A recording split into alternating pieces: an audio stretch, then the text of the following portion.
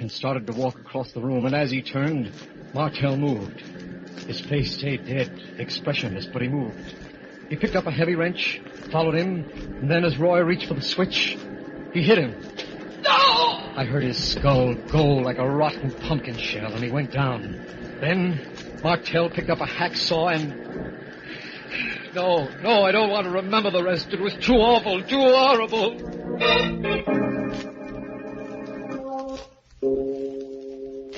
Midnight, the witching hour when the night is darkest. Our fears the strongest, and our strength at its lowest ebb.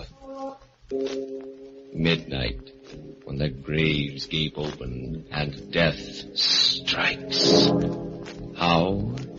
You'll learn the answer in just a minute in Terror Out of Space.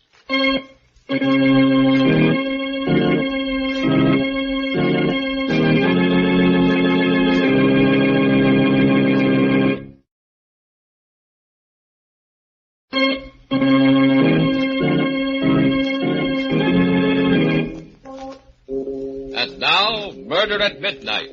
Tales of mystery and terror by radio's masters of the macabre. Our story, which we prophesy will be long remembered as a classic, is by Robert Newman. A tale out of the news and out of man's deepest fears called Terror Out of Space.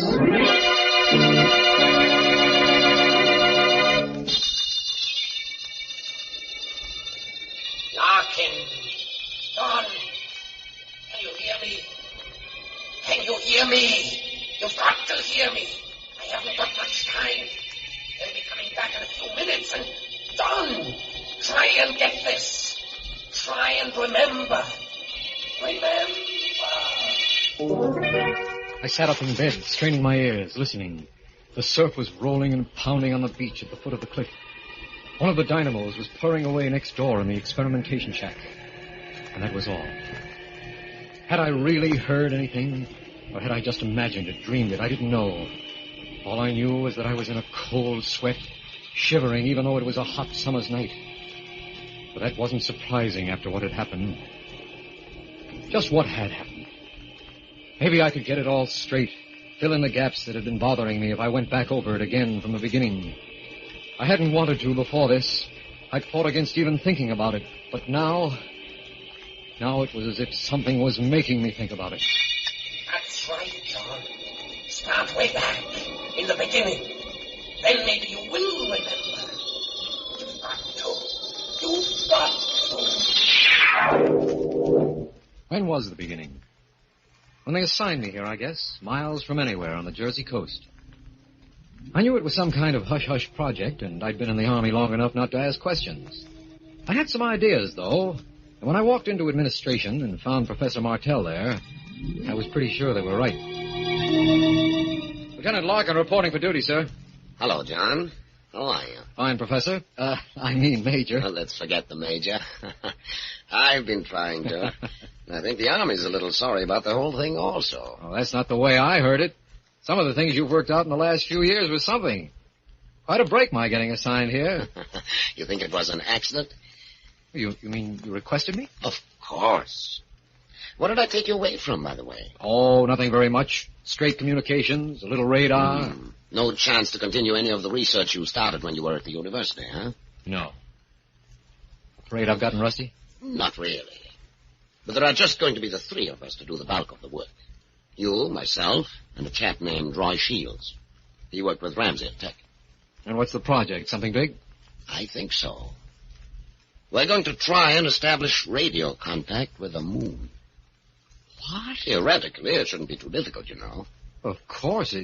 And with the progress we've made during the war... Professor, it's terrific. One of the most exciting things I've ever heard of. Think so? Well, don't you?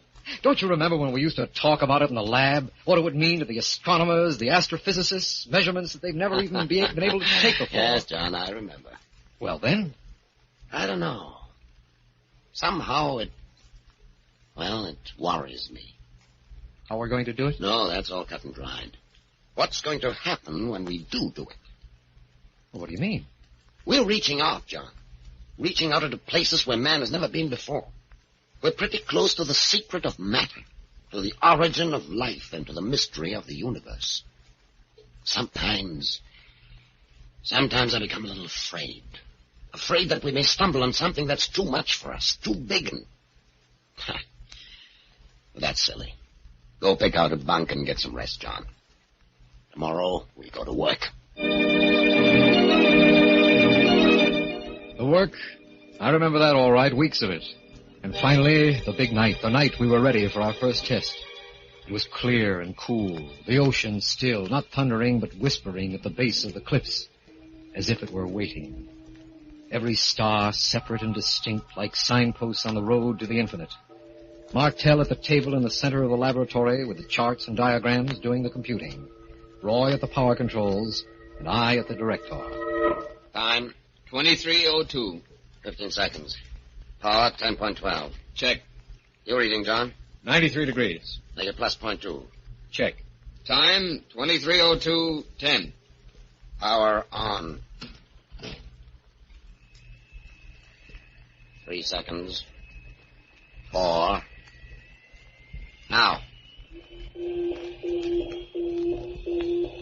How long to wait? We should get it almost immediately. A lag of not more than... There, listen. Huh? That's it! That's it! We've done it! We're in contact with the moon!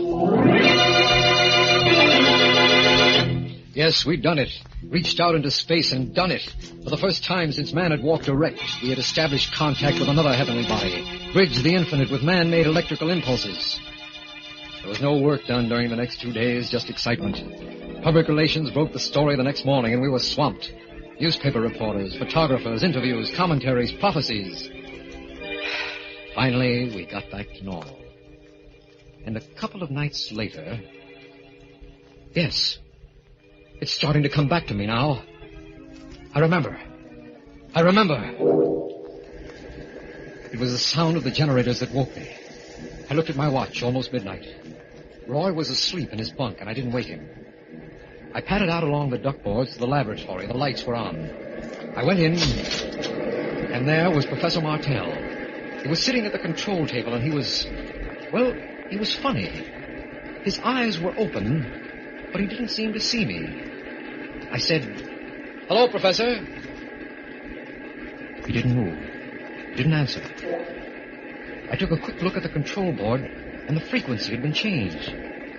A little uneasy, I tried again. "Professor, what are you doing?" And then something very strange happened. Half of him came alive. His right side first. His right eye lighting up, while his left eye stayed dead. His right hand twitched, while his left one remained stiff. It was just for a fraction of a second. Then... What? Oh. Hello, John. Hello, Professor. Anything the matter? Matter? What am I doing in here? I don't know, sir. I heard the generators go on. I came in and found you here. Strange. Very strange. I went to bed about 10:30. Ever walked in your sleep before? No, not that I know of. Of course, I haven't been sleeping too well lately. Very disturbing dream. Did you change the transmitter frequency that way? No, sir. You must have done it yourself in your sleep. Funny. That would make it more of a carrier instead of a transmitter wave. Shall I shift it back? No, leave it. I'd like to take a look again in the morning. Do some thinking about it. The next morning, somehow, neither of us mentioned it. I can't be sure now whether we didn't remember or just didn't think it was important. But that night... Yes, it was that night that we discovered what it meant. That we knew. It was the sound of the generators that woke me again. I looked at my watch a few minutes before midnight. And it was then that I noticed that Roy wasn't in his bunk. I lay there. And for some reason I was terrified, trembling. There was something in the air, a feeling of menace that... I made myself get up. Slipped on a pair of sneakers and went out along the ductwalk to the laboratory. The lights were on again. I didn't go in this time, but I looked in the window. There was Roy, and there was Professor Martell again. He was sitting at the control table with that sane, dead look on his face. And Roy was standing in front of him, talking to him. I could hear him through the window. What is it, sir? What's going on? Is anything the matter? Sleep. Walking in his sleep. I better get Larkin and... I can't leave the generator on, though. Gotta shut that out first. He turned and started to walk across the room toward the master switch. And as he turned, Martell moved. His face stayed dead, expressionless, but he moved.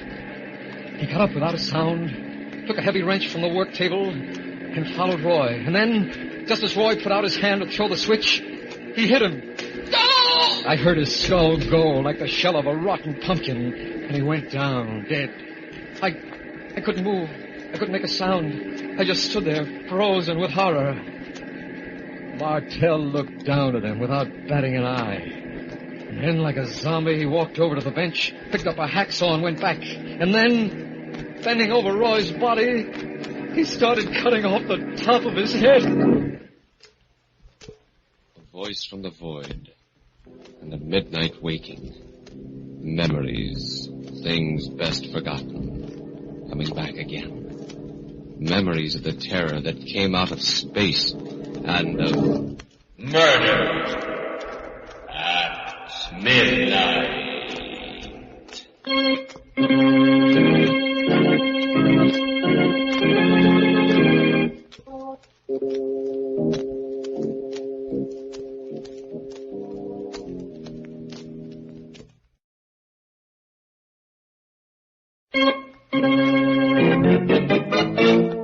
And now, back to Murder at Midnight and Terror Out of Space.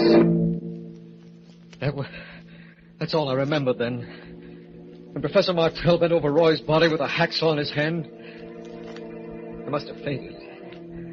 When I opened my eyes, I was lying on the sand outside the shack, and there was Martell bending over me. No, Professor, no, don't! Don't! John, what's the matter? Leave me alone. Don't come near me. Don't touch me. I saw what you did in there. And where? Where? Just now in the shack to Roy.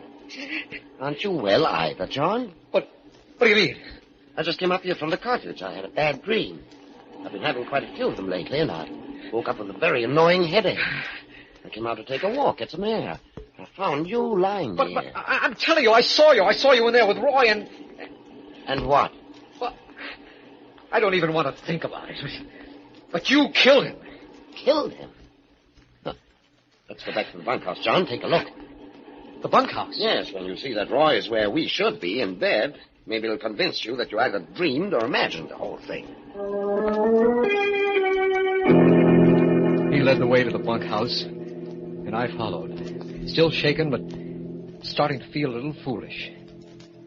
This was the Professor Martell I had studied under, known for years, the man who wouldn't hurt a fly. We went into the bunkhouse, and Roy's bed was empty. He wasn't there. Martell gave me a funny look and started calling. Roy! Roy, where are you? Roy! Without a word, we hurried back to the laboratory, and there was no sign of him there either. Nothing. Wait, he must have gone out for a walk too, Professor, or maybe jeeped into town. If it was true, there'd be something here. His body, blood. There, John. Well, right there, in front of the switch. But there's nothing. No.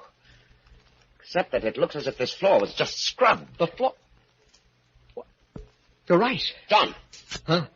Did you change the transmitter frequency this way? But no, sir. You must have done it. Just the way you did last night. Last night? You mean something happened last night, too? You don't remember? No. Tell me what you saw happen tonight. Everything you remember, whether you believe it now or not. Well, it was pretty terrible, Professor. You were sitting there.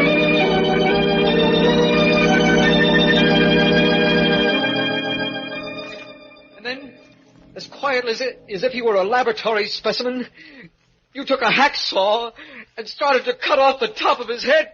Merciful heavens. Talking to you now, I know the whole thing's mad, impossible, but... Yes, mad, impossible, but... You mean it could have happened some way without your knowing it? Sit down, John. Relax. Tell me what you know about the moon. The moon is a satellite, stellar body, probably formed by our sun in an encounter with some other stellar body. Yes, probably formed at the same time as the Earth. But it may very well have supported life long before there was life here. Life? But we know what its atmosphere yes, is. We know what it is now. But how do we know what it was several million years ago? Just suppose, that there was life there millions of years ago. Life that reached a level of development we cannot even imagine. Suppose it died out as a form of life that we could recognize, but remained in a form that is eternal. What? What do you mean? In the form of electrical energy. We know that thought is an electrical process. An electrocephalograph will give a definite reading when a man is thinking. Yes. Suppose intelligences continue to exist on the moon in the form of complex electric charges. And suppose a channel is suddenly opened between the moon and some other planet. The beams we sent out are radar beams. You mean they could come down the beam, take hold of someone, you, and make you... I'm supposing, John, hypothesizing. But the fact is that the transmitter was set at carrier frequency, and none of us did it consciously. Of course, even if it's true, we have no way of knowing whether these entities are dangerous, malevolent, or not. No way of knowing, but they killed. They made you kill Roy. Because he was going to shut off the transmitter, cut off contact with the place they came from. As for the rest, well, they would be intensely curious about the human body, particularly the brain. They would want to examine it. Analyze. Good Lord, Professor, do you realize what you're saying? The taking over of a person's body? Yes, John, I do realize what I'm saying. Well, I don't believe it myself. Have you a gun? Well, yes. Yes, I never carry it. Well, start carrying it. And if you notice me doing anything strange, incomprehensible, don't hesitate. Shoot. I didn't sleep that night. I remember that now. And I was convinced that I would never sleep again. Because it was there then, the moon. It was there all the time, of course, day and night. But it was during the night, when I was asleep, that it would be easiest for them, that they might try and... No, I can't think about it. I won't, even now.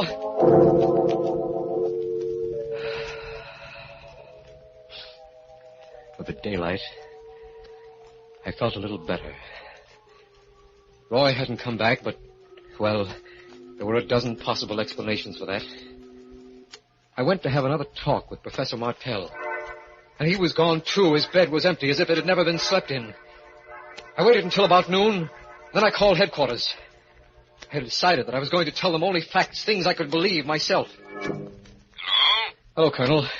This is Larkin over at Radar Experimental. Oh, yes, Larkin. How are you? Pretty good, sir. I'd like to report that both Sergeant Shields and Major Martell are missing. Huh? Missing? What do you mean? I don't know, sir. They were both gone when I got up this morning. AWOL, eh? Well, that's my fault. You men have been working awfully hard. I meant to suggest that you take leaves. Why don't you go missing, too? Oh, no, sir, I couldn't. Not right now. Okay. Then you carry on until they get back, and then I'll arrange for you to do it officially. So I stayed. Stayed there in the lonely shack on top of the cliff, alone. And that was the most awful, terrible week of my life. Only the wind, the pounding of the surf, and my fears that were with me constantly. There was work I had to do, but I had to force myself to go into the laboratory. Then, on Friday, they found Roy's body. A phone call took me to town to the local funeral parlor. When I got there, the colonel was waiting. You knew Sergeant Shields pretty well, didn't you, Larkin? Yes, sir. Some fishermen found a body in their nets this morning. I wish you'd look at it. Of course, sir. Right here. Oh, good Lord. Evidently, the fish were pretty hungry. Well, no one could be sure, sir, but I think that is Shields. All right, Larkin. Thank you. Yes, found Roy's body. And that night, Martell came back. I'd taken something to make me sleep. It was the only way I could sleep. But the sound of the generators woke me again.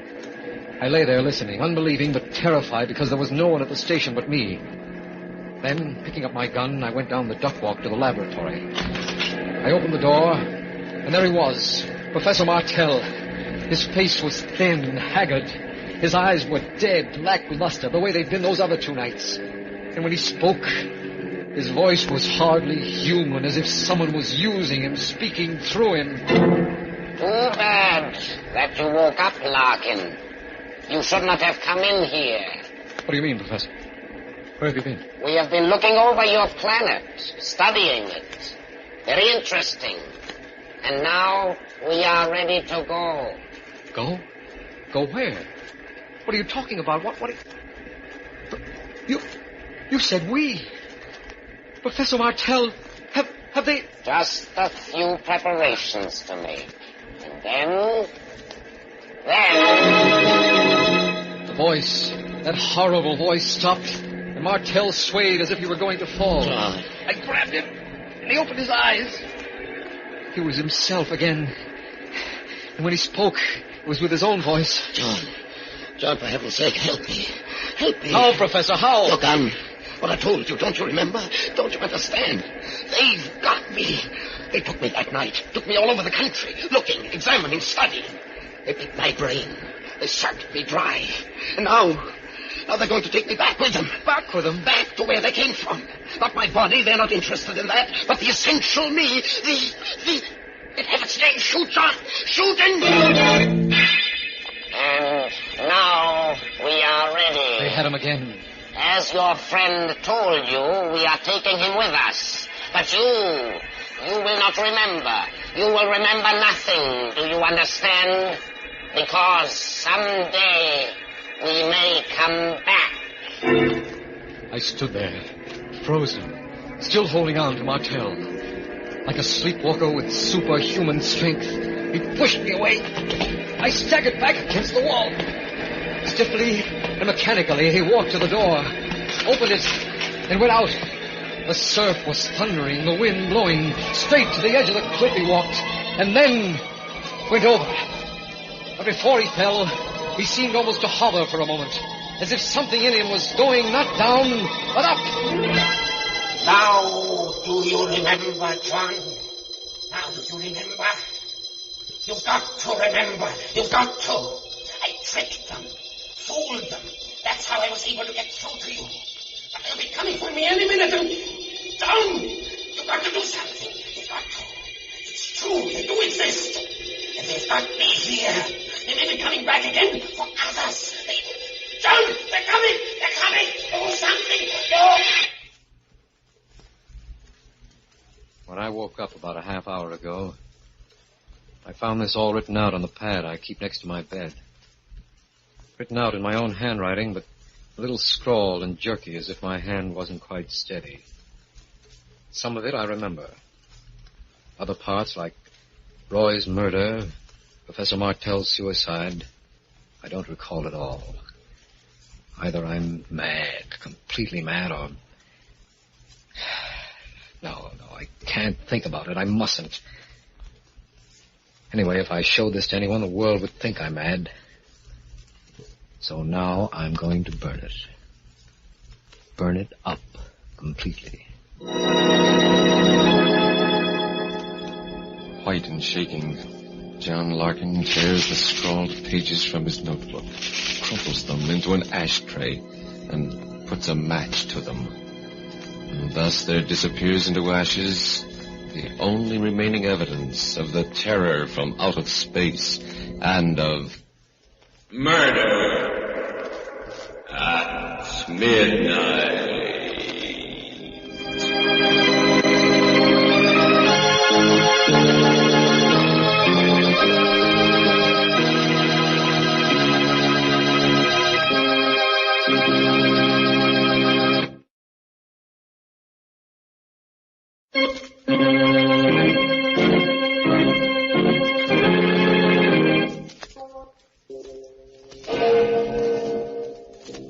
remember to be with us again when death comes in some unknown form. And the clocks strike 12 for Murder at Midnight. The part of John Larkin was played by George Petrie, and Peter Capell was Professor Martell. With music by Charles Paul, Murder at Midnight was directed by Anton M. Leader.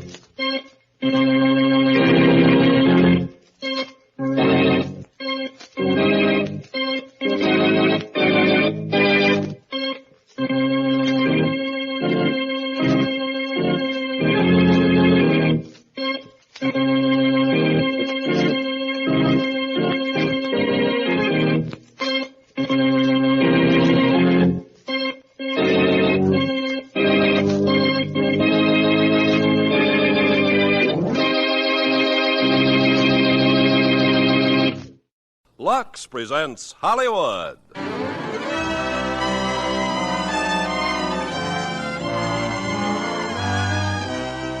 Lever Brothers Company, the makers of Lux Toilet Soap, brings you the Lux Radio Theater, starring Michael Rene and Gene Peters in The Day the Earth Stood Still. Ladies and gentlemen, your producer, Mr. Irving Cummings.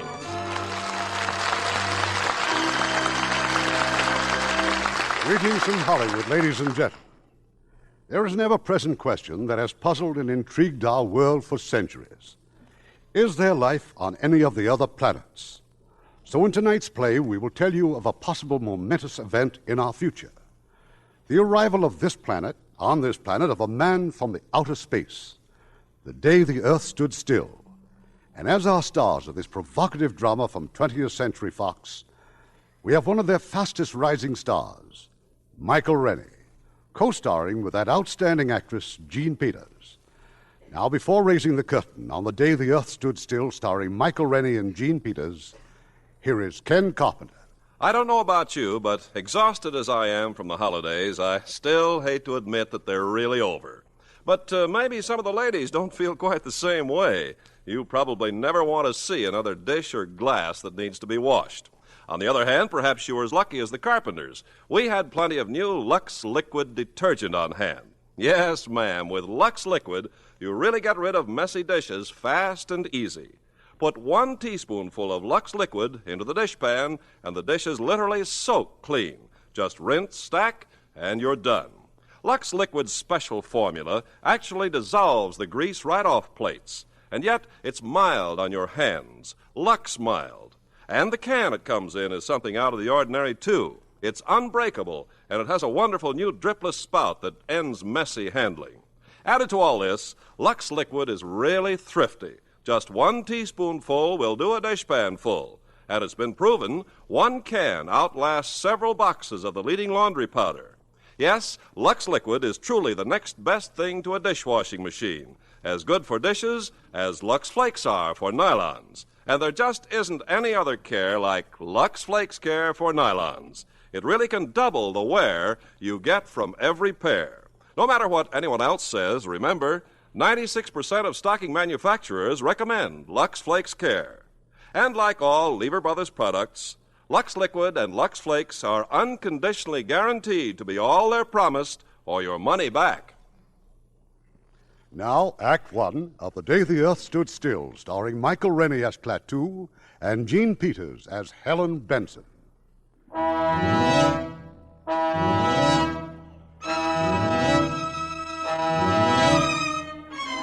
It was a pleasant spring day, an ideal day for a walk in the park, a day to push the baby buggy and be glad you were alive. There'd been at least 20 such sparkling days that spring, and perhaps 1 billion or more of them since the Earth began. And nothing had ever happened to spoil them but a few small fires, or a slight head cold in the evening, or a rain squall. This spring day, in the middle of the marvelous 20th century, was different. It was the most different day that had happened to mankind since the first Christmas. The thing was noticed in Hong Kong first on the British radar. But that's impossible. That thing must be doing about 4,000. That can't be aircraft, sir. Must be a buzz bomb. Better give an alarm. Keep it steady, though. Maybe faulty equipment. If the British radar in Hong Kong was faulty, so was the radar all over the Orient and Asia and Europe. So were the announcers on the radio. This is Moscow. This is Calcutta, India. This is Radio Luxembourg. The American radar screen quickly confirmed the fact that there was nothing wrong with the British radar, and that there was something very gravely wrong 40 miles out in space, far above the Earth. Luckton at Ferris to Baker, Ferris to Baker. I have an object at 200,000 feet, 4000 miles an hour. Then it was here. Incredibly, it was here. Burning down through the sky over Washington, D.C., hovering over the mall. Descending. They're here! They're come! They're here! They're here!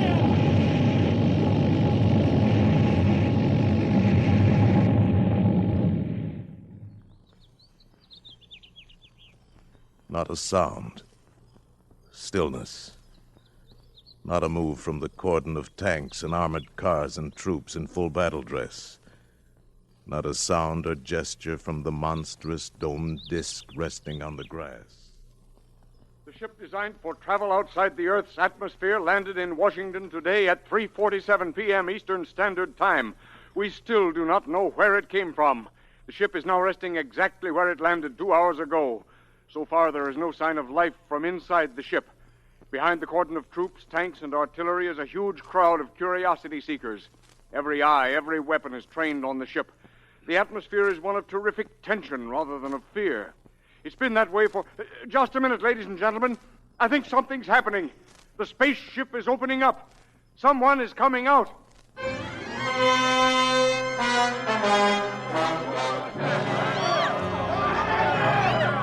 calm, everybody. Don't get excited. Keep calm. Quiet! A wedge is opened in the smooth, unbroken metal skin of the spaceship. A ramp slithers out on the grass. Against an eerie glow of unearthly light from inside the spaceship stands the spaceman. He is a man, entirely like ourselves. He wears a close-fitting suit like a deep-sea diver's armor, but of alien material. A spherical helmet entirely conceals his head. He holds up his hand. He is going to speak. We have come to visit you in peace and with goodwill. Receive me as a friend. Here he comes, men. Watch it. Keep that BAR trained on him. He's gone for something in his tunic, sir. Quiet.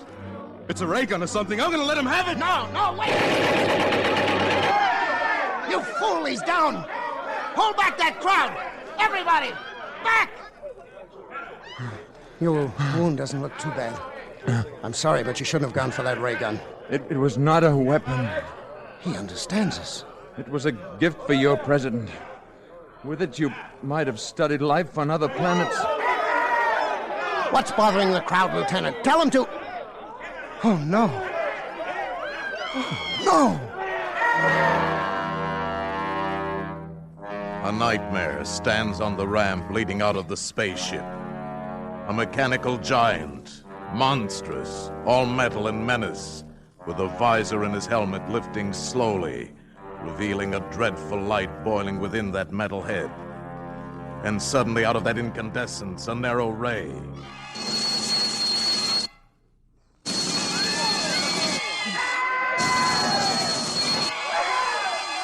Rifles, tanks, artillery glow with that terrible incandescence and become vapor in a mush of puddled steel. And in the deathly silence that follows, the robot strides down the ramp. The Avenger. From where? God! The glitch of Roscoe! He won't hurt you now. Let's get you to a hospital.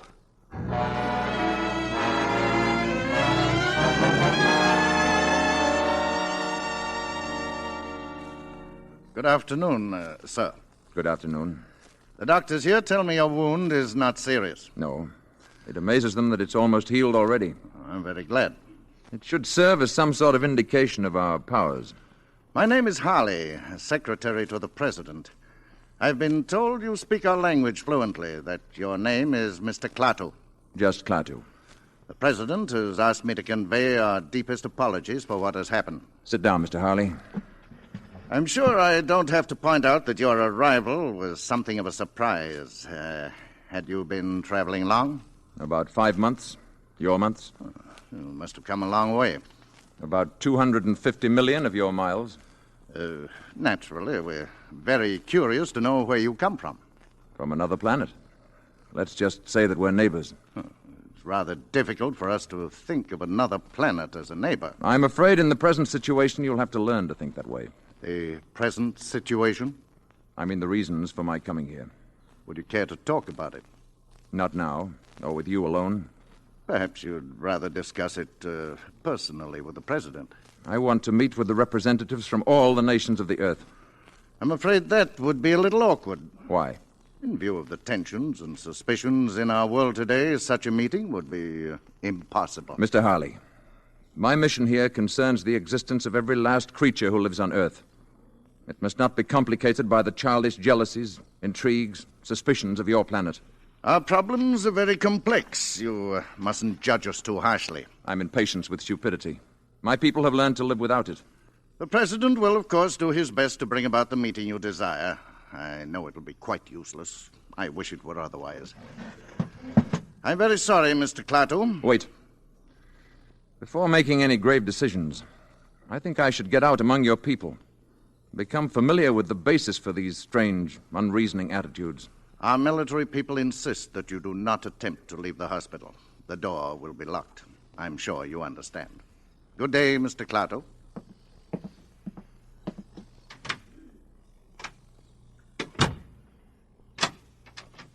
The door will be locked. Will it now? Klaatu escaped, nor could the embarrassing news of his disappearance long be suppressed. It was read about in the papers and described in excited tones over the radio. Authorities at Walter Reed Hospital still refuse to comment on how he managed to escape, except to say that he broke into a hospital locker and stole clothing belonging to a staff doctor.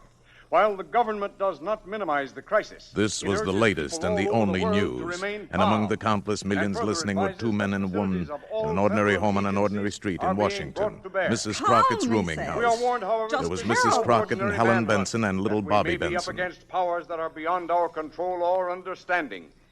Oh, And that we... I just can't stand any more of this. Oh, I wanted to hear more, Mrs. Crockett. It's exciting, isn't it, Mother? Hush, Bobby. Exciting. It's enough to drive a person... Oh! Who are you? I'm sorry. I saw your sign outside and the door was open. My name is Carpenter. Yes? I'm looking for a room. Oh, yes. I do have a nice room. Are you a G-man? No, I'm afraid I'm not. I bet he is, Mom. I bet he's looking for that spaceman.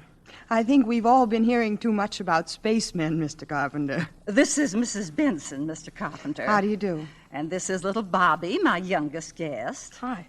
I'm Mrs. Crockett. You're a long way from home, aren't you, Mr. Carpenter? How did you know? Oh, I can tell a New England accent every time. This way, please, Mr. Carpenter.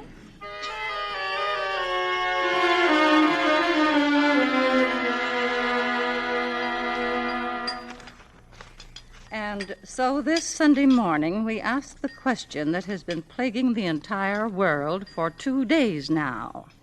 Where is the creature, and what is he up to? Eat your cereal, Bobby. Oh, Mom, I'm on muscle as it is. Bobby? Okay, Mr. Carpenter. I'm sorry, Mrs. Crockett. Please, go on reading. Creature, and what is he up to? If he can build a spaceship that can fly to Earth, and a robot that can destroy our tanks and guns, what other terrors can he unleash at will? What a man. Obviously, we must track down this monster and destroy him before he destroys us. Correct. Then why don't they do it? This spaceman, or whatever he is, we automatically assume he's a menace. Maybe he isn't after all. Well, then where is he, Mrs. Benson? What's he up to? Maybe he's afraid. Oh, he's afraid. Well, after all, he was shot the minute he landed here. I just was wondering what I'd do. Perhaps before deciding upon a course of action, you'd want to know more about the people here. nothing strange about Washington. A person from another planet might disagree with you. Oh, it's all right, Mrs. Crockett. That's Mr. Stevens calling for me. I'll go to the door. That awful robot standing there like an ugly iron statue gives me the shivers. Morning, Tom. Hello, Helen. Hey, can anybody see us? Oh, no. So, all right, we're all set. I picked up some sandwiches and put gas in the car, and the radio is busted, so we can forget about the spaceman for the day, huh? I haven't been able to arrange for anyone to stay with Bobby. Mrs. Crockett's going out, and I don't suppose we could take him with us. Oh. Well, we could. Just today. Mrs. Crockett has plans, and I don't know who else to ask. I haven't any plans. Oh, Mr. Carpenter. I'd be glad to spend the day with Bobby, if you'd let me. Oh, great, thanks. Well, it's very nice of you to offer. Oh, I'm sorry, Mr. Carpenter. This is Tom Stevens. Hi. How do you do? Bobby and I had a fine time yesterday afternoon. I thought he might show me around the city today. Well... Please, I'd enjoy it.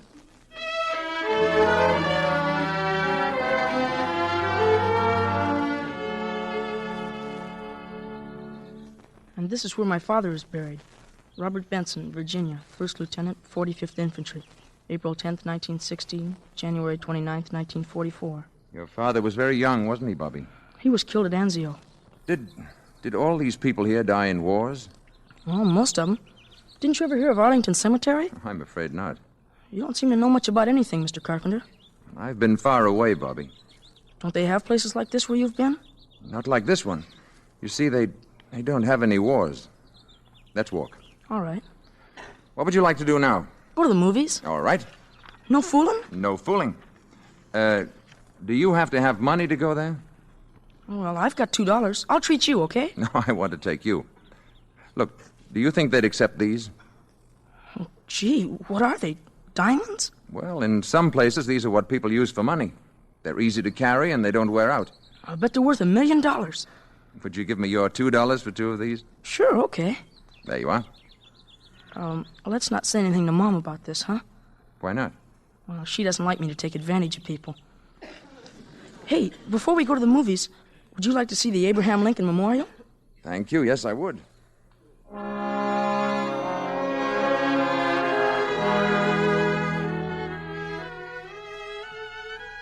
this is it. That's the Gettysburg speech up there.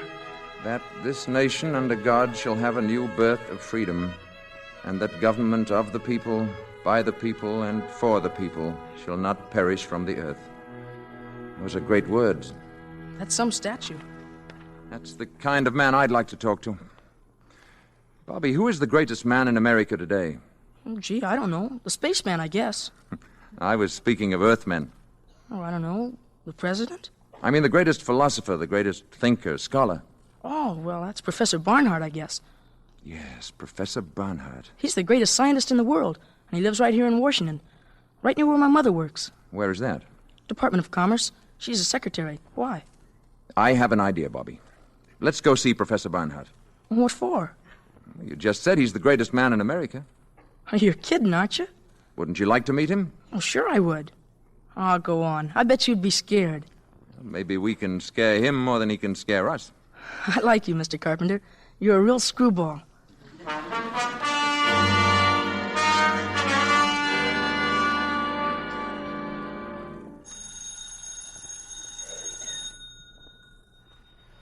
Gee, maybe the professor isn't at home. Let's take a look through that window. I'll bet this is where he works.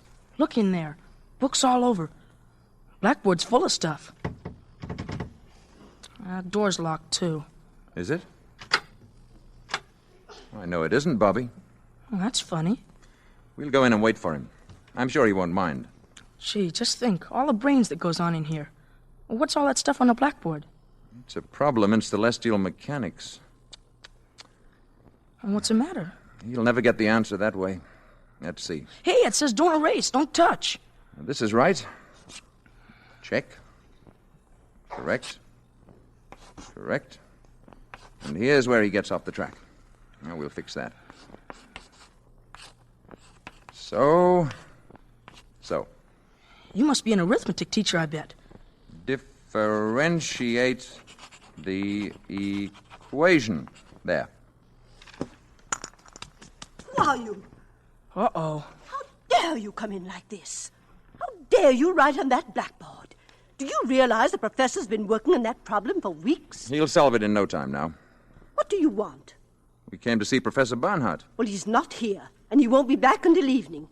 I think you better leave. Will you tell him that Mr. Carpenter was here? 1615 M Street, Northwest. I think he'll want to talk to me. Indeed. Thank you. Oh, it may have entered your mind to erase what I've written on the blackboard. It certainly has. I wouldn't do that. The professor needs it very badly. Come on, Bobby. Carpenter, 1650 M Street, Northwest. Carpenter, M Street. Operator, give me the police.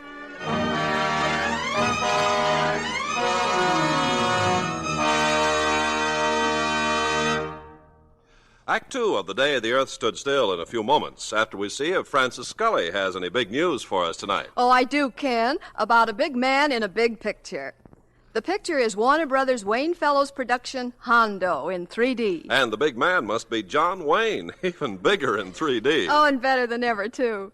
For his leading lady, John drew one of last year's most talked about and talented Broadway actresses, Geraldine Page. Oh, yes. Hondo is her first Hollywood picture, isn't it? That's right. And isn't that the one that was filmed in a really wild part of Mexico? Camargo, Mexico, Ken, where it's hot as well as wild. In the picture, John plays a part Indian dispatch rider for the U.S. Cavalry around 1870. Geraldine is lovely as the woman he falls in love with. She's a fine actress. Knows a good thing when she sees it, too, because she's a real Lux girl. You'll be getting in on a good thing, too, once you use mild and gentle Lux toilet soap. 9 out of 10 Hollywood stars, like Geraldine Page, have found that really there's no soap quite like Lux. And now our producer, Mr. Cummings. Act 2 of The Day the Earth Stood Still, starring Michael Rene as Klaatu and Jean Peters as Helen Benson.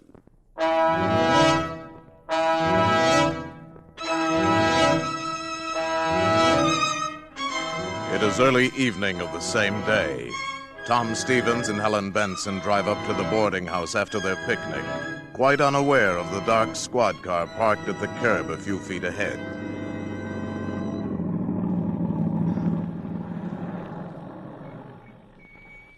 Well, here we are. Thank you, Tom. It was a wonderful day. You, still haven't answered my question. Oh, you know how I feel, Tom. But I still want time to think it over. If I could only tell the boss I was getting married and acquiring 2 dependents. You're a good salesman. A good salesman wouldn't give you time to think about it. Good night. Didn't you forget something? Now, good night. Good night.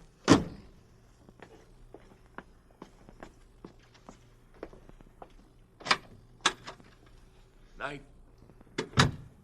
Oh, Mr. Carpenter. Hi, Mom. Hello, darling. Mrs. Benson, this is Mr. Brady. How do you do? How do you do? Mr. Brady's a government agent. Oh?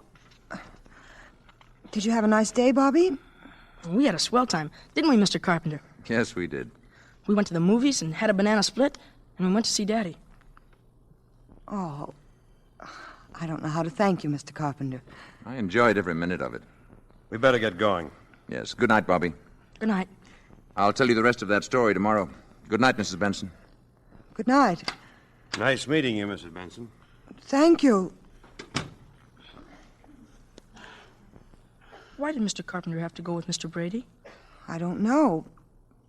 Maybe it was a mistake. Upstairs with you. Yeah. We sure had fun today. We went all over Washington, and we went to see Professor Barnhart. Professor Barnhart? Oh, sure. Barnhart? Up to bed now. Pronto.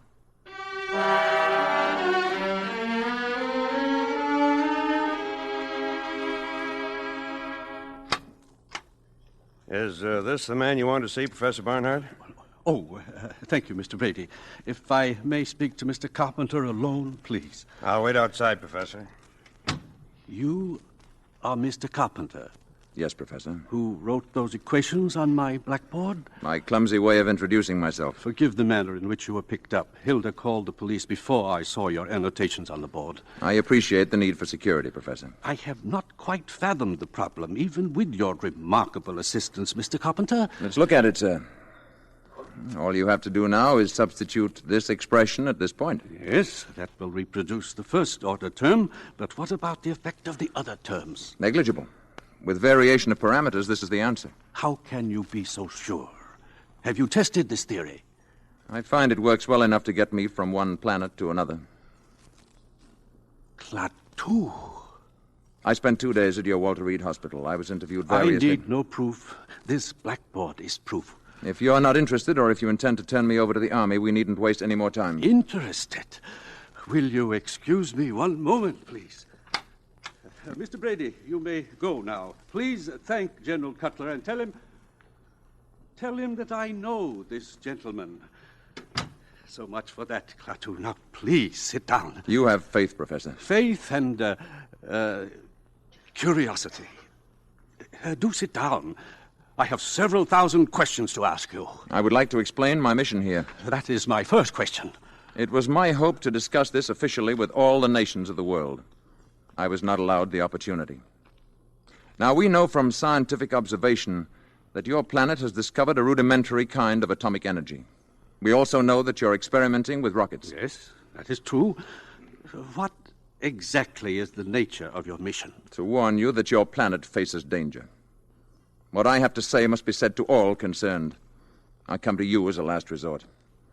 Must I take drastic action in order to get a hearing? What sort of action do you mean? Violent action? Perhaps leveling the island of Manhattan? Or toppling the Rock of Gibraltar into the sea? Well? Would you, for example, be willing to meet with a group of scientists I'm calling together? We're having our first meeting tonight. Perhaps you could explain your mission to them, and they in turn could present it to their various peoples. That is what I came to see you about. One thing, Klaatu. Suppose this group should reject your proposals. What is the alternative? There is no alternative, Professor. In such a case, the planet Earth would have to be eliminated. Such power exists? I assure you such power exists. The scientists who are attending these meetings have come here from all over the world. Now, this power you speak of, they must be made to realize that it exists. Now, you mentioned a demonstration of force. Yes. Something that would affect the entire planet?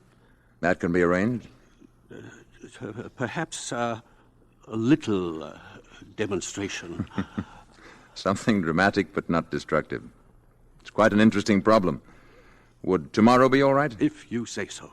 Say about noon? Then tomorrow at noon. Good.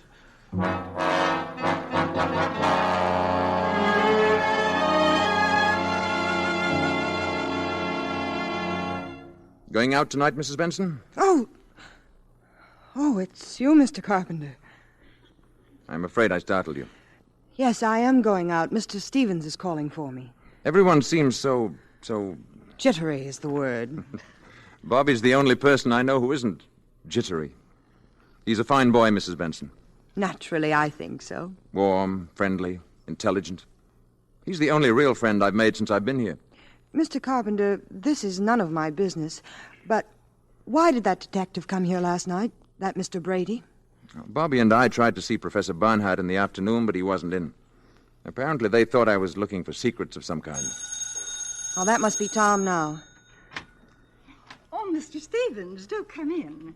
Helen is in the sitting room. Alert Mrs. Crockett. She has a romantic mind. Hello there, Helen. Got a minute to spare. You ready? Hello, Carpenter. Picture starts at 8:50 on the dot, Helen. I'll be ready in a minute. I was just talking to Mr. Carpenter. Oh, I hope Mr. Carpenter won't think I'm intruding. Excuse me. I was just going up to my room. Good night. Good night, Mr. Carpenter. Have a good time, both of you. Thank you. Tom, that was awful. I'm sorry. I guess I'm just tired of hearing about Mr. Carpenter. Mr. Carpenter. Shh. I don't like the way he's attached himself to you and Bobby. After all, what do you know about him? Very little, it's true. Well, let's not stand and talk about it anymore. I'll go up and get my things.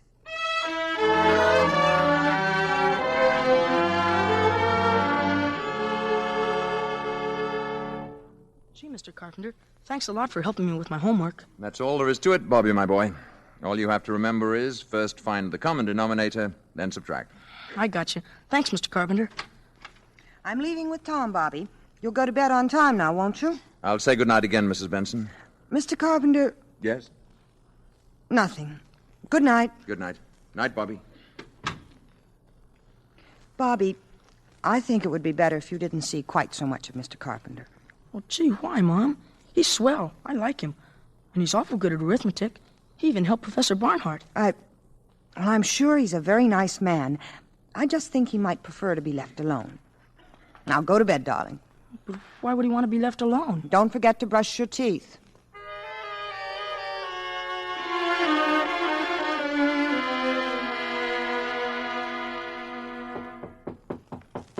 Come in. Bobby, do you have a flashlight I might borrow for tonight? Oh, sure, Mr. Carpenter. It's a real Boy Scout one. Thank you, Bobby. Why do you want it? The light in my room went out. See you tomorrow. Better get into bed now. Gee, I wonder if the batteries are any good. Mr. Carpenter! Bobby went to the door and opened it. What he saw down the hallway puzzled him. Mr. Carpenter's door was ajar and light was pouring out of his room. Funny. He said his light went out. Then Mr. Carpenter came out carrying the flashlight and stealing down the steps like a thief. This was peculiar, but this was adventure. Bobby followed Mr. Carpenter, and what he saw couldn't have been a dream. It was too real. But it couldn't have been true either. It was too deliciously frightful.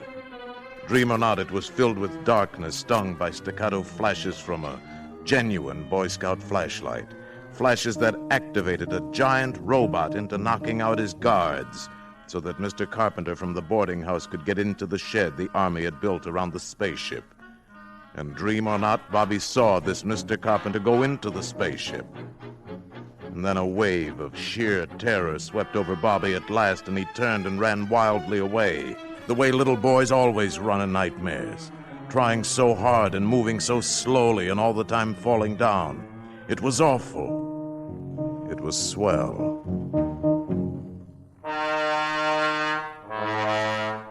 When his mother came home around midnight, Bobby was curled up on the sofa. Instantly, he jumped up and ran to her and to Tom Stevens as they came into the hallway. Mom, listen. Bobby, what are you doing down here at this hour, fully dressed? Hello, Mr. Stevens. Mom, I had to tell you. Tell me what? What's the matter, Bobby? I followed Mr. Carpenter tonight, right after you left, and gee, where do you think he went? Right into the spaceship. Now, Bobby, just 1 minute. Honest, Mom, I saw him. They got a shed built around the spaceship so nobody can get to it. But Mr. Carpenter flashed a signal to that Iron Man up there, and what do you think? Bobby, have you been dreaming again? Well, sure. No, Mom, honest, I haven't. I promise you, I saw it. Where did you see all of this? Well, I'm telling you, on the lawn down at the mall. In that place where the soldiers are all out in front. And where were the soldiers all this time? Well, that robot fella grabbed him and knocked him out. Oh, Bobby. Yeah, and then Mr. Carpenter walked into the shed, and the spaceship opened up, and he walked right inside, and it closed again.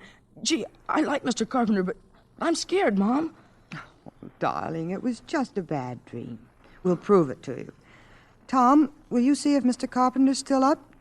Ask him to come down here a minute.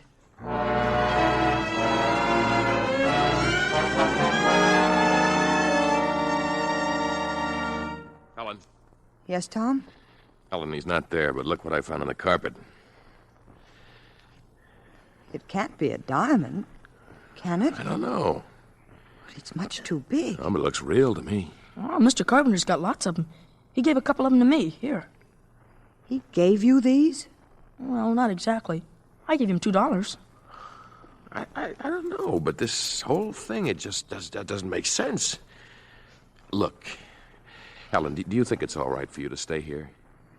There's a strong lock on my door, and Bobby's going to sleep in my room tonight. Okay.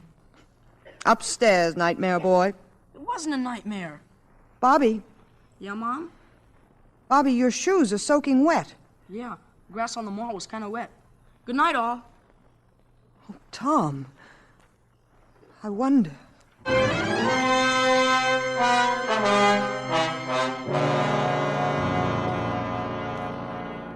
Klaatu had promised what Professor Barnhart termed a little demonstration. promised it for the following day at noon. It is now 2 minutes to 12. In the Department of Commerce building, Helen Benson has left her office on her way to lunch. She stands in the corridor waiting for an elevator. Mrs. Benson. Mr. Carpenter, what are you doing here? I came to see you. Well, I was just going to lunch. What is it? I saw Bobby this morning before he went to school. Yes? I want to know what he told you. Oh, Bobby has such an active imagination. Did you believe what he told you? Really, Mr. Carpenter, this is where I work, and I only have a short time for lunch today. If you'll excuse me... I'll go down with you. If you like. The service elevator's open. You'll have to press the button, Mr. Carpenter. Oh, yes, yes.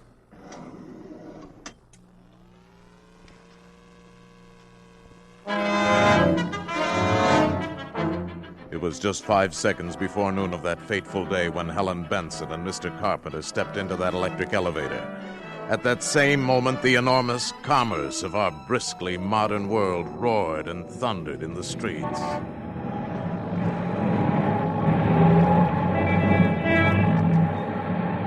"5 seconds to noon. 4 seconds. 3 seconds. 2 seconds. 1. 0.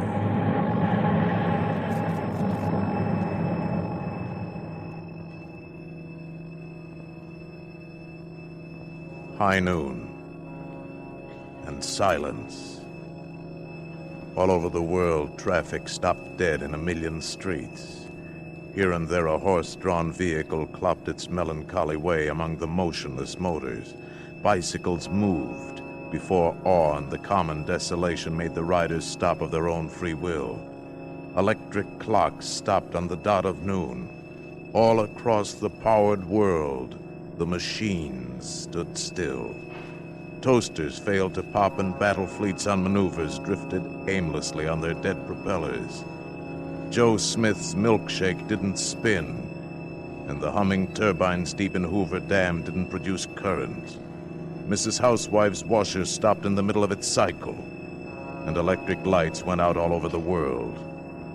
At a conference table in Washington, a hasty council of the armed services was held. As far as we can tell, gentlemen, all electric power has been cut off all over with few exceptions.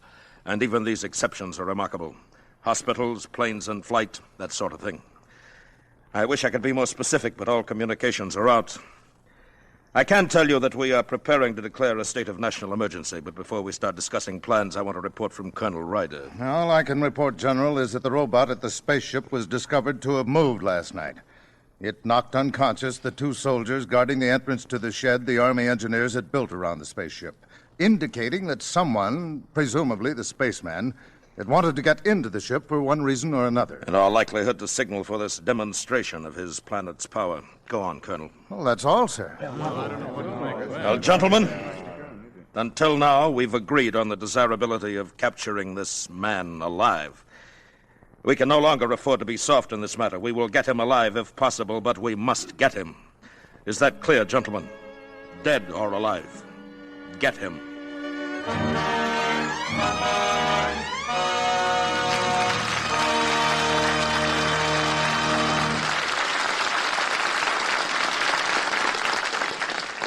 Before we continue with Act 3 of The Day the Earth Stood Still, I want to say hello again to a very pretty, very young lady who still attends high school on the 20th Century Fox lot, when she's not making pictures, that is, Gloria Gordon. Good evening, Mr. Cummings. Gloria, I want to congratulate you on your splendid performance in 20th Century Fox's CinemaScope thriller, Beneath the 12-Mile Reef. Well, it was a break for me getting to work with Terry Moore, Robert Wagner, and Gilbert Rowland. I'm Bob's sister in the picture, you know. It's my first CinemaScope appearance, too. Those Technicolor deep-sea diving scenes are beautiful as well as exciting. A fine picture like Beneath the 12-Mile Reef can start a career zooming, Gloria. I'm sure it will yours. And that peaches and cream complexion won't hurt a bit either, Gloria. Thanks, Mr. Carpenter. You can call mine a Lux complexion if you like, because I use Lux all the time to keep my skin looking just right. I think there's nothing like it. You know, it's hard to find a movie star who doesn't depend on Lux complexion care. In the bath, too, Lux toilet soap is so gentle, so refreshing. And like all Lever Brothers products, Lux toilet soap is unconditionally guaranteed. If it isn't all we say it is, your money will be returned. We pause now for station identification. This is the CBS Radio Network.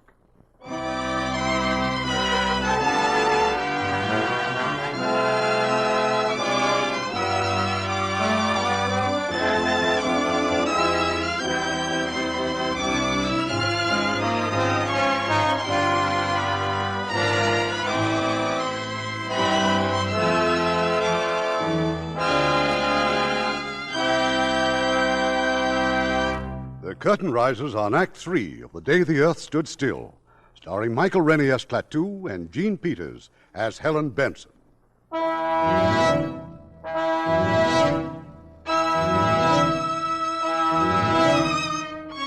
All over the world, electric power has been neutralized on the stroke of noon as a token of the spaceman's power and as a warning to the Earth.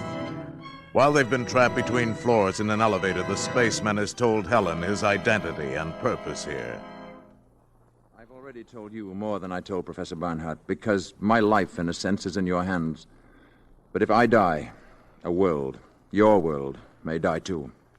Yes, I understand. I thought if you knew the facts, you'd appreciate the importance of my not being caught before the meeting tonight with the world scientists. Yes, of course. Of course I do. You hold great hope for this meeting, don't you? I can see no other hope for your planet. If the meeting should fail, then I'm afraid there is no hope. Oh, the lights. And we started again. It must be 12:30. Yes, exactly.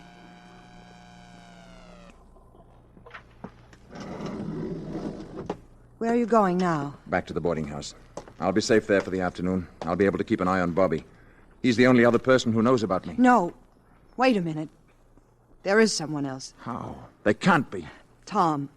He was with me last night when Bobby told me what he saw. Oh. Well, of course, he doesn't know anything definite, and, well, he talked to me first before... But then we can't take a chance, can we? Can you get in touch with him? I think so. I mean at once, now. I'll try. You will. You must.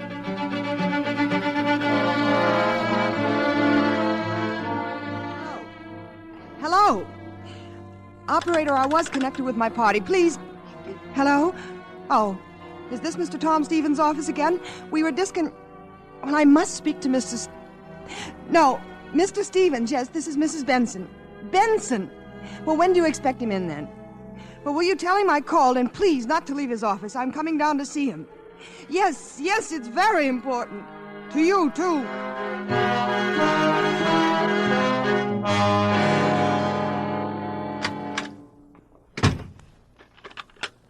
Margaret, this is Mr. Stevens. I just got in. Now, listen, call the Pentagon. Who? Mrs. Benson? When?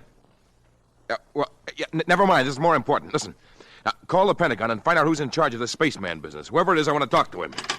Tom. Call me back right away and don't take any other calls. Brush them off fast. Tom, I've been trying to get you all afternoon. I've got some pretty terrific news about your good friend, Mr. Carpenter. What about him? He's the man from the spaceship. I had that diamond, or whatever it is, checked at 3 different places. Nobody on Earth's ever seen a stone like that. And after what Bobby's told us, that's enough for me. Why is it nobody knows about this Mr. Carpenter? Why hasn't he got any money? All right, Tom. It's true. Yeah. How do you know? You've just got to promise me you won't say a word to anybody. Oh, nobody but the Pentagon. Please, Tom. Are you crazy? After what happened today, he's a menace. You don't understand. You don't realize how important this is. Important. Of course it's important, and we can do something about it. You mustn't do anything about it, Tom. Believe me, I know what I'm talking about. I say he is dangerous. It is our duty to turn him in. He isn't dangerous. He isn't a menace. He told me what he came here for. Oh, honey, don't be silly because you happen to like the guy. Do you realize what this will mean for us? I'll be the biggest man in the country. I'll write my own ticket. Is that what you're thinking about? Listen, somebody's got to get rid of him. Tom, I'm not going to let you do it. Tom, don't. Hello, Margaret. Yeah. General Cutler? Good. Now, hold on. You don't know what you're doing. It isn't just you and Mr. Carpenter. Mr. Carpenter. It's everybody. The rest of the world is involved. I don't give a hang about the rest of the world. I'm in this for me. Tom. Now, you'll feel different when you see my picture in the papers. I feel different right now. Now, you'll see. You're going to marry a hero. I'm not going to marry anybody. Not even a hero. Hey, Helen. Hello? General Cutler? General, my name is Tom Stevens, with a V. I have positive information about the spaceman and where he's staying. Right. Yeah, of course I'm sure. He's living in a boarding house at 1615 M Street, Northwest. That is correct, General. Yes, I have all of it now, Mr. Stevens, and thank you very much indeed. I want to talk to you further, but I haven't time now. We want to act on this. Yes, sir? Have Colonel Ryder deploy all Zone 5 units according to Plan B immediately. Investigate 1615 M Street Northwest for presence of spaceman. Repeat.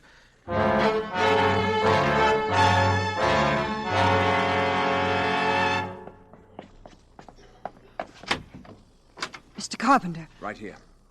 Did you see Tom? What does he say? It's no good. It's too late. I've got a taxi outside. Hurry.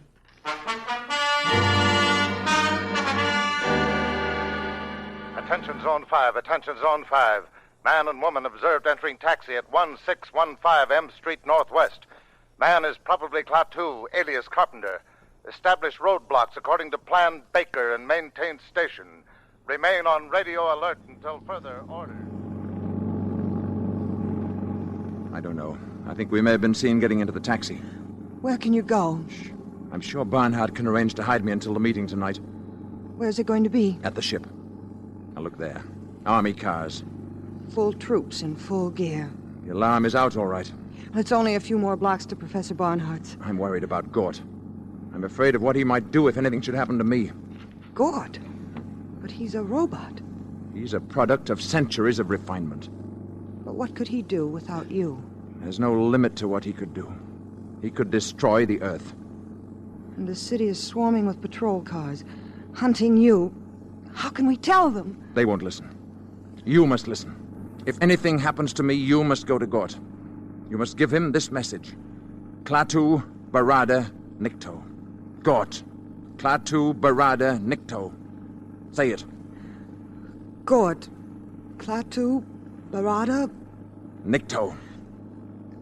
Gort. Klaatu, Barada, Nikto. Klaatu, Barada, Nikto. Remember those words. Klaatu, Barada, Nikto.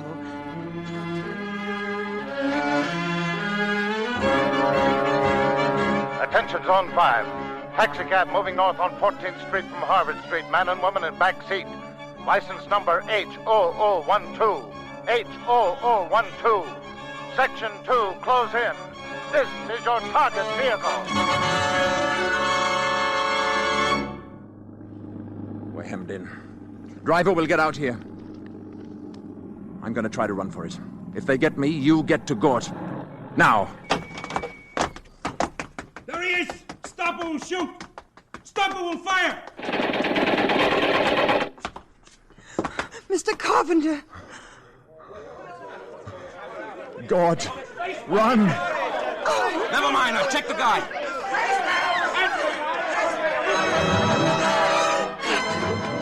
Barada, Nikto. Klaatu, Barada, Nikto. Klaatu.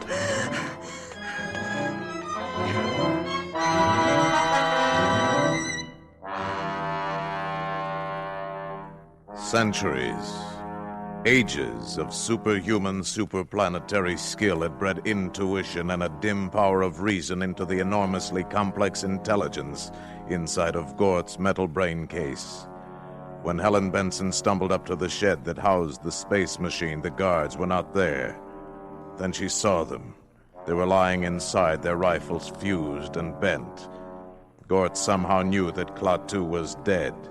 Gort was already on the move. He was on the move toward Helen. No! No! God, no! The visor of his helmet was opening on that cosmic incandescence within, seething with world ruin, aiming impassively at Helen. God! God! Klaatu! Klaatu! Barada! Nikto!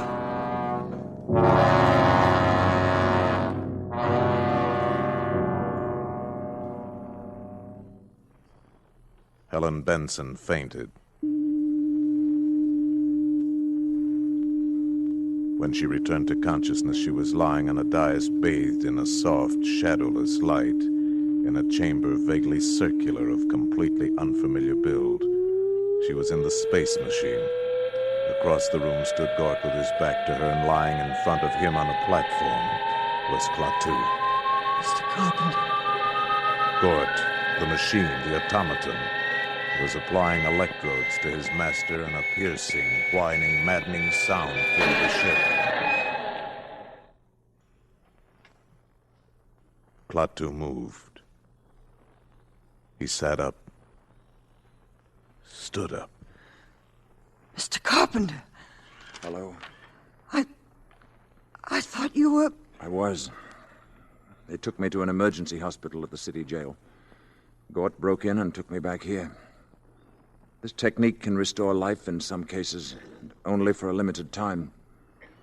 How long? No one can tell. Time enough and more for me to go outside and speak to Professor Barnhart's scientists. I must speak to them. It's what I came for. Gort will put out the ramp.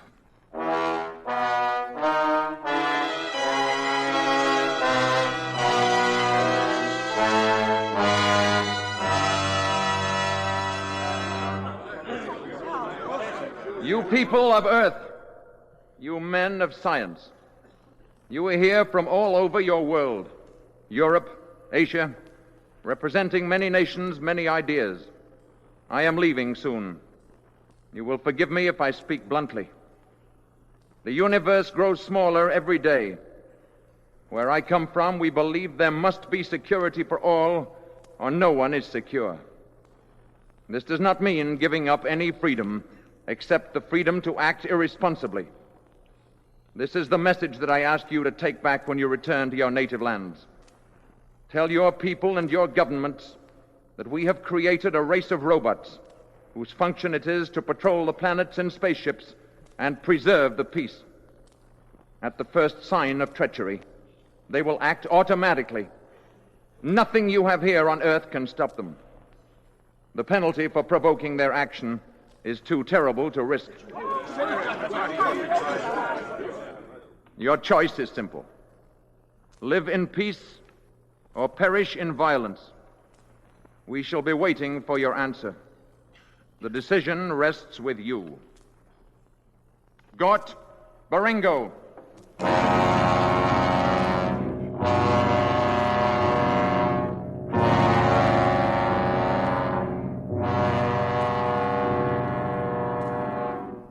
Remember. I'll remember, Mr. Carpenter.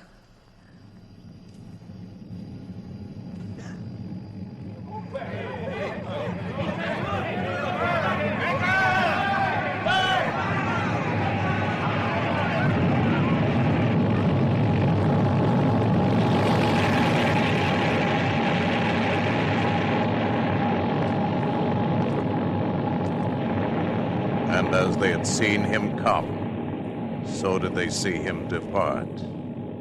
And the people of the earth pondered upon the warning.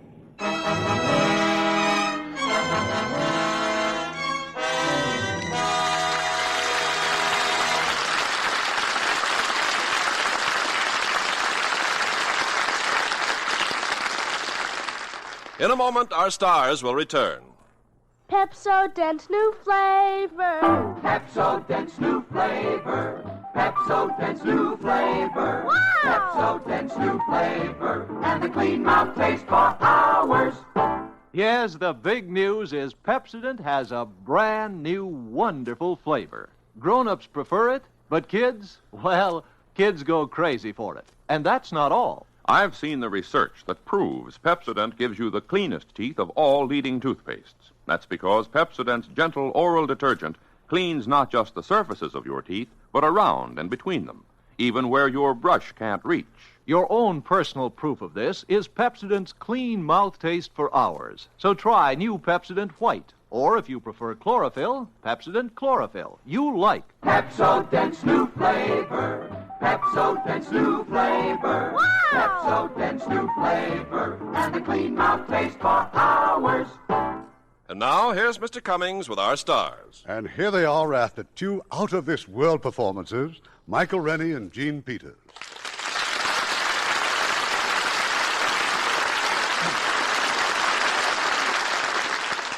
Mike, have you ever seen any UMOs? What's a UMO? An unidentifiable moving object. Yes, I saw several years ago in London. You mean during the war? No, when I was a very young actor. But the flying objects were later identified as ripe tomatoes and eggs and cauliflower. And how about you, Gene? Seen any flying saucers? Oh, actresses aren't interested in such things, Irving. We prefer King of the Khyber rifles. After all, who cares about spacemen when you can see Tyrone Power and Michael Rene in their latest picture, co-starring with Terry Moore? Oh, Marilyn Monroe, Betty Grable, and Lauren Bacall in How to Marry a Millionaire. And both these 20th Century Fox pictures are in Technicolor and CinemaScope. And these exciting new mediums are especially interesting to actresses. Their new stars must be especially interested in Lux soap for your complexion. We certainly are. I, for one, started using Lux soap for my complexion years ago, and I'm certainly glad I did. Now, Irving, what's in store for next week? Well, Mike, we're going from life in the future back to the charming era of the Roaring Twenties. It's a delightful, amusing story of a multimillionaire who, for sentimental reasons, presents an average happy family with $100,000 and almost ruins their lives. It's Has Anybody Seen My Gal? And as the stars of this highly entertaining comedy romance from the Universal International Studios, we have two of their most popular young stars, Rock Hudson and Piper Laurie, co-starring with that fine actor, Gene Lockhart. Oh, the whole family will love it. Good night. Good night. Good night and happy landing.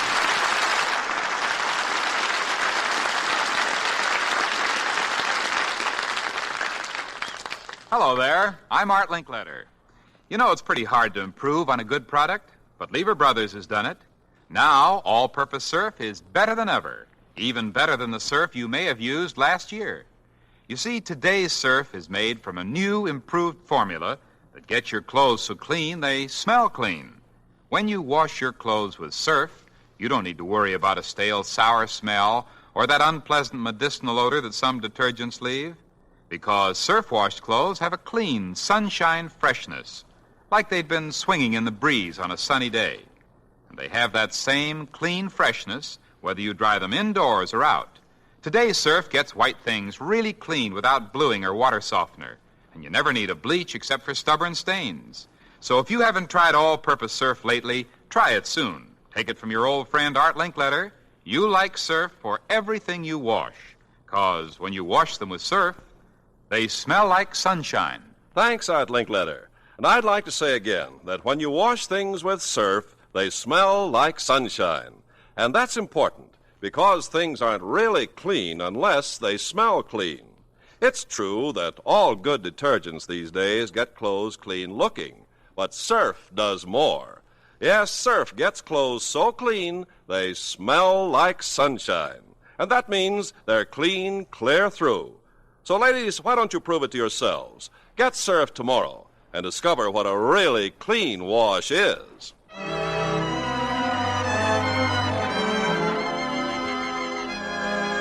Lever Brothers Company, makers of Lux Toilet Soap and Lux Liquid Detergent, invite you to be with us again next Monday evening when the Lux Radio Theater presents Has Anybody Seen My Gal? Starring Piper Laurie, Rock Hudson, and Gene Lockhart. This is Irving Cummings saying good night to you from Hollywood.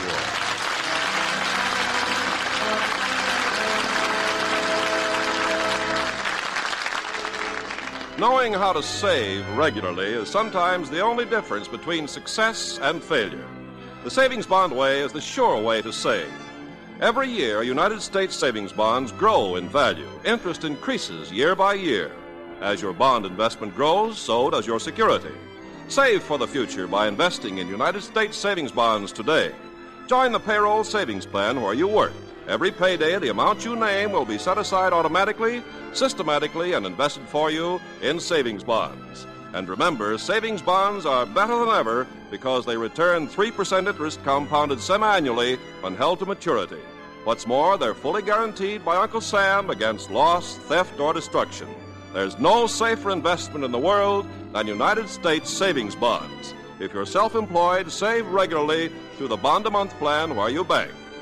Heard in our cast tonight were Paul Freese as the narrator, Lamont Johnson as Tom, Herb Butterfield as Professor Barnhart, Tudor Owen as Mr. Harley, Billy Gray as Bobby, Edith Evanson as Mrs. Crockett, and Tyler McVeigh, Bill Conrad, Robert Griffin, Tom Brown, Fred Shields, Marvin Bryan, Chet Mencken, Alistair Duncan, Stephen Roberts, Adeline Smith, and Eddie Marr.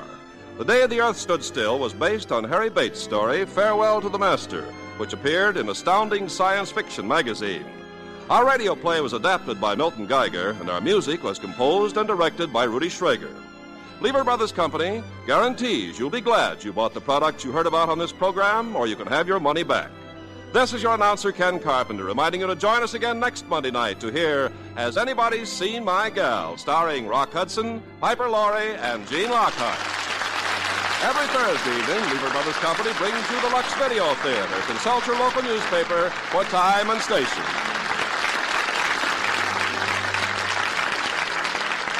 This is the CBS Radio Network.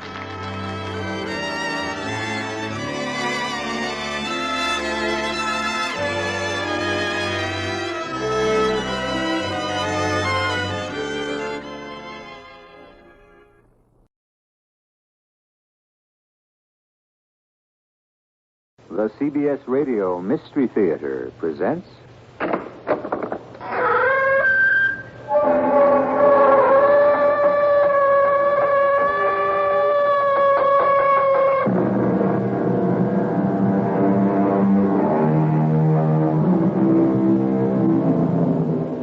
Come in.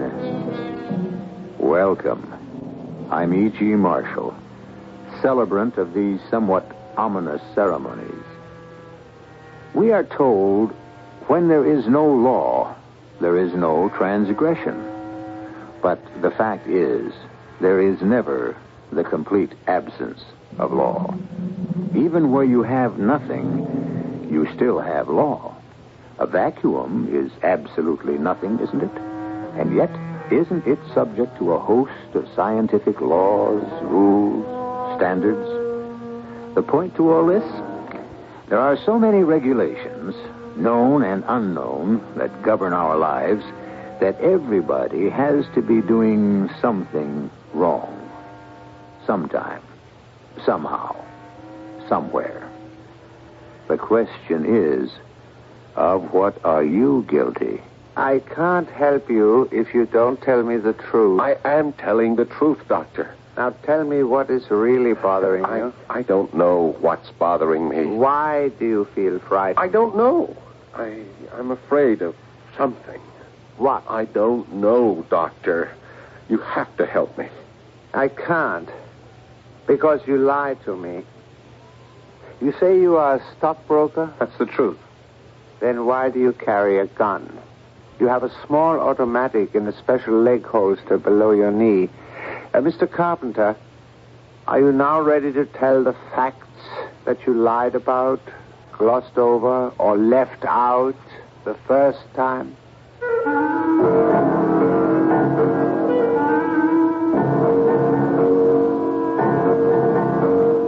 Our mystery drama, The Aliens, was written especially for the Mystery Theater by Sam Dan and stars Paul Hecht.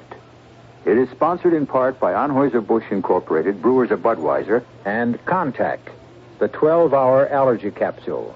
I'll be back shortly with Act One. At the Opal Isuzu Information Center of America, pandemonium reigns as thousands of people try to find out what one is. Hello, Opal Isuzu Information Center. Say, I think I've got an Opal Isuzu. Good for you, sir. Can you describe it? Well, it's about 4 feet high, brown, tan hair on its neck. It's got cute little eyes. Sir, I believe that's a Shetland pony. Oh, yeah. I can see that now. See the little hoofs? Opal Isuzu, a great new little car at your Buick Opal dealers.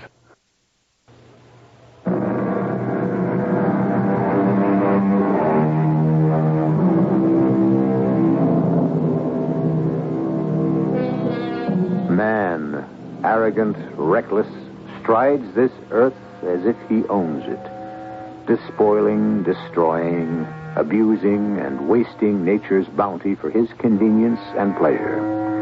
But does man actually own this earth? Man, with his intelligence, had made himself the swiftest and strongest of all the living things on this planet. But it is written, the race is not to the swift, nor the battle to the strong. It is 7:30 in the morning. John Carpenter, Jr. is having breakfast.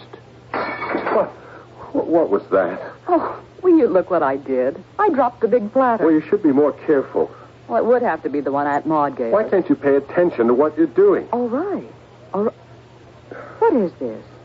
For the past week, you've been snarling at me like some neurotic Wolverine. Well, I'm... You're what? Nothing. I'm all right. This particular plate. You never liked it. For that matter, you're not unusually fond of Aunt Maud either. So what's all the fussing about? Is there any more coffee? Not for you. You mean no more coffee for me? I'll tell you why. Just listen to yourself. What's wrong with me? You're very nervous. Me? Nervous? You're irritable, agitated, restless. That's nonsense. Something's simmering inside you. Anything seems to trigger an explosion. All I did was drop a dish, and you'd think a bomb had gone off. Look, I'm going to miss my train. 3 Neutron. Well, what is that supposed to mean, Louise? That's the shutout bid. And that's your way of saying the discussion is over. Look, Louise, it's 7:30. And you have half an hour to get to the station, and it only takes 7 minutes. I like to get there early. Yes. That's what you like.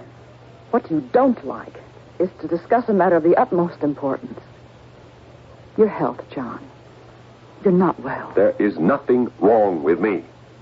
Ask Dr. Marks. I saw him less than 2 weeks ago. Then why are you losing weight? And why don't you sleep nights? Oh, now I am going to be late. John, can't you tell me what's wrong? I don't know. Then you admit Nothing is wrong, Louise. Nothing. Can you be home early tonight?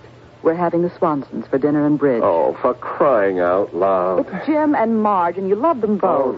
All right. John, see a doctor. I have already seen Dr. Marks. Now, how many times do... Why don't you see someone about your nerves? You mean a psychiatrist? Yes.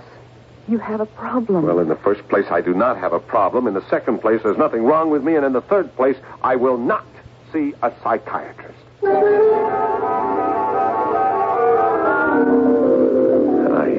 want to thank you, Dr. Byrne, for seeing me without an appointment.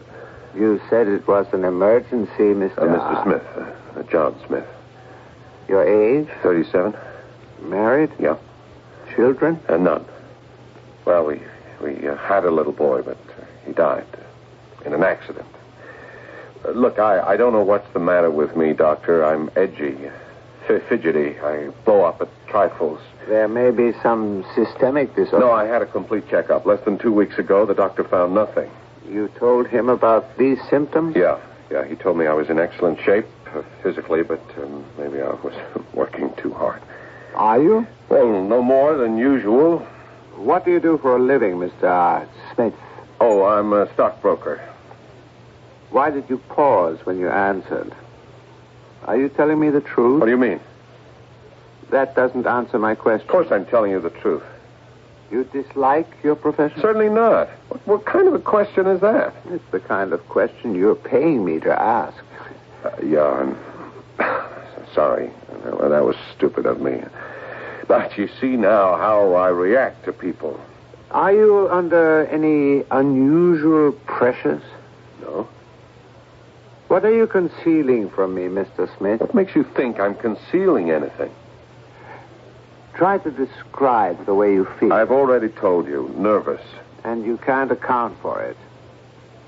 No problems at your office? No, none. At home? No. If I were to ask your wife, what would she tell me? She'd say I've suddenly become excitable, apprehensive. 2 words there I would like to discuss. First, suddenly. This is something new? Yeah. Yeah, I've always been calm. I've had excellent self-control. I need that in my business. Oh, really? I know some highly excitable stockbrokers. Well, the second interesting word you used, apprehensive. Why are you apprehensive? Did I say apprehensive? Well, it's all part of being nervous and excitable, isn't it? No, not quite. Apprehensive suggests a feeling of foreboding, fear. Are you afraid of anything, Mr. Smith? Well, to tell you the truth, I am afraid of something. What? I don't know. You see, you keep asking these questions, and I have to keep answering, I don't know, because the truth is, I don't know. It's quite possible to be nervous without knowing why, but afraid? No. You must be afraid of someone. No, no one. Something. Well, you see, that's what has me licked, Doctor. It's something unknown, something I can't name or describe. Can you help me? I don't think so. Why not? Because I know you're not telling me the whole truth. Doctor, I don't know what's bothering me. The whole truth about yourself. What's to tell? I'm a broker. I'm with Valentine and Sterling. For example, why do you carry a gun? A gun? You have a small automatic in a special holster below your knee. Well, Because you're nervous and upset, you're being careless. That is why I was able to catch a glimpse of it, Mr. Smith. I would assume that a man who carries a gun in a leg holster is quite familiar with and adept in the use of firearms. Right. Shall we begin again? Are you ready to tell me the truth this time? The truth? Tell me some facts about yourself that you left out, glossed over, or lied about the first time. Now, what is your name? What do you do for a living? And what do you think your problem is? Doctor, I am not free to tell you. Then, how can you expect me to treat you intelligently? I may have told you too much already. I'm sorry. I'd better go.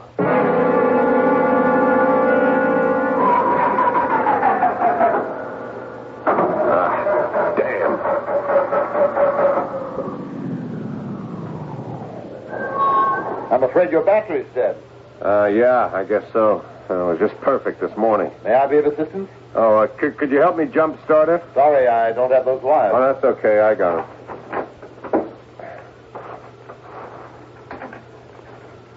I see you're a man who prepares for emergencies. Well, you never can tell what...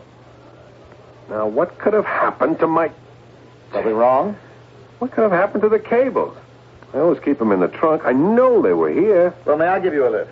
Oh, no. Sorry, thanks. I can take a cab. Cab stand seems to be empty. Thanks. I'll call my wife, have her come down here to the station and pick me... Oh, no. I can't do that. Her car's in for service. Well, my offer is still good. Are you sure it's not an inconvenience? Not at all. Get into my car. Oh, you just saved my life. This is one night I can't afford to be late. My wife's best friends are coming to dinner. I understand. Oh, I live at 19 Cleveland Drive. I hope that isn't out of your way. Oh, no. I don't think I've seen you before. You live around here? Just visiting. My name is Carpenter. John Carpenter, Jr., to give it the full handle. How do you do? I'm Ivan Ivanovich Plotnik. Oh, you're not an American. I also have another name. Sasna. Sasna? I'm sure you've heard of it. In English, it means pine tree. Pine tree? Yes, pine tree. It's my code name. And it happens to be your code name, too. What do you know about pine tree? Here we are on opposite sides. Yet each of us finds himself on a similar project, pine tree. Why are you reaching for your gun? If I wanted to kill you, you'd be dead by now. All right, what do you want? I don't know. You're a foreign agent? So are you. Both of us are secret agents. But what's your purpose in revealing yourself? As far as revealing myself is concerned, your people know who I am. Just as my people know who you are. You have your cover as a stockbroker. I have my cover as a journalist. No one is taken in. Both sides allow it to continue. Why? Because we're not important, you and I. We're only small fish But small fish are also necessary. They're part of the food chain. No, never mind all that. Why have you personally approached me? No matter how many times you will ask me that question, I will have to give you the same answer. I don't know yet. You want to defect? Defect? Whatever for? Then, is it your purpose to get me to defect? I keep telling you I don't know my purpose. That's why I arranged for us to meet. You must have drained my battery. Yes. Why? I wanted us to talk. There's no one on my side I can talk to. Well, I wouldn't know about that. There's no one on your side you can talk to either. That's not true. Why did you go to a psychiatrist? How do you know I went to a psychiatrist? Why? You know so much, you tell me. You went because you're upset, nervous, and agitated. Well, that's no great feat of deduction. Obviously, I am on edge. And so am I. I hide it better. But for the past 2 weeks, I can't sleep. I'm just like you. I thought perhaps we could compare notes, help each other. Help each other? Why? We're enemies. I'm not your enemy right now. Come on. What do you think it's all about? It's your people against my people. I said right now. Right now. It's you and me. We are still enemies. Yes, but we have the same problem. We don't even know what the problem is. I need your help. You need my help? Yes, and you need mine. I think Sasna is just a little bit ahead of Pine Tree. So I just happen to be a little more frightened. Look, I don't know what you're talking about. It's the project that frightens both of us. Now, why? You can trust me? How do I know that? I'm trusting you. It's something terrifying, as if the whole world is about to be destroyed. Yeah, I feel the same thing. Something that has nothing to do with my country, or your country, or any country. So I said to myself, why waste time fighting each other when we're faced with something that can destroy us both? Something that threatens to destroy us all. Now I know it. That's what I feel. That's what's being communicated to me. But what is it? Why?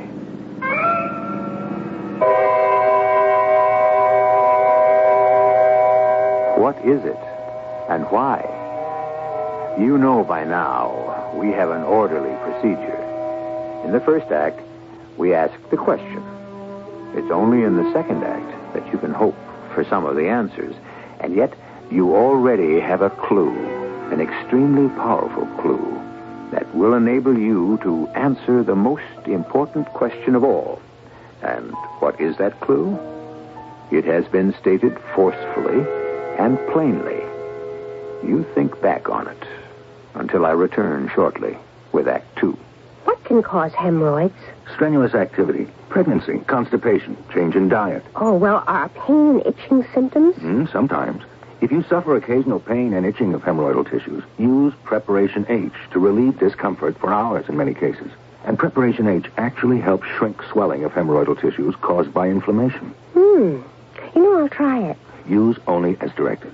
Preparation H comes in ointment or suppositories. Relieves pain and itch. Helps shrink swelling of hemorrhoidal tissue.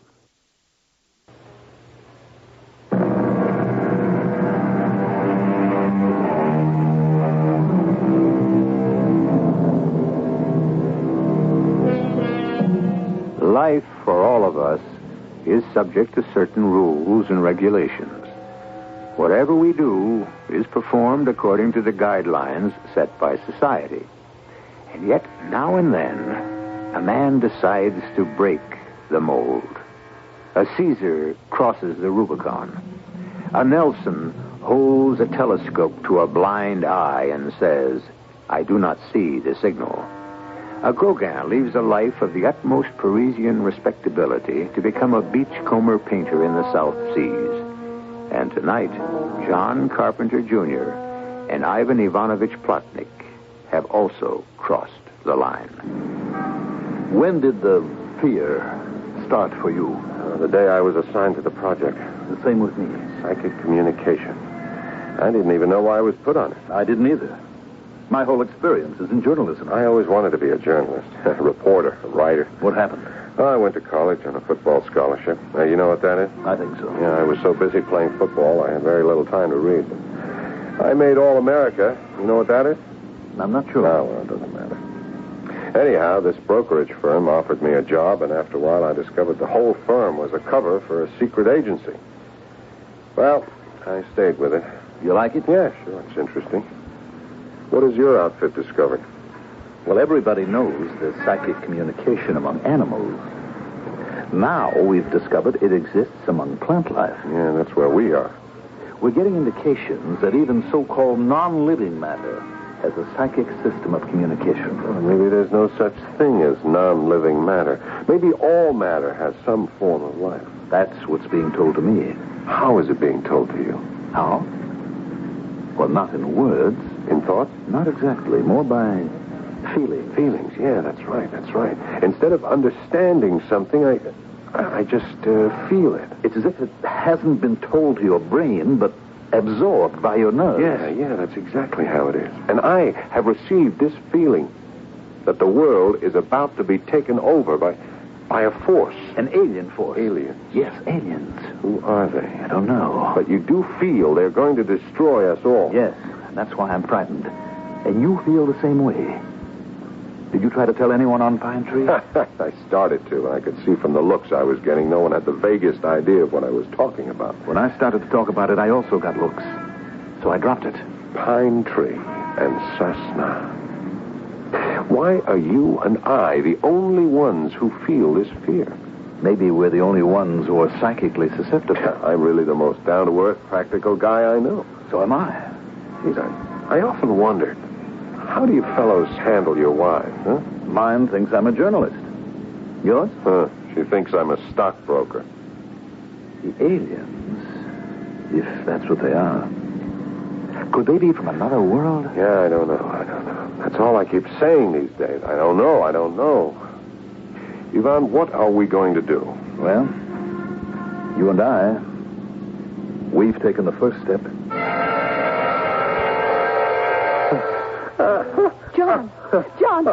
John, wake up. Cut it out. John. What? Oh, Louise. Oh, what's wrong? You were having a nightmare. Nightmare? No, that's impossible. I'm telling you. It can't be. I was sleeping very, very quietly. No. You were howling and shouting. If I were having a nightmare, I would know about it, wouldn't I? I'm telling you. I was howling and shouting. What was I saying? I don't know. It was a kind of funny shouting. Funny? As if there was a pattern to it. What does that mean? As if you were talking in some kind of new language. Oh, Louise. Oh, John. What's wrong? I can't tell you. That means that there is something wrong. Darling, please don't ask me questions. John, I have the right to know. Yes, you do have the right, but please, just now, don't insist on it. The best way, the only way you can help me is to let me alone.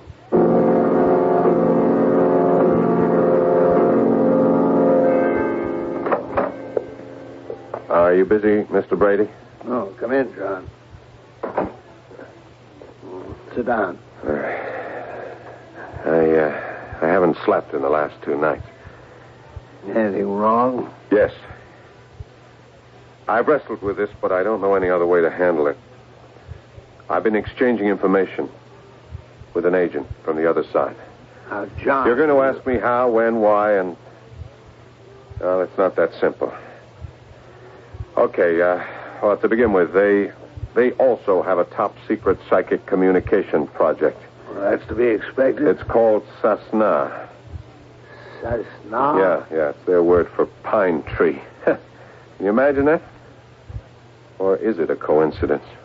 Continue. There's something about this project that we're on that terrifies me. Why? I have a feeling that...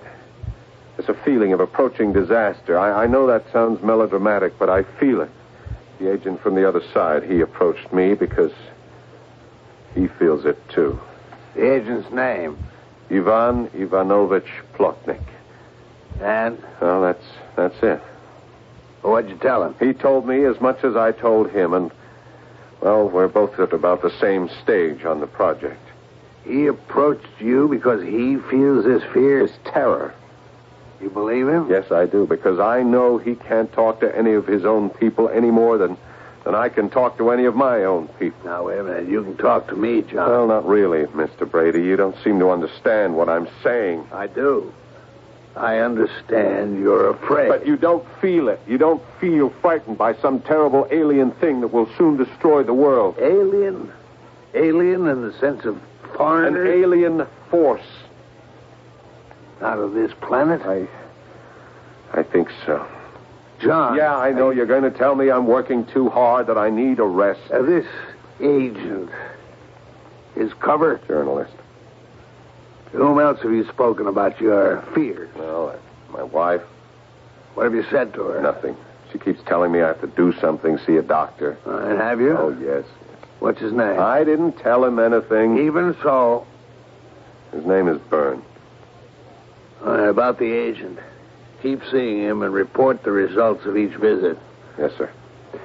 String along with it, but be careful. As you know by now, this is a dangerous business, and everyone engaged in it is dangerous. I trust him. Why? Again, you'll think I'm crazy.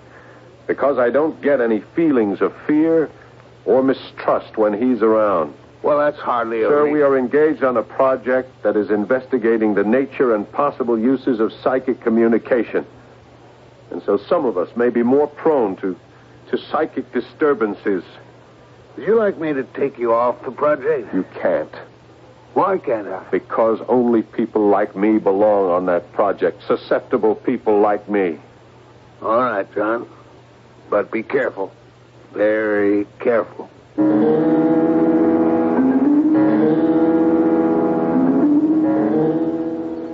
Ivan! Over here. I came as soon as I received your message. My message? Do you realize what you're saying? Yes. Yes, you sent a message. Not through a wire, not through an airwave, not on a paper. My brain to yours. How did you send it? How did you receive it? I don't know. It just happened. This thing, this force, it's entering into us. What we have just done, you and I, this is a revolution. But how do we explain it? I don't know. I think there's a kind of central communication system, and that anyone who knows how can hook into it. I feel that. But I also feel pain. Yeah. Something hurts. Do you feel it? Wait. Yeah, yes, I do. I feel as if I'm on fire. Ivan. Listen.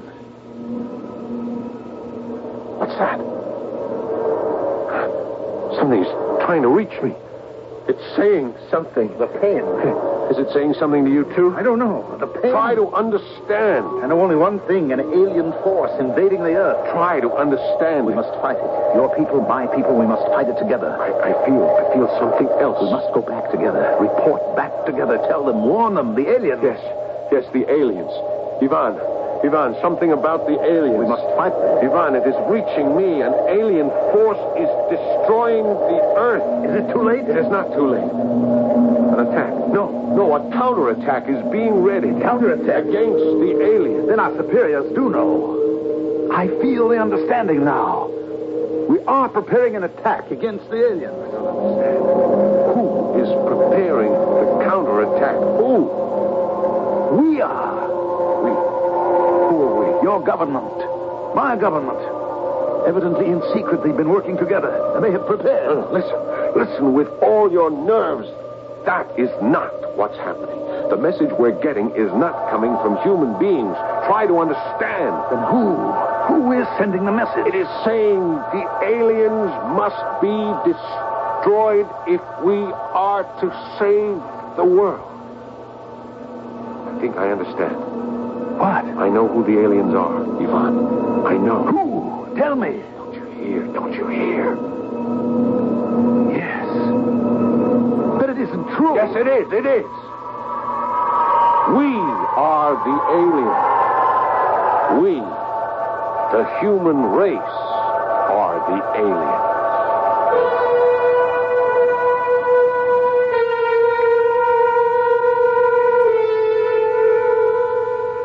We are the aliens. We, the human race. That's quite a discovery for an intelligence operative. Although, to tell the truth, such a thing has been suspected by many people for many years. But why has it become so apparent to John Carpenter and Ivan Plotnik? As I told you, the basic clue was handed to you back in the middle of Act 1, and it has even been repeated.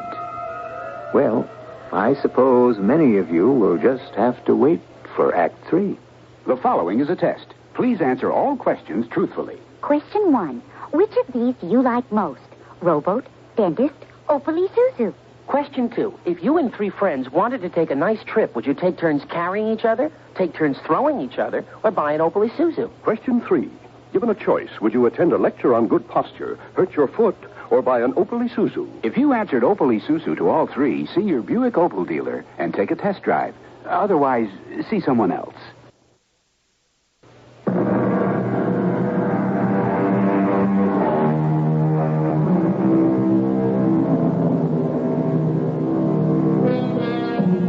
Nothing human is alien to me, said the Roman poet Terence.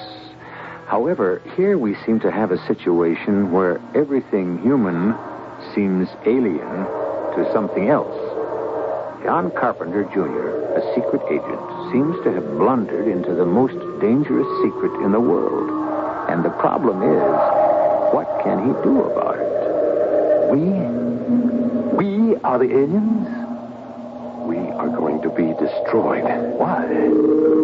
By whom? Communicate with it, Ivan. Try to understand it. There is so much pain. Yes, because it's new for us to think like this. It's not the way human beings think, by making pictures in the brain. This is communicating through changes of the body. You understand pain because you feel pain. Who is talking to us? Oh, this isn't talking. It's transferring ideas. We are going to be destroyed unless what? Listen, Ivan. Help me try to understand. Unless we become part of the Earth. Yes, the Earth. But we are part of the Earth. We are not part of the Earth. We are not part of the chain. We will be destroyed.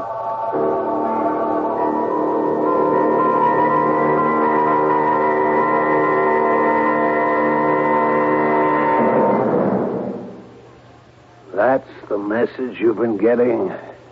We will be destroyed. Yes, sir. Now, here's what I suggest. We should meet with the members of their project, compare notes, and try to find a way to save ourselves. Now, John... Please try to understand. The whole human race can be wiped out. John, I know this is unorthodox, and there might even be hell to pay upstairs, but it's an emergency. Now, John, there is stop no it. time. All right. We'll do it this way. Bring in Ivan Ivanovich Plotnik. Yes, sir. Well, go ahead. Call him. I have already notified him. What? Oh, yes. You see, this is all part of it. Part of what? Part of our psychic communication. This is what our project was set up to discover. Plotnik and I already know how to use it. And the trouble is, in using it, we also learn other things. You see, because to use it, you sort of hook into a universal communication system and you hear what other things are thinking. Things? Yes. Yes, things, what we call inanimate objects, stones, forces, gravity, electricity, winds, clouds, everything that's part of the Earth. I see. No. No, you don't. You're treating me like a newcomer. Look, I've been in the service for 15 years. I know that technique, lead the poor fish on. Now, John, wait a minute. I want to help you. What help is there you can give me? The whole human race faces a Holocaust. Why don't you bring Plotnik here and we can discuss it? No, because I see what's on your mind. Bring Ivan Plotnik here so you can arrest him. Oh, that's not why I want you to bring him here. Don't resort to lies, Mr. Brady. I won't do it. Even now, I'm warning him. Stay away, Ivan. Hide. Leave the country. I give you my word. He won't be harmed in any way. No. I've been around. I've seen solemn words and promises broken. In the light of... What's that again? Oh, yes. A higher necessity. John, don't you see we're on to it? On to what? Whatever your game is. You want something. I don't know what it is. So you invent this science fiction horror story and this cooperative enemy agent. There's no such person. There is an agent named Ivan Ivanovich. All right, John.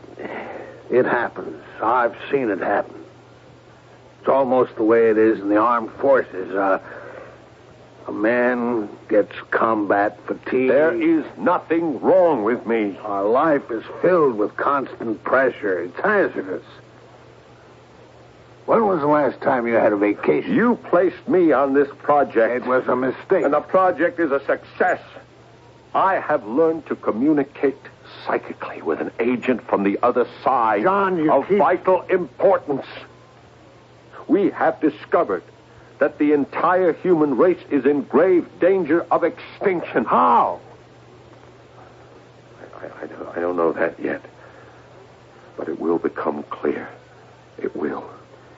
Now, don't treat me as if I was some kind of a nut. Now, look, John, what happened to you happens to the best of us. A little rest. Yeah, in other words, you're going to put me away, huh? You need rest and treatment. What if I refuse to go? I'm sorry, John. But you simply don't have that option.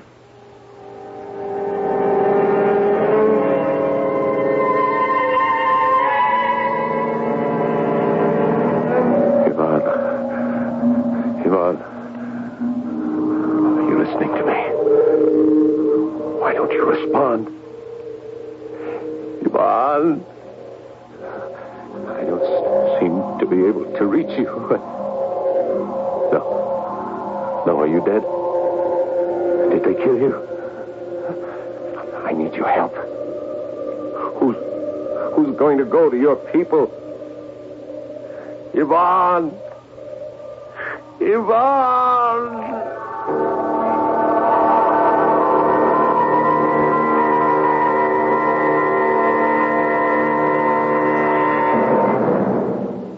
Good morning.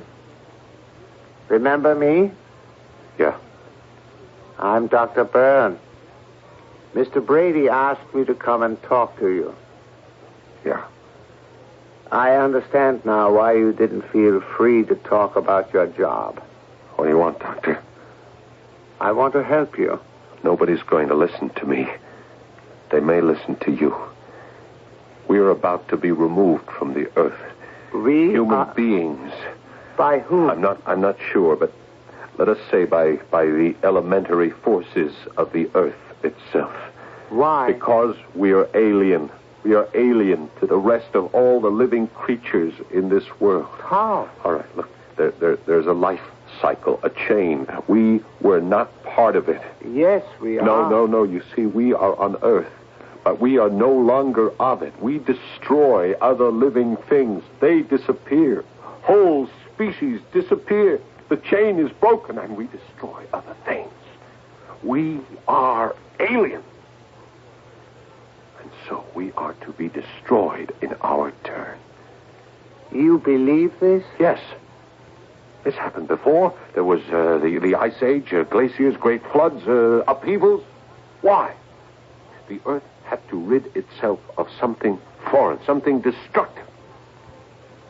And now it's our turn. And how do you know all this? The Earth told me. How? I'm psychic. And so is Ivan.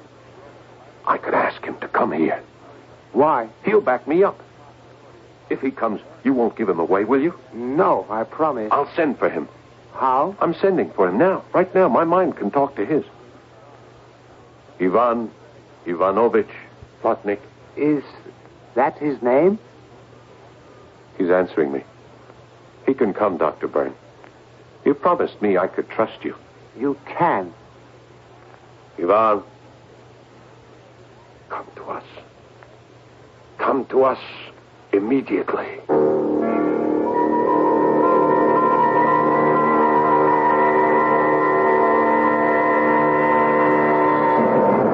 Well, where is he? He'll be here. It's a long trip. From where? He's been hiding out near the docks. Everybody's after him now. Our people want to arrest him. His own people. Yeah, John, you must face certain facts. Yeah. I see where this is going to lead. I spoke with your wife. You have had disappointments in your life. You wanted to be a writer. That was a long time ago. You never forgot it. And that's why you're writing quite a story now. I don't think we have anything more to talk about. She told me about your little boy. She had no right to tell you about that. It wasn't your fault. I was driving the car. An accident can happen to anyone. It happened to me. All these things build inside, and one day a man explodes. That has nothing to do with it. Look, our whole human race is in danger of being wiped out. Ivan will tell you the same thing. Well, where is he? He's here. Where? Don't you hear him? Just outside the door. Wait. Ivan. Hello, John. Come in, finally. Tell the doctor what we discovered. Who are you talking to? What do you mean, who am I talking to? Ivan. Where is he? Well, he's here, right in front of you. Tell him you're standing right in front of him. I'm standing in front of you, Doctor. Yeah, you see? There's no one here but you and me. Ivan, tell him about the aliens. What we found out, John and I, is that we are the aliens. That we are to be expelled from the earth.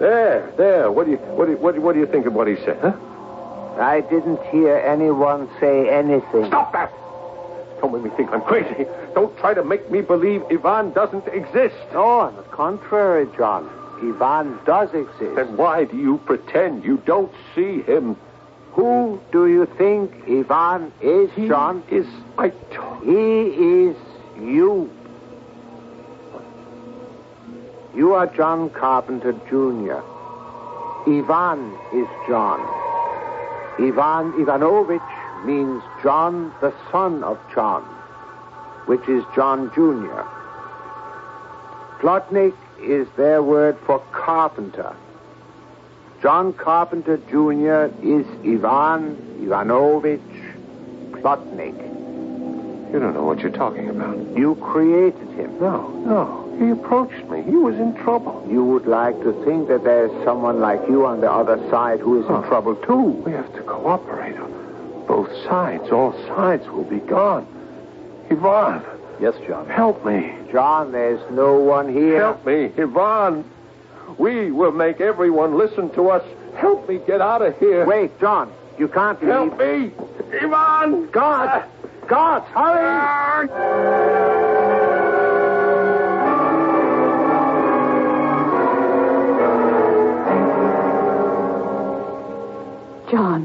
John, please, darling. Try to cooperate with the doctors. They want to help you. Yes, Louise. We can still have a long and a happy life together. Of course, Louise. I'll come again tomorrow. Yes, dear. Goodbye. Bye.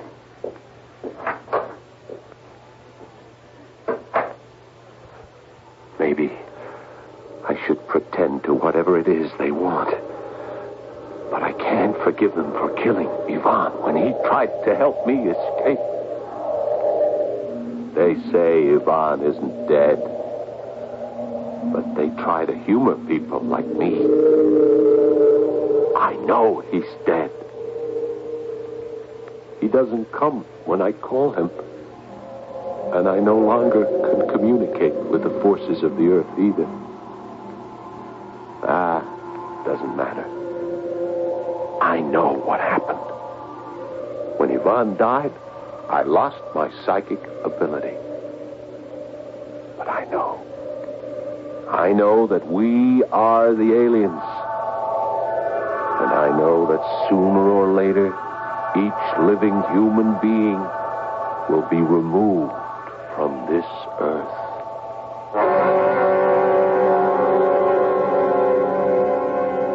And he sits there in the sanitarium, and he makes the dire prediction you have just heard. And, of course, nobody believes him. But suppose, just suppose, it's true. Wilder things, weirder things have happened. In every prophet, isn't there a touch of madness? Therefore, the sanest thing you can do is wait for me to return in just a few moments. This grand old republic has come a long way the last 2 centuries, but I'll tell you, this country's beer got as good as it's ever going to get 100 years ago, because that's when Budweiser was born, brewed and beechwood aged to become the largest selling beer in the history of the world. Truly, the king of beers. So happy birthday, America, from your favorite beer. You say Budweiser, you said it. Anheuser-Busch, headquarters, St. Louis, Missouri. When your allergies coming on, hay fever's got to you. What are you gonna do? Suffer on and suffer through, or give your allergy to Contact. Real medicine, real relief. Pollen. Every one of the 12,000 quarts of air you'll breathe today could contain pollen. Now, if you're allergic, that's red-eyed, itchy, sneezy trouble. And that's why there's Contact. Just one capsule's tiny time pills can actually help block pollen's attack for up to 12 hours relief. All day, all night relief. With the antihistamine most prescribed by allergy specialists. Name your pollen. The name of relief is Contact. Allergy is our business, too. Give your allergy to Contact. Real medicine, real relief. Take only when needed, only as directed.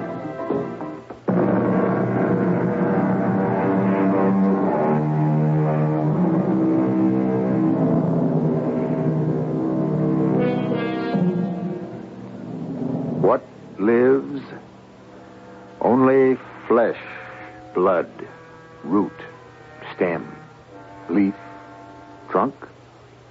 We should go further and ask, what is life? Can't we say that one aspect of life is personality? Don't machines have personalities, too? Don't they also at times seem contrary, out of sorts? And at others, don't they purr like satisfied kittens? The earth, the sea, the sky, don't they also seem to have their moods? As the philosopher says, there is only a single life force, and each thing in the world is a way of expressing it. Our cast included Paul Hecht, Mandel Kramer, Robert Dryden, and Marie Cheatham. The entire production was under the direction of Hyman Brown. Radio Mystery Theater was sponsored in part by Buick Motor Division. This is E.G. Marshall inviting you to return to our Mystery Theater for another adventure in the macabre. Until next time, pleasant dreams.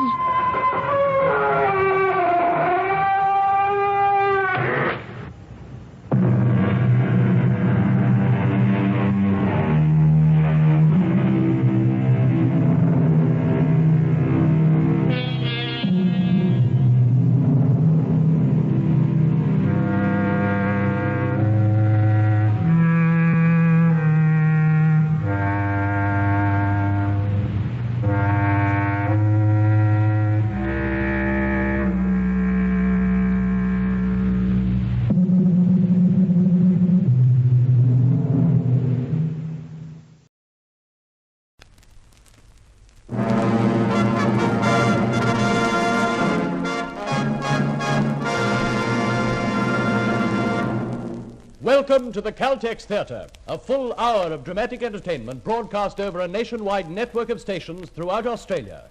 The Caltex Theatre is brought to you by Caltex Oil, marketers of over 1,000 outstanding petroleum products, in association with Caltex dealers and distributors everywhere.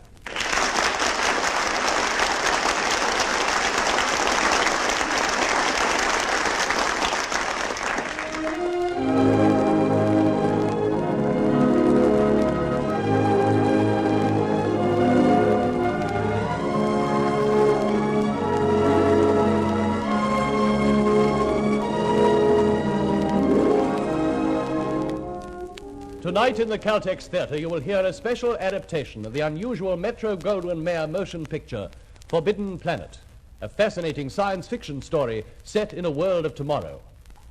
Starring in Forbidden Planet, you will hear Lionel Stevens. Your producer, Cressick Jenkinson.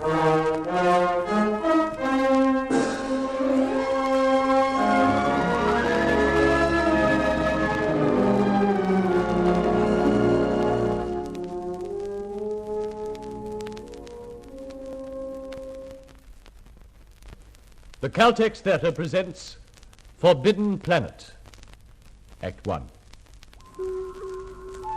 Cruiser C-57D was more than a year out from Earth base on a special mission to the planetary system of the great main sequence star, Altair. When do we get a DC fix, Jerry? 30 seconds, Skipper. Ship on course, sir. We'll reach DC point at 1701. That's less than 3 minutes now. Chief, we'll drop back below light speed in about 3 minutes. Got your breakable gear stored? Aye, aye, sir. DC set and punched on, Skipper. All right, attention. Captain to crew. All hands squared away to decelerate. DC stations.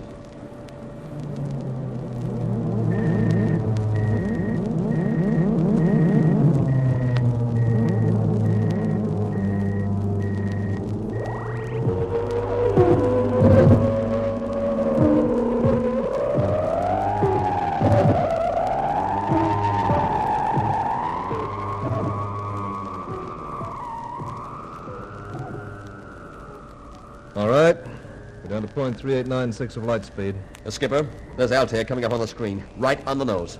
Okay, Jerry, punch out an orbit on the fourth planet. Aye, aye, Skipper. Ship in approach, Skipper. Helical vector orientated. Attention. Captain to crew, attention. Our destination, Altair 4, is now visible on the main view plate. As you recollect from your briefing lectures, this is an Earth-type planet. 20 years ago, the spacecraft Bellerophon landed here with a prospecting party of scientists. Our mission is to search for survivors. That is all.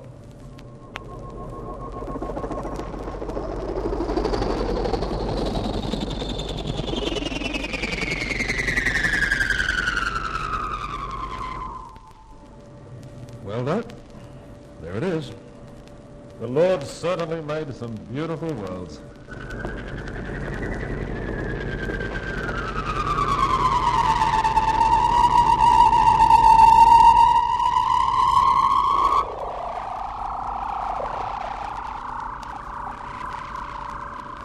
Look at it, Cookie. What do you think about that, huh? Not one of them new oils. No beer, no women, no pool parlors, nothing. Nothing to do but throw rocks at tin cans. Well, we gotta bring our own tin cans.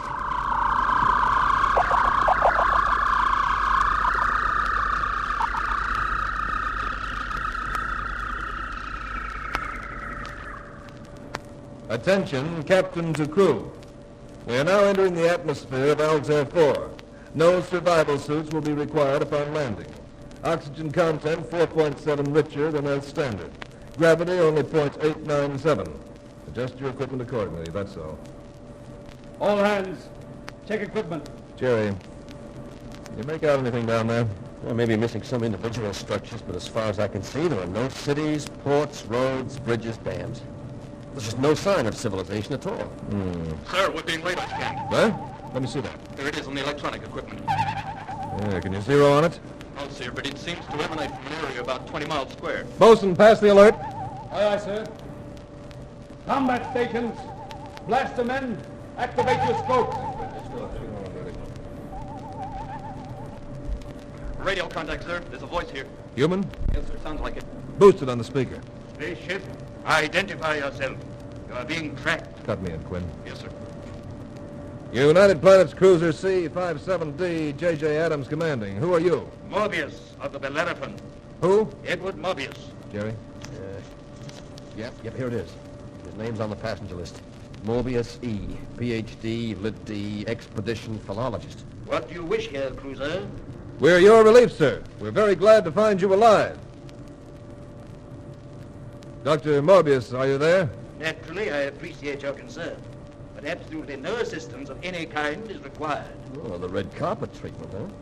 Dr. Morbius, my orders are to survey the situation on Altair 4. Let me repeat, I'm in no sort of difficulty here. Your best procedure will be to turn back at once, without landing. Sorry, sir, but those aren't my orders. Commander, if you set down on this planet, I warn you that I cannot be answerable for the safety of either your ship or your crew. Dr. Morbius, I require landing coordinates. I'll be obliged if you'll supply me with them. Very well, and I wash my hands of all responsibility. You have standard charts? Yes, sir. You may come in at 83, 17 for north, 148, 21 west. Thank you. Got that, Jerry? It's right back there in the desert. Commander, I strongly urge you to reconsider. Quinn, cut him off. Please permit me to recommend... Yeah, there's something funny going on down there, Skipper. Well, we'll soon know what it is. Okay, Jerry. I'll take her in.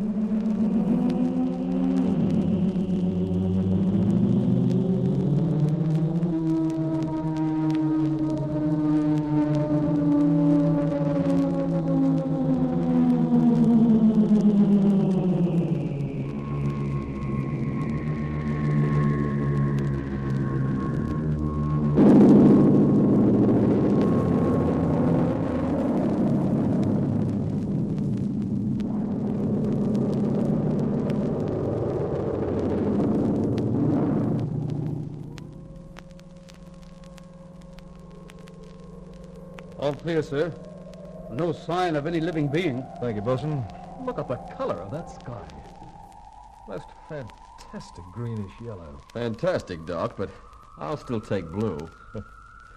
Oh, I don't know.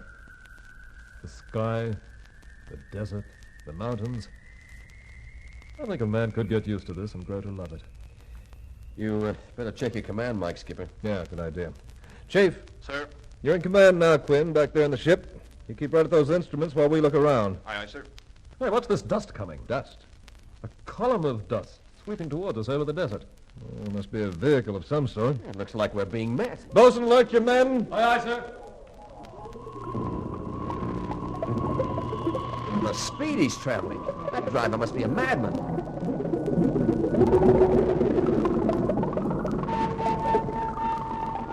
What driver? You're right. There's a mechanical creature in charge of it. It's coming over to us. Take it steady now.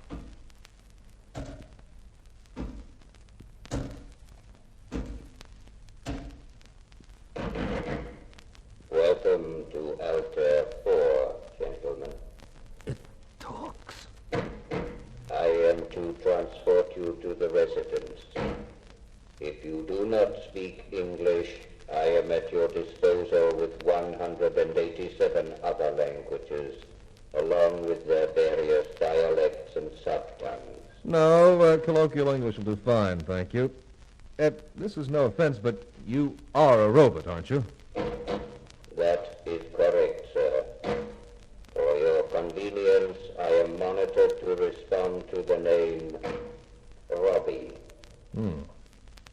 Well, it's a nice climate you have here, Robbie. High oxygen content. I rarely use it myself, sir. With my metallic structure, it promotes rust. Hey, Doc, is it a male or a female? Cookie, I really couldn't say. In my case, sir, the question is totally without meaning. Will you get in the vehicle, gentlemen? Doc, Jerry, come along with me. Right. Quinn, trace this vehicle. If I blink red back to you, I'll bring the tractor in a hurry, sir. Right. Here you are, Skipper. Just room for you. Passengers will please fasten their seat belts. Looks after us like a mother.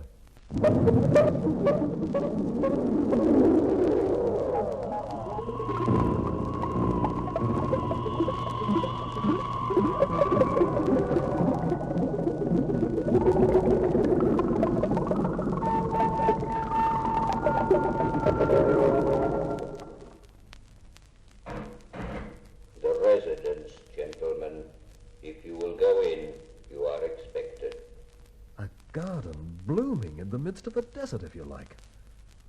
Have you ever seen a more gracious and attractive home? Exotic flowers, shady trees, pools of clear water. And there in the doorway, if I'm not mistaken, our unwilling host. I am Morbius. I'm Commander Adams.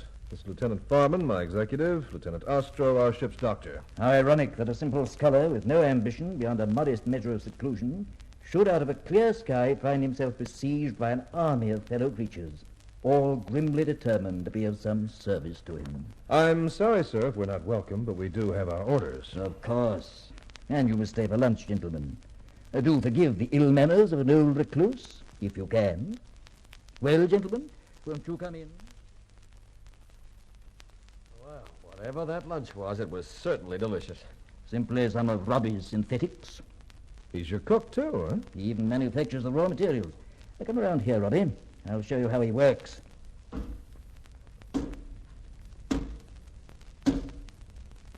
One introduces a sample of human food through this aperture in the upper part of Robbie's body.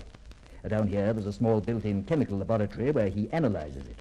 Later, he can produce identical molecules in any shape or quantity. Well, the housewife's dream. Plus absolute selfless obedience. But do not attribute feelings to him, gentlemen. Robbie is simply a tool. Tremendously strong, of course. He could quite easily topple this whole house off its foundation. In the wrong hands, mightn't such a tool become a deadly weapon? No, Doctor. Not even if I were the mad scientist of the thrillers. Because, you see, there happens to be a built-in safety factor. Commander, may I borrow that formidable-looking sidearm of yours? Thank you. Now, Robbie, point this thing at that fruit tree out there on the terrace. Fire! The tree is disintegrated entirely. You understand this mechanism, Robbie? Yes, Morbius. A simple blaster. All right. Now turn around here. Point it at the commander. What? Now, wait a minute. Aim right between the eyes. Fire!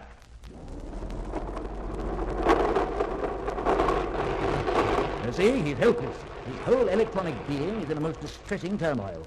He's locked in a sub-electronic dilemma between my direct orders and his basic inhibitions against harming rational beings. Order cancelled. If I were to allow that distress to continue, he would blow every circuit in his body. Dr. Morbius, how did you come by such a mechanism? Oh, I didn't come by him, Doctor. I just tinkered him together during my first few months here. What? You mean you made it? A useful enough toy, Lieutenant. But nowadays I have no time for such things. Dr. Morbius, you're a philologist, an expert in words and languages, their origins and meanings. Yet this robot of yours is beyond the combined resources of all Earth's physical science. My dear Commander, I think you overestimate both Robbie and myself. Gentlemen, let me now show you another bit of parlor magic. If I wave my hand over this beamer... Hey, we're trapped. Steel shutters over all the doors and windows. Oh, forgive me, gentlemen, I did not mean to alarm you. I had Robbie install those steel shutters before I realized how altogether safe I am here. I just have to pass my hand over the beamer again, and they return to their original positions out of sight. Oh, that's better. Well, gentlemen, this has been very pleasant. You've seen how very comfortable I am here. No hardships, no special difficulties, and no need at all for military assistance. I dare say you've become impatient to get back to base. Yes, sir. The moment we've interviewed the other members of the Bellerophon party. The others? But there are no others, Commander. What? Before the first year was out, they'd all, every man and woman, succumbed to a sort of planetary force here. Some dark, terrible, incomprehensible force. Only my wife and myself were immune. And how do you account for your immunity, Dr. Morbius? Well, my wife and I differed from the others in our special love of this new world, in our boundless longing to make a home here, far from the scurry and the strife of mankind. I remember how, when the boat was taken to return to Earth, she and I were utterly heartbroken. Skipper, there's no record of any wife on the list of the Bellerophon passengers. Lieutenant, look under biochemistry, Julia Marson. She and I were married to the skipper on the voyage out here. I thought Robbie had managed some very charming feminine touches. I take it Mrs. Morbius isn't at home today. My dear wife died a few months after the others. And in her case, it was of natural causes. Oh. I'm very sorry. Dr. Morbius, Just what were the symptoms of all those other deaths? The unnatural ones, I mean. The symptoms are very striking, Commander. One by one, in spite of every possible safeguard, my co-workers were torn literally limb from limb. By what? By some devilish thing that never once showed itself. And the Bellerophon? Vaporized, as the 3 remaining survivors tried to take her off. And yet in all these 19 years, you personally have never again been bothered by this planetary force? Only in nightmares of those times. Yet always in my mind, I seem to feel the creature is lurking somewhere close at hand. Sly and irresistible. Only waiting to be re-invoked for murder. Father? Halter, I specifically asked you not to join us for lunch. Oh, but Father, lunch is over. I'm sure you never said a word about not coming in for coffee. Well, did you or did you not? A girl? Her brother, is she terrific? Take it easy now, Farman. Gentlemen, this is my daughter. Commander Adams, Dr. Ostro. How do you do? Lieutenant Farman. Oh, how do you do? How do you do? Oh, I've always so terribly wanted to meet a young man, and now 3 of them at once. That's very kind of you. You're lovely, Doctor. Of course, the other 2 are unbelievable. Well, that puts me in my place. Could this one get you some coffee? Oh, I'm quite able to get it. Oh, of course you are, but come over here. Well, Commander, if I can be of any help to you in your preparations for the homeward voyage. Thank you, sir, but unfortunately circumstances may keep us here for quite a while. Oh, circumstances? My orders don't quite seem to cover the Bellerophon fatalities. I'm forced now to contact base for new instructions. But, Commander, suppose these new instructions require my return to Earth for questioning. 2 years or more away from my work here? No, I... Tell me just what is involved in your making contact with Earth base. Well, fundamentally, it's a question of crude power, how to short-circuit the continuum on a 5 or 6 parsec level. Of course, a transmitter of that sort isn't exactly standard equipment. No. To build one, we'd have to make use of about 2/3 of the ship's electronic gear, then unship the main drive to juice it. Just to construct a bunker to house the core would take us about 10 days. Disabled here for 10 days and 10 nights? Tell me, would 2-inch lead shielding do just as well? Sure, it'd be fine. If we happen to be carrying about 100 square yards of the stuff. I'll have Robbie run some off for you. We'll have it not later than noon tomorrow. Well, it's very obliging of you, sir. Obliging? Look out there, Commander. The graves of the Bellerophon party. I dug those graves with my own hands. Believe me, I have no wish to repeat that experience.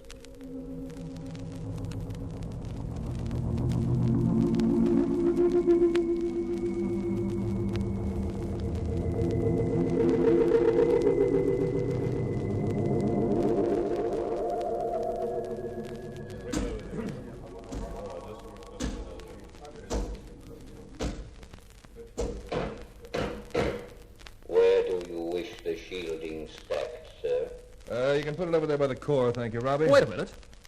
That's solid lead he's carrying. Common lead would have crushed the vehicle, sir.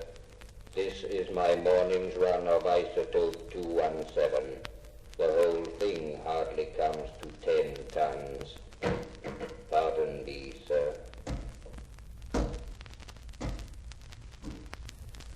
Oh, hello, Alter. Hello, Lieutenant. Does your father know you're out here? He did tell me not to go near the ship, but this isn't very near, is it? You'd be farther away still if we took a walk. Well, Robbie might come back. Oh, he's occupied over there. Cookie's following him around like a shadow. Now, come on, a walk's just what you need on a morning like this. Hey, Robbie. Can I be of service, sir? Never mind about the sir. Come over here where the skipper can't see us.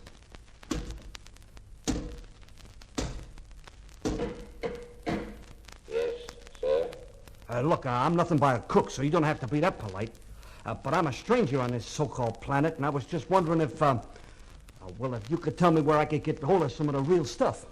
Real stuff? Just for cooking purposes, you understand. I take a big pride in my duties. Pardon me, sir.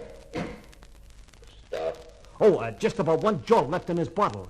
Now, this is it. Genuine Asian rocket bourbon. Hey, wait a minute. Hey, I didn't say you could drink it. Why, you low-living contraption, I ought to take a can opener to you. Quiet, please. I am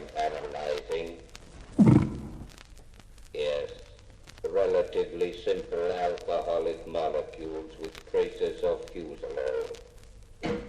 Would 60 gallons be sufficient? Gallons? Hey, Robbie, I've been from here to there in this galaxy, and I just want you to know you're the most understanding soul I ever met up with. Tomorrow night, sir, it will be ready.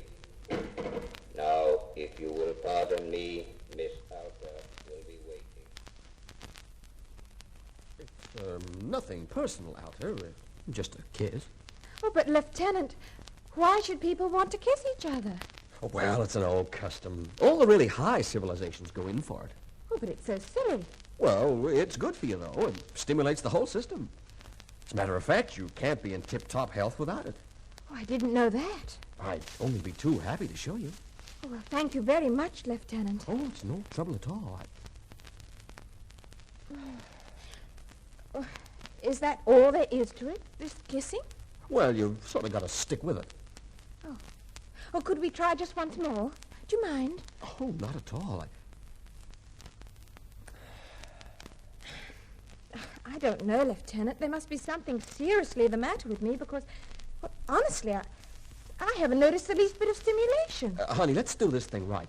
This time, let's really give it the works, huh? All right, honey, now just let yourself go and... Lieutenant Farmer! Don't say another word, sir. I know there are a lot of pressing duties waiting for me back at the ship. You're right, Lieutenant. And rank does have its little privileges, doesn't it, sir? You can depend on it, Lieutenant, that those privileges won't be stretched into taking your kind of advantages. What I... Dismissed! Yes, sir. Well, what's the matter? Why did you both act so funny? Well, don't you understand, Al? No? Well, look at yourself. You can't run around like that in front of men. It was bad enough anyway, a girl like you, after a year in a spaceship, but when you're wearing nothing but that play suit, particularly in front of a space wolf like Farman, well, for Pete's sake, go home and put on something that's... Well, put on anything. What's wrong with my clothes? I designed them myself. Oh, don't you like the way I look? Stop looking at me that way. Alta, get out of here before I have you run out of the area under guard. Then I'll have to put more guards on the guards. Now get out of here, Alta.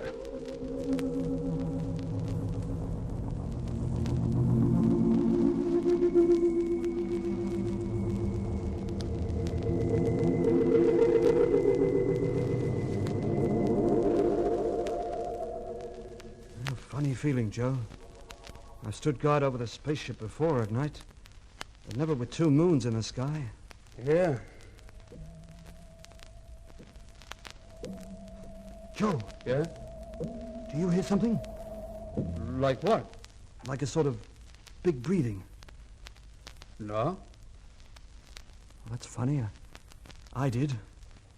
No one around. You can see that. No sign of anyone or anything. Funny. Like a sort of big breathing.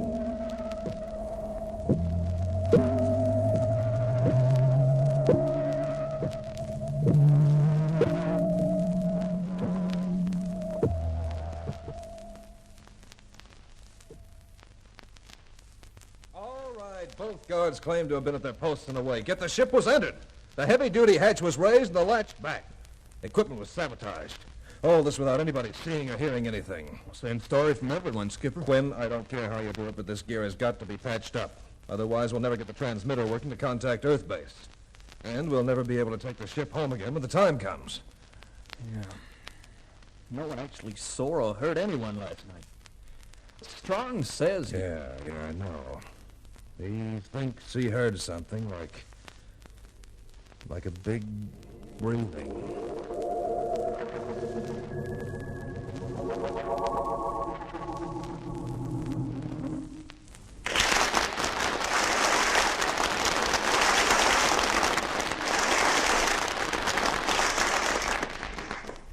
And so the curtain falls on Act 1 of tonight's Caltex play, Forbidden Planet.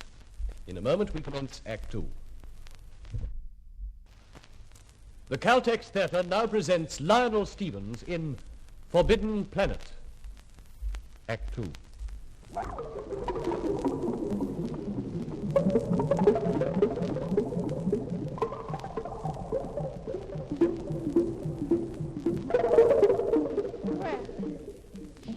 my new dress, Commander? Well, It's long, you see. Nothing shows through. Alta, I'm sorry about the way I spoke to you yesterday. I was, well, sort of bothered. I had this dress made especially for you. Though I didn't really want to see you. You still look at me in that funny way. I suppose there's just something personally about me that you don't like. Alta, you always look quite beautiful. Well, then why don't you kiss me like everybody else does? Everybody? Hasn't your father taught you anything at all? Well, he says I'm terribly ignorant. But I've had poetry and mathematics and logic, physics and geology and biology? Well, of course, that's mainly on the theoretical side. Oh, well, so far. But what's wrong with theory? This is what's wrong with it.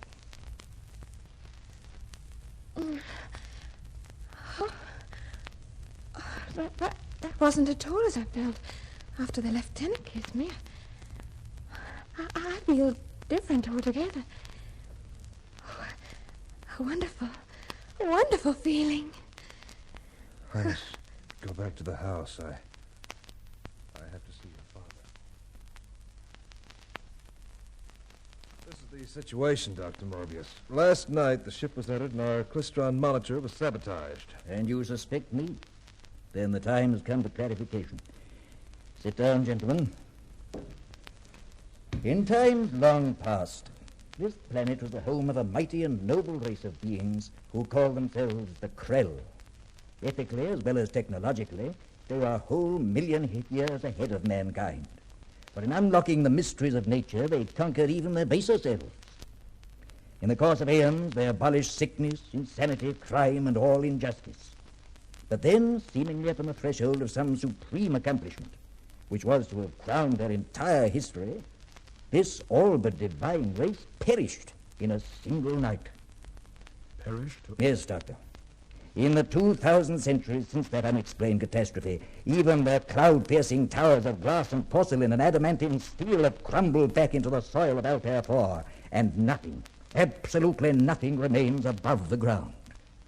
However, under the ground... Under the ground, Dr. Morbius? Behind this room there is a tunnel. Now come with me, and I will show you wonders of which the human mind could never conceive.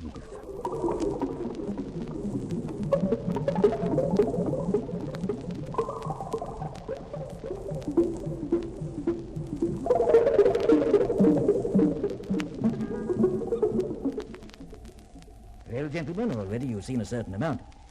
You've seen Krell metal, with molecules so densely interlocked that your blasters make no kind of impact on it.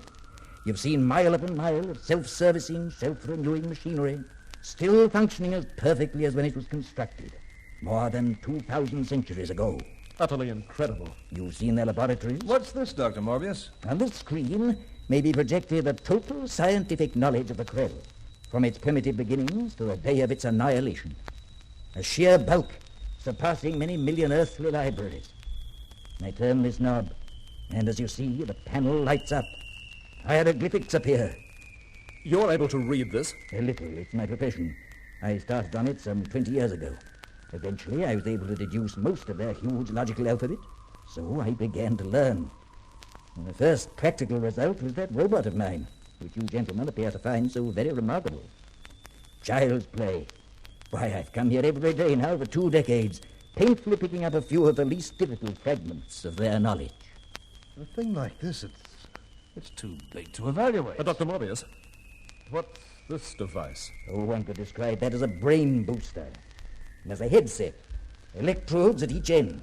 You can see it was designed for something far bulkier than my human cranium. And its function? I will activate it. Now, watch closely.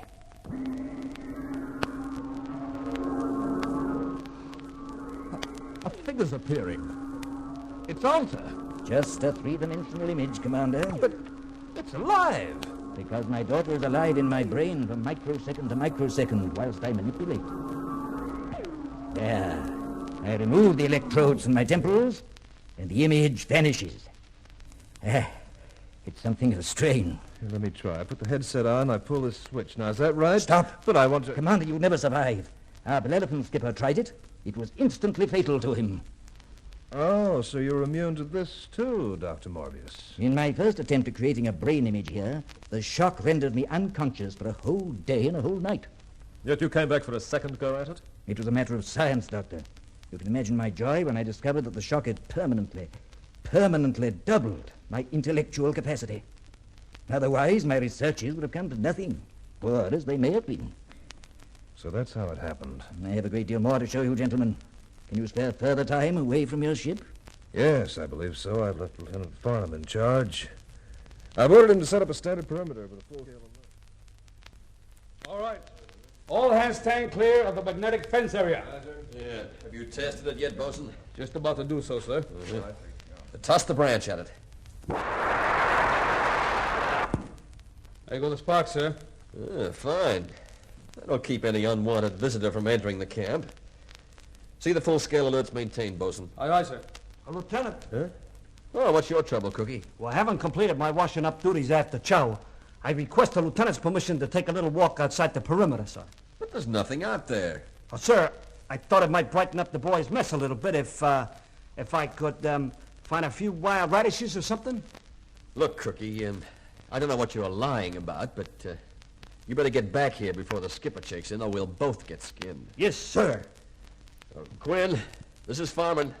Kill the power on the fence. All right, Cookie, off you go. Yes, sir. Thank you, sir. All right, Quinn. Put it back on.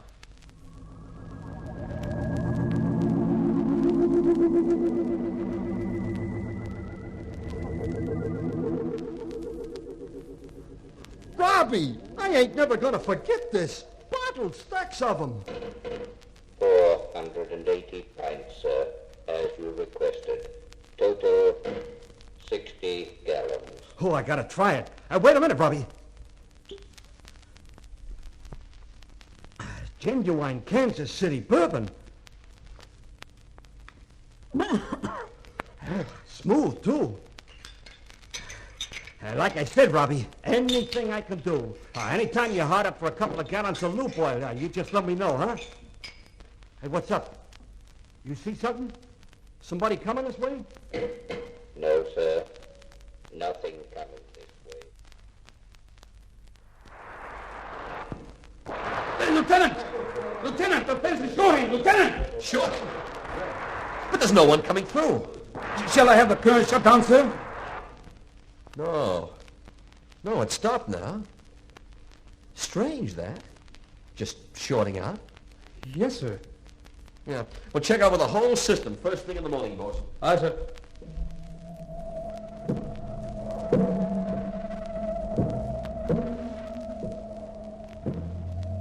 Hey, Bosun, that fence, the way it was shorting. Yes, sir.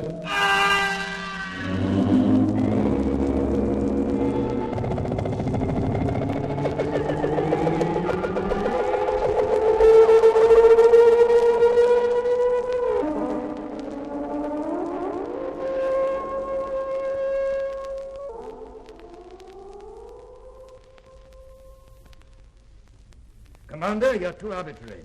Perhaps I do not choose to be dictated to in my own world. But Dr. Morbius, a scientific find of this magnitude has got to be taken under United Planet's supervision. No one man can be allowed to monopolize it. The past 2 hours I've been expecting you to make exactly such an asinine statement. Asinine? Just one moment, Commander. For close on 20 years now, I've been constantly, and I hope dispassionately, considering this very problem. Now I've come to the unalterable conclusion that man is unfit as yet to receive such knowledge, such almost limitless power. Whereas Morbius, with his artificially expanded intellect, is now ideally suited to administer this power for the whole human race. Precisely, Doctor. Such portions of the Krell science as I may from time to time deem suitable and safe, I shall dispense to Earth. Other portions I shall withhold. In this, I shall be answerable exclusively to my own conscience and judgment. Dr. Morbius, in the absence of special instructions, you leave me in a very awkward position. They're wanting to contact you from the ship. Adam speaking. Commander, this is Farman. Yes, Lieutenant? Skipper, the chief's been murdered. Quinn murdered? What? He was alone in the ship working on the monitor. The rest of us were all outside on guard duty. But how was it done? Done? Skipper, his body's plastered all over the communications room. Right. Leave everything as it is. We're on our way. Come on, Doc. It started again.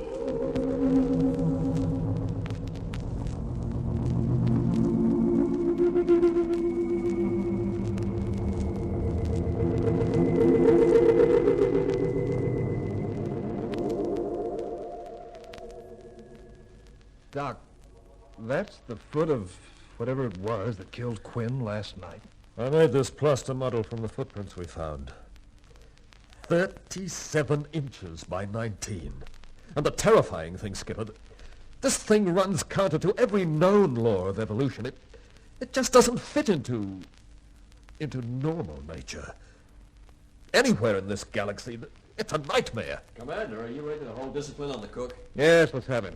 Come on, Cookie. Yes, sir.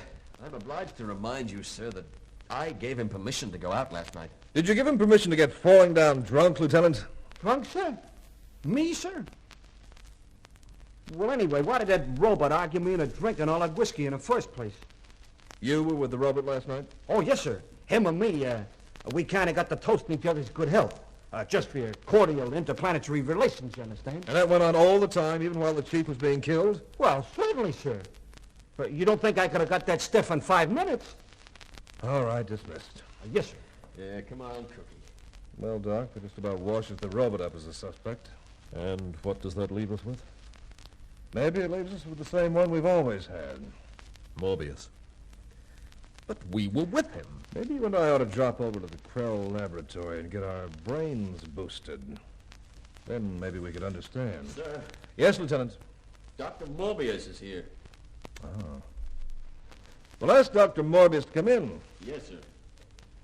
Skipper, what do you suppose he's... Oh, good day, Dr. Morbius. Well, Commander, I dare say neither of us really slept last night. That's a pretty close guess. I warned you while your ship was still in space. I begged you not to land on the planet. Believe me, Commander, that's only a foretaste. The Bellerophon pattern is being woven all over again. What? Remain here, and the next attack upon your party will be more general and more deadly. Dr. Morbius, how do you know that? No? Well, I seem to visualize it. If you wish, call it a premonition. That is all I have to say, Commander.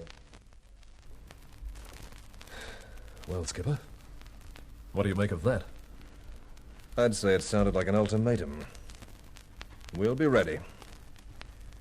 Tonight we'll be prepared for an attack.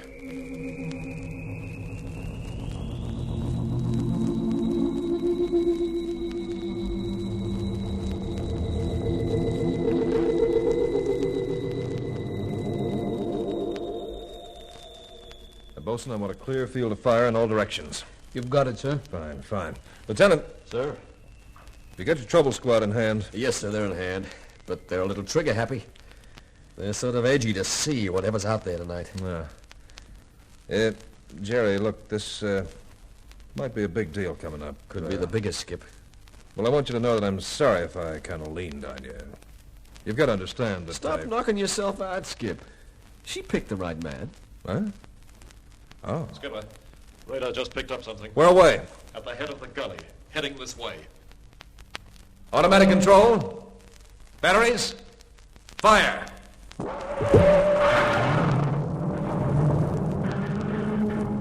Hold fire. Dead on target, Skipper, but it's still coming. I'll stop it. Get back, Lieutenant. Batteries, fire! Batteries, cease fire. Skipper, it's still coming.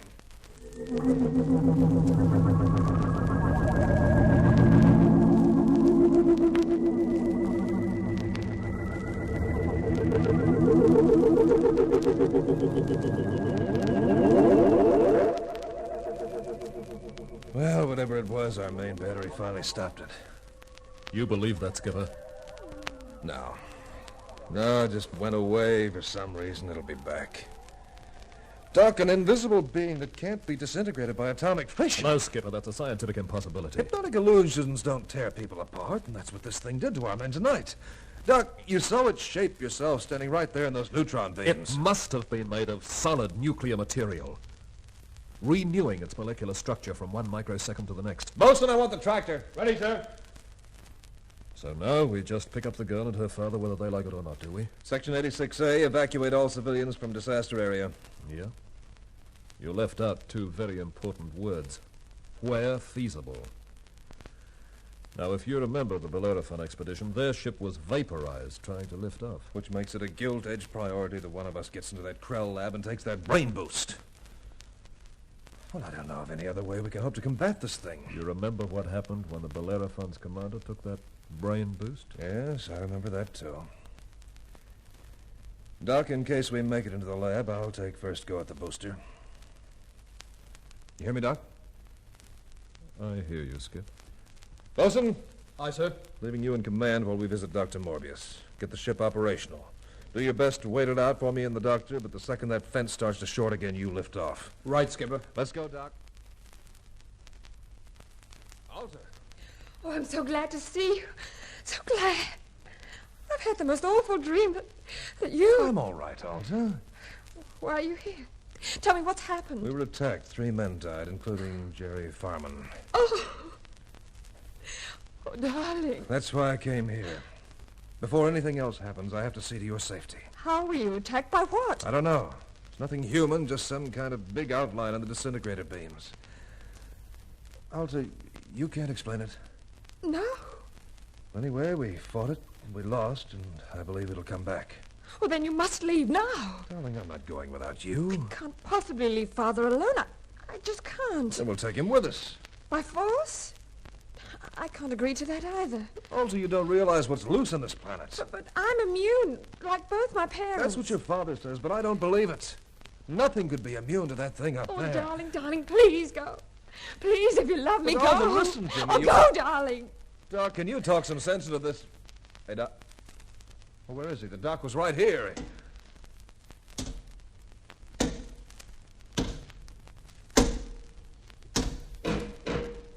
Here is the doctor, sir. Doc. Oh, lay him on the sofa, Robbie. Doors open into the tunnel. That's where Robbie brought him from. Doc.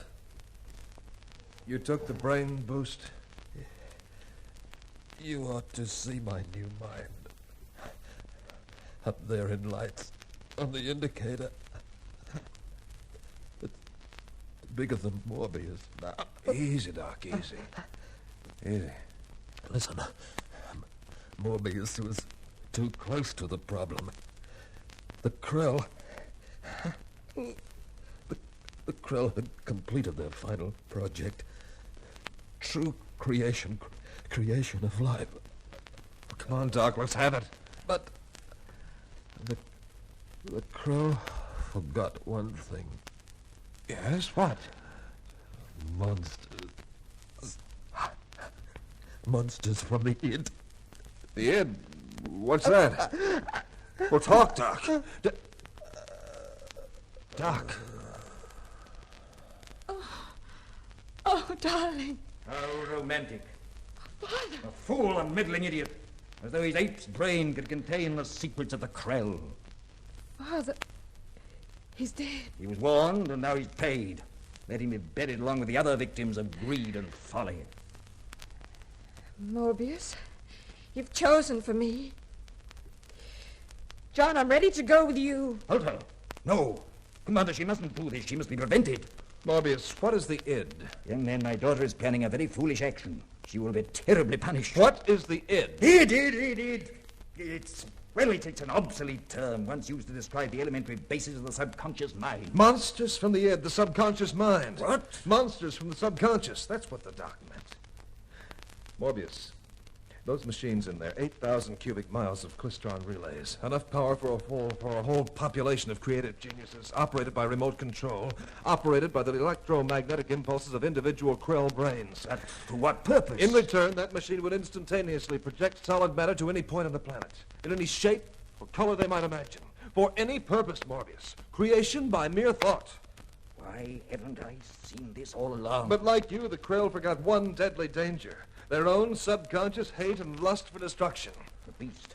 The mindless primitive. Even the Krell must have evolved from that beginning. So those mindless beasts of the subconscious had access to a machine that could never be shut down. The secret devil of every soul on the planet, all set free at once to loot and maim and take revenge, Morbius, and kill. My poor Krill. After 1,000,000 years of shining sanity, they could hardly have understood what power was destroying them. But the one obvious fallacy. The last Krill died some 2,000 centuries ago. But today, as we all know, there's still at large upon this planet a living monster. A monster created by the subconscious mind of someone. Your mind refuses to face the conclusion. Morbius. What? Something approaching from the southwest, breaking down trees in its path.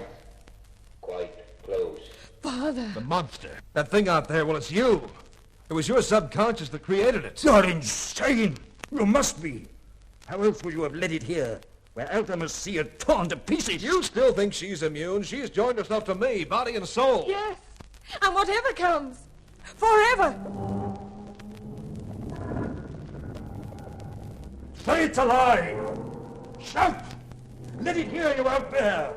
Say you don't love this man! Not even if I could! Stop it, Robbie! Don't let it in! Kill it, Robbie! He can do nothing, Morbius. He knows it's your other self. Heavens, I'm not a monster! We're all part monsters in our subconscious. That's why we have laws and religion. Into the tunnel, quickly!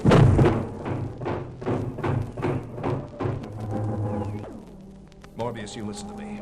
We don't have much time. Your mind was artificially enlarged. Consciously, it still lacked the power to operate the great machines. But your subconscious had been made strong enough. I won't hear you. 20 years ago, when your comrades voted to return to Earth, you sent your secret id out to murder them.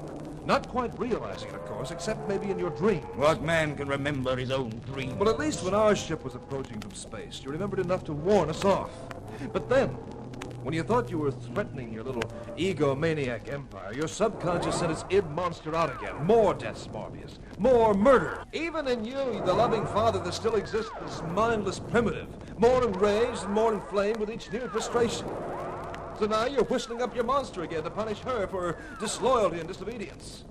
And if you don't do something about it soon, Morbius, it's going to be coming right through that door. Solid Krill metal? Impossible. The machines are going to supply your monster with whatever amount of power it requires to reach us. Alta, say you don't believe this of me. Tell me you don't. And it must be true. I must be guilty.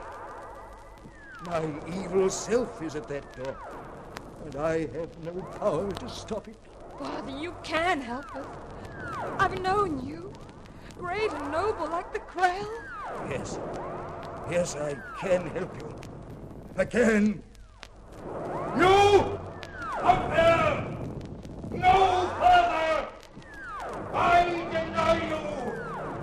I give you up! I deny you!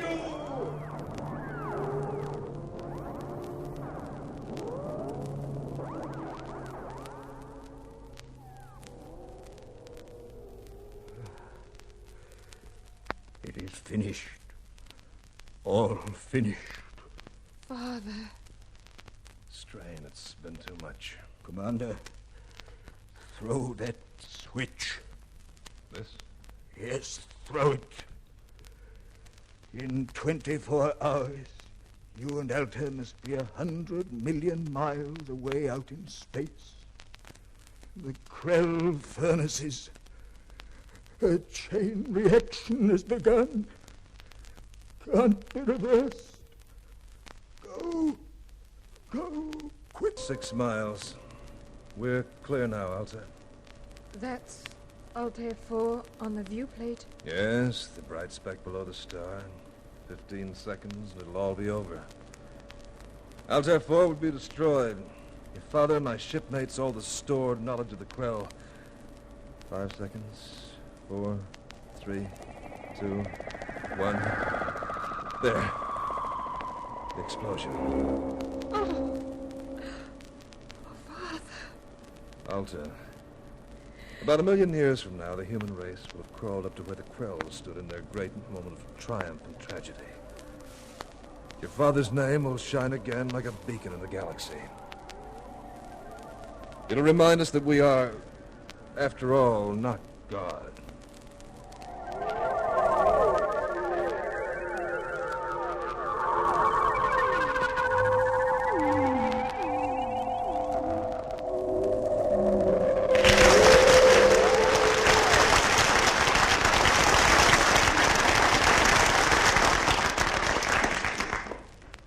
So ends our Caltex play, Forbidden Planet.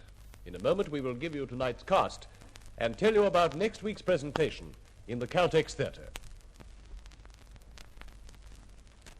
Ladies and gentlemen, the producer of tonight's Caltex play, Creswick Jenkinson.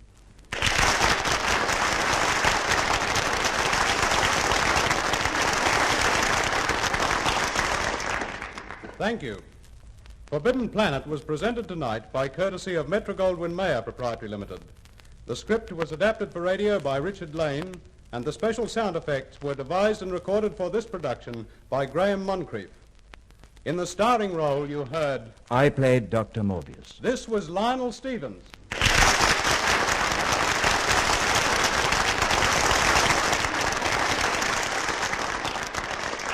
The supporting cast was as follows.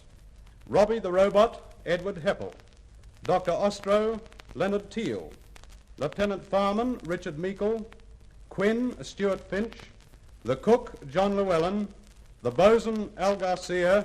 And as Alta and Commander Adams, you heard Joan Lander and Hart Maguire.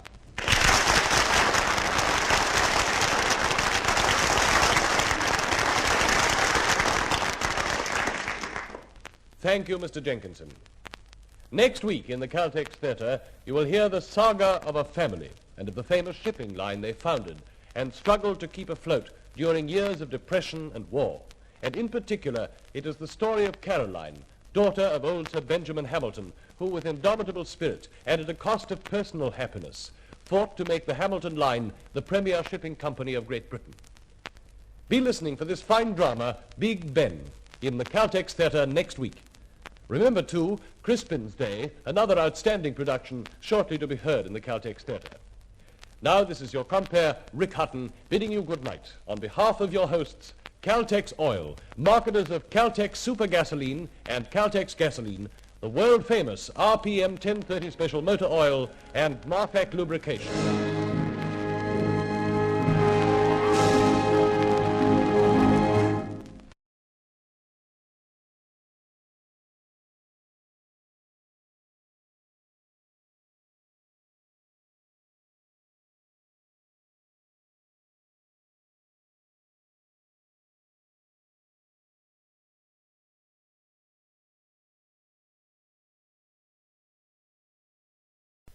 This is ChestertonRadio.com.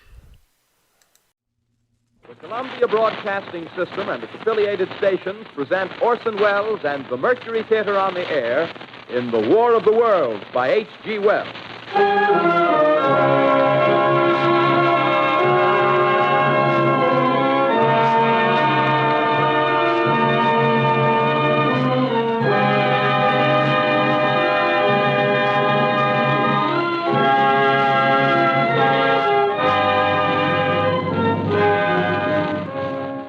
Ladies and gentlemen, the director of the Mercury Theater and star of these broadcasts, Orson Welles.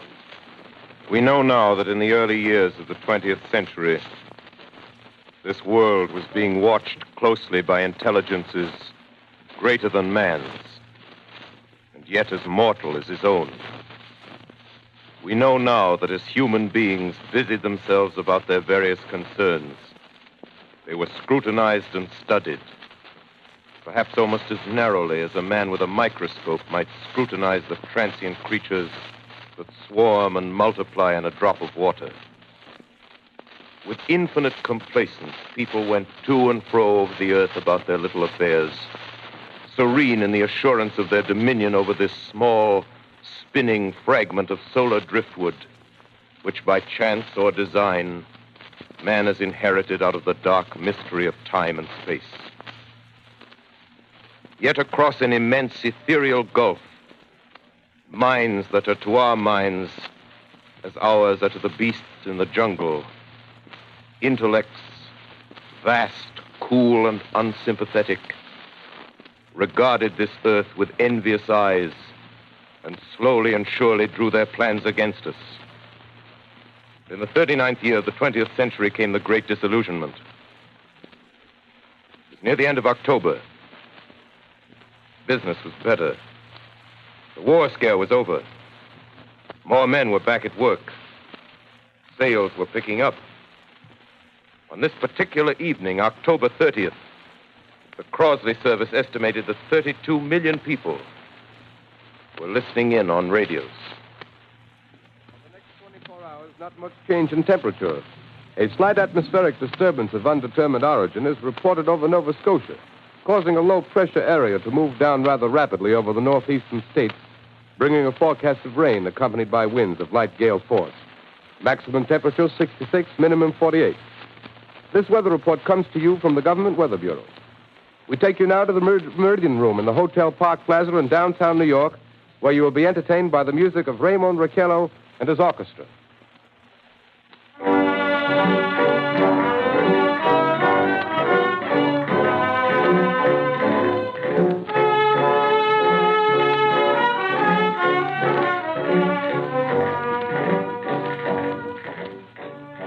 Good evening, ladies and gentlemen. From the Meridian Room in the Park Plaza Hotel in New York City, we bring you the music of Raymond Raquello and his orchestra. With a touch of the Spanish, Raymond Raquello leads off with La Comparsita.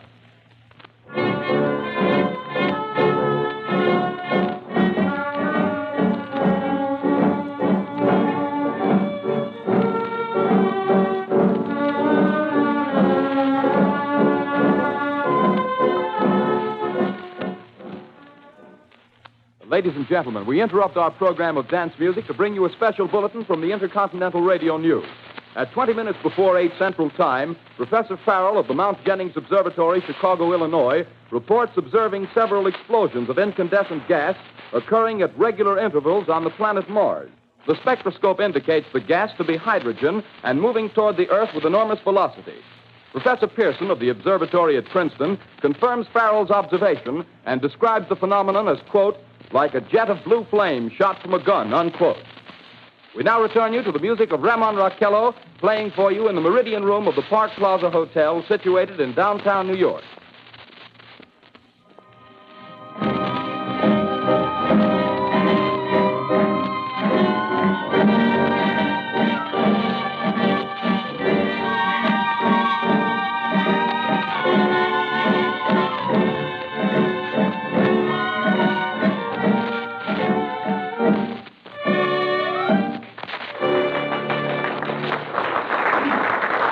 And now a tune that never loses favor, the ever-popular Stardust, Raymond Raquello and his orchestra.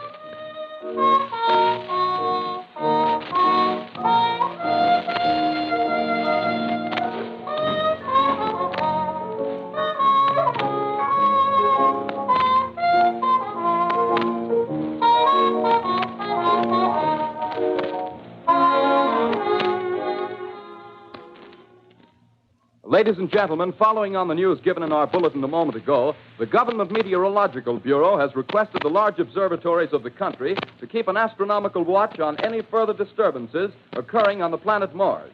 Due to the unusual nature of this occurrence, we have arranged an interview with the noted astronomer, Professor Pearson, who will give us his views on this event. In a few moments, we will take you to the Princeton Observatory at Princeton, New Jersey. We return you until then to the music of Raymond Raquello and his orchestra.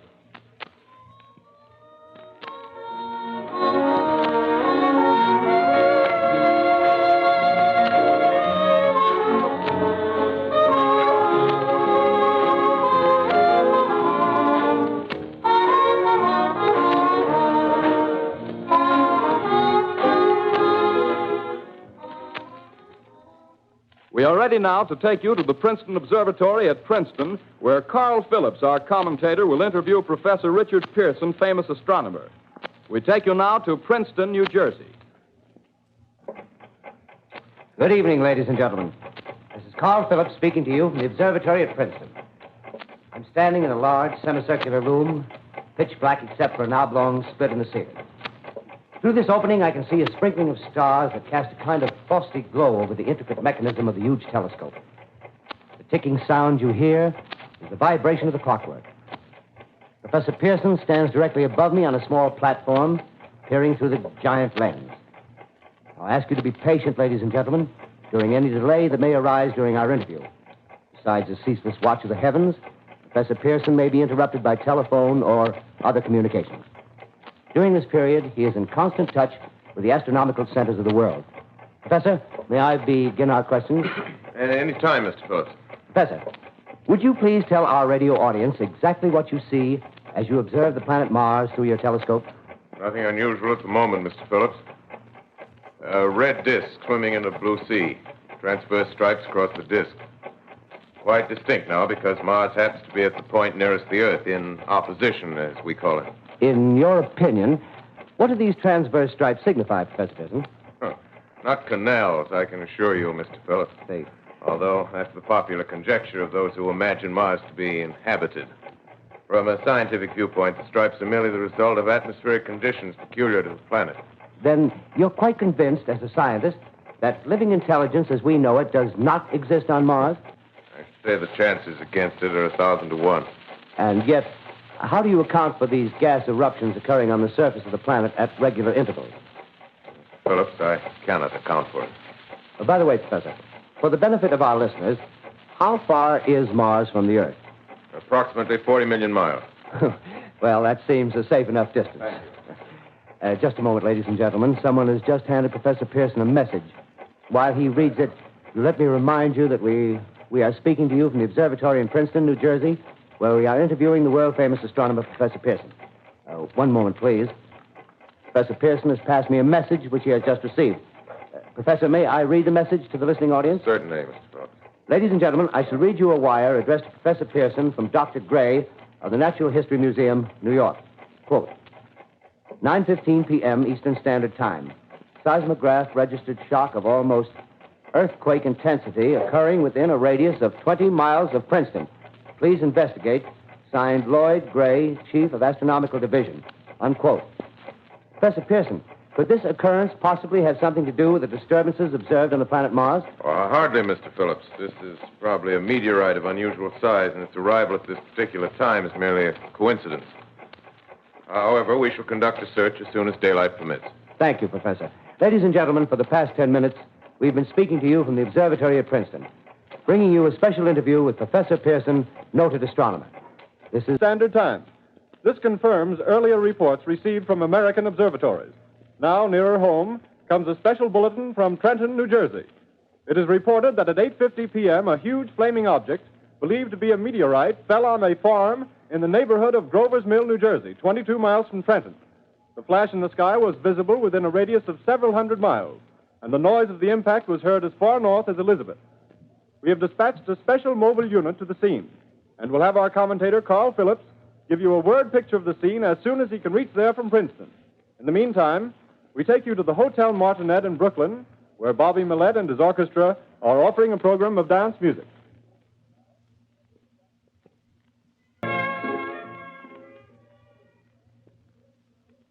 We take you now to Grover's Mill, New Jersey.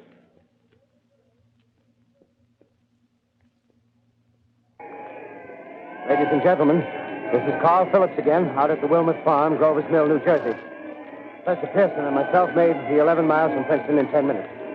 Well, I hardly know where to begin. To paint for you a word picture of the strange scene before my eyes, like something out of a modern Arabian Nights. Well, I just got here. I haven't had a chance to look around yet. I guess that's it. Yes, I guess that's the thing directly in front of me, half buried in a vast pit. Must have struck with terrific force. The ground is covered with splinters of a tree. It must have struck on its way down. But I can see the object itself doesn't look very much like a meteor. At least not the meteors I've seen. It looks more like a huge cylinder. Has a diameter of, what would you say, Professor Pearson? What's that? What would you say, what's the diameter of this? About 30 yards. About 30 yards. The metal on the sheath is, well, I've never seen anything like it. The color is sort of yellowish white. There's curious spectators now are pressing close to the object in spite of the efforts of the police to keep them back, getting in front of my line of vision. Would you mind standing one side, please, while the police are pushing the crowd back? Here's Mr. Wilmot, owner of the farm here.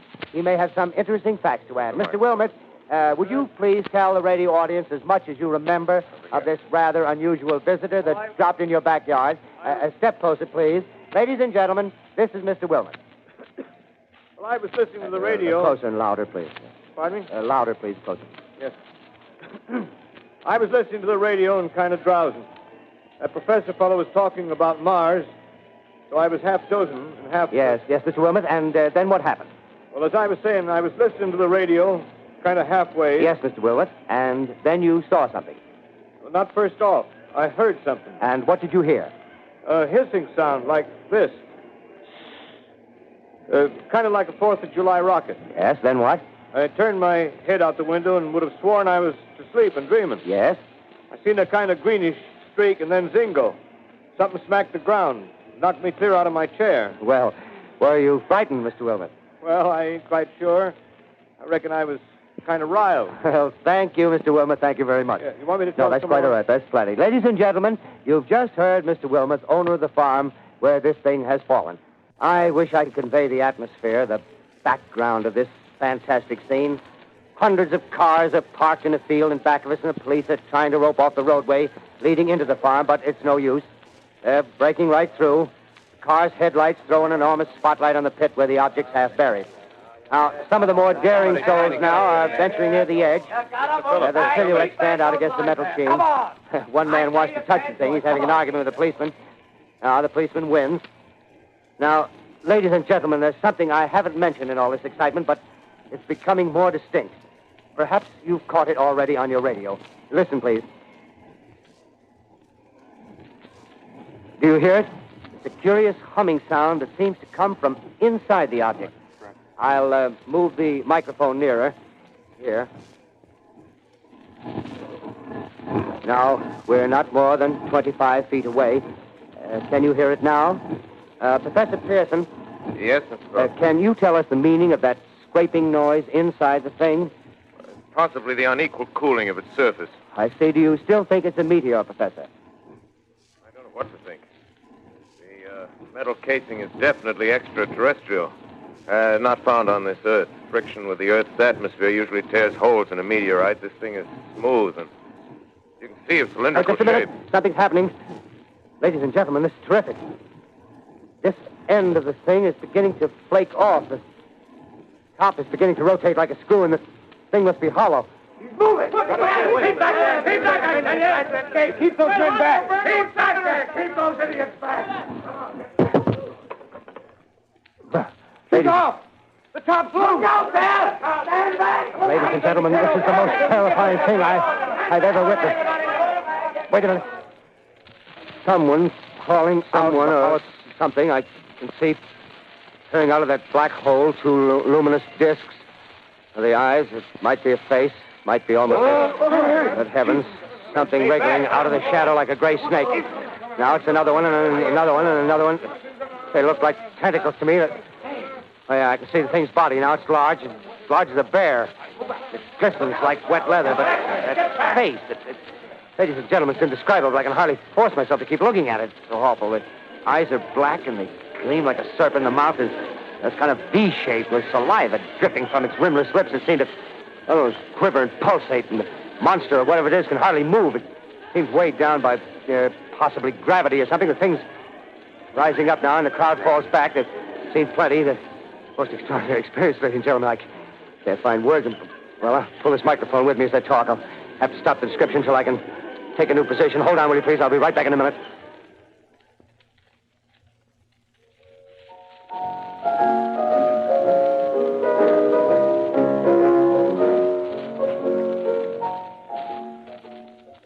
We are bringing you an eyewitness account of what's happening on the Wilmuth Farm, Grover's Mill, New Jersey.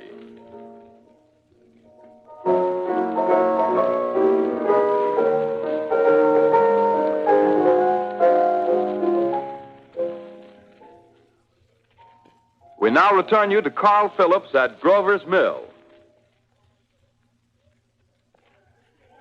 Ladies and gentlemen, am I on? Ladies and gentlemen, here I am, back of a stone wall that adjoins Mr. Wilmot's garden. From here, I get a sweep of the whole scene. I'll give you every detail as long as I can talk and as long as I can see. The more state police have arrived. They're drawing up a cordon in front of the pit. About 30 of them. No need to push the crowd back now. They're willing to keep their distance. The captain's conferring with someone. Can't quite see who. Oh, yes, I believe it's Professor Pearson. Yes, it is. Now they've parted, and the professor moves around one side, studying the object while the captain and two policemen advance with something in their hands.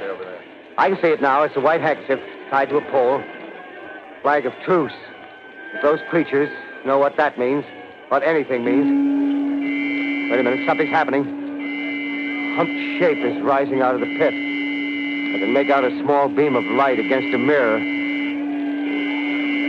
What's that? There's a jet of flame springing from the mirror, and it leaps right at the advancing men. It strikes them head on. Lord, they're turning into flames. Now the whole field's caught up by the woods, the barns, the gas tanks of the automobiles spreading everywhere. It's coming this way now, about 20 yards to my right.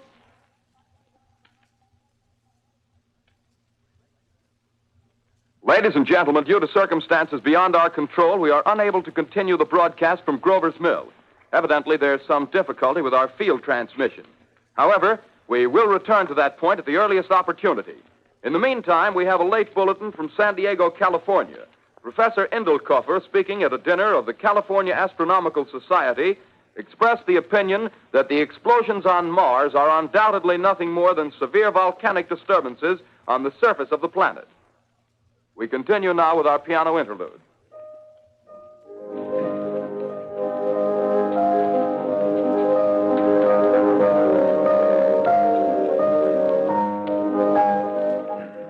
Ladies and gentlemen, I've just been handed a message that came in from Grover's Mill by telephone. Just one moment, please. At least 40 people, including 6 state troopers, lie dead in a field east of the village of Grover's Mill. Their bodies burned and distorted beyond all possible recognition.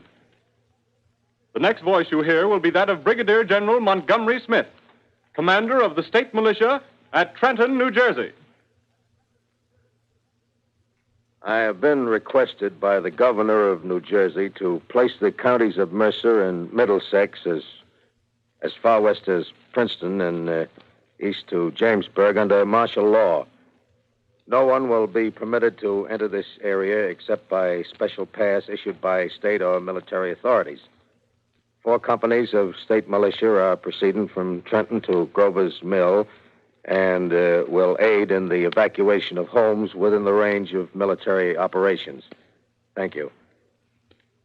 You have just been listening to General Montgomery Smith, commanding the state militia at Trenton. In the meantime, further details of the catastrophe at Grover's Mill are coming in.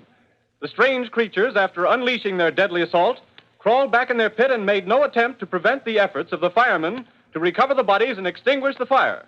The combined fire departments of Mercer County are fighting the flames which menace the entire countryside. We have been unable to establish any contact with our mobile unit at Grover's Mill, but we hope to be able to return you there at the earliest possible moment. In the meantime, we take you to... Just one moment, please. Ladies and gentlemen, I have just been informed that we have finally established communication with an eyewitness of the tragedy.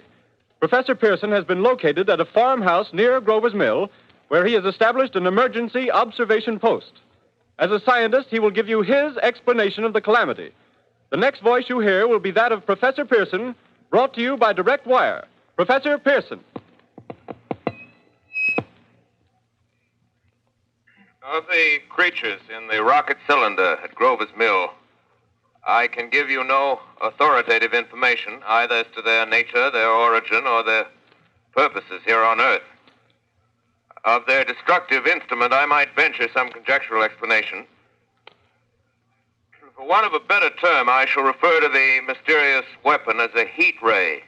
It's all too evident that these creatures have scientific knowledge far in advance of our own. It's my guess that in some way they are able to generate an intense heat in a chamber of practically absolute non-conductivity. This intense heat they project in a parallel beam against any object they choose by means of a polished parabolic mirror of unknown composition, much as the mirror of a lighthouse projects a beam of light. That is my conjecture of the origin of the heat ray. Thank you, Professor Pearson. Ladies and gentlemen, here is a bulletin from Trenton. It is a brief statement informing us that the charred body of Carl Phillips has been identified in a Trenton hospital. Now, here's another bulletin from Washington, D.C.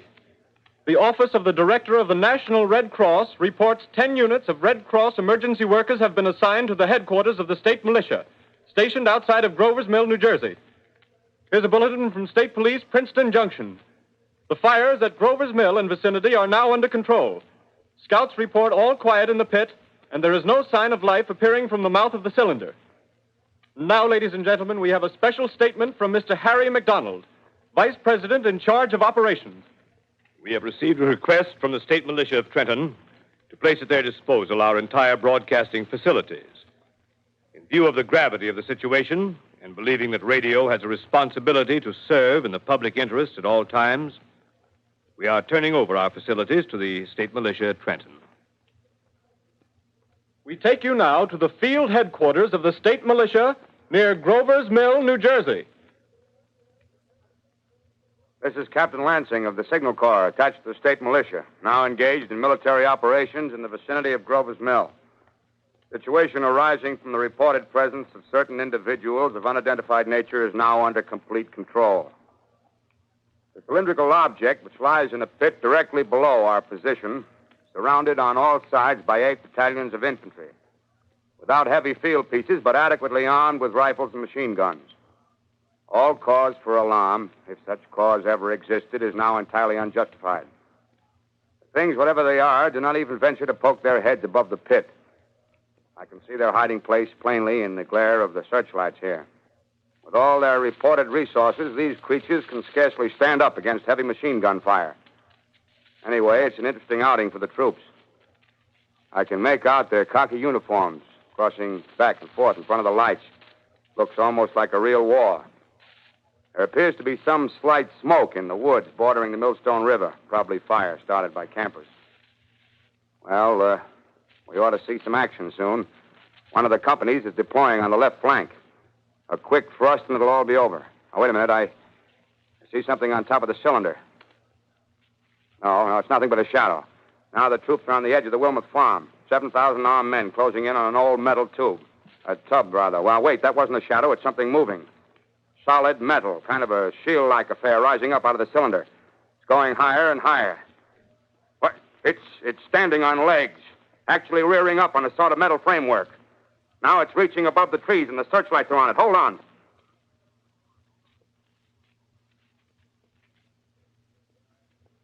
Ladies and gentlemen, I have a grave announcement to make.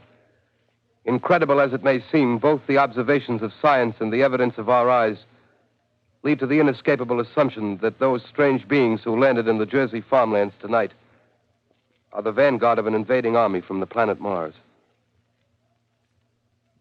The battle which took place tonight at Grover Mills has ended in one of the most startling defeats ever suffered by an army in modern times. 7,000 men armed with rifles and machine guns pitted against a single fighting machine of the invaders from Mars. 120 known survivors. The rest strewn over the battle area from Grover's Mill to Plainsboro, crushed and trampled to death under the metal feet of the monster, or burned to cinders by its heat ray. The monster is now in control of the middle section of New Jersey and has effectively cut the state through its center. Communication lines are down from Pennsylvania to the Atlantic Ocean. Railroad tracks are torn and service from New York to Philadelphia discontinued, except routing some of the trains through Allerton and Phoenixville.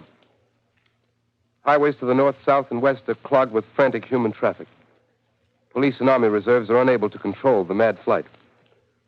By morning, the fugitives will have swelled Philadelphia, Camden, and Trenton, it is estimated, to twice their normal population. Martial law prevails throughout New Jersey and eastern Pennsylvania. At this time, we take you to Washington for a special broadcast on the national emergency.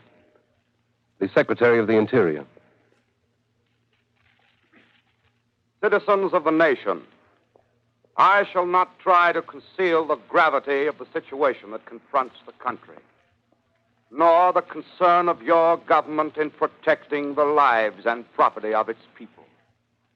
However, I wish to impress upon you, private citizens and public officials, all of you, the urgent need of calm and resourceful action.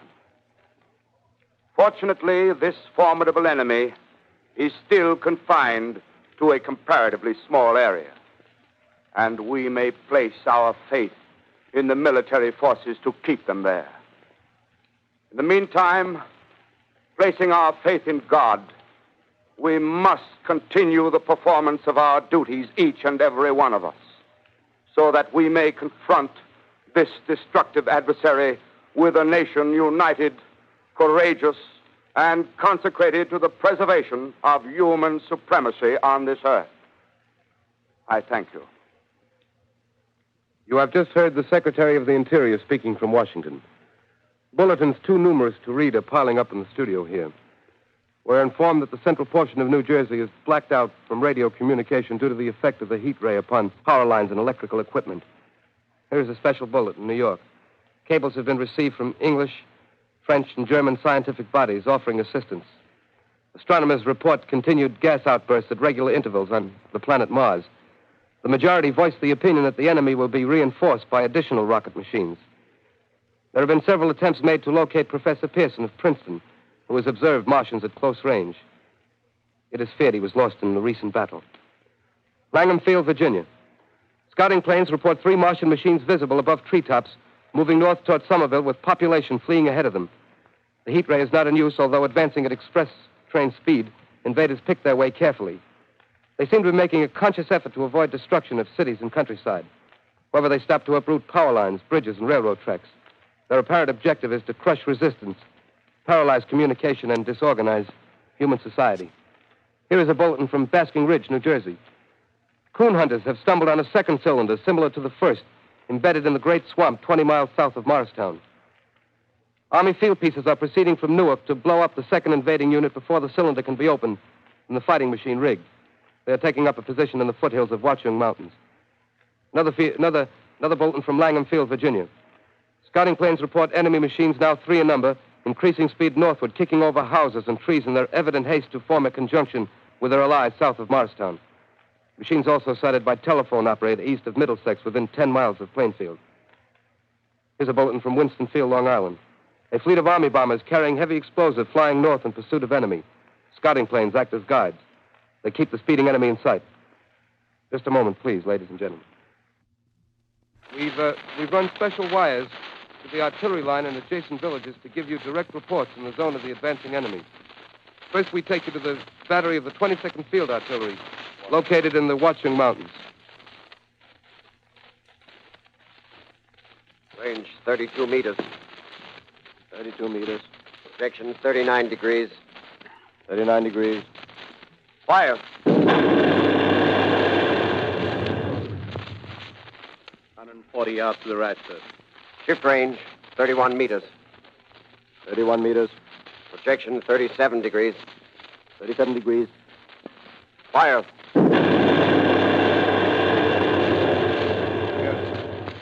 Hit, sir. Got the tripod of one of them. They're stopped. The others are trying to repair it. Quick, get the range. Shift 30 meters. 30 meters. Projection 27 degrees. 27 degrees. Fire.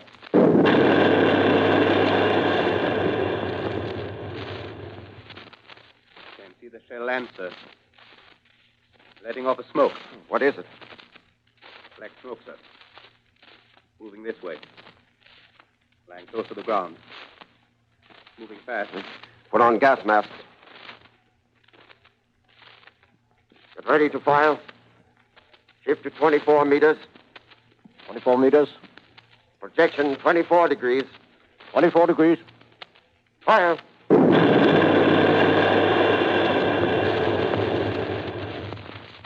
Still can't see, sir. Smoke's coming nearer. Get the range. 23 meters. 23 meters. 23 meters.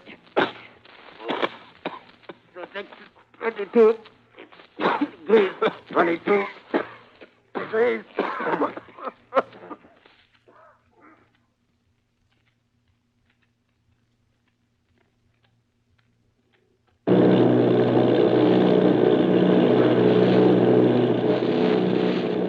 Army bombing plane V-843 off Bayonne, New Jersey. Lieutenant Boat, commanding 8 bombers, reporting to Commander Fairfax, Langham Field.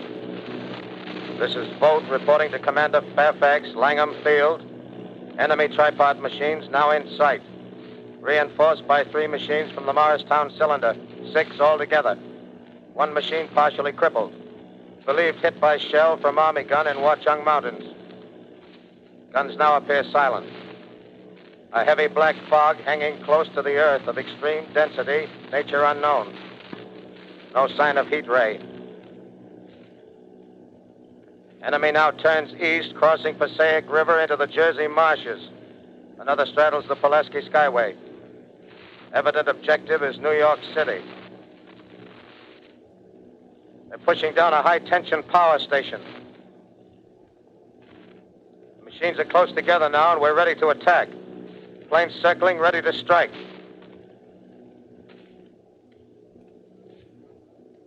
A 1,000 yards, and we'll be over the first.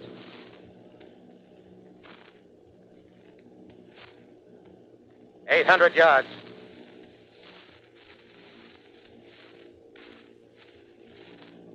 $600.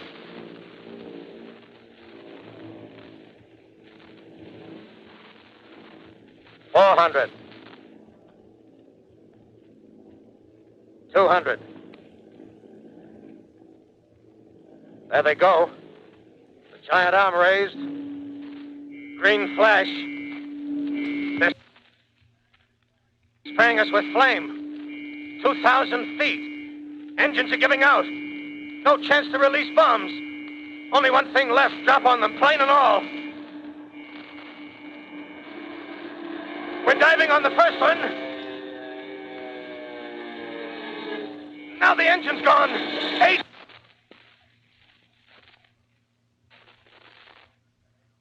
This is Bayonne, New Jersey, calling Langham Field.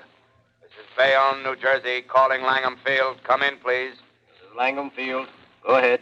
8 Army bombers in engagement with enemy tripod machines over Jersey Flats. Engines incapacitated by heat ray. All crashed. 1 enemy machine destroyed. Enemy now discharging heavy black smoke in direction of... This is Newark, New Jersey. This is Newark, New Jersey. Warning. Poisonous black smoke pouring in from Jersey marshes. Reach at South Street. Gas masks useless. Urge population to move into open spaces.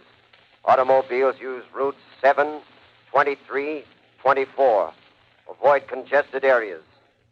Smoke now spreading over Raymond Boulevard.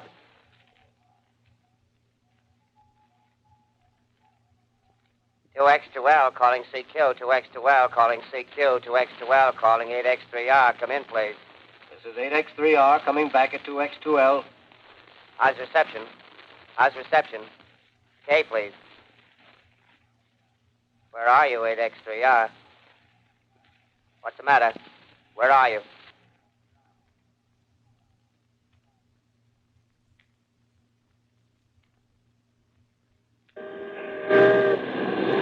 I'm speaking from the roof of Broadcasting Building. I'm speaking from the roof of Broadcasting Building, New York City. The bells you hear are ringing to warn the people to evacuate the city as Martians approach. Estimated in the last 2 hours, 3 million people have moved out along the roads to the north.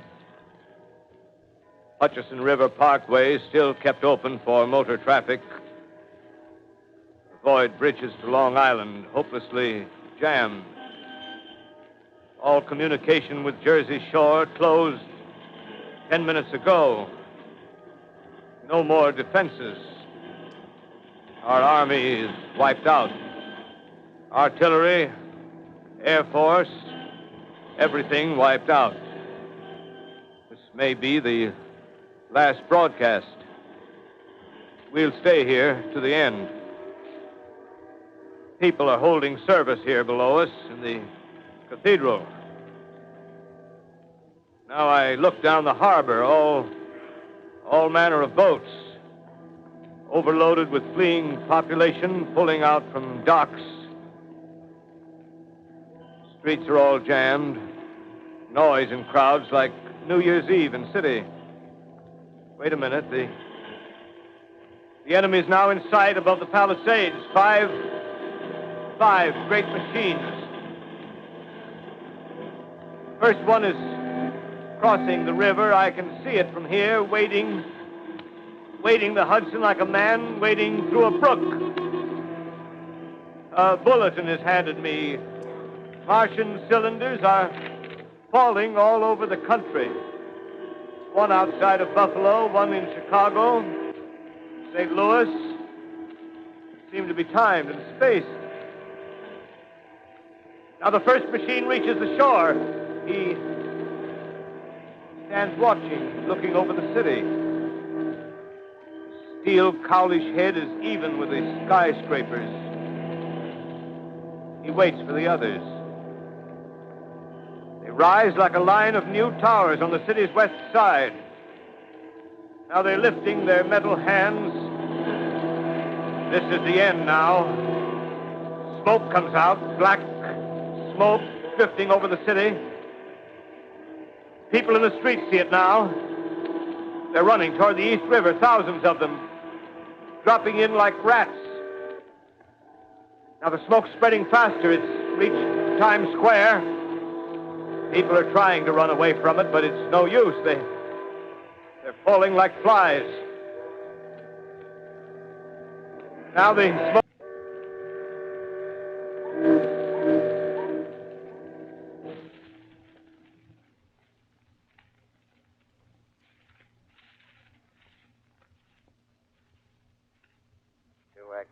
L calling CQ. 2X2L calling CQ. 2X2L calling CQ, New York. Isn't there anyone on the air? Isn't there anyone on the air? Isn't there anyone? 2X2L.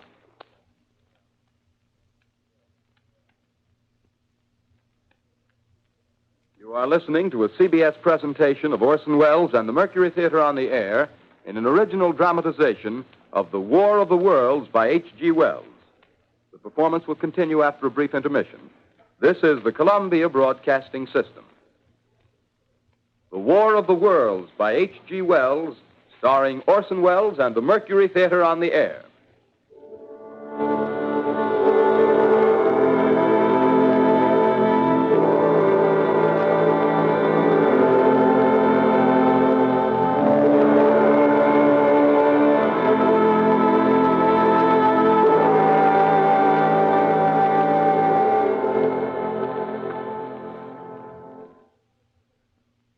I set down these notes on paper. I'm obsessed by the thought that I may be the last living man on Earth. I've been hiding in this empty house near Grover's Mill, a small island of daylight cut off by the black smoke from the rest of the world. All that happened before the arrival of these monstrous creatures in the world now seems part of another life. A life that has no continuity with the present. Furtive existence of the lonely derelict who pencils these words on the back of some astronomical notes bearing the signature of Richard Pearson. I look down at my blackened hand and I try to connect them with a professor who lives at Princeton and who, on the night of October 20th, glimpsed through his telescope an orange splash of light on a distant planet. My wife, my colleagues, my students, my books, my observatory, my world. Where are they?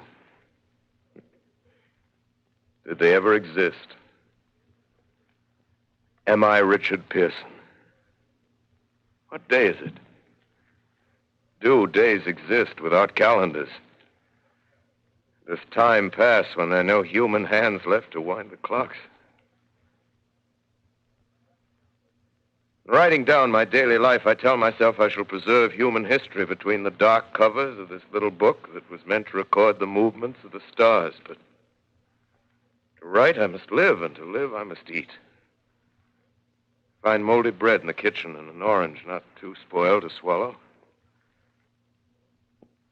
Keep watch at the window. Time to time, I catch sight of a Martian above the black smoke. The smoke still holds the house in its black coil, but at length there's a hissing sound, and suddenly I see a Martian mounted on his machine, spraying the air with a jet of steam as if to dissipate the smoke. I watch in a corner as his huge metal legs nearly brush against the house. Exhausted by terror, I fall asleep. Morning. Morning. Sun streams in the window. The black cloud of gas is lifted, and the scorched meadows to the north look as though a black snowstorm had passed over them. I venture from the house. I make my way to a road, no traffic. Here and there, a wrecked car, baggage overturned, a blackened skeleton. Push on north. For some reason, I feel safer trailing these monsters than running away from them. And I keep a careful watch. I've seen the Martians feed. Should one of their machines appear over the top of trees, I'm ready to fling myself flat on the earth. I come to a chestnut tree. October. Chestnuts are ripe. Fill my pockets. I must keep alive. 2 days I wander in a vague northerly direction through a desolate world. Finally, I notice a living creature. A small red squirrel in a beech tree. I stare at him and wonder. He stares back at me. I believe at that moment the animal and I shared the same emotion. The joy of finding another living being.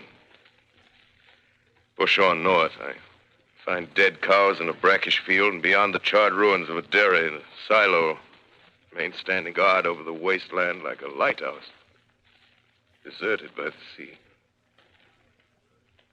Astride the silo perches a weathercock. The arrow points north. North. Next day, I come to a city. City vaguely familiar in its contours, yet its buildings strangely dwarfed and leveled off as if a giant had sliced off its highest towers with a capricious sweep of his hand. Reached the outskirts, I found Newark. Newark, undemolished but humbled by some whim of the advancing Martians.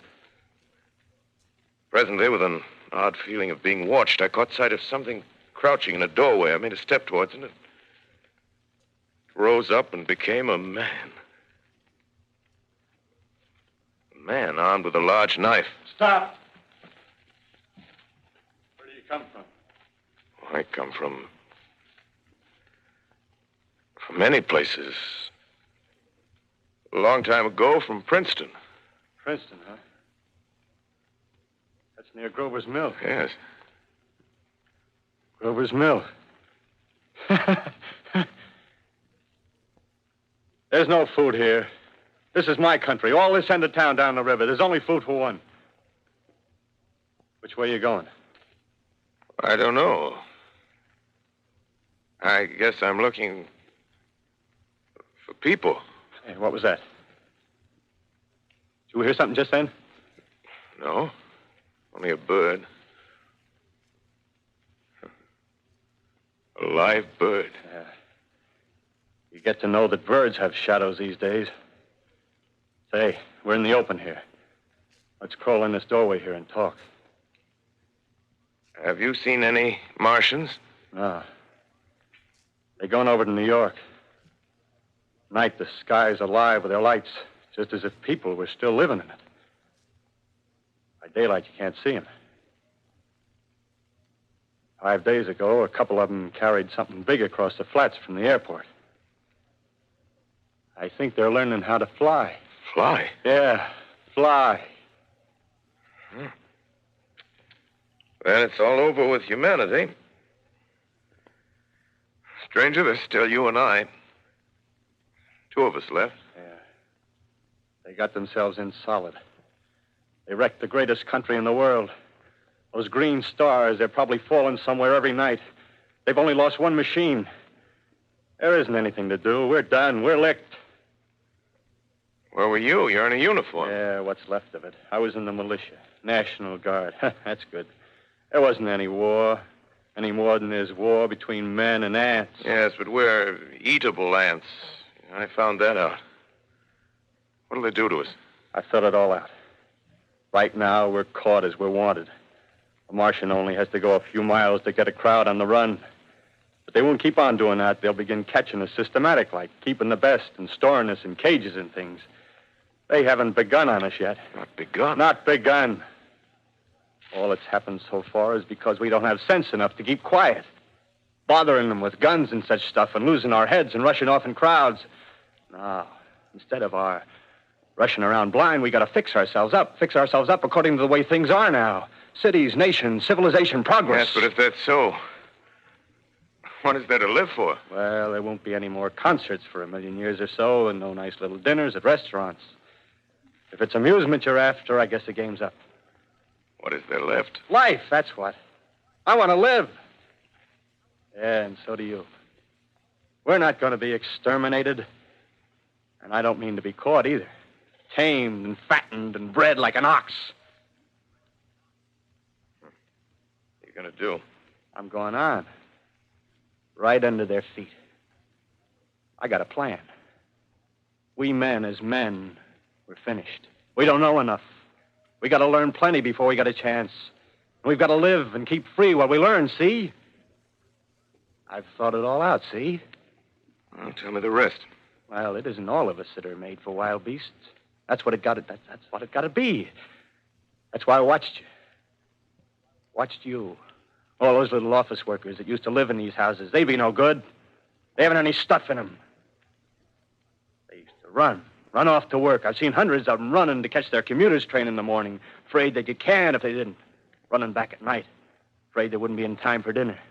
Lives insured and a little invested in case of accidents. Yeah, and on Sundays, worried about the hereafter. Well, the Martians, they'll be a godsend for those guys. Nice, roomy cages, good food, careful breeding, no worries. Yeah, after a week or so of chasing around the fields on empty stomachs, they'll come and be glad to be caught. You've thought it all out, haven't you? Sure, you bet I have. That isn't all. These Martians are going to make pets of some of them. Train them to do tricks.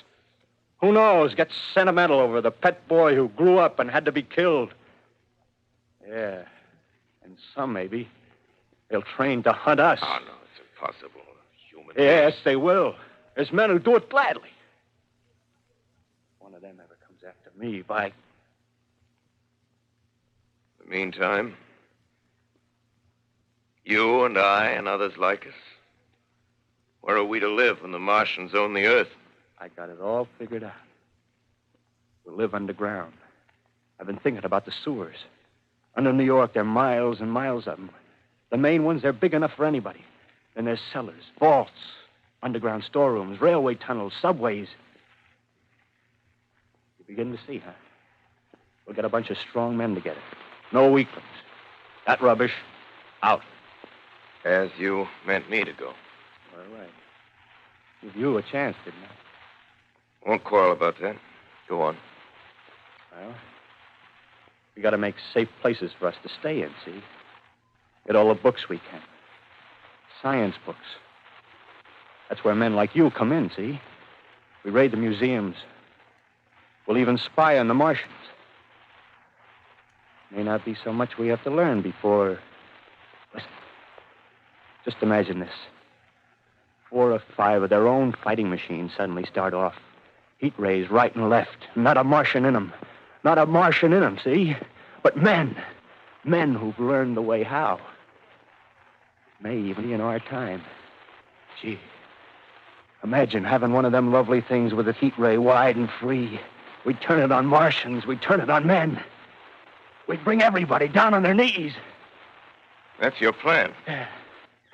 You, me, a few more of us. We'd own the world. I see. Hey. Hey, what's the matter? Where are you going?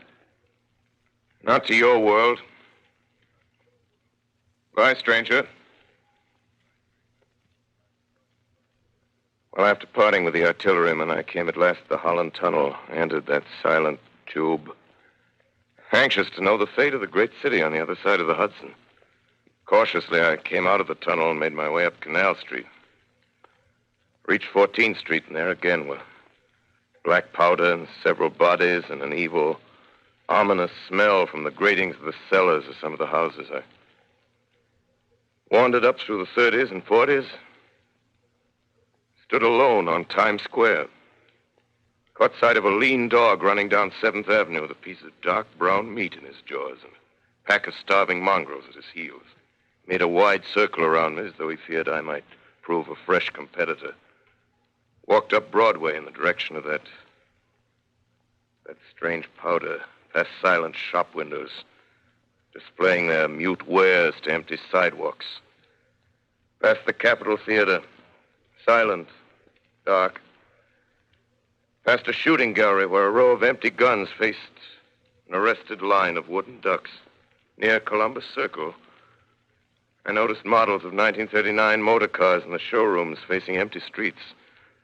Over the top of the General Motors building, I watched a flock of black birds circling in the sky. Hurried on. Suddenly, I caught sight of the hood of a Martian machine, standing somewhere in Central Park, gleaming in the late afternoon sun. An insane idea. I rushed recklessly across Columbus Circle and into the park. I climbed a small hill above the pond at 60th Street, and from there I could see standing in a silent row along the mall 19 of those great metal titans, their cowls empty, their steel arms hanging listlessly by their sides. I looked in vain for the monsters that inhabit those machines.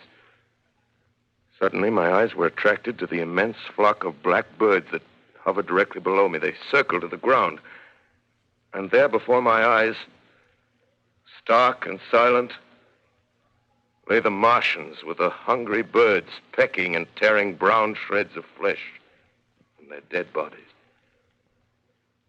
Later, when their bodies were examined in laboratories, it was found that they were killed by the putrefactive and disease bacteria against which their systems were unprepared. Slain, after all, man's defenses had failed by the humblest thing that God, His wisdom, has put upon this earth. Before the cylinder fell, there was a general persuasion that through all the deep of space, no life existed beyond the petty surface of our minute sphere. Now we see further. Dim and wonderful is the vision I've conjured up in my mind of life spreading slowly from this little seedbed of the solar system throughout the inanimate vastnesses of sidereal space. But a remote dream, maybe that the destruction of the Martians is only a reprieve to them and not to us. Is the future ordained, perhaps? Strange it now seems to sit in my peaceful study at Princeton, writing down this last chapter of the record, begun at a deserted farm in Grover's Mill. Strange to watch children playing in the streets. Strange to see young people strolling on the green where the new spring grass heals the last black scars of a bruised earth. Strange to watch the sightseers enter the museum where the dissembled parts of a Martian machine are kept on public view. Strange when I recall the time when I first saw it. Bright and clean-cut, hard and silent under the dawn of that last great day.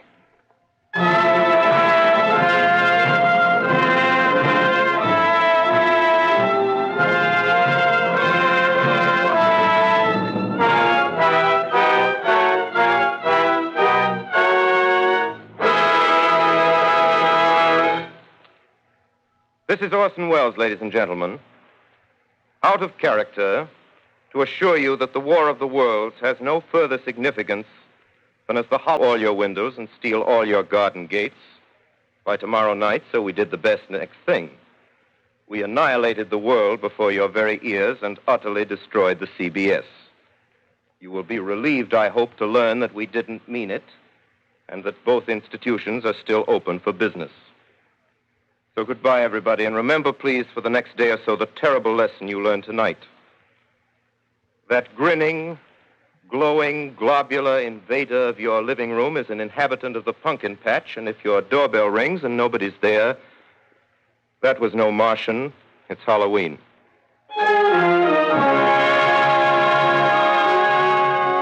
Tonight, the Columbia Broadcasting System and its affiliated stations coast to coast has brought you The War of the Worlds by H.G. Wells, the 17th in its weekly series of dramatic broadcasts featuring Orson Welles and the Mercury Theater on the air. Next week, we present a dramatization of 3 famous short stories. This is the Columbia Broadcasting System.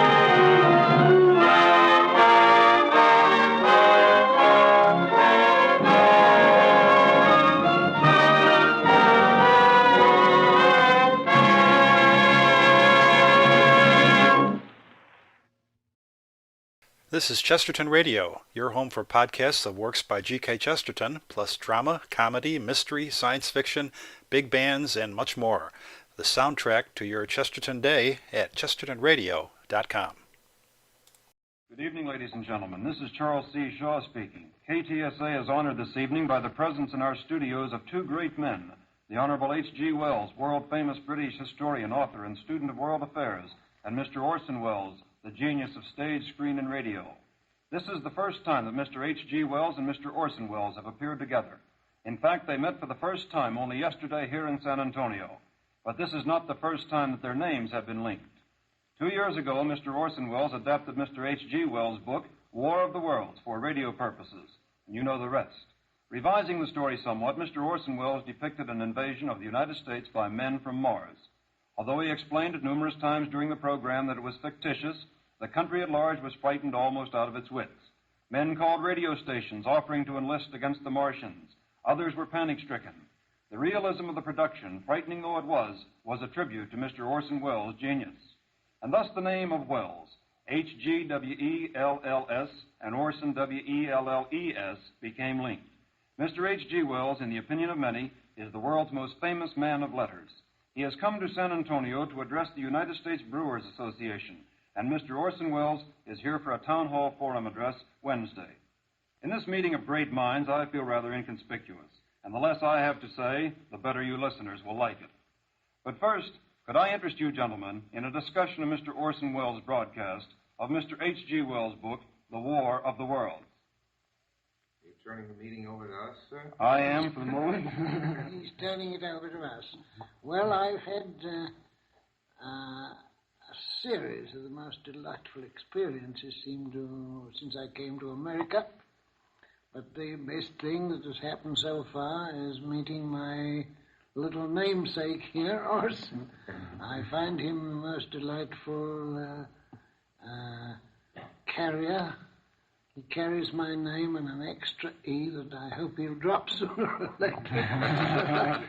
See no sense in it. And I've known his work before he made this sensational Halloween spree. Are you sure there was such a panic in America, or wasn't it your Halloween fun? I think that's the nicest thing that a man from England could possibly say about the men from Mars. Because Mr. Hitler made a good deal of sport of it, you know, and actually spoke of it in the great Munich speech, you know. And there were floats in Nazi parades showing. Much else to say. That's right. There isn't much else to say. And it's supposed to show the corrupt condition and decadent state of affairs in democracies that the War of the Worlds went over as well as it did. I think it's very nice of Mr. Wells to say that not only I didn't mean it, but the American people didn't mean it. That was our impression in England. We had articles about it, and people said, have you never heard of Halloween in America when everybody pretends to see ghosts? Now, before we get away from this microphone, tell me about this film of yours that you've been producing. You're producer, aren't you? You're That's right. Art director, you're everything. Well, Mr. Wells... What's the film called? It's called Citizen Kane. Citizen Kane, yes. Not C-A-I-N. No, K-A-N-E, and this is, of course, the kindest and most gracious possible thing to do. Mr. Wells is making it possible for me to do what in America is spoken of as a plug. And he understands. Do they fine old American I custom. don't understand these words. Yes. You understand the value, however. Mr. Wells wants me to tell you that I have made a motion picture, and he is kind enough to ask me a leading question concerning it. I'm looking forward to it. Very kind, sir. It's a new sort of motion picture with a new method of presentation and a few new technical experiments, a few new methods of telling a picture, not only from the point of view of writing, but of showing it. If I don't misunderstand you completely, I think there'll be a lot of jolly good new noises in it.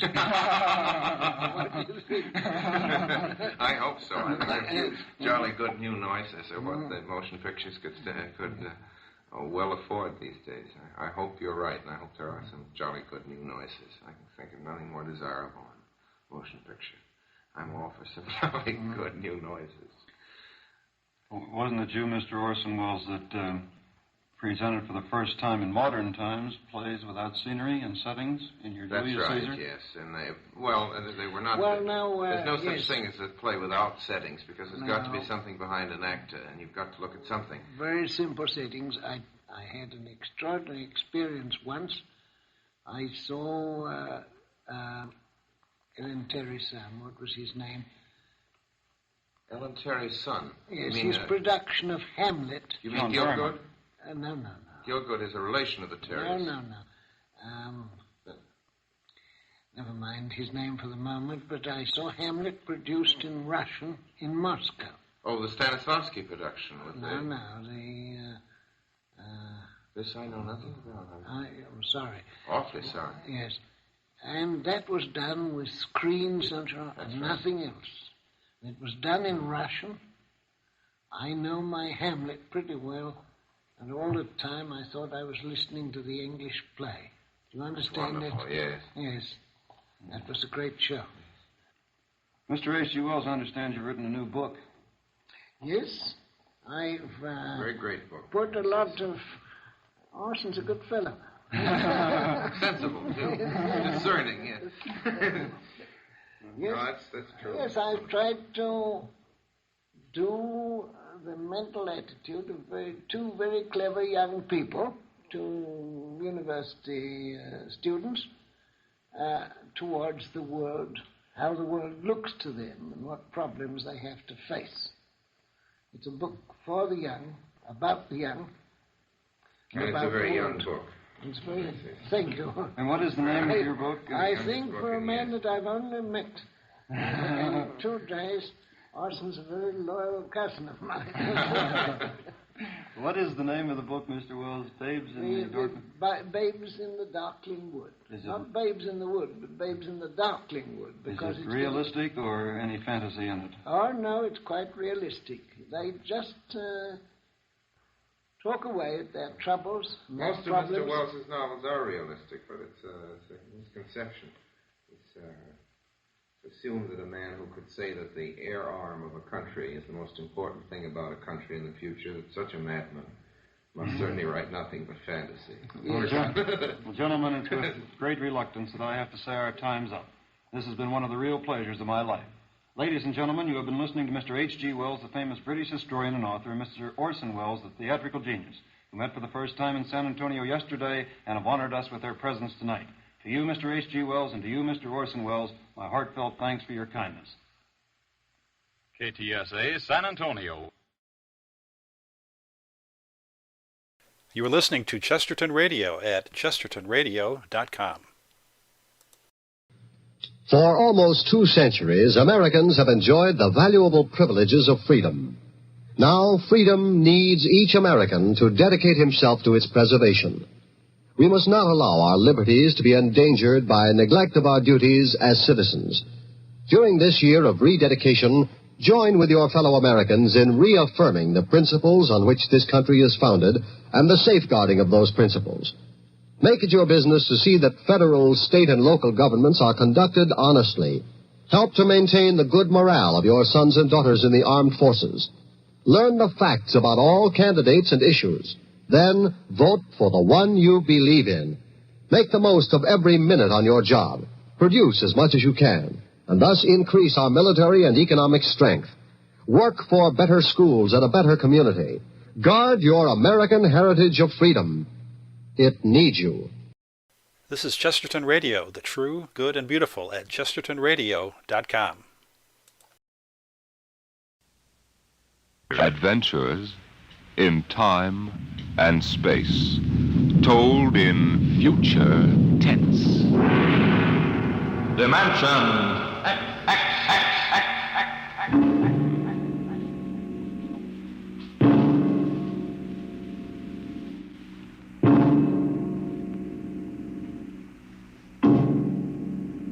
Can you predict the future?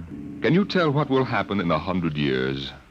Or in 10? Or in the next minute? Can you look beyond the known dimensions of time and space into the unknown, Dimension X?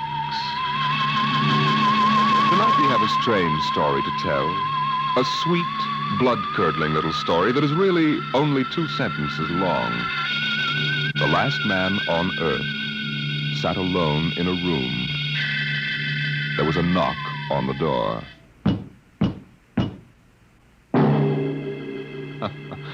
Think it over. Suppose you were the last man alive on Earth, in the universe for that matter. The last man sitting alone in a room, and suddenly there was a knock on the door. What knocked on the door? You wonder, don't you? Your mind, faced with the unknown, supplies something vaguely horrible. But it isn't horrible, really. You'll see. The last man on Earth sat alone in a room. There was a knock on the door. What? Oh, what's that? Good morning, man. What? Who are you? You have regained consciousness. Who are you? I am Azan.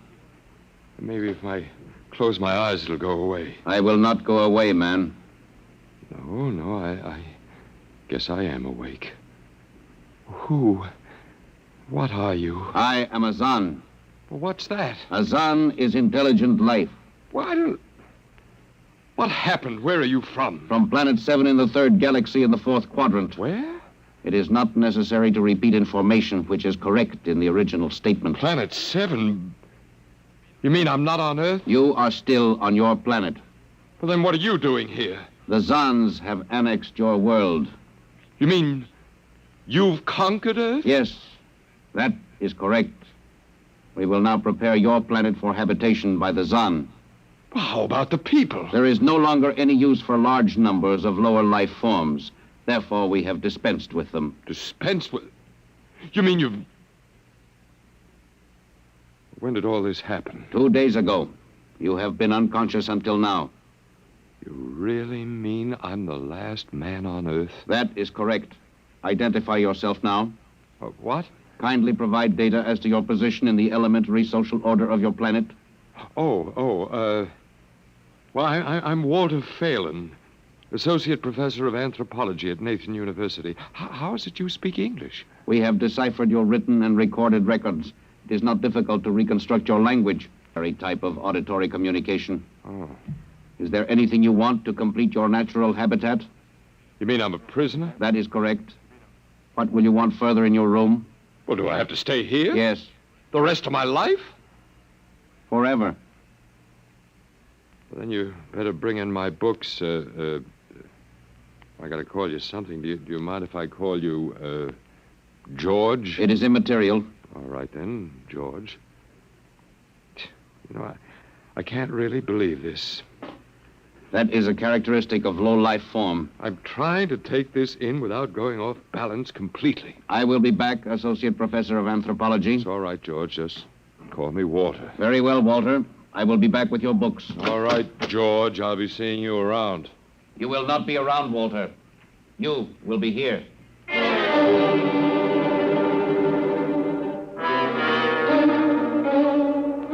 Yes, the last man on Earth sat alone in a room. A rather peculiar room. He just noticed how peculiar it was, and he'd been studying out the reason for its peculiarity. His conclusion didn't horrify him, but it annoyed him. There was a knock on the door. Come in. Oh, hello, George. Hello, Walter. Well, what can I do for you? Point 1, you will please henceforth sit with your chair pointed the other way. I thought so. That plain wall is different from the other sides, isn't it? That is correct. It is transparent. That's what I thought. I'm in a zoo, right? That is correct. I knew it. And if I persist in sitting with my back to it, what then? You'll kill me, I ask, hopefully? No, we will not kill you. That's too bad. George, I'll face the bars and perform for the people. I mean for the Zons. How many other animals do you have here in the zoo, George? 216, a male and female each of 108 kinds. Male and female of all the animals? There is a female of your species among the collection. Anyone I know? Never mind, it doesn't matter anyway. Well, George, you started out with point 1. I suppose there's a point 2 kicking around somewhere. What is it? Something we do not understand. 2 of the other animals sleep and do not wake. They are cold. What is wrong with them, Walter? Well, they must be dead. Dead? That means stopped. But nothing stopped them. Each was alone. Sure, they just died. But I have told you they were alone. Nothing stopped them. George, do you mean to tell me that you don't know what natural death is? Death is when a being is killed, stopped from living. Maybe these animals just died of old age. Old age? I do not understand. George, how old are you? Your planet went around the sun about 7,000 times since I was born. What? 7,000 years? Yes, I'm still young. Now, look, George, you've got something to learn about this planet you've hijacked. Here on Earth, we've got somebody that's a stranger where you come from. Down here, our people and animals live until the Grim Reaper stops them. This, Grim Reaper stopped the 2 animals? That's right. He will stop more? Oh, he gets us all, George. This is a new factor we have not considered. But you can consider it. Because when the Grim Reaper gets through, there won't be very much left of your zoo. You mean he will stop more animals soon? Well, with your lifespan, it won't seem like a minute, and we'll all be gone. Oh, it looks like you made a mistake, George. I don't think there's very much you can do about it. That is not correct. The Zon is a logical being. We will take action.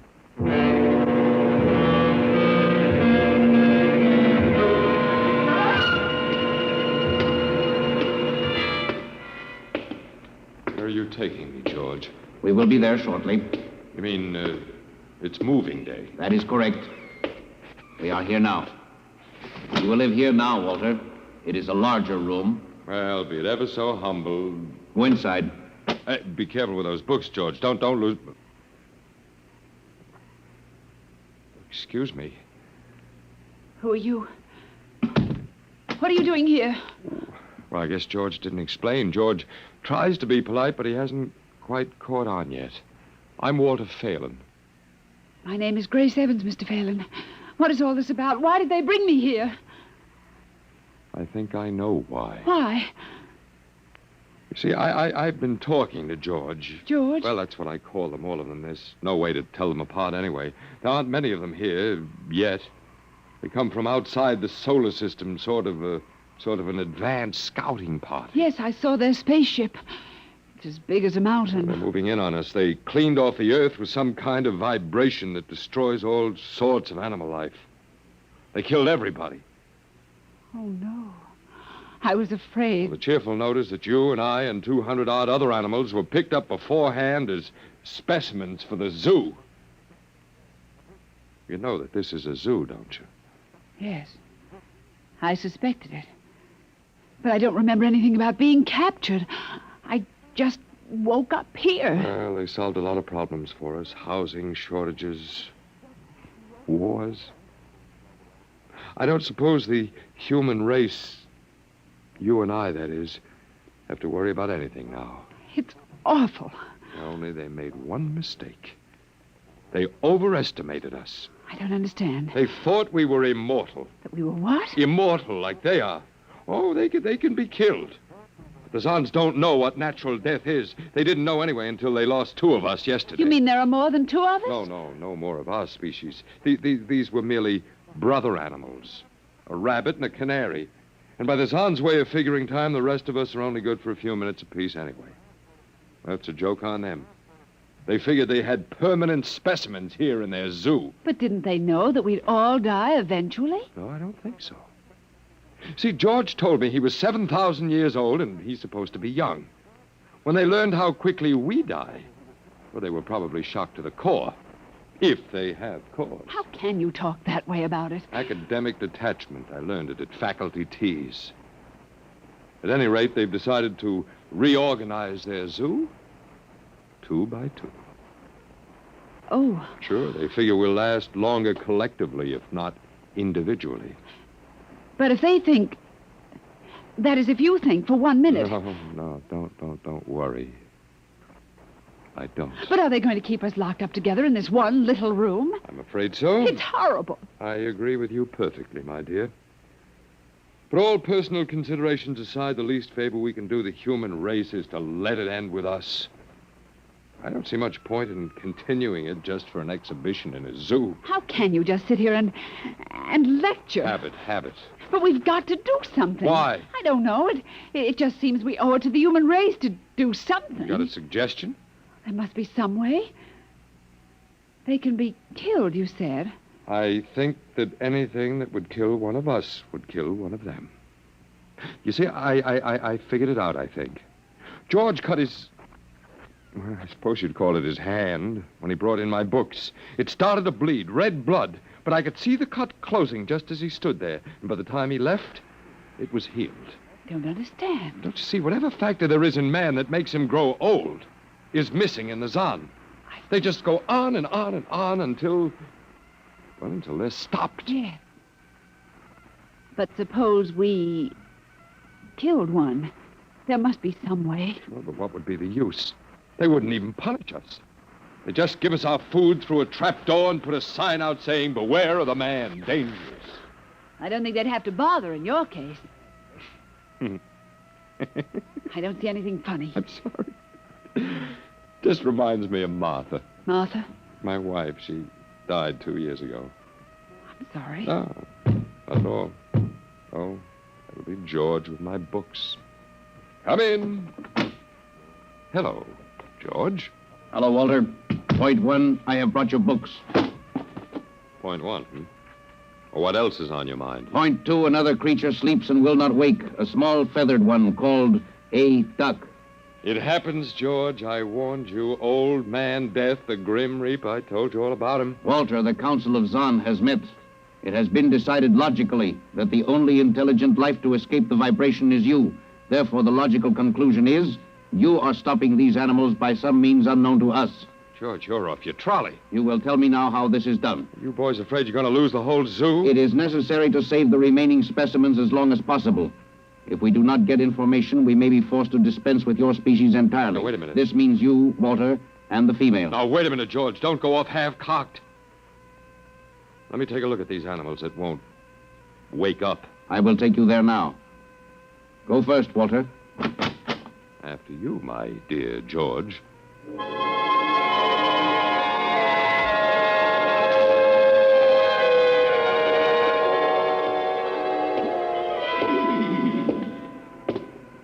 This is the weasel. You should have got him in the winter, George. The fur's worth more then. Then it's an ermine. This is the reptile cage. Here are the ducks. This is the male. The female has been stopped.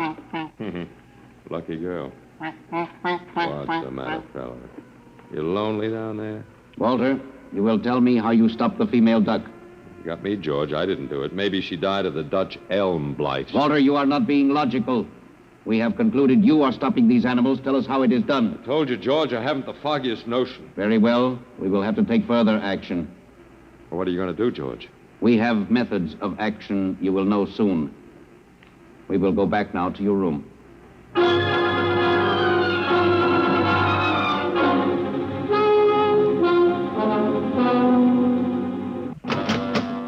What happened, Mr. Phelan? You can call me Walter. After all, George does, and we have more in common. Oh, please, what happened? Just a duck, a dead duck. George thinks I killed her by remote control. He thinks I'm holding out on him. Good. What? Well, at least we can get back at them. At least we can do something to them. Well, why? After all, George isn't a bad fellow, if you like an ant mentality. How can you say that? They've wiped out the whole human race. They've murdered everybody. I suppose they have, but we can't change that now, so why think about it? Well, we can't just sit here and do nothing. I fail to see how we can do anything else. Oh, of all the men in the world they had to pick. Don't you want to fight back? Don't you want to keep on fighting until the end? It hadn't occurred to me. But we've got to, Walter. Why? Well, I can't really explain, but... Walter, if there was any good in man at all, it was that he kept on, struggling against nature and in the end even against himself. But at least he kept on fighting for what he thought was right, and we're all that's left. Walter, we just can't end it by giving up. We've got to keep on fighting. You know, you do remind me of Martha. Oh, look, there isn't much left for us, but we could beat them in this one small thing. We can pretend that there's a secret about death, and we could refuse to tell them anything. There isn't anything to tell. Well, they don't know that. Promise me you won't give in. I suppose the worst they can do is to kill us. Oh, Walter. All right, Miss Evans. Hello, George. Hello, Walter. Now, you will tell us how these animals are stopped? George, this may come as a great shock to you, but I've decided not to tell you. Why? Oh, call it a romantic attachment to lost causes. My grandfather was a Confederate officer. Walter, you are not being logical, but that is expected in lower life forms. You will come with me now, Walter. Where are you taking him? To the second level. Come now, Walter. You won't tell them. I can't guarantee anything, but as of now, I don't intend to. We've got to fight. Remember that, Walter. We've got to go out fighting. I think you're right. Come now, Walter. Goodbye. It's been a pleasure, Miss Evans. I am waiting. Come now, Walter. After you, my dear George.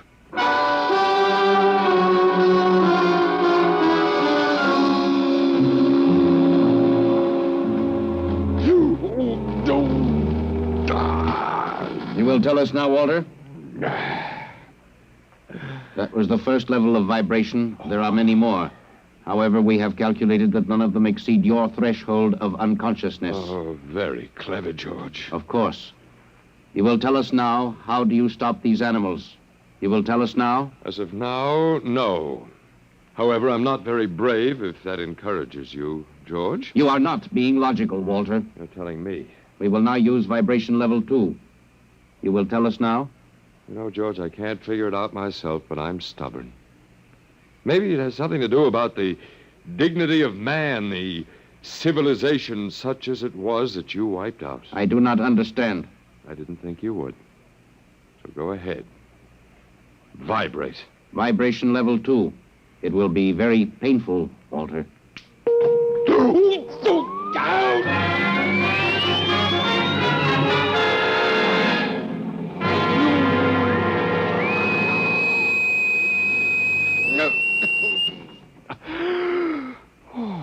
Walter? Walter? You are still conscious. Let me alone, George. You will tell us now. You will tell us how you stop the animals. Let me alone. We have had vibration levels 1 through 10. There are still 15 more before your threshold of unconsciousness. No, let me alone. Walter, listen to me. Another creature sleeps and will not wake. We must know now. That's tough. You better start vibrating again, George. No. What? It would not be logical. We have calculated that no further level of vibration will overcome your irrational psychological block. We conclude you will not tell. You mean you're going to let me go? That is correct. That's real nice of you, George. I appreciate it. We have calculated that the resistance of the female of your species will be lower. We will now place her under the vibrations. Oh, no, George, you can't do that. Why not, Walter? It is the logical plan. No, she couldn't take it. Yes, that is what we expect. Therefore, we will go and bring the woman here. No, now listen to me, George. There is no secret. Do you understand that? There's no secret. Those animals died from natural causes. And I'm telling you the truth. That is not a logical answer. We will get the woman. Well, I've told you the truth. Can't you understand? We must know now. The female animal caged next to the duck has been stopped. We must preserve the survivor. The animal next to the duck? We will bring the woman here. She will tell us after the vibration. No, listen, George. George, do you want the truth? You want to know how to save the mates of the animals that have been stopped? You will tell us now? Yes, I'll tell you. Take me to that stopped animal. and I'll tell you how to save its mate. Very well, Walter. You are being logical now. We will go.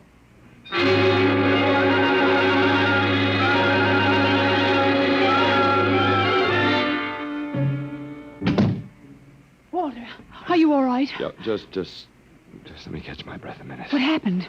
Well, after a while, I told them what they wanted to know. You didn't. Sure, as George pointed out, it seemed to be the logical thing at the time. You gave up? I suppose you can call it that. Look, I'm very bad. Something might turn up, Martha. But they've beaten us completely then. There isn't anything we can do. Of the human race. And we give up. We don't even die fighting. You call me? Oh, I must have said Martha. I'm sorry. The Council of the Zon has met. Something wrong? She was my wife. She died 2 years ago. What were you saying? Nothing. Nothing. It doesn't matter. It's too late. Too late. For the whole... What now, George? Zon has been stopped. What? Zon is dead? That is correct. You didn't believe me, George. But you can die. You can really die. You'll have to get used to that if you're going to stay here. The Council has decided. A, you have in some way stopped this Zon. B, you and the woman must be eliminated. No, you got it wrong, George. I didn't stop that Zon. It's just death. It gets all of us here. You will be eliminated now. But, George, it won't do any good to kill us. It won't save you. Everything that lives on Earth must die. That is not logical. But it's true. The Council has decided. This time, you will have the full vibration. This time? Walter, what did they do to you? They have a rather effective third degree. They tortured you, Walter? Yes. And Walter, it was all my fault. I wouldn't even have tried without you. I suppose we have a last chance now to end with some dignity. I think you're a very brave man. Well, there isn't much else to do. Do we go now, George? Now, Walter. Wait. What's that? I have been told another Zon has died. Now will you believe me? The Council of the Zon meets now. 2 gone already, and you were with me, George. You know I didn't kill this one. What stopped him then? I told you it's old man death. You came to the wrong planet, George. Your immortality doesn't go down here. He can stop you, but you can't stop him. And you'll all die if you stick around. And now what? The Council has decided this is a place of death. We will leave your planet. Leave? You mean you're giving up? It is not safe for the Zon. Walter, they're leaving. They're really going. Go on then, George, and don't hurry back. It would not be logical to do so. We are leaving the Earth now. Goodbye, Walter. Goodbye, George.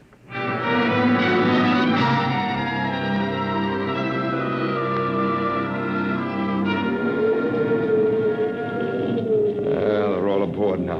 Oh, it's so wonderful to feel the wind and the sun again. Close the hatches. Walter, is it safe for us to be out here? Sure, they're not interested in us any longer. They only want to get away. And I want to see this Grace, the Zon leaving Earth forever. Now they're blasting off.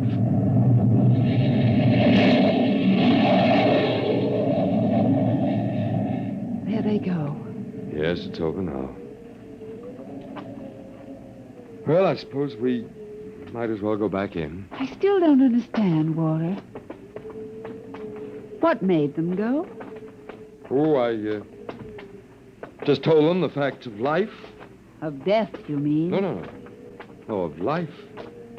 After all, I thought George was old enough to know at 7,000 years he was getting to be a pretty big boy. I wish you'd stop joking and tell me what happened. Look out for the step. Well, do you remember when the first animals died? Yes, the rabbit and the canary. And their mates just started to pine and waste away? Yes. Well, that worried the Zon. They wanted to keep the last specimens alive if they could. So finally I broke down and told them about affection. Affection? Mm-hmm. And then I introduced Donald. Donald, who's that? Here we are. Oh. Come here. Grace, I want you to meet Donald. Oh, Walter, please. What does affection have to do with it? Well, that's what the Zon wanted to know. I told him it was love that made the world go round, that having lost his mate, Donald would die immediately unless he had affection and constant petting. Petting? Mm-hmm. I even showed him how. Come here, fella. Come here. Come here. Yes, I held Donald in my arms and petted him a while, and then I let the Zon take over with the animal in the next cage. What animal? Take a look. Hey, watch out. Don't go Walter. too close. It's a rattlesnake. Yes, it's a rattlesnake. The Zon's metabolism made it impossible for them to die of old age, but I had a hunch they could be poisoned. And it was the snake that killed the two Zon. They never even knew what bit them. Then you outwitted them, Walter. I suppose. And I thought you'd just given up. Oh, Walter, I'm so proud of you. You don't have to be. I had given up. I probably wouldn't have fought at all if you hadn't pushed me. Well,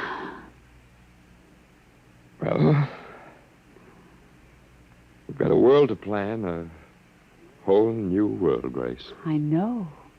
We'll have to decide which animals to let out of the zoo and which ones would be safer to keep in. But first, there's a much bigger problem. What's that? The human race.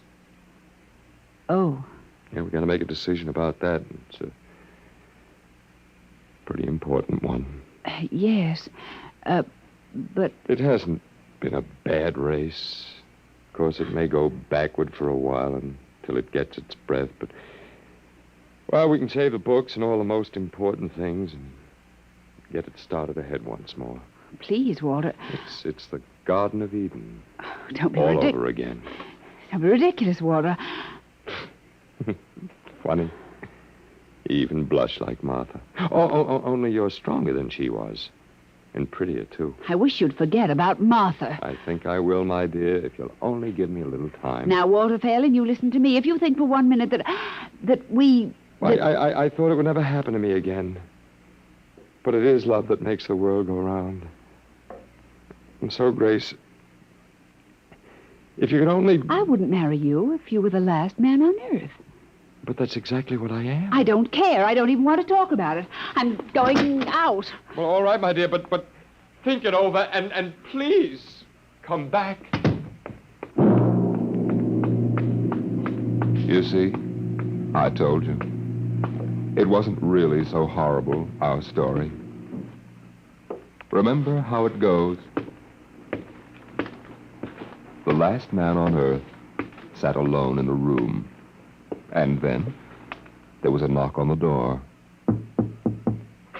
Come in. Oh, come in. Come in, my dear. You see, it wasn't horrible at all.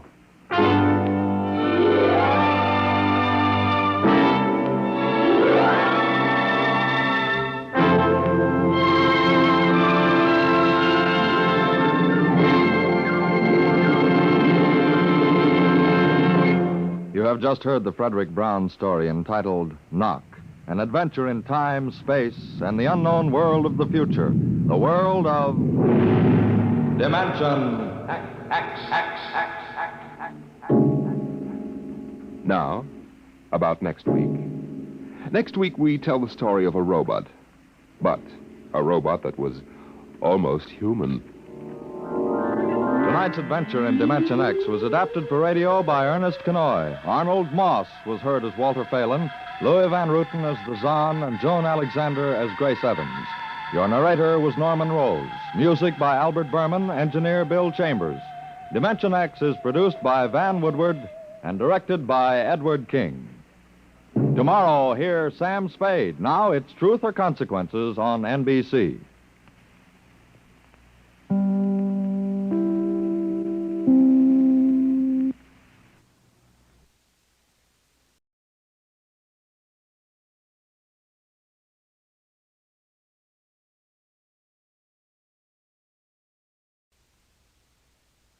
We present now a special transcribed Christmas message from the President of the United States to the American people. My fellow countrymen, all over our country and in many other parts of the world, men, women, and children are preparing to celebrate the birthday of Christ. Never before in our lives has a Christmas seemed so important. I'm not thinking of turkey dinners and stacks of gifts. I mean the quiet, reverent celebration of faith, hope, and love, born in a manger in Bethlehem. Across all the continents of this world, peace-loving people today feel apprehension and loneliness and fear. Many have forgotten the humble surroundings of the Nativity and how from a straw-littered stable shone a light which for nearly 20 centuries has given men strength, comfort, and peace of mind. At this Christmas time, we should renew our faith in God. We celebrate the hour in which God came to man. It is fitting that we should turn to him. Many of us are fortunate enough to celebrate Christmas at our own fireside. But there are many others who are away from their homes and loved ones on this day. Thousands of our boys are on the cold and dreary battlefield of Korea. But all of us, at home, at war, wherever we may be, are within reach of God's love and power. We can all pray. All of us should pray. We should ask the fulfillment of God's will. We should ask for courage, for wisdom, for the quietness of soul which comes alone to them who place their lives in his hands. We should pray for a peace which is based on righteousness. The nation already is in the midst of a crusade of prayer. On the last Sunday of the old year, there will be special services devoted to a revival of faith in God. I call upon all of you to enlist in this common cause. I call upon you no matter what your spiritual allegiance may be. We're all joined in the fight against the tyranny of communism. Communism is godless. Democracy is the foundation of faith. Faith in oneself, faith in one's neighbors, faith in God. Democracy's most powerful weapon is not a gun, a tank, or a bomb. It is faith. Faith in the brotherhood and dignity of man under God. Let us pray at this Christmas time for the wisdom, the humility, and the courage to carry on in this faith. Ladies and gentlemen, you have just heard President Truman's Christmas message to the American people. This is NBC, the National Broadcasting Company.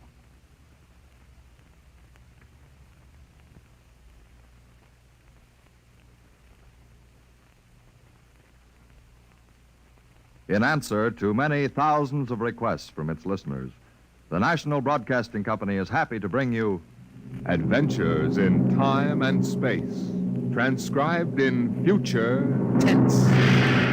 Dimension X.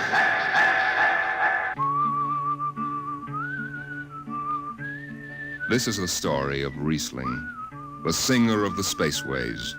You've probably sung his songs in school, in English, French, or German. The language doesn't matter, but it was an earth tongue. But the real story of Riesling is not found in the footnotes of a scholar's critique or a publisher's biography. It is in the memories of the old-time spacemen, the pioneers who pushed the thundering old-fashioned rockets to the far, strange ports that are our commonplace heritage. These men know the true story of Riesling. The arching sky is calling spacemen back to their trade. All hands stand by, free falling, and the lights below us fade. Outride the sons of terror, far drives the thundering jet, up leaps the race of earthmen, out far and onward yet.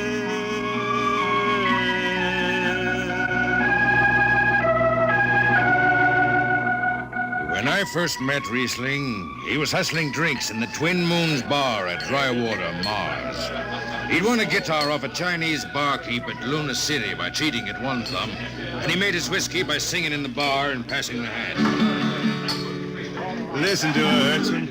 Don't she strum pretty? Like a 16-year-old gal. Say, how much you collect on that last song? $3 Martian and a slug. Al grabbed it from my bill. He don't trust me no more. Funny, never did have no luck with hound dogs nor Martian barkeep. Hey, Riesling, look over there by the bar. There's an Institute 4 striper giving you the eye. Know him? Captain Hicks off the Goshawk. He's sure giving you the once-over. Maybe he's got a job. They don't make never no mind to me. I've been blacklisted. Hicks logged me for making up a song on watch. Right fine song, too. Hold it. Here comes the brass arm. Riesling, I've been looking for you. I've been right here, Skipper. You saw to that. I need a jetman on the Goshawk. Interesting. Real interesting. Well?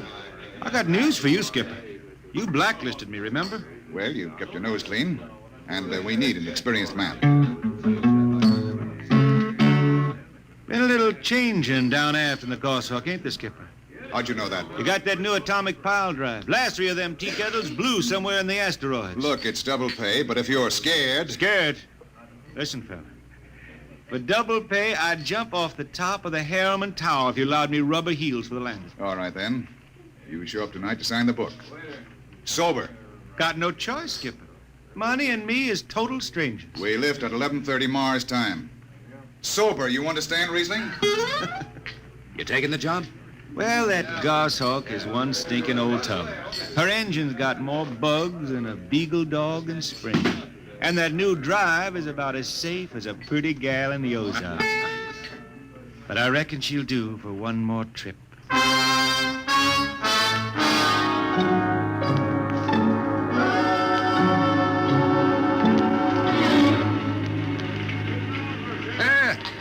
Welcome home, Riesling. Hi, Jimmy Legs. Meet my friend Hertzman. He's signing on as a wiper. This here's Jimmy Legs Casey. He's bosun. Can't hold his liquor no more than a sieve, poor boy. Hey, Mr. Casey. Riesling, you sober enough to sign the book? Drunk or sober, I'll make my mark. Stand aside. 3 X's? It took me a middle name. Yeah, you 2 lay below. And Hertzman. Aye, sir. Get him sobered up before the skipper makes rounds. Jimmy Legs, I'm sober as a hanging judge. Yeah? Well, you can leave that bottle here. What bottle? The one in your back pocket. Oh, glass buttons, maybe, huh? Give it here. Jimmy Legs, I swear I'm going to write a song about you. Go ahead, threaten me. Now get below. We raise ship in 30 minutes.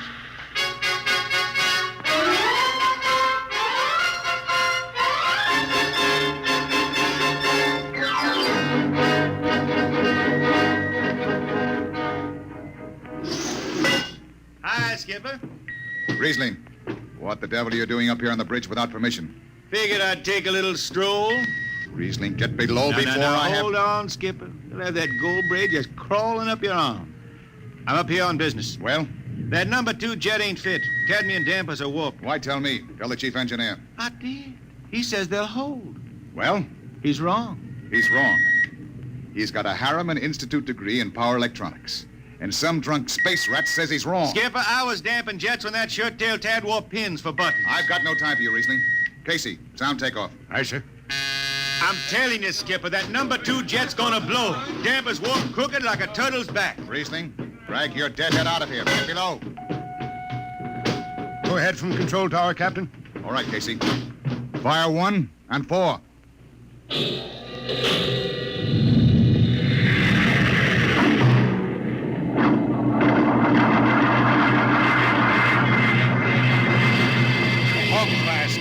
Had to blast for 3 watches before going into free flight. Riesling and I had the second watch. Damping was done by hand in those days with a multiplying vernier and a danger peeper.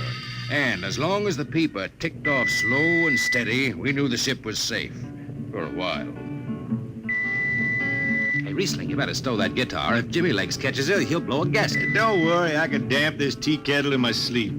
How's number 2? All right, so far. Did you ever hear that song about Hicks, the one that got me blacklisted? Oh, the skipper is the father of his crew, a gentle guiding light to me and you. But on Mars he likes his women if they walk or if they're swimming or if they've got 6 arms instead of 2. Hey, the second verse is better. Now the skipper likes his liquor by the quart. Yes, he'd go from Mars to Venus for a snort. He'll drink rocket fuel and... Hell, hi, Skipper. Didn't see you come in. You were too busy, eh? Who's watching the gauge? I got an eye on it. Don't you fret none. Riesling, I'm going to fix it so you can't get a berth on a rocket-powered pogo stick. Report to Casey under arrest. I don't rightly think I will. You what? You kind of forget, Skipper. According to Space Code, you can't remove a jetman till the end of the watch, right? Now, look, you corn-fed space lawyer. Now, is that a rule or ain't it? Riesling, your shift is over at 2300. And I'll see you ride the rest of the way in slop locker. Maybe. Maybe. In the meantime, you clear out of my power room. I gotta make me up a third verse for my song.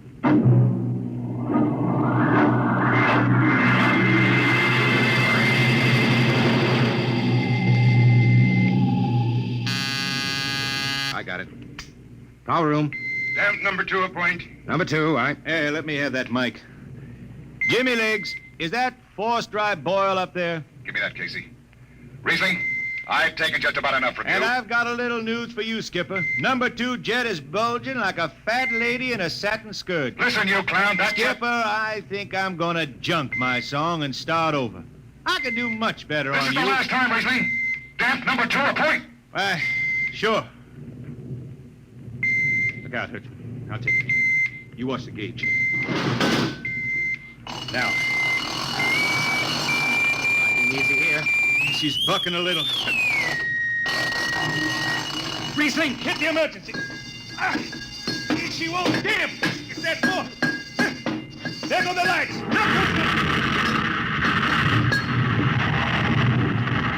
Riesling!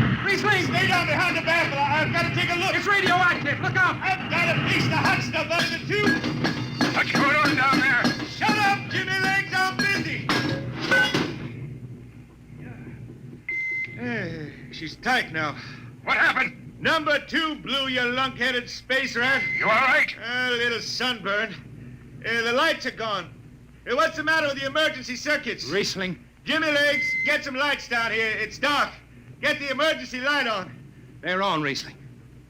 They went on after the blast. The lights are on. What are you talking about? Jimmy Legs. Jimmy Legs, turn on the lights. It's dark. Turn on the lights.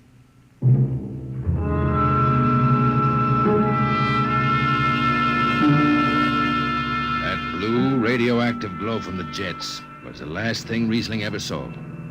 His optic nerve was burned out in an instant. He was in sick bay on the rest of the trip, and on the swing back, we set Riesling down at dry water Mars. Look out for the cable, Riesling. Thanks, Hurtman. Hey, Riesling. That you, Jimmy Legs? Hold up a minute, will you? Oh, Riesling. Jimmy Legs, I promised I'd write a song about you, didn't I? Sure, Riesling, sure. Can't seem to sing like I used to. Look, Riesling, the men up on the bridge feel kind of bad about this. Yeah? Why didn't they think of that when Riesling told them that damper was shot? Now, Hertzman, that's all over. Sure. That's all forgotten. Riesling, let's get down to the Twin Moons before I vomit. Now, hold it. The skipper feels pretty bad about the whole thing, Riesling. Kind of late for that, Jimmy Legs. Feeling sorry don't hold no corn. The boys passed the hat. The skipper kicked in half a month's pay. Did he now? Then on principle, I suppose I ought to tell him to stuff it back up the jets.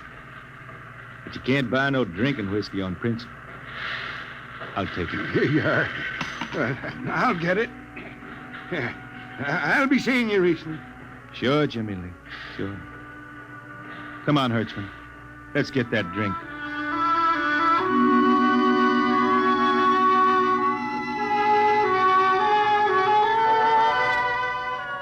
That was all. Just another space bum who didn't have the good sense to finish before his luck ran out. Well, Riesling holed up at the Twin Moons till his money was gone. Then he hooked a ride on a crawler over to Marsopolis. It was a boom town then, with an industrial district mushrooming between the Lesser and Grand Canals.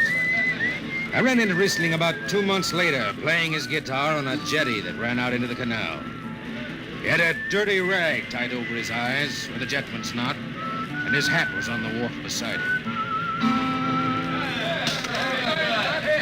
Riesling! Who's that? Wait a minute. Hertzman. Yeah, how you been? Passable.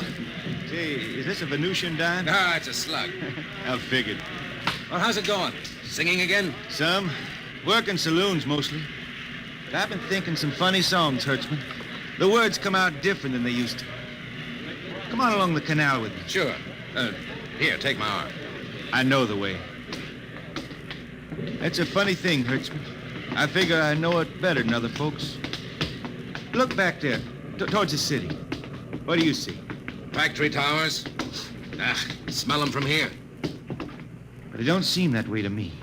I remember them old buildings, old before Bible times on earth. Thin and graceful like the fairy palaces my Grammy used to tell about down home in the hills. They've torn them down now, or else blocked them up with cinder bricks. Hertzman, when I stand out here on the canal, I can see it the way it used to be. The water, ice blue with the stars shining up out of it. Way off there, the city with the towers sweeping up like a bird flying off a tree. I can see it. It's the dirtiest stinkhole in the system. Not always. Depends on how you see it. Bone tired the race that raised the towers, forgotten are their lores. Long gone the gods who shed the tears that lap these crystal shores. Slow beats the time-worn heart of Mars beneath this icy sky.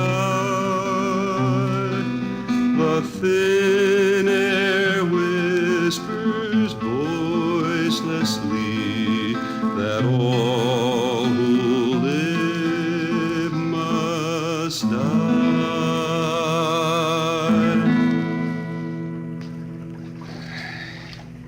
You make that up? Why don't you go home, Riesling? Home? Earth. I've been thinking about that, Hertzman.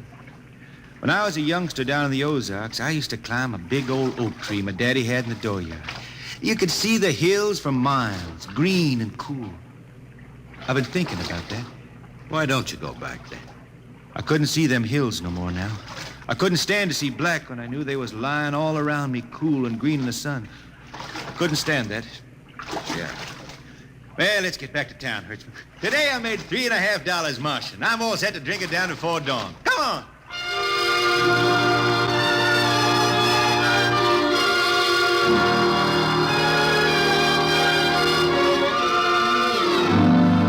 I lost track of Riesling after that.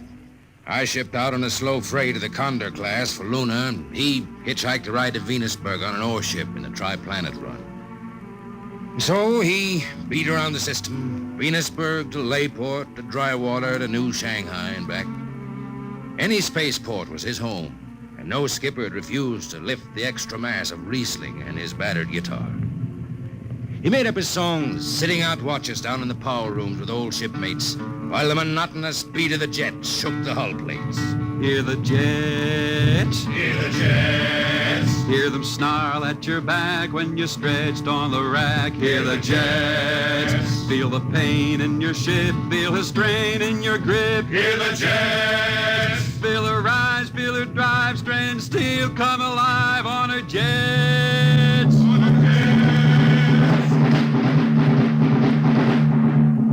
Little by little, his songs began to travel along the spaceways ahead of him. Raw spaceman songs with titles like Since the Pusher Met My Cousin and The Spacesuit Built for Two. But more and more, we began to hear a different kind of song. Strange, sad songs, the ones you find printed in the centennial editions. Dark Star Passing, Death Song of a Woods Cove. And then, finally, The Green Hills of Earth. It grew for 20 years, that song. They say it started way back when Riesling was down in the labor camps on Venus, singing for the indentured men. Now, if someone will kindly pass a bottle. Oh, it is not much, Riesling. Here. It'll do. What is that stuff? Tequila. You cannot make him good here on Venus. What do you use? Carac bush. Home it is different. Where are you from, son? Tasco, Mexico. That's a long way from here. See, a long way. How'd you come to sign on? The man comes out to the village from the city in a shining automobile, very big. He says there is work. You sign the paper for 10 years and you work. Yeah, work. There is work here, all right. 10 stinking hours in the jungle with machete. I tell you, when I get home to Earth... What'll you do, son? What is the use? We aren't getting home. You know how many men die out there in the swamp today? 10 men, 10! What is the use? My mother, she's dead. My father don't care. A girl? Oh, she says she wait. I don't know. Sure, son. You sing some more, Riesling. We drink, you sing. Maybe a new song, son. We rot in the molds of Venus. We wretched her tainted breath. Foul are her flooded jungles, a crawling with unclean death. Let the... What is the matter? Finish the song, Riesling. I can't. Can't yet. It just don't come. I'll finish it when I go home. That's it. When I go home to the hills. Now pass that bottle. The dawn whistle don't blow for 4 hours.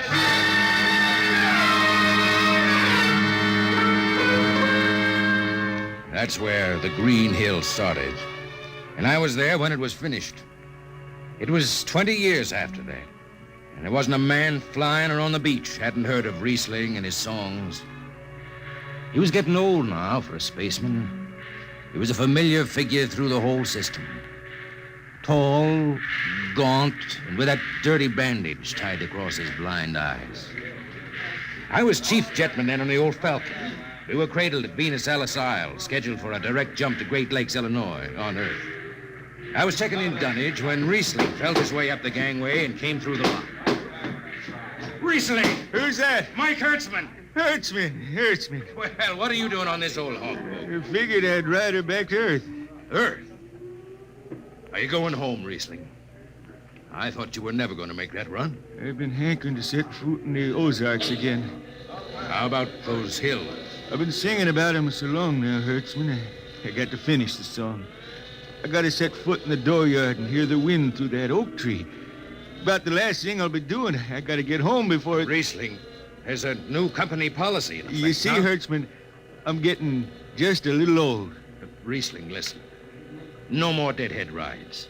The new code book is in force. Oh, I seen code books come and go. The skipper's one of them youngsters fresh out of Harriman Institute cadet training. He's liable to throw the book at you. At me? I've been around space as long as Halley's Comet and Brewster's Ridge. I'm going back to Earth, the cool green hills of Earth. I'm going home. All secured, Hertzman. What are you doing here? That's Riesling, Captain. Riesling, huh? I'm dragging it back to Earth, Captain. Not in this ship. Hertzman, have this man removed. Funny thing, Captain, I sprained my shoulder suddenly. Look, Skipper, you're a youngster. You're pretty new out here. I'm going home. You don't know what that means to an old man, going home. I can't take you. Against the Harriman Code. Oh, now look, Skipper. You can slide me by under the distressed spaceman's clause in that code book. Distressed spaceman, my eye. You've been bumming around the system for 30 years. Skipper, you make me do something I never done for no one before. I'm an old man, an old blind man, and I want to go home. I ain't never crawled in front of a four-striper in my life, but you gotta let me drag home. The law says a man's got a trip coming to him. You can stretch for a poor old blind man, now can't you? You got it, Skipper. All right, you'll old space rat. But keep out of the way. I run an efficient ship, and I don't want any trouble. No, sir, no trouble. I'll just lay down to the power room. I kind of like to be near the jets when they blast off for Earth.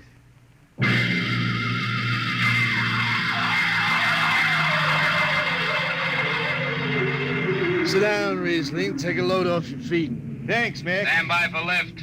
Stand by. Best seat in the system. Power room and an old Hawk glass ship. Power room, fire 3. Aye, sir. The cool green hills of Earth. Still singing that, Riesling? Oh, some. I changed her a little. Gonna finish her now, Mac. Going home to finish her. Yeah. Have you seen those new automatic dampers, Riesling? Don't have to do nothing but sit and watch. Where's the peeper? Turned off. She's all automatic. You have it soft nowadays. When I was twisting her tail, you had to stay awake. You got an old hand damping plates on? All but the links. Iron shipped them. They cover up the dials. You might need them. No, the automatics handle everything. Well, you're finally going home, Riesling, huh? Won't seem the same out past the moon. I've been waiting for this a long time, man. Gonna be good to get home, I reckon. The argent sky is calling spacemen back. Mac, you all right? I got the emergency. The hand dampers, where are the links? Mac, you ought to be on the wall here somewhere. I got him. Power room, what's the alarm? Emergency squad coming in. Stay out, the place is hot. Radiation blast. Stay behind the baffle. I got the link shipped. I can hand damper now. What's going on in there? I'm still in Jet 3. Is this McDougal? McDougal is dead. This is Riesling on watch. Riesling, get out of there. You'll kill yourself. Don't worry, Skipper. I know this power room like the inside of my shirt. Somebody's got a damper. Riesling, I'm sending in a crew. No use. The whole room will be hot for an hour and the other jets won't hold. Skipper, throw on the recording tape. What? Throw on the recording tape. I want to get something down. Tape's on, Riesling. Stop it, Riesling. The radiation will burn you down. Yeah, I reckon. Yeah, pretty sharp sunburn. Pick me out of here with the tongs and bury me in a lead shield coffin. Okay, Skipper. She's clean. Radiation's getting brighter. I can almost see it. Bright, rosy like the sun. Like the sun over the hills down home. I got my song figured right now. Here it comes. We pray for one last landing on the globe that gave us birth. Let us rest our eyes on the fleecy skies of the cool green hills of Earth. I can see him now. The hills. The sun. I can see the sun. That's the way he died. Riesling, the blind singer of the spaceways, singing of the home he never reached, the cool green hills of Earth.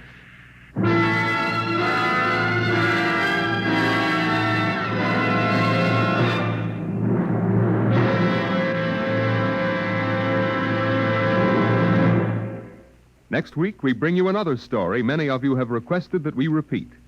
It's the strange tale of man's first visit to another planet and why he decides that Mars is heaven.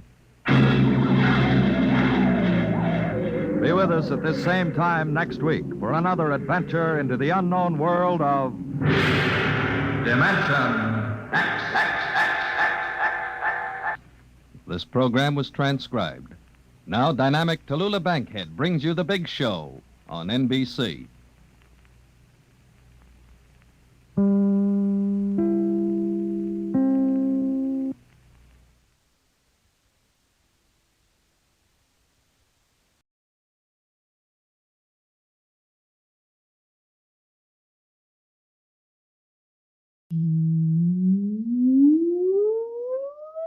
Countdown for blastoff.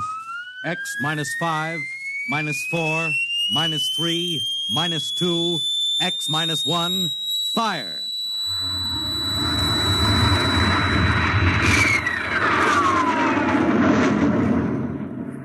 From the far horizons of the unknown come tales of new dimensions in time and space. These are stories of the future, adventures in which you'll live in 1,000,000 could-be years on 1,000 would-be worlds. The National Broadcasting Company presents X-1.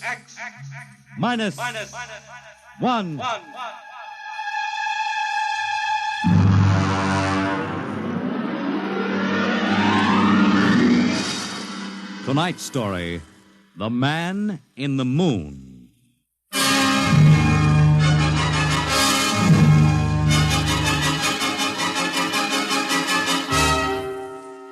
Attention, attention. This is the Federal Bureau of Missing Persons calling all local agencies. Attention, this is a coded report nationwide. Missing since 9 o'clock this morning, the following persons: Smigley Jonathan, 5 feet 8 inches tall, brown hair, brown eyes, mastoid scar behind right ear, last seen wearing blue top coat and tan cap, wanted by Los Angeles. Hello, get off this wavelength. This is a restricted band. Hello, Earth. Whoever you are, you're on a coded wavelength. Tune out. This frequency is reserved for the Federal Bureau of Missing Persons. Hello, Earth. This is the moon calling Earth.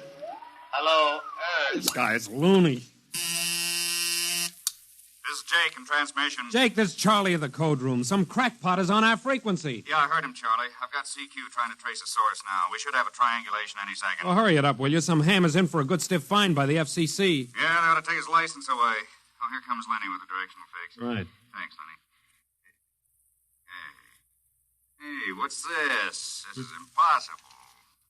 What's going on down there? How about it? Get that ham out of my kilocycles. Oh, listen, Charlie, unless this is a gag, that interference is being beamed from 240,000 miles away. Oh, now, Jake, you know there ain't no such thing as 240,000 miles away. Yes, there is, Charlie, straight up. Oh, now, wait a minute. Charlie, that signal is coming from the moon. Are you nuts? Oh, somebody might be bouncing it like a radar signal. Radar on this frequency? Where'd you study basic radio? Now, listen, Flathead, you asked for a fix. I gave the best fix our instruments can find. Take it or leave it. Somebody on the moon is calling the Bureau of Missing Persons.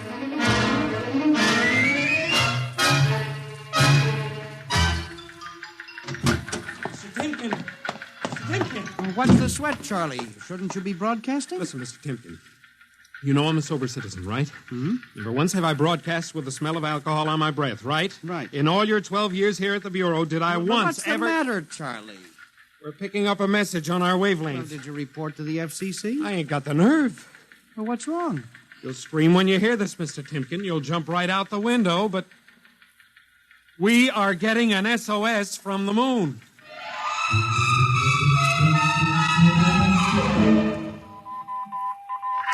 Well, that's it. He started on voice and switched to Morse.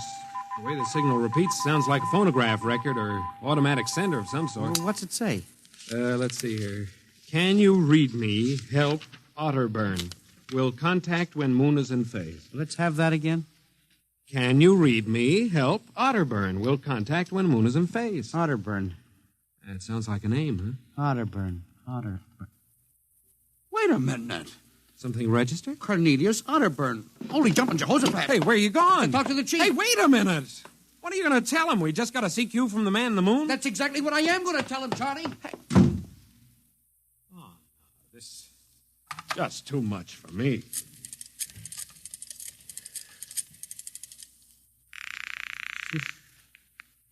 Washington Star Ledger. Let me have O'Brien on city desk. A moment.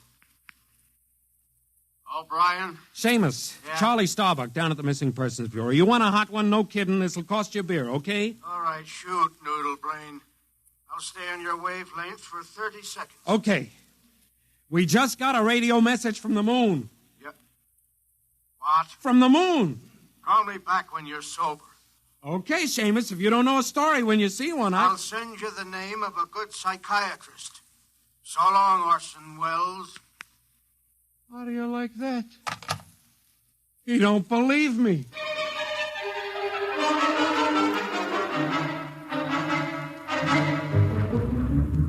Otterburn, Mr. Wade. Now, does that name ring a bell? You're the man with the photographic memory, Henry. What about Otterburn? Cornelius Otterburn, atomic physicist, reported missing from his home in Baltimore on June 5th, 1945. Just 5 years ago. Vanished completely. Are you trying to tell me you really think there's something to this man-on-the-moon business? Henry, I'm surprised at you. This is some crackpot trying to jam the airwaves. Yes, but the name Otterburn is so unusual. So are a lot of names. And I have a theory that... I was afraid of that. Henry, you always have a theory. Let's see, what was it last year? Oh, yes, that people disappear in occupational site. But it's true. Please, Henry, I'm a busy man. You expect me to believe that this Otterburn is sitting up on the moon, sending out shortwave messages? Well, he might be on Earth bouncing the messages off the moon, but who's to say he isn't on the moon? Henry, as chief of this bureau, I have my hands full trying to coordinate reports from 48 states and Alaska. I have no time to include the moon. But, Mr. Wade... Out, Henry. But, Mr. Wade... Out, I'm busy. Yes. Oh, here. Take this folder of reports for the dead file. Yes, sir. And no more nonsense, eh, Henry? Yes. I appreciate that you have a very dull job filing old missing persons reports, and I appreciate that you take an active interest in the affairs of the Bureau. But no more nonsense, huh? No, sir. No more nonsense.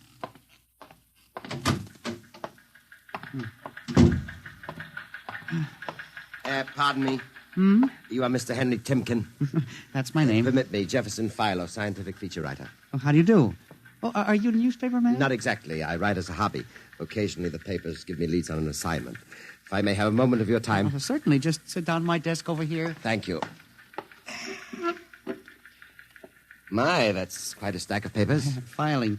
I'm the records custodian of the Bureau. 12 years and never misplaced a record. Magnificent. I admire the precise mind, Mr. Timken. Of course. Now, Mr. Timken, Mr. O'Brien, the editor of the Star-Ledger, said I might drop by and investigate a rumor. Only a rumor, mind you, that a message from the, moon? Well, we aren't certain it's from the moon. It may be a bounce. They have bounced radar waves off the moon, you know. Yes, I know. I wrote the first newspaper article on it. Really? I'd be interested to read it. I must have a copy in my briefcase. Well, don't bother. Oh, but I insist. Oh, yes. There you are. I'll leave it on your desk. Oh, thank you very much. Now, about this message from the moon, Mr. Timken. Well, now, we don't know for sure, as I said. But I believe that this message, wherever it originates, is from Cornelius Otterburn. The physicist? Oh, do you know him? I once wrote an article on his contribution to nuclear mechanics. A brilliant man, Otterburn. Years ahead of his contemporaries. Well, whoever is sending those signals, if he isn't on the moon, is at least using the moon as a sounding board, bouncing the signal. But why, Mr. Timken? Why? Well, if you will come here tomorrow night at 8, Mr. Philo, we may learn the answer to that question. I've arranged with Charlie, our radio man, to let me use the equipment. May I consider this an invitation? You certainly may. Very well, sir. Until tomorrow night, then. Goodbye, Mr. Philo. Let's see now. Aiken, Abelard, Abramson, Rono, Atchett. Well, that's funny. Now, where did this list of names come from? Paul Ahrens, astromathematician. Robert Simons, electronic engineer. Carl Parker, mining specialist. Well, this must have got mixed up with the papers on my desk by accident. Peculiar list of names.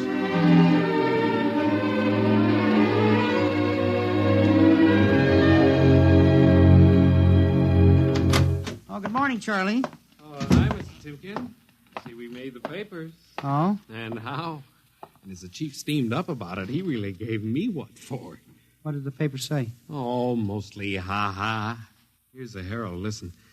Man on the moon contacts Missing Persons Bureau. Missing atomic scientists sitting on the moon, say Bureau experts, etc., etc. What a panning. Well, no wonder Mr. Wade is hopping. Say, about tonight, Mr. Timken, I don't now, know. you promised you'd give me a key to the radio room. Yeah, but I didn't expect Well, this. I'll take full responsibility with Mr. Wade. At the time for the morning broadcast, we got quite a list today. Well, mind if I listen a while? We may hear Otterburn. Why, I ain't self-conscious. Just stick around. Yes. Attention, attention. This is the Federal Missing Persons Bureau calling all local agencies. Nationwide. This is a coded broadcast. The following persons are missing. Ahrens, Dr. Paul, 5'5", brown hair, brown eyes, scar on left side of chin, thick glasses. Ahrens. Occupation, astromathematician. Missing since 6 o'clock this morning. Being sought by Bel Air police. Charlie. Repeat. Dr. Paul Charlie, Ahrens. shut it off a second. Hold it. Delay 1 minute. Listen, Mr. Timken, it's okay to stay, but you can't interrupt Now, this. this is important. Did you say Dr. Ahrens was reported missing this morning? 6 a.m. We got the report from Bel Air less than an hour ago. Are you certain, Charlie? Positive. What is this? Charlie, what's the next name on the list? Let's see. Simons, Robert, engineer. What? Came in less than 20 minutes ago. 20? Hey, what's the matter with you? You look like you've seen a ghost. It's nothing, Charlie, except that last night, quite by accident, someone left a list of names on my desk, and that list included the names of those 2 men who were reported missing within the last hour. What? Oh, that don't sound right to me. Well, it isn't right, Charlie. It leaves a big question to be answered. Who would make up a list of missing persons before they were missing, not after?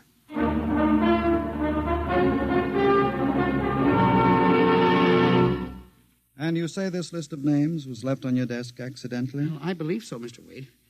Do you have any ideas, Henry? Well, it's hard to say. Mr. Philo left some papers from his briefcase. Mr. Philo? Well, a science feature writer. I see. You were the leak on that story, then? Yes, sir, I'm afraid I was. I didn't think it would be treated as a laughing matter. Well, we'll deal with that later. Yes, sir. What's this Philo like? Well, he's a strange old duck, bald, thick glasses, tall. He walks stooped over. Seems to know a great deal about scientific data, but, of course, being a science writer, Is there any other possibility? I believe that this is all hooked up with the broadcast from Otterburn. That seems to be a very remote possibility. Well, the Missing Persons Bureau deals in remote possibilities, Mr. Wade. I do not require a statement of policy. Yes, sir. What's the theory? Well, for some time now, it has been my contention that in a country like ours, where even the cleverest criminal can be ferreted out and located eventually, there is no such thing as a missing person. I was afraid of that. Now, for 12 years now, I have kept the central files, where information from all over the country is channeled and recorded. I have made a private study. This is beginning to sound familiar, Henry. And I have discovered that each year, literally thousands of persons vanish, leaving no trace. They are never located. Where do they go? Nobody knows. And they disappear in interesting cycles.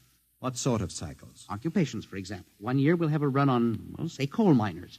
Next year, the proportion of engineers increases. And then scientists. And what do you think happens, Henry? I don't know, Mr. Wade, but I'm beginning to suspect that somebody else has discovered the same phenomenon, even to the point, perhaps, of being able to predict who will turn up among the missing next. Philo? Well, I don't know. But I would like to find out. And you think Otterburn may be a part of this picture? Mr. Wade, I definitely do. Henry, do you honestly expect me to buy an idea like that? It is more than an idea. The 2 top men on this list are missing, and... Maybe so, but the rest of them aren't. Parker, Watson, Gibbs. Why, I saw Parker in the restaurant where I had lunch today. Yes, but... And if you think I'm going to make myself a laughingstock by accepting such a crack-brain theory... Well, Excuse me. Yes. Hello, Wade speaking. Yes? Yes? I see. What name? Just a moment. Henry, let me see that list again. Here you are, sir. Go ahead. I see. I'll get back to you. I guess I owe you an apology, Henry. Sir? Harold Parker was just reported missing. Parker? 3rd man on your list. Holy mackerel. Exactly. Henry, for a good many years now, I've ridiculed these theories of yours. I don't know. Perhaps I've underestimated you. Maybe this time you've really stumbled onto something. What do you intend to do, Mr. Wade? I don't know. I haven't thought it out yet. I was planning to listen for another broadcast tonight in the hope that Otterburn might try to contact us again. Good idea. I believe I'll join you. I also invited Mr. Philo, the feature writer. Oh?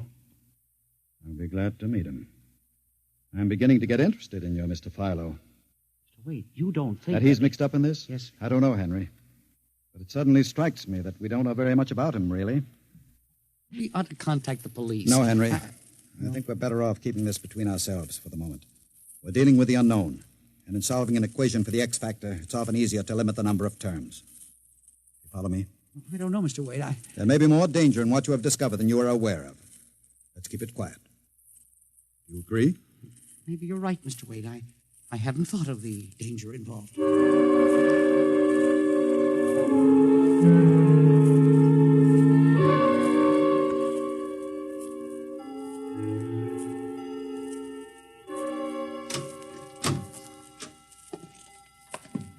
8 o'clock. If Mr. Philo was late. Well, he said he'd be here. He strikes me as a man who keeps appointments. Look out the window. Yes. The moon is almost in direct phase. We can't wait much longer. Well, it's a perfectly clear night for transmission. If anybody's sending, we ought to pick it up with this equipment. You'd better switch on the set. Yes. I never realized how eerie this office could be when it was empty. I'll have to light in the hall for Mr. Fowler when he comes. Are you getting anything? Just some foreign stuff, I think. That concludes the British portion of tonight's programming from Johannesburg, South Africa. We continue in April. That's a peculiar transmission sound. Earth. Now, that sounds like something. See if I can work the selector. The moon is in phase. Yes, sir. Hello, Earth. Can you hear me? I'll try to return. Hello? Hello? Hello, Earth. Hello, do you hear me? Oh, I get you now. Thank God. Who are you? Can you hear me? Who are you? This is Professor Cornelius Otterburn. Hello? Go on, I hear you. Not much time. They're on to me. They've located my sending point. Do you hear me? Go ahead, keep talking. I've only enough oxygen for a few minutes more. Well, where are you? I'm on the Earth side of the moon. You get that? The Earth side of the moon. A volcanic crater. Good. Start that recorder, Mr. Wade. Go on. Explain, please. Explain, Now please. listen closely. There is an Earth colony on the moon. There is an Earth colony on the far side of the moon, made up of renegade scientists and criminals. Professor Ernst Halsman. He died in an insane asylum in 1938. Professor Ernst Halsman discovered nuclear rocket power in 1935. Turned his plans over to escaped inmates of the asylum. They took off and set up a colony on the far side of the moon in 1938. Go ahead, we're recording you. Each year, they recruit new colonists from Earth. Slave labor, mostly. I was kidnapped in 1945. Yes, I know. Keep talking. They wanted me to work on atomic drive for their flying disc. Hello? Still getting you. Go on. Last month, 6 others and I escaped. Speak louder. You got to stop them. Stop them. Stop who? The moon colony, planning to take over the Earth. Invasion. Oh. Hang on. No oxygen. Hard to breathe. Listen. They have agents on Earth. You hear me? Agents on Earth?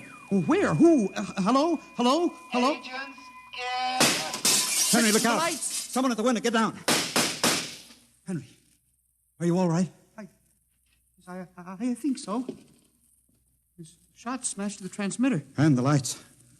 Strike a match. Careful. It was close. I got a look at him.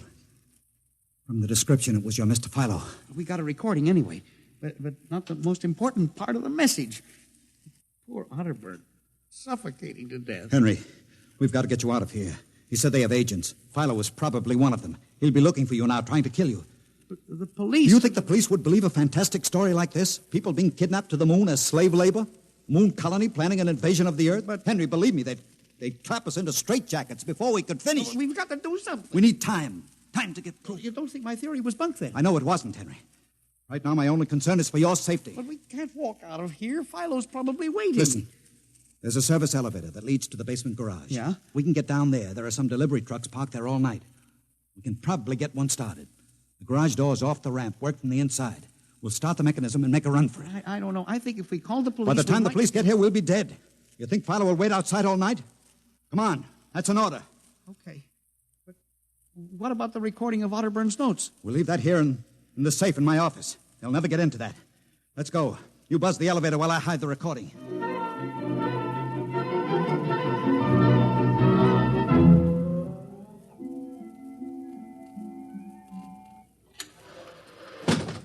This is the basement. Come on.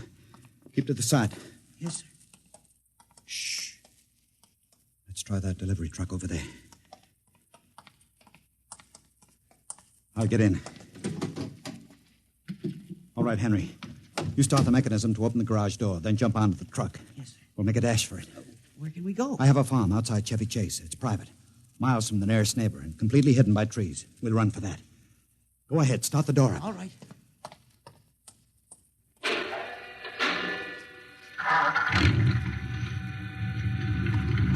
Jump in. There we go, Henry. Cross your fingers.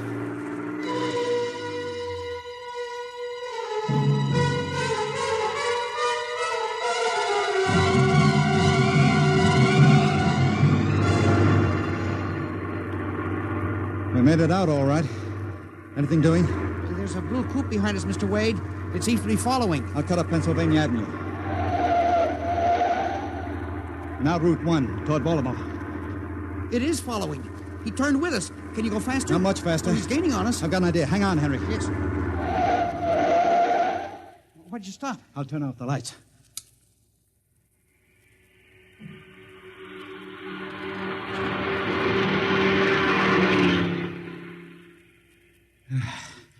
It worked. He shot right past us. Now we'll double back and go out another route.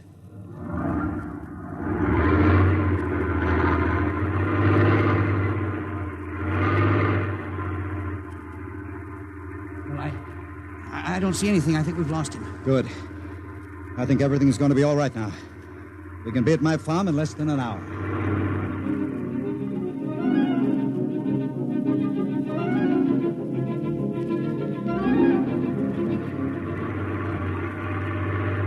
Not much longer now. Is anyone behind us? I thought I saw the blue coupe again, but I was mistaken. Whew. This place is really hot in the wilderness. We can stay here indefinitely till we'll figure out the next move. Just up this dirt road now. There's the house up ahead. You're not going toward it. No, I have a better idea. There's a big abandoned wheat silo on my grounds. It's down a hollow where it can't be seen except from the air. And even then, the oak trees shield it. We'll hide you out there. Now, we leave the truck here. It'll never be seen. Come on. Yes. How did you ever find this place, Mr. Wade? I've always liked seclusion. I bought it about 12 years ago. Come up here in the summertime to get away from it all. There's the silo. It's certainly well hidden. There's a small door around the side. Come on. Be careful of those bushes. Yes. It's hard to see them in the dark. Do you suppose Philo will find us? I assure you, Henry, Mr. Fowler will never find us here. Not in a million years. Here's the door.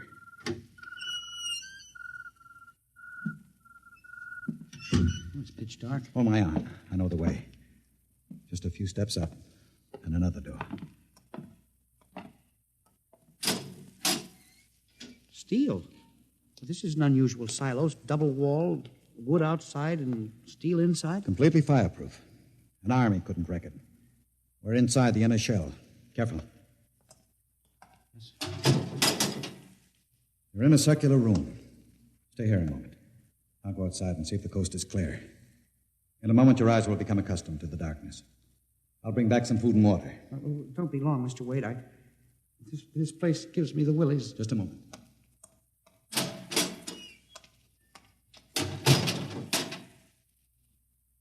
Mr. Wade.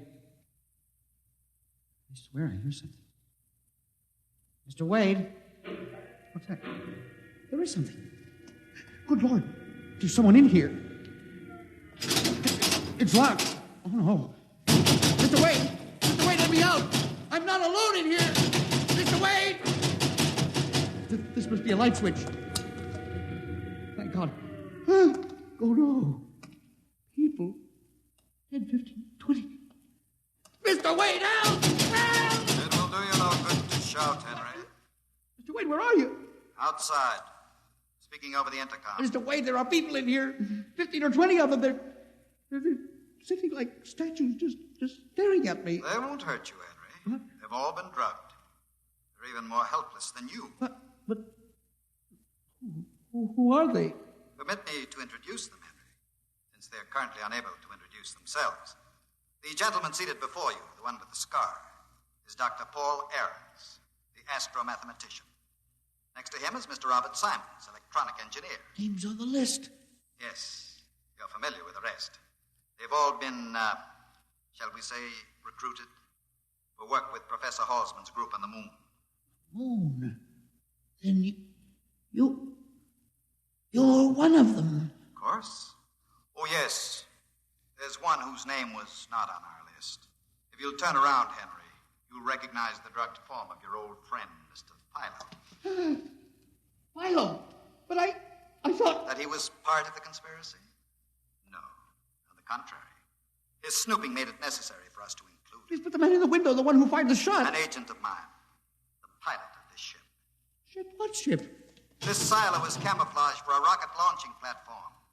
In a moment, the roof will slide back for the rocket's takeoff. A rocket ship? In exactly 70 hours, you and your companions will join Professor Otterburn on the moon. But you can't do this to me. We have done it, Henry. No. You see, there was another name omitted in that list, which I carelessly mixed up with your papers. That of Henry Timken. No. Bon voyage. I won't let you do this. You can't. Please let me out. Let me out, please. This can't happen. Let me out. Let me out.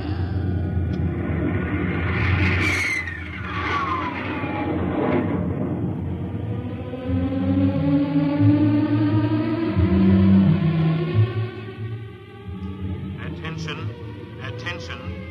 Missing since 8 o'clock last night, the following persons. Timken Henry, age 45, height 5 feet 8, 165 pounds, brown eyes, slightly balding, occupation records custodian. Repeat, Timken Henry, age 45, height 5 feet 8, 165 pounds.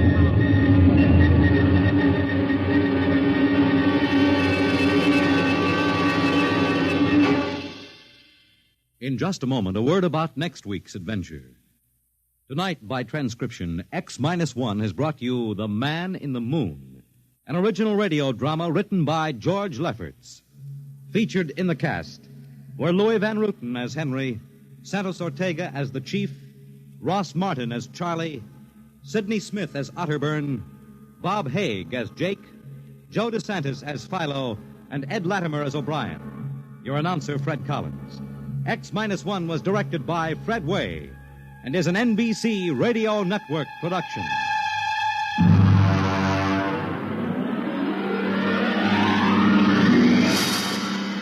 And now, next week, the sign on the window said Perigi's Wonderful Dolls. A woman and a child waited outside. The little girl peering eagerly through the window, and the woman glancing impatiently at her wristwatch, as if expecting someone who was late for an appointment. And there was nothing about Perigi's doll shop to warn them that they were waiting to keep an appointment with doom at X-1. Mystery Theater presents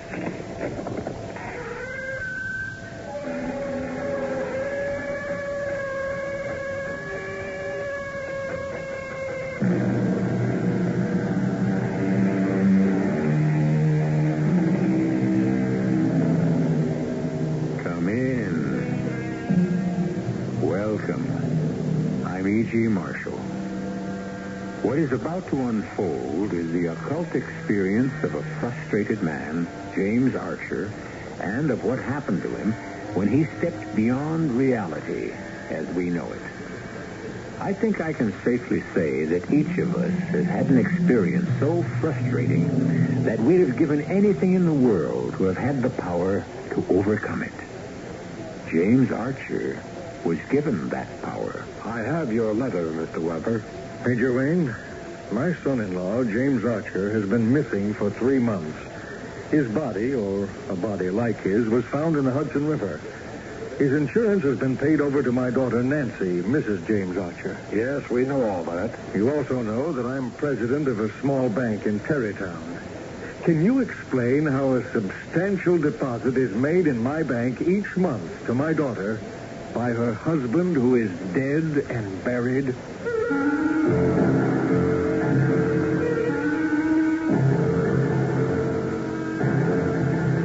Our mystery drama, Strange Passenger, was written especially for the Mystery Theater by Roy Windsor and stars Nat Polen and Bob Caliban. I'll be back shortly with Act One.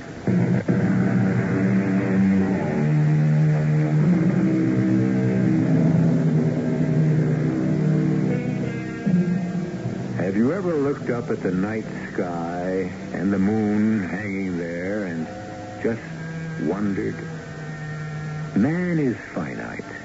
He can comprehend anything with definable limits. But beyond such limits is an incomprehensible universe. We increase our knowledge about outer space each year, but what we know is very small. The mystery of life is a secret that still has to be revealed. But one corner of it was lifted for James Archer. Aren't you Archer, Jim Archer? Who are you? A recruiter. I was in court yesterday when you demolished a client of ours as, what did you label me? Oh, yes, an obscene slumlord. It was yesterday. I just wanted to tell you how much I admired your plea for the plaintiff. Thank you. Sit down if you'd like. You're not expecting anyone? No. Just sitting here wondering what to do next. Are you a lawyer? Oh, an obscure one in a big firm. Thanks for coming over. I've been feeling sorry for myself. You must know what happened today. The case was settled out of court. Yeah, it's known as compromise. I call it dishonesty. Well, the slumlord is a rich man. He's agreed to make some restitution for his neglect. Yeah, it's a nice way of saying he paid off someone and the case was settled. Should have gone to jail. Ideally, yes. When I found out that my firm had worked out a settlement without first telling me, I resigned. I see. Our clients, the plaintiffs, got promises. A few months rent-free. Charges will be dropped for willful destruction they'd done in the building. He should have been forced to repair the heating system, exterminate the rats, install sanitary plumbing, make the building fireproof, and pay a stiff fine. Even go to jail as an example to others like him. You really are a crusader, aren't you? Injustice makes me sick. So sick it's put you out of work. That's right. I don't mind. I guess it's unfair to my wife, a little girl. Well, I'm sorry. It's after 6. I'd better telephone home, tell my wife the happy news. One moment, Mr. Archer. What would you be willing to do for security, authority, and the opportunity to practice those ideals which you hold so precious? That's not amusing, Mr. Recruiter. No, I mean it. What would you do? I'd do anything. Then I think I can arrange just such a life for you and for your family. Come with me.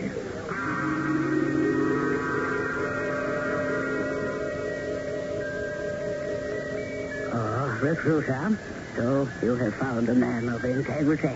Yes, Cosmo, this is James Archer, a gifted lawyer who believes that law and justice should never be compromised. Is that correct, Mr. Archer? Yes. May I ask where I am? Where we are is unimportant. You came here of your own free will. You are under no obligation to stay. If you say so, we will transport you back to the city. No, thank you. At least not until I've heard what this is all about. How can you guarantee me an honest, uncompromising life? Because I represent, in fact, I embody a viewpoint that is both utopian and attainable. And what is that? The bloodless establishment on your earth of a society in which each man is equal, in which each earthling will lead a happy life. A society in which certain outstanding men such as you can become will reestablish moral values and strive to relate to life beyond us. Well, that's mumbo-jumbo, but it sounds good. It's not mumbo-jumbo. You say that because you cannot see above the daily scratching and clawing for survival. All right, Mr. Cosmo. What do I have to do in order to attain this utopia of yours? Who pays my salary? What about insurance, pension? Details. You will never need to worry about any of them. And while you are away, before you begin your mission, your wife and child will be provided for. My mission? Yes. Soon after it begins, you will rise swiftly. You will become a man of importance locally, then statewide, and then perhaps in your nation. You will proclaim what you honestly think No more compromise, no watering down of the law or of justice. Mr. Recruiter? Yes? Are you sure I'm not still in that bar trying to forget my worries? Oh, I am very sure. The opportunity that has come to you has come to only a few others on Earth. Just who are the two of you? There's something very weird about all this. It seems so because you are earthbound, Mr. Archer. Are you saying... No, that's nonsense. I know that a lot of people report flying objects. There have been drawings of funny little men with pointed antennae for ears and all sorts of things. No rational person gives them a second thought. You don't have to believe, Mr. Archer. You are free to leave. When you arrive home, you will appear to have overstayed your time at that restaurant, and you won't remember a word of what followed after. I can, in fact, right now, blank out the names of your wife and child. You mean? Now, wait a minute. Their names are... You can do that. Very easily. Ready to quit, Mr. Archer? No. No? I think I'll see this through. Ah, that is an incredible honor, Mr. Archer. Recruiter, bring in the ship, and we will be on our way.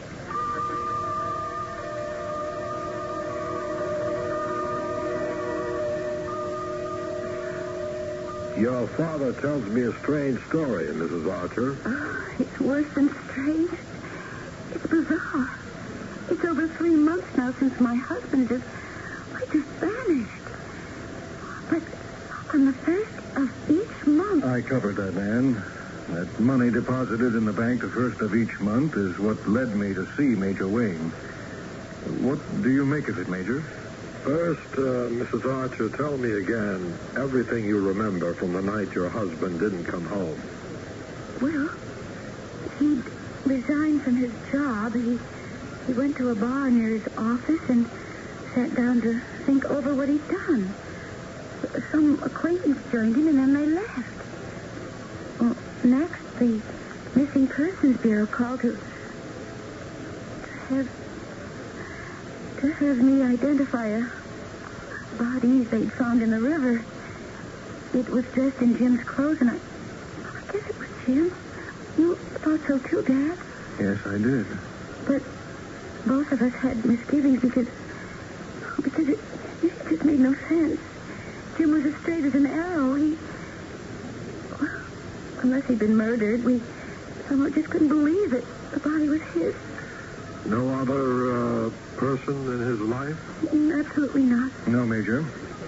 Jim Archer lived for his work and for his family. He was a thoroughly honest man. And the body found in the river had died from a violent stroke, as if it had been electrocuted? Anything else, Mrs. Archer? I know about the insurance and the mysterious deposits of money. Tell him, man. Well, there is something else, Major Wayne, but it's so far out. I just haven't told anyone except my dad. Well, tell me. The night Jim disappeared, Penny and I were watching the news. Penny's 7, old enough to read. And all of a sudden, words began to run across the bottom of the screen like, you know, when a bulletin is superimposed over the picture? Yes. Well, the words were, "Don't worry, man, I'm all right. Don't worry. Love, Jim." And those sentences ran across the bottom of the screen. Yes, time after time, half the evening long. I telephoned the TV station, but they thought I was some kind of a nut. Did your daughter see the sentences? No. And she was watching with you and she can read? Yes. I know it sounds incredible, Major Wayne. I have no reason to disbelieve you, Mrs. Archer. Well, what the devil do you make of it? I don't know quite what to say. I don't want to give you hope, but I think that James Archer, voluntarily or by force, has been transported from the Earth to some planet beyond sight and comprehension. Oh, come now, Major. You mean by one of those unidentified flying objects? Yes, that's just what I mean. Well, Sir, do you mean to tell me our intelligence gives even the slightest credence to that Buck Rogers kind of thing? Mr. Weber, let me give you some facts. As long ago as 1959 in Boinani, New Guinea, Reverend William B. Gill, his assistants, and the entire student body of his missionary school, about 27 persons, observed a strange object hanging in the sky a few hundred yards away. It was oval-shaped and had a deck on its top, like an observation deck. Gill saw what looked like men and waved to them, and they waved back. Then the object raised up and flew straight off into the sky. Come on. There were many remarkable sightings in Michigan in 1966. The UFO craft looked like a huge pie, well lighted with red, blue, and white lights spinning all around it. There have been sightings in Delaware, Illinois, Tennessee, South Dakota, Mississippi. In fact, almost everywhere. And you think that there really is such a thing as an unidentified flying object? There's no question about it. You terrify me, Major Wayne. Yes, it terrifies me, too. And you think that maybe one of them carried him off? I don't know.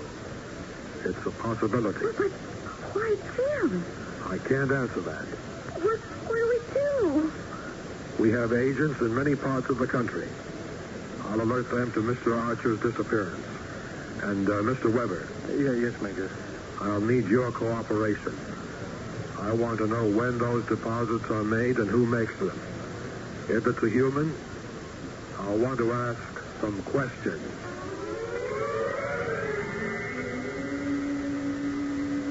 Well, Mr. Archer, what do you think?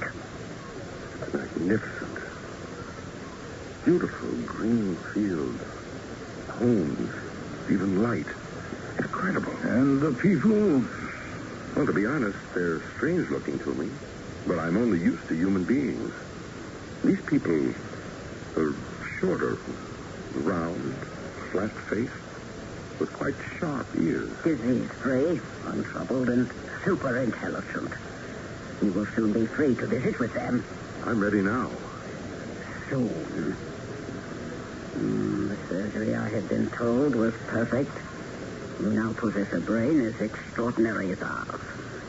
Your face has been altered very skillfully. All that is left of you is a name. Stuart Murdoch. Where did you come from, and what is your mission on the planet Earth? I have no remembrance of where I came from or who I was. My mission on Earth is to become a leader of my people and to prepare them for your bloodless conquest of my country. You have been away from Earth for 6 months.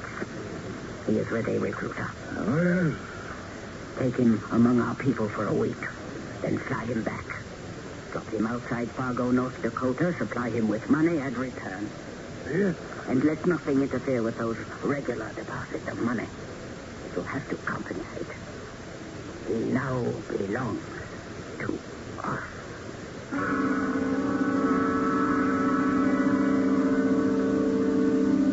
Pure fantasy? Unidentified flying objects? One researcher wrote that he thought the phenomenon was so far outside the laws of present scientific knowledge that UFOs could be considered ridiculous. But once he was exposed to the hard facts, he concluded that the existence of this unexplainable phenomenon is, and I use his exact word, overwhelming. The strange story of James Archer, the recreated man, will continue in a few moments.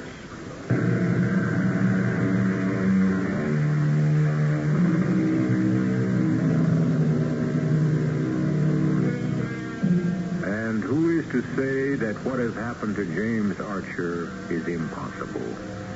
Dr. Faustus sold his soul to the devil in exchange for 24 years of every pleasure and all knowledge at his command.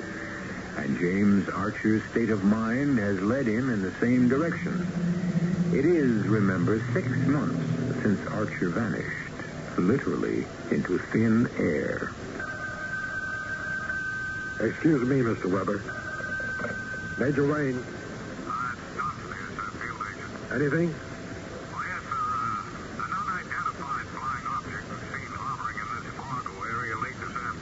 I see, and? I'm at the Nygaard Farm, about 30 miles northwest of Fargo, in a small community named Shoshone Creek. It's pretty desolate. Apple and I put down our juice heater in one of Nygaard's fields and taxied it to the side of a big barn. Good. See if the UFO lands and if anyone leaves it. If so, follow the man. Don't pick him up, but don't lose him. I want to learn where he goes. This is fantastic, Major. If I mentioned any part of this weird conversation to my friends, they'd think I was ready for a mental hospital. Well, you're not, Mr. Weber. It's real enough. Oh, and let me give you a warning. Yes? Let's say that James Archer is returning by a UFO to Earth from wherever he's been. He'll be returning for a purpose, and to achieve that purpose, he won't be the same man. I don't quite understand. If, as I suspect, he was chosen by some power from another planet because he had soured on his life and our civilization, and if that power has some objective on our planet Earth, you can be sure that Archer's been brainwashed and indoctrinated deeply. So, even though he might look the same, he probably won't. We had one experience in which a man who had vanished was brought back into custody. He was not the same man he had been. He'd become a robot. We had to institutionalize him. An exceptionally intelligent man, but dangerous to us. Later, he was found in his room dead. Somehow, he'd been electrocuted. That's why you thought the body in the river... Yes, it got me thinking. Now, tell me about those deposits, Mr. Weber. Promptly, the first of the month, a cash deposit of $5,000 is made to the account of my daughter. We alerted our bank security guards, and when the last deposit was made through the night deposit slot, one of the guards spotted the man who dropped it.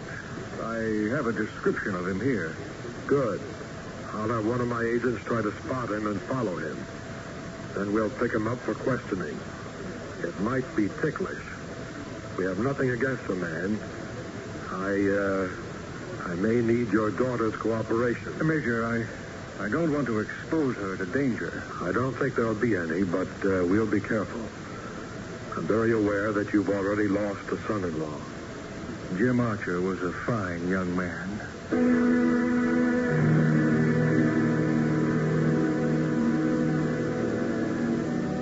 Hello? Who is it? Oh. Hello. Don't be afraid. Come up to the front of the church. I'm Reverend David Holt, the minister. I apologize for entering. Never apologize for entering a house of God. Who are you, young man? Stuart Murdoch. Not from around here, are you? No. Can I do something for you? Well, I didn't enter to do any damage, Mr. Holt. I should hope not. We don't have vandals out here on the prairie. You lost? Am I near Fargo? About 30 miles by the state highway. Do you have a car? No, but if you'll point me in the right direction. Glad to, but you won't find much traffic at this time of night. I take it you're hitchhiking. Unless there's someone around here who'd drive me to the airport. I have money. There's something on your mind, Mr. Murdoch. Anything I can do to help? Oh, no, I'm fine. Have you been in the church for... No, you just walked in, am I right? Yes, a minute ago. And before that, you were outside? Yes. Now, if you'll show me the way to... Of course, all in good time, Mr. Murdoch. May I ask you a question? Did you see what I saw, and is that why you come here? What did you see? A saucer-shaped thing hovering in the sky and then coming close to the ground, not far from old Neil's Nygaard farm, half a mile from here. what they call an unidentified flying object. And you think you saw such a thing? I know I saw it. I'll be going along. Others saw it, too. I came to my church to pray to God to protect all of us. From what? Satan. Reverend Hode, there is no such thing as Satan. It is in a man's self that he is good or evil. Young man, I believe in God, and he sustains me, and in believing in him, I accept Satan as a fact. A fact of what? He was cast out of heaven and is the chief monarch of hell. Of hell, which is? Many things, Mr. Murdoch. Satan corrupts mankind. The struggle to possess a soul for good or for evil goes on in a man forever. The presence of God within you cannot be extirpated. Then I don't have anything to worry about. The day will come, I assure you, when you will feel his presence, and he will help you to decide what is right. Okay, if you say so. You have been infected, haven't you? Odd you didn't see that unidentified flying object. Oh, I saw it. The fact is, I had a ride in it. You know something? You just may have it that.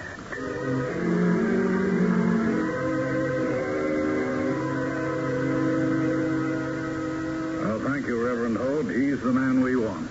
Well, tell me about him, Mr. Thompson. You are an intelligence agent? Oh, yes, sir. Here's my identification. Who is this Mr. Murdoch? He's a New York lawyer named Archer who vanished 6 months ago. You may not believe in such things as UFO. Oh, but I do, yes. I saw the thing laying less than a mile away. What's this Murdoch up to? We don't know, Reverend, but Major Wayne thinks Murdoch sold himself to some power in outer space and has been returned to Earth to carry out some mission. To what end, Mr. Thompson? Oh, we don't know that. I just saw him go into your church, and my orders were just to follow him. He's headed for Fargo in New York. All right, then Appleton and I will fly to the airport there and wait for Murdoch to board a plane. We'll board the same one for New York. I wish you well. Murdoch is a personable young man. If some force by which we are ignorant has possessed him, don't despair. The God-given moral force within each of us will be stronger than the power of Satan. Given time, Mr. Murdoch will reject having sold his soul. And then what? Heaven alone knows.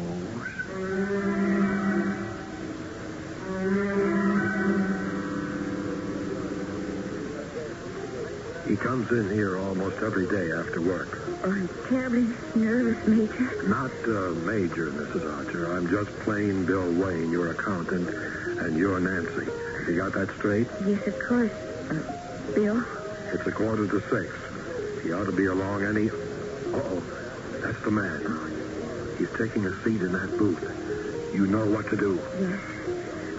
Wish me luck. I beg your pardon? Oh, yes? My name is Mrs. James Archer. May I speak with you for just a minute? All right. Please sit down. Thank you. Who are you motioning to? Bill Wayne, my accountant. Join me, Bill? My name is Bill Wayne. Oh, how do you do? You followed me here? Oh, no. I come in here almost every day. Mrs. Archer came into the city today, and I invited her to have a cocktail with me. Are Mrs. Archer and her accountant supposed to mean something to me? Well, you see, you've been identified as the man who deposits $5,000 in my account every month. I just wanted to meet you and to thank you. I really don't know what you're talking about. Mrs. Archer, what is it? Yes. Well, if Mrs. Archer has made a mistake, we apologize for it. Are you mistaken, Nancy? Well, I don't think so. I have a picture with me. You had someone take my picture? Well, you see, my father's president of the bank, and he wanted it done. Does he make a practice of taking pictures of his depositors? Well, you see, my husband vanished 6 months ago, and he still keeps supplying me with this very generous amount of money each month. You must admit it's strange. You say he vanished? Yes. Oh, yes, I vaguely remember the name now. Archer, wasn't he? Wasn't his body found in the Hudson River? Well, a body was found. And identified? Well, yes. Then what you've told me is impossible. I agree with you. A dead man could not make monthly deposits to his widow. That's what's been troubling Nancy. She thought that if she could meet the man who made the deposits, she might get an explanation and be given some hope.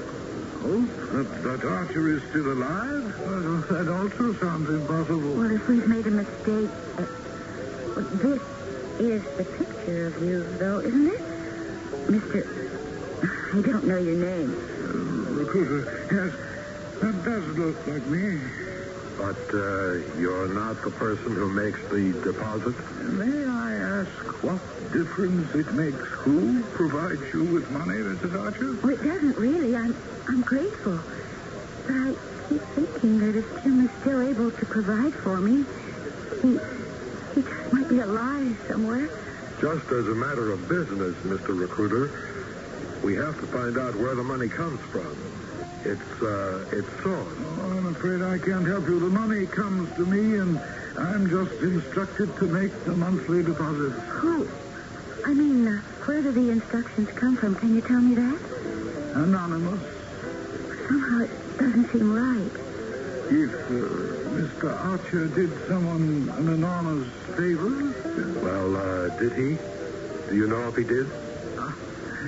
I never met the man. Now, you'll excuse me. No, goodbye, Mrs. Archer, and enjoy the money. Goodbye, Mr. Wayne.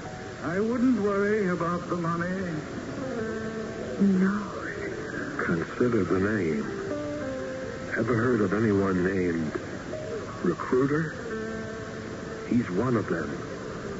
Whoever they are.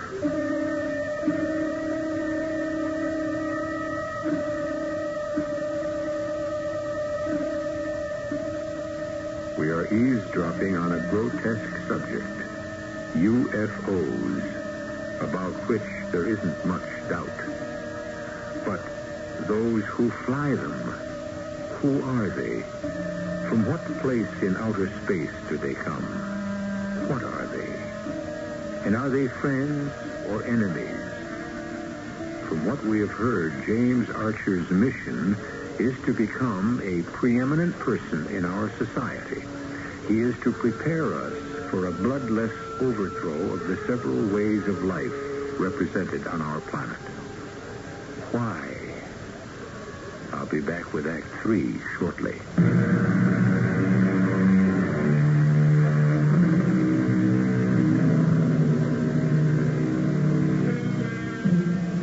In any contest, it is wise never to underestimate the strength of the enemy.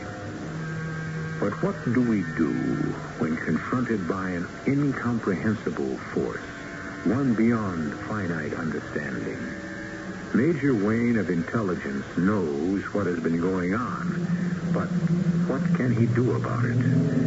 We have never captured an unidentified flying object, and we only have reports that they have been seen at a distance. 6 months have now elapsed, and it is a year since James Archer disappeared.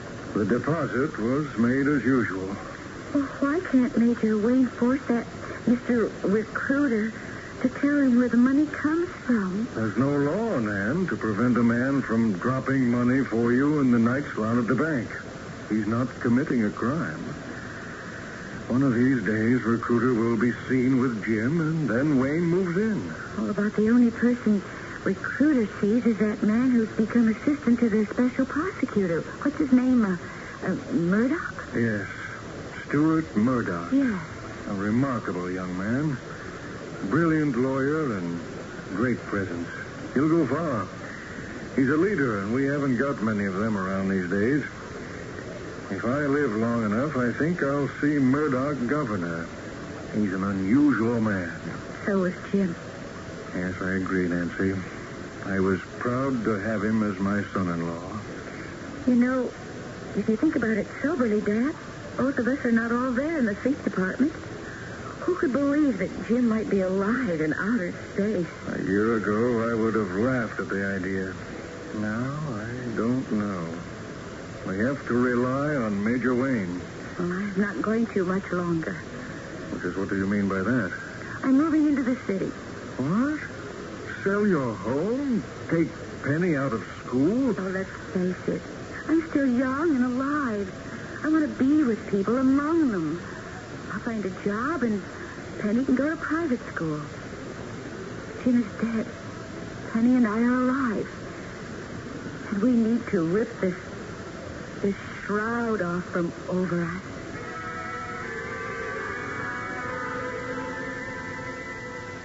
Happy to meet you, Reverend Hode. You remember Thompson? Sure do. It's nice of you to have invited me to New York, my first visit. It's an impressive sight. So, how are you, Mr. Thompson? I just wanted to thank you. Still keeping an eye on a visitor from space? You think that, Reverend Hode? Well, I suspect it. Let me put it that way. That was an unusual experience for me. That young man just appearing in my church, Stuart Murdoch. Yes, I've been following his career. He's what you brought me here to talk about, isn't it, Major? Yes. You've met him and you've talked with him. And I'm sorry for him. He's getting what he set out to achieve, but Stuart Murdoch, whether or not he was put down from a spaceship as a soul possessed. Well, tell me, what do you want me to do? Well, I want you to give a small party. Thompson, arrange it with the hotel. Major, you want me to invite the guests? No, you invite Mrs. Archer. She's a little cool toward me these days, and I'll invite her father. No. You invite both of them. Just tell them that if you want them to meet a friend of yours from North Dakota who may have something to say that will be of interest to them. Mrs. Archer. Oh, yes. We think there's a chance that Stuart Murdoch is the former James Archer. Nancy Archer is the presumed widow. The other person you'll meet will be Hugo Weber, her father. And I'll be there as Bill Wayne, Mrs. Archer's accountant. So there'll be 5 of us. I should be most happy to help you if I can.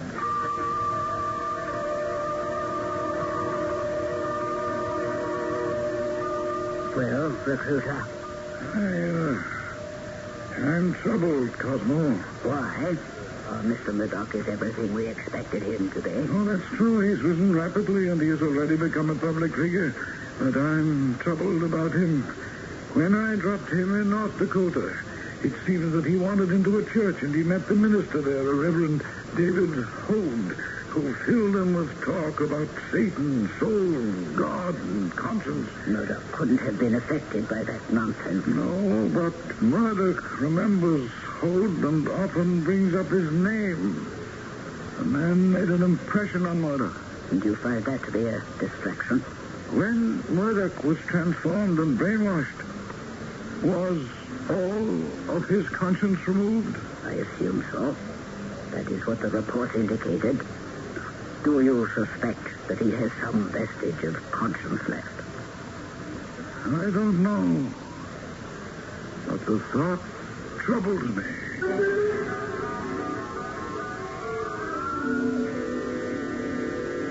Right on time, Reverend Hode. 5 o'clock. Let's hope it all goes well. Mrs. Archer and the others should be right along. Hello, Mr. Hode. I'm so glad you could stop in to see me, Mr. Murdoch. Thank you. Meeting Joe Thompson, a member of my church back home. Joe, this is Stuart Murdoch. How do you do? Sit down, Mr. Murdoch. We have tea or whatever else you'd like. Tea, please. Oh, good. I don't try to impose my taste on others. I thought that was your job, Reverend. Shoving your convictions down the throats of others. No, not shoving, young man. I expose my convictions to them, and then it's up to the individual to accept or to reject the truth. The truth, as you see it. It's the word of God, which is the truth. I'm just one of his messengers. That's one of the reasons I wanted to see you while I was in New York. You're my messenger from God? Yes, I do believe I am. I knew that when you wandered into my church in Shoshone that... well, remember when we talked? You remember, of course. Every word of your mumbo-jumbo, Reverend. You said that the presence of God within each person cannot be extirpated. Here's your tea, Mr. Mother. Thank you. Well, I'm afraid you were wrong, Reverend. I'm unchanged. I haven't had to whistle for God's help. I've helped myself. And as you may know, I've been very successful. But you're here, Mr. Murdoch. You didn't forget me? Of course not. I liked you when we met, and I'm happy to see you again. Oh, that should be the others, Reverend Hode. All other men? Friends of neighbors back in Shoshone. You don't mind, do you? No, certainly not. Mr. Weber, Mrs. Archer, I'm so glad you could stop in. This is Stuart Murdoch, the man I was telling you about. Hello, Mr. Murdoch. I'm happy to meet you. My father, Mr. Weber. How do you do? And Bill Wayne, a friend. Hello, gentlemen. Hello. Joe, tinfoil. It's a real honor meeting you, Mr. Murdoch. Well, thank you. We've been following your career, Nancy and me, and I must say we like the way you've ripped into corruption and graft. The public is entitled to honesty in government. Well, that's what they all say, but you seem to mean it. And my actions, I hope, prove it. My late husband felt that way, too. I mean, about honesty. Yes, Jim Archer was an honest man. All that got him was his resignation from his job. He couldn't stand hypocrisy. He wouldn't compromise. I can't either. But I've learned that one has to prepare others slowly for the truth. Not your version of truth, Reverend. Truth is invisible, young man. The truth I preach is God's word. Truth is an ideal, and it is divine. Well, I think that's foolish. Truth, like any other commodity, has to be sold. If you'll excuse me, I do have to be going. I'm happy to have met all of you. And Reverend Hode, do pay New York another visit. I can find my way out, Mr. Thompson. Well, Mrs. Archer? No, Major. Stuart Murdoch isn't Jim Archer transformed in space and returned to Earth. What is the very idea is absurd.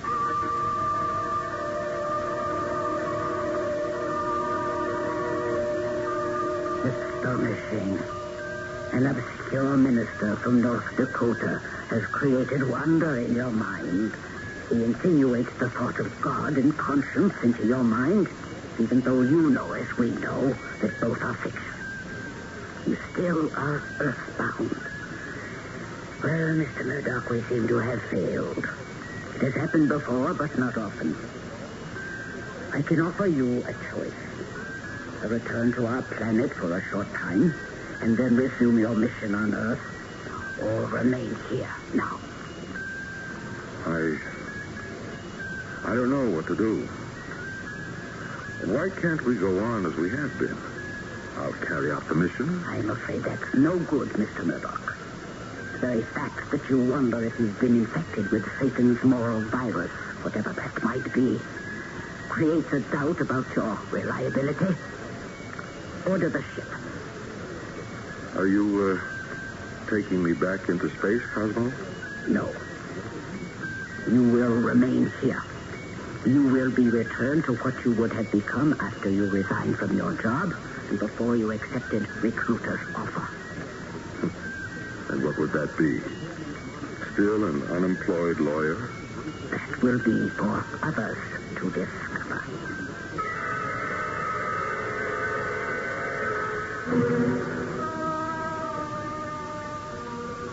Open the door, Thompson. Follow me. Have your gun ready. Yes, sir. The house feels empty. There's a light at the end of it. Look over there, sir. In that chair. Good Lord. Why, that's James Archer. I know from pictures of him. It's asleep. Yeah, or drugged. His hair has turned gray, and look at his face. Worn and haggard.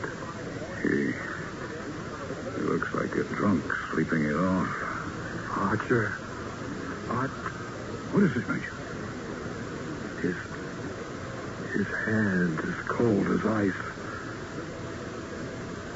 He's dead.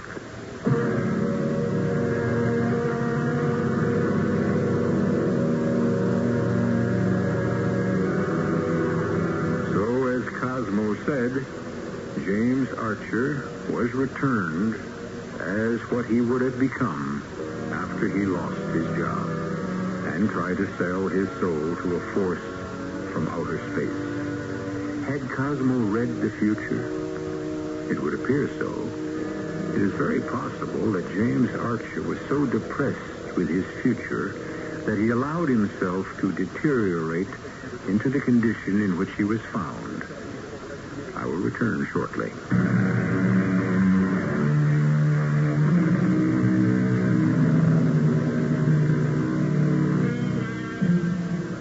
Frustration leads some of us in dangerous directions. For most of us, however, hope extends a hand to lift us up from despair. James Archer never grasped that hope. He angrily preferred the path that led him to become the instrument of a force from another planet, whose goal is the bloodless conquest of Earth, not by invasion, but by indoctrination.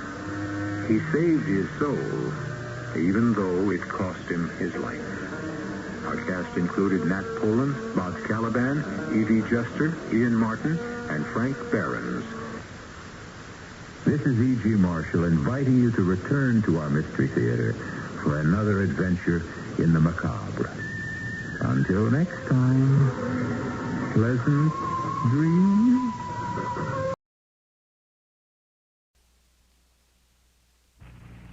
Adventures in time and space, told in future tense.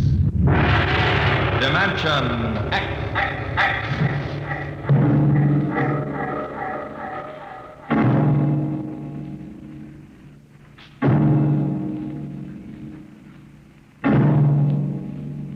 Can you predict what will come in 100 years? Or in 10?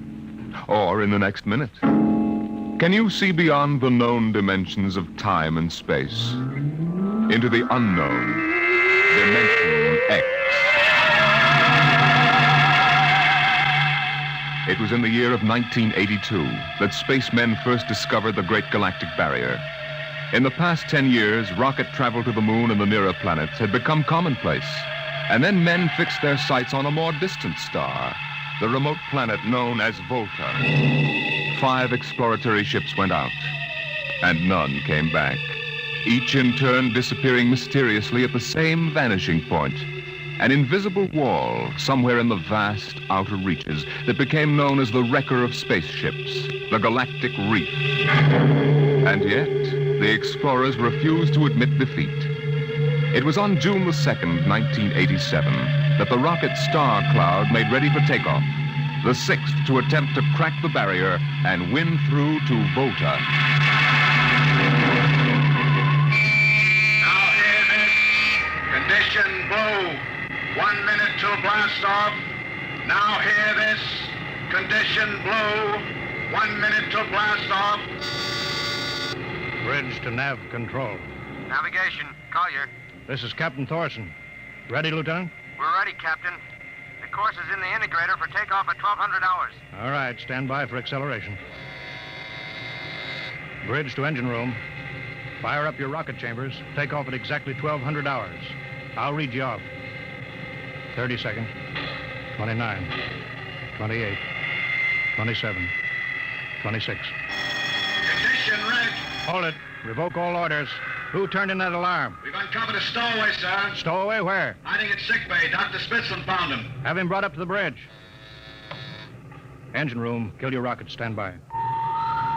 Thorson, this is Colonel Harrison at ground control. What's holding you up? Trouble.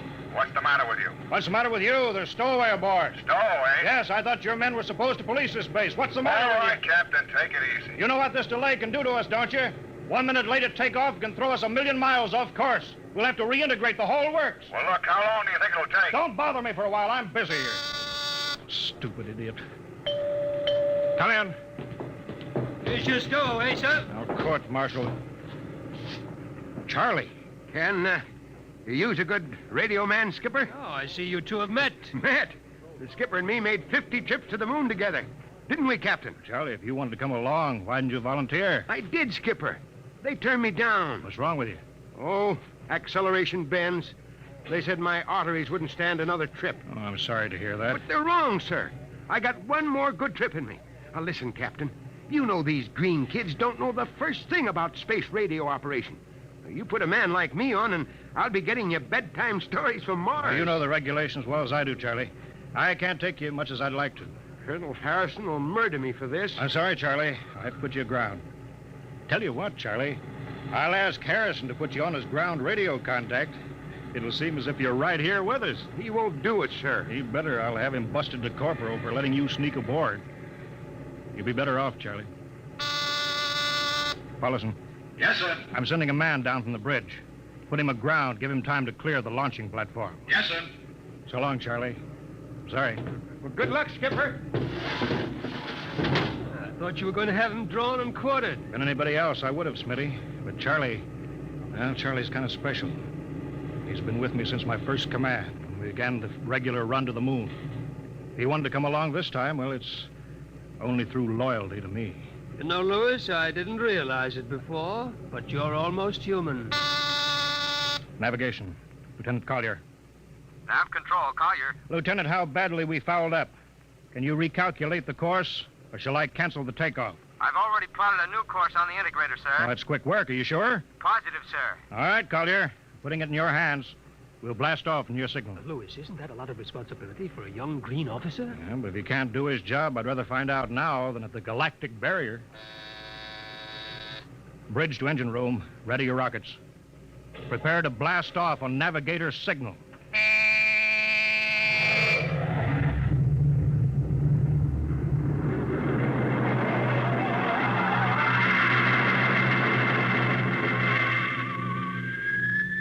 How are we doing, Collier? Coming on the bearing, sir. 4, 3, 2, 0. We've intersected the course vector. That's good work, Collier. Course corrected, sir. Ready to go into atomic overdrive anytime you say. All right, stand by. Now hear this. Prepare for maximum acceleration. Bridge to engine room. Kill your rockets. Rockets out. Fire up number 1 cyclotron. Number 1 ready. Fire up number 2.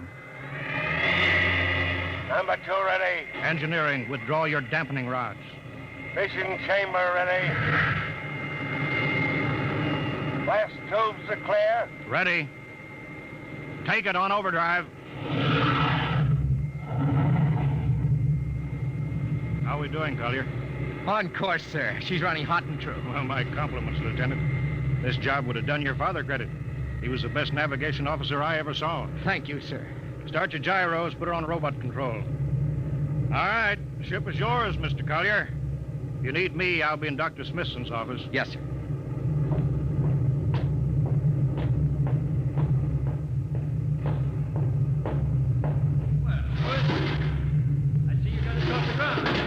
Thank young Collier for that. Chip off the old block. Oh, you knew his father, huh? Matter of fact, I knew him very well.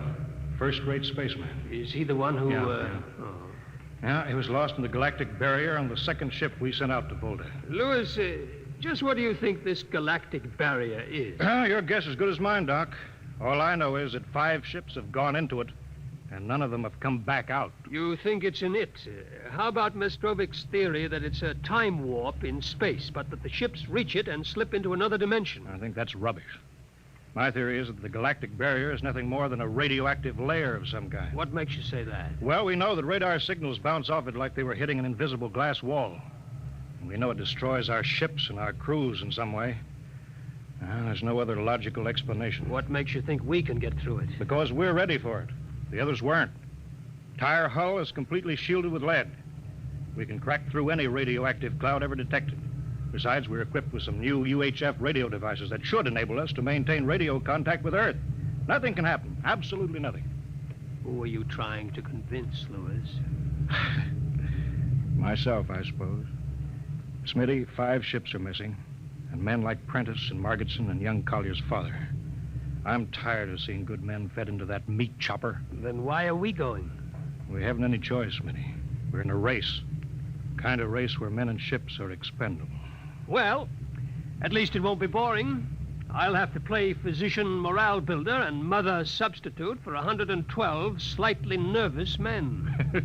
Your morale doesn't sound too good, Doctor. As morale officer, I can state without fear of contradiction. It's terrible. And something tells me that as we approach that galactic barrier, I'm not going to be alone.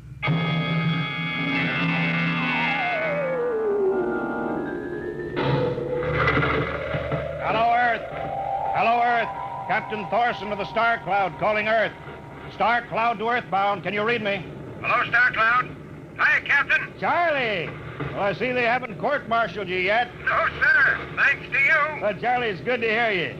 You can read us the funny papers on Sunday morning. Right. How's the signal? Strong. Clear as a bell. All right, here's our log report for Colonel Harrison. Ready? Shoot. June 2nd, 1987.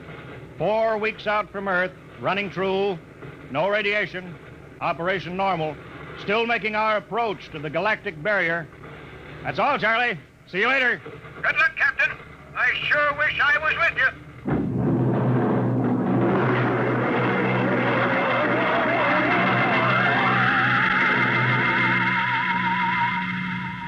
How's the morale, Smitty? Well, the men know we're getting closer to the barrier. They're beginning to show a little tension, Lewis. How's their physical condition? Any sickness? About half the crew has come down with space blues. Badly? Oh, same as usual. Lips and hands with a bluish cast. Eyes sensitive to infrared. I don't know. When I first started flying these tin cans, nobody ever heard of space blue. Well, there's a new theory that is caused by the terrific acceleration of these atomic overdrive ships. The change in gravity affects the circulation. What do you think? Oh, I think it's psychosomatic. I've noticed that the same men who get space blues under tension on a ship tend to get blue coloration back on Earth when they're upset. I guess it's an occupational disease of space navigators. You think it's just nerves, then? I don't know. But young Collier has a bad case. I think it's tension from overwork. Maybe he needs some vitamins. Lewis, when will you realize that vitamins are not a panacea for all the troubles of mankind?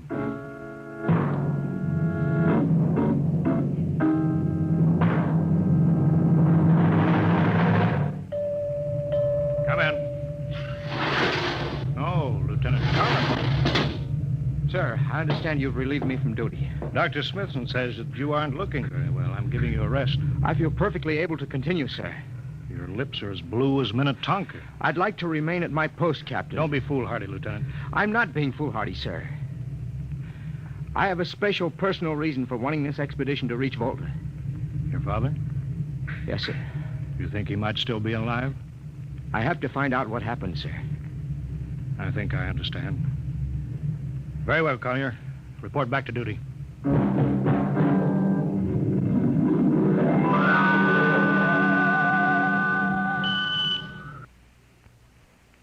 What's the reading, Paulison? We're getting a +5 radar bounce now. It's coming off the barrier almost as fast as we send it out. What's the interval? 0.3 of a second. Shortening steadily. At this rate, we'll hit the wall in the next few minutes. All right, alert the crew. Sound general quarters. Now hear this. Condition red. We are now approaching the galactic barrier. All hands to stations. All radiation detectors to be fully manned. full security will prevail until further notice. That is all. Paulson. Aye, sir.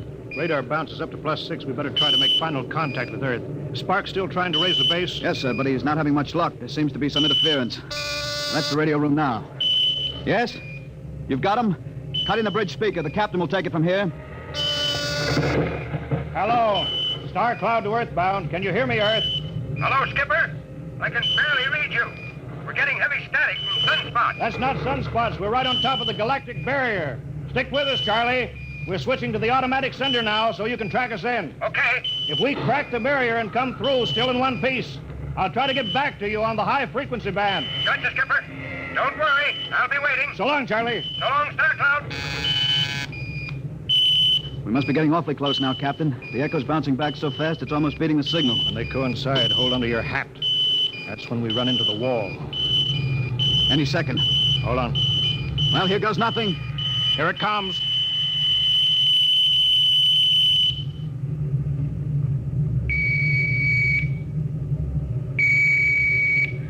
Captain? Why, nothing happened. We made it. We made it, Captain. No radiation, no time warp, no nothing. The crew's gone crazy, sir. Let them. They earned it. Say, Doc, can you break out a few bottles of snake bite serum for medicinal purposes? I sure can, Lewis. This calls for a celebration. How's your morale now? Couldn't be better. How's yours? Condition Hey, what? red. Radiation detected. Condition red. Radiation detected. Good. Holy mackerel. Look at the needle on that indicator. Paulson. I see it, Captain. We're picking radiation like crazy. What's it like? It's a strong wave. What kind is it? I don't know. It's too long for a cosmic ray and too short for UHF. All right, track it down. Triangulate it. Make it fast. I want a directional fix. Yes, sir. Engine room. Yes, sir. We're picking up radioactivity. Is it the fission chambers? No leaks, sir. Check your gauges. Nothing here, Captain. Must be coming from outside. Damage control. Yes, sir. Is our lead shield leaking radiation? Haven't found anything yet, sir. All right, keep at it. Paulson, how you doing? I've got a fix, Captain. Well, what is it? I'll have to recheck my figures. Well, hurry up. The angle is correct, but I don't... Come on, man, for Pete's sake. It's right, sir. What's right? Speak up. Where's the radiation coming from? It's coming from inside this ship. That's impossible. No, sir. I've checked it twice. Well, then, there's only one thing left to do. Paulson, get a Geiger counter. We're going to start combing the ship inch by inch. Ready, sir. All right, turn it on now. Yes, sir. We'll check the atomic guns first. Cut through the officers' quarters to ordnance. Come on. Wait a minute, sir. What is it? The signal's weaker now. Let's go back.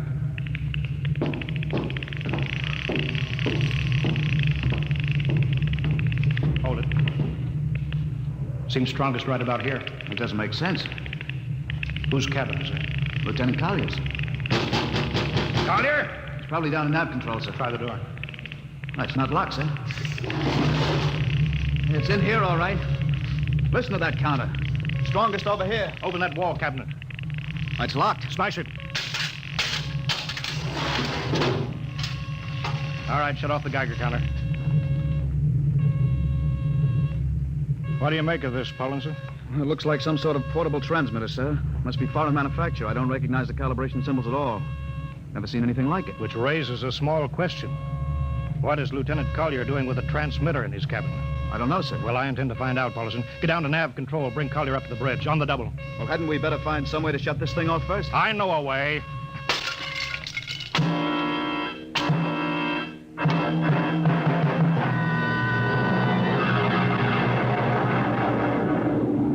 Lieutenant Collier, I'm going to ask a few simple questions, and I want a few simple answers. Yes, sir. What were you doing with the transmitter in your cabin? Transmitter, Captain? You know nothing about it? No, sir, I don't. Do you recognize these calibration symbols? No, sir. Can you think of how it might have been placed in your cabin without your knowing it? No, sir. Unless someone came in while I was on duty. Would that have been possible? Why, I suppose if someone had a key... I found your cabin door unlocked. Well, I meant a key to the wall cabinet. I didn't say the wall cabinet. Well, sir, I... You what, Lieutenant? How could you have known it was in the wall cabinet? I just assumed. Lieutenant Collier, I find it hard to believe you would lie. Having known and respected your father and having observed the way you handled your job. However, I intend to get to the root of this thing. May I have your wristwatch, Lieutenant? Sir? Your wristwatch. Here, sir. Paulson, turn on that Geiger counter. Yes, sir. Hold this watch next to it. Yes, sir. That's all. Lieutenant, if you hadn't any close contact with that transmitter, how do you explain the radioactivity of this watch? I don't, sir. I think you'd better. To whom were you sending those signals?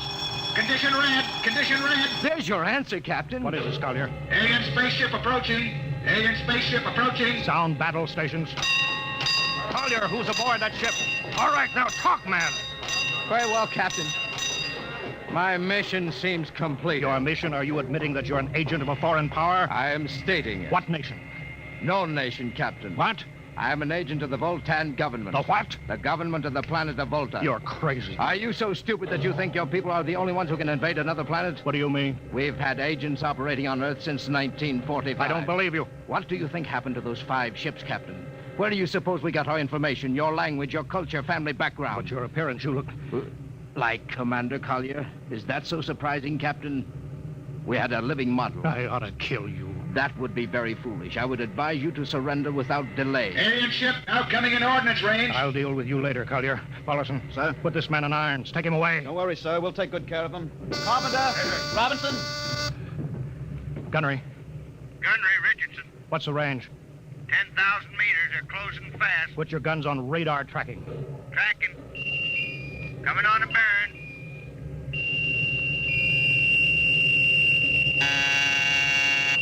Fire. Fire. Richardson, you hear me? Fire. What's the matter down there? Did you hear me? Richardson, answer me. It's no use to shout, Captain. Collier. Yes, Captain. How'd you get loose? Where's Paulson? Lieutenant Paulson is dead. All stations. Lieutenant Collier has escaped. Seize him, man. Don't waste your breath. Your men can't hear you, Captain. What? Those still alive are my men. You're lying. No, Captain. Every ship that has ever left Earth was controlled by a Voltan crew. That's impossible. Those were hand-picked men. Hand-picked by us. I don't believe you. Then why not call for help? Carpenter, Robinson, Haley, report. Carpenter, Robinson. You see, Captain, it is quite useless. I would advise you to sit very quietly and do nothing. It isn't possible. They can't all be dead.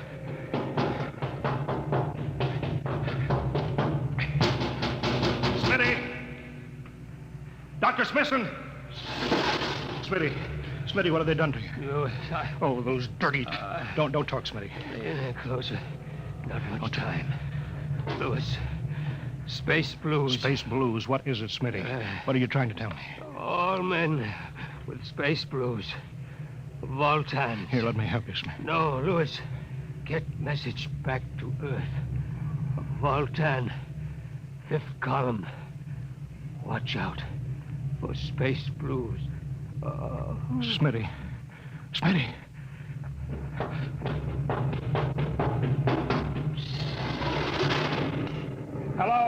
Hello. Star Cloud calling Earthbound. Please, God, let me get through before it's too late. Hello, Star Cloud to Earthbound. Come in, please. Come in, please.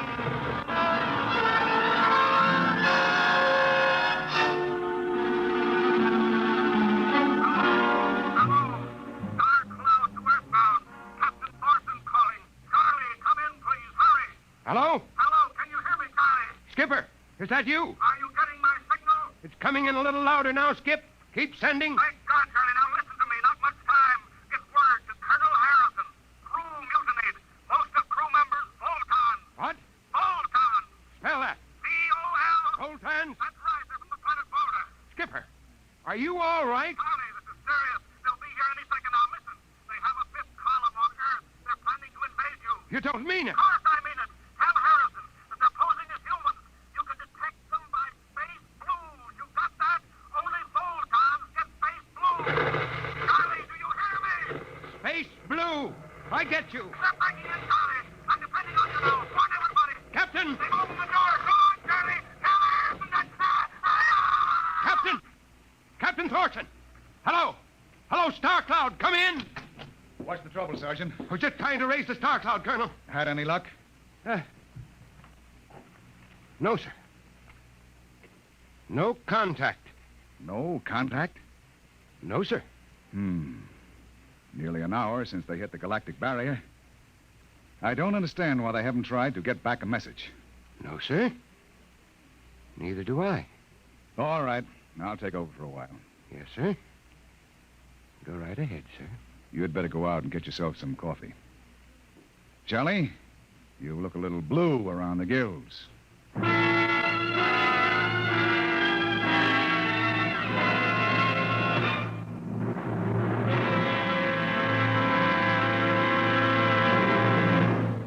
You have just heard No Contact, an adventure in time, space, and the unknown. Dimension X.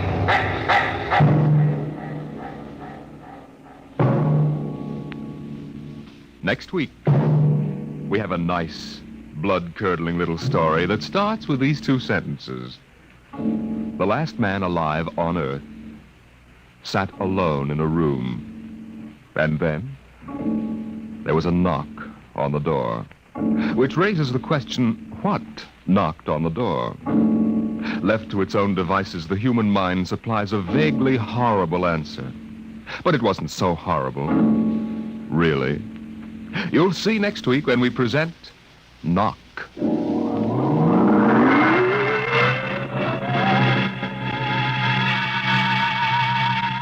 Tonight, Dimension X has presented No Contact, an original story written by George Lefferts, from the storyline by Lefferts and Ernest Kenoy. Featured in the cast were Wendell Holmes as Captain Thorson, Lawson Zerby as Lieutenant Collier, and John McGovern as Dr. Smithson. Your host was Norman Rose. Music by Albert Berman. Engineer Bill Chambers. Dimension X is produced by Van Woodward and directed by Edward King.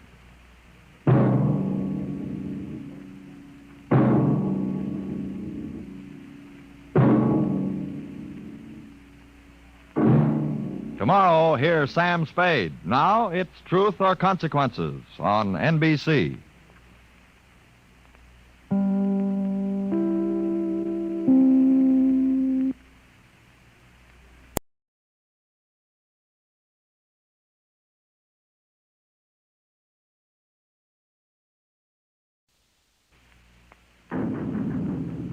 Adventures in time and space, transcribed in future tense.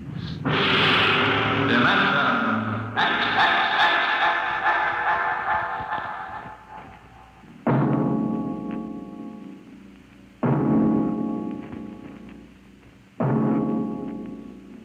Can you predict the future? Can you tell what will come in 100 years, or in 10, or in the next minute? Tonight, Dimension X brings you a glimpse of what may well happen within your own lifetime. The Robert Heinlein story, The Roads Must Roll.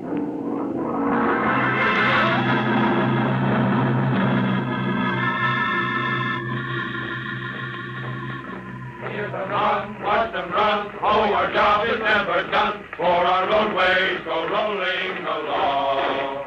While you ride, we are watching down inside, so your roadways keep rolling along. Oh, it's high, heat, the roadermen are we. Check off the sectors loud and strong. 1, 2, anywhere you go, you are bound to know that your roadways keep rolling along. Keep them rolling! Your roadways keep rolling along.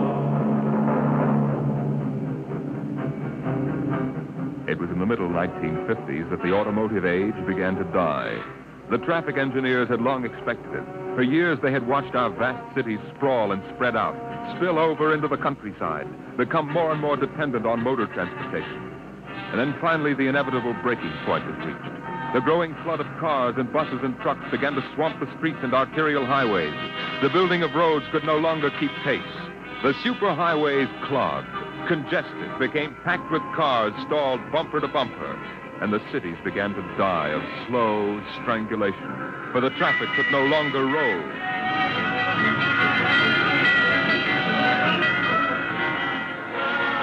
And then the engineers took over.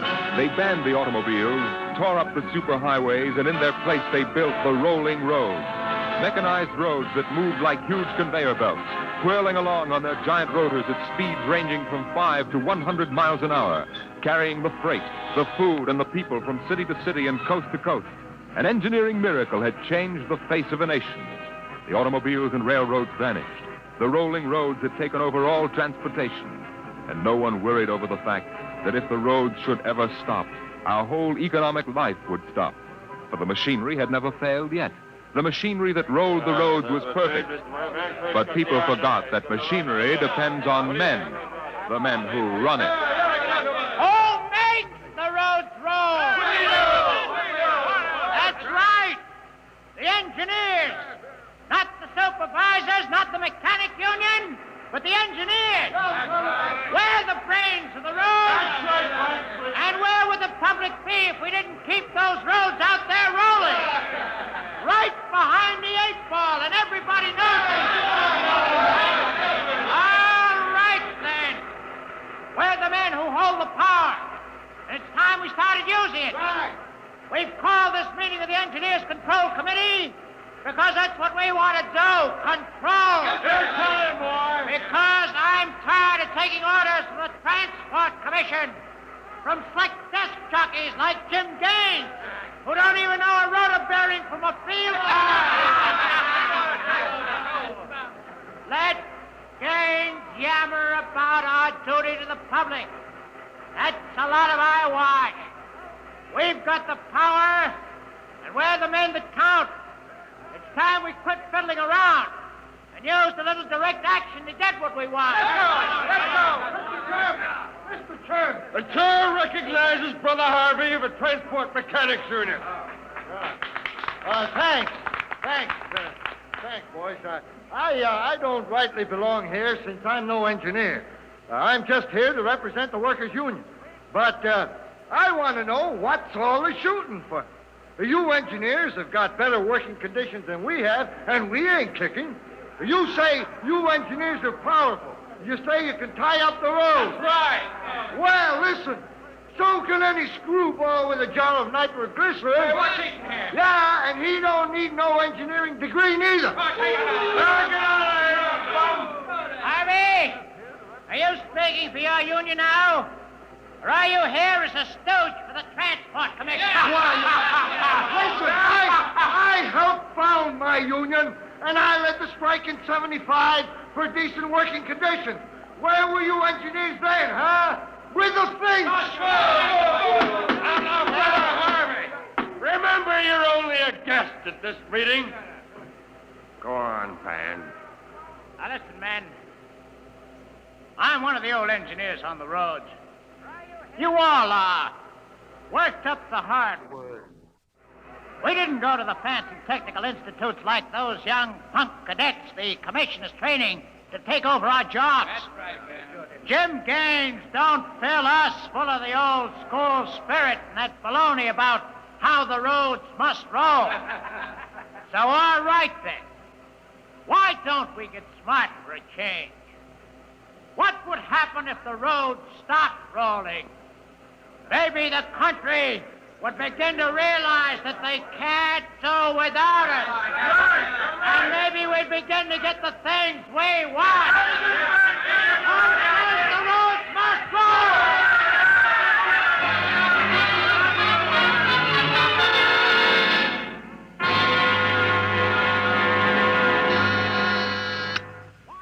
Yes? Your wife is calling, Mr. Gaines. All right, put her on. Jim, I want you to stop off on your way home. I'm sorry, darling, I can't make it.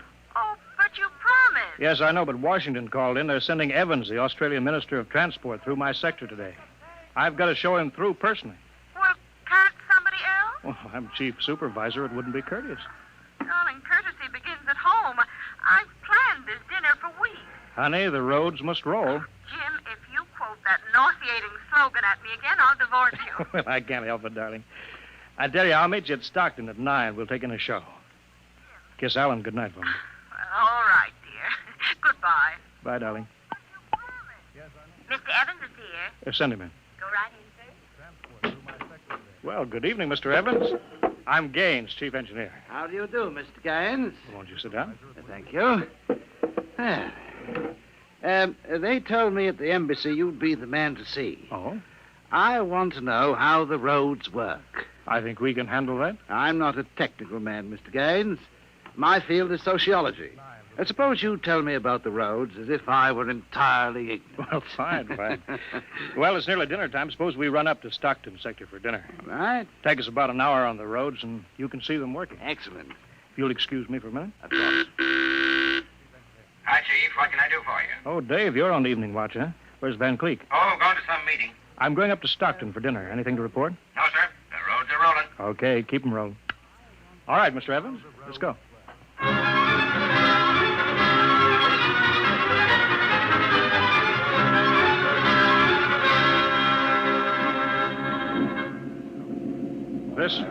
This here is the low-speed strip. You ever ridden a conveyor before? No. Oh, it's quite simple. Remember to face the motion of the strip as you get on. Well, that's it. All right. We'll go right across here. Each adjoining strip is a few miles an hour faster than the one next to it. I see. Freight is carried on the 50-mile strip. Most passenger traffic is on the express strip. Oh, yeah. All right, now, watch your step. All right.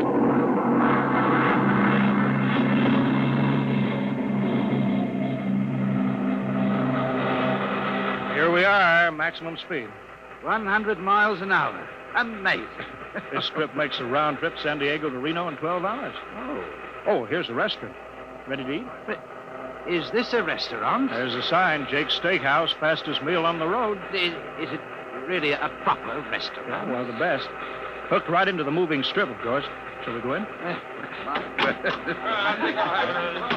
Hello there, Mr. Gaines. We don't see much of you out on the road. Well, busy in the office, Jake. Oh, two, eh? Right this way. Thank you. Here they are. Now, what'll it be? Well, you order, Jake. Well, how about a steak? 2 inches thick from a steer that died happy. Oh, that's fine. That's nice. Plug me in the intercom, will you, Jake? Sure, there's a talk box right next to it. Flank tool, Rene! If you'll excuse me, Mr. Evans. Davidson on watch. This is the chief, Davidson. I'm at Jake's Steakhouse. You can reach me at 10L66. 10L66, right. There now. They can get a hold of me in an emergency now. Mr. Gaines, what kind of an emergency could there be? Well, 2 principally. Power failure on the rotors would bring the road to a standstill. That happened during rush hour. We'd have to evacuate millions of people. Well, as many as that? Oh, yes, easily. There are 12 million people dependent on this section of road. Gaines here. Hello, Chief. Davidson. I just got the hourly reports in. Proceed. Cadet engineer Gunther, while on watch, was found playing cards with C.J. Ross, technician on duty. Any damage? One rotor running hot, but still synchronized. It was jacked down and replaced. All right. Have the paymaster give Ross his time. Turn him over to civil authorities. Place Cadet Gunther under arrest. Bring him to Road Town Central. Yes, sir. All right. Keep him rolling. As I was saying, Evans, there are 2 possibilities of danger. Can you visualize what would happen if the strip under us would break? I hadn't thought of that. You don't realize you're traveling at 100 miles an hour. Well, it can't break, not now. The strip has a safety factor of over 12 to 1. It's a good soup, Jake. Thank you, Mr. Gaines. But you know, Evans, a break did happen once in the early days. That was on the Philadelphia-Jersey City Road. Dear me, no. That's right. The strip wasn't much more than a conveyor belt then. You know, it buckled for miles, crushing passengers against the roof. Yeah. Forward section in front of the brake spilled them down under into the rotors and the rollers. Was it very bad? Over 3,000 people were killed in that break. But, Evans, the roads had to go on. You know, the entire economic system hangs on the roads. If they stopped now, the country would starve. Isn't it possible that you've become too dependent on these roads, Mr. Gaines? For example, what if you had a strike? We had a strike back in 75, but, there's not much danger of that anymore. Oh? Why not? Every cadet that goes to work on the roads today is a graduate of the United States Transport Academy. Oh, I see. They're all picked men, screened for emotional stability. They're trained to give us the same kind of loyalty that Annapolis and West Point develop in their men. You're a graduate, I suppose, Mr. Gaines? No, I was too old for that. The academy wasn't set up till after the strike in 75. But it won't be long now, maybe 5 or 10 years, Evans, before the oldest engineer on the roads is a man who's been through that academy. Yeah, Gaines here. Davidson, Chief, there's trouble in Sacramento sector.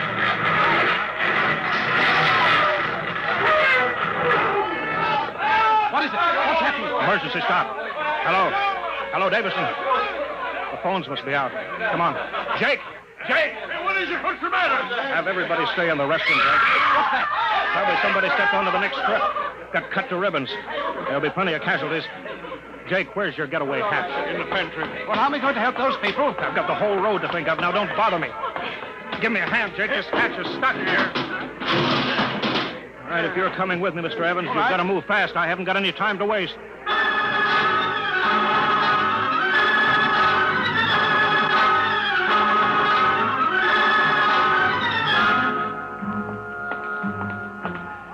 Where are we now? Freeway on top of the inner road ceiling. That's the outer shell over us there. Are we going outside? No, there'll be an access down manhole over here. They're spaced every 100 feet. It's there by the green light. Oh. All right, this will get us down on the northbound road. Careful now, it's dark. All right. Stand away from that door, Evan. But this road is still rolling. Yeah, so it is. It was only the 100-mile strip that stopped. There's what I want, a phone booth. Look out, Evans. Excuse me, will you? Hey! Out. I'm talking to my wife. What? Don't argue. Out. Emergency priority. Division office. Davidson? Gaines here. Report. Chief, where you been? I've been calling... Never mind that report. 709 report. Strip 20 past emergency level. Interlocks acted and cut the strip out. Cause of failure unknown. Direct communication to Sacramento control office out. Evacuation of Strip 20 commenced. No casualties. There are casualties. I saw them. Put police and hospital routine A into operation. Get me Van Cleek. I want him to take over for me till I report in. We can't reach him, Chief. Shall I cut out the rest of the road? No, keep those other strips rolling or we'll have a traffic jam the devil himself couldn't untangle. There are 5 million passengers on that road now. Notify the governor that I've assumed emergency authority. Arm all cadets available and await orders. Shall I recall technicians off watch? No, this isn't an engineering failure, man. That whole sector went out simultaneously. Somebody cut those rotors by hand. Now, I want all available senior class cadets to report to Stockton Subsector Office 10 with pistols and tear gas. Yes, sir.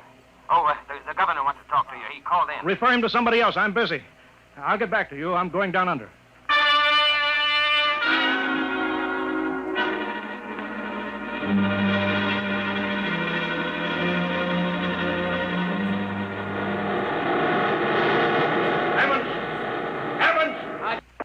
Put on this helmet. What? Helmet.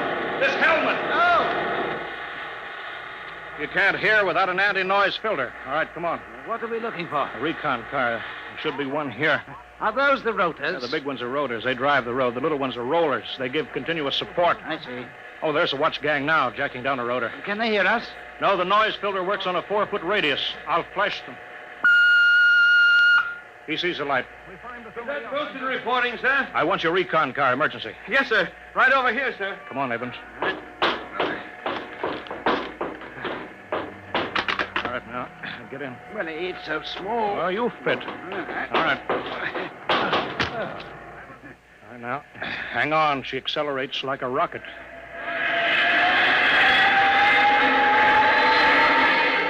Oh, my stomach. Relay station. This is Gaines. Get me Davidson, senior watch officer. Mr. Gaines, the mayor wants to talk. I haven't got time. Get me Davidson.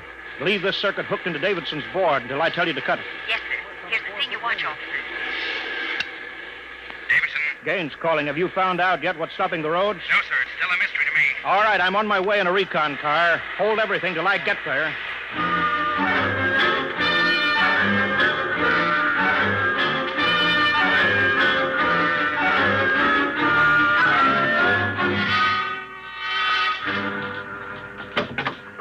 Cadet Edmonds reporting, sir. 3 platoons of cadet engineers standing by with tumblebug motorcycles. Are they armed? Pistols and tear gas is ordered. All right, good. Assistant Supervisor Van Cleek is calling you on Circuit 9. Well, it's about time. Cut me in. Yes, sir. Hello, Van. Where are you? Sacramento office. Now listen. Sacramento. That's good. Report. In a pig's eye. What? I'm not your deputy anymore, Gaines. Van, what are you talking Now, about? listen, don't interrupt me and you'll find out. You're through, Gaines. I've been picked as director of the Engineers Control Committee.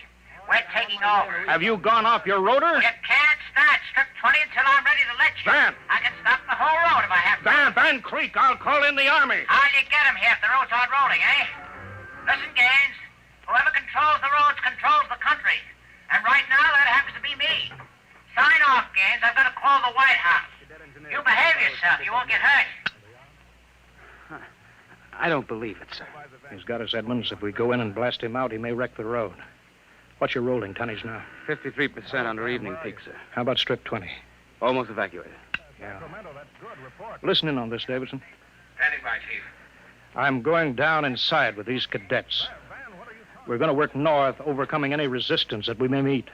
The watch technicians and maintenance crews are to follow behind us. Each rotor, as they come to it, is to be cut out from under Sacramento's control, then hooked into the Stockton control board. You understand? Got it. Check. If it works right, we can move control of Sacramento sector right out from under Van's feet. He can stay in his office there till he's hungry enough to be reasonable. Edmonds, get me a pistol. Now, Mr. Gaines, there's a man here, and he's badly hurt. He wants to see you. Take care of him. I haven't got time to... He's from Sacramento sector. What? Sir. Send him in here. Mr. Gaines. Mr. Gaines. Take it easy. Mr. Gaines. You're Harvey from the mechanics show. I tried to warn you, tried to get away, shot me 3 times. Get a doctor, will you? All right, now. Easy, Harvey. Harvey, how long has this been building up? It isn't the men. It's the engineers. I told them they were crazy, told them the roads got to roll. And when I tried to get away... Easy now. Bleeding from the mouth, sir. Harvey? Harvey? Can you hear me? He's dead, Mr. Gaines. Come on, Edmonds. We better move.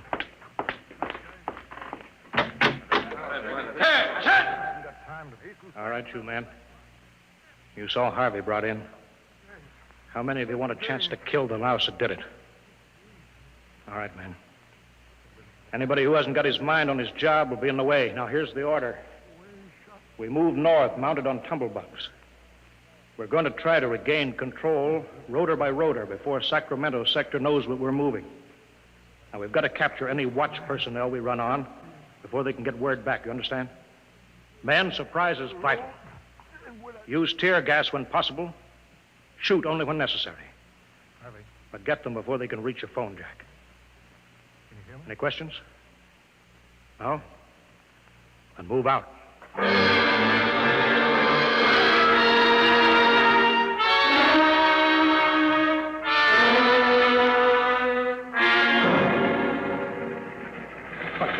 What's the score, Edmonds? 33 prisoners so far. No one killed. For years since I rode one of these tumblebugs. Forgotten how to steer it. There's a man ahead. There at the rotor base. Yeah, he's got a phone jacked in. Hurry. If he gets word back, we're sunk. I don't think he's seen us. I'll dismount and get him. All right, Edmonds. Halt! Pull out fire! Quick, he sees us. Come here, you. Look out, he's got a gun. I got him, sir. I got him. Grab his gun. Yeah, he had an intercom jacked in, all right. If he's got through to Sacramento office, it's going to be tough. I don't know, sir. Maybe you can get the call through. Listen. The road. Take off your noise filter. There. It's the road. The road is stopping. Halt your men. Halt. Hold up there. Hold up. Edmonds, there's a recon car coming up. Relay station call for Mr. Gaines from the recon speaker. Give it to me. Here you are, sir. Gaines here. Davidson here, Chief. Van Cleek's calling you. Who stopped the road? He did. Oh, he did he? All right, cut Van Cleek into me. You thought I was falling, eh, Gaines? What do you think now? All right, Van. The road is stopped. You've won this trick. Then why don't you get smart and give up? You can't win. You forgot something, Van. You can't lick the whole country. Yeah? Gaines, I've got a switch button in my hand. If I'll push it, it'll blow 300 yards straight across the roads. And then for good measure, I'll take an axe and wreck the control station before I leave. That's pretty drastic, Van. Yeah? If I blow this charge in the middle of Sacramento sector, it'll get an awful lot of people. There are plenty of shopkeepers still on strip 20. That row of apartment houses next to the road will go. Now, look, Van, you don't want to blow the road, neither do I. Suppose, Van, I come up to your headquarters and we talk this over. 2 reasonable men ought to be able to make a settlement. Is this some kind of a trick? I'll come alone, unarmed. My men will stay here. All right. All right, Gaines. But one wrong move and I blow the road.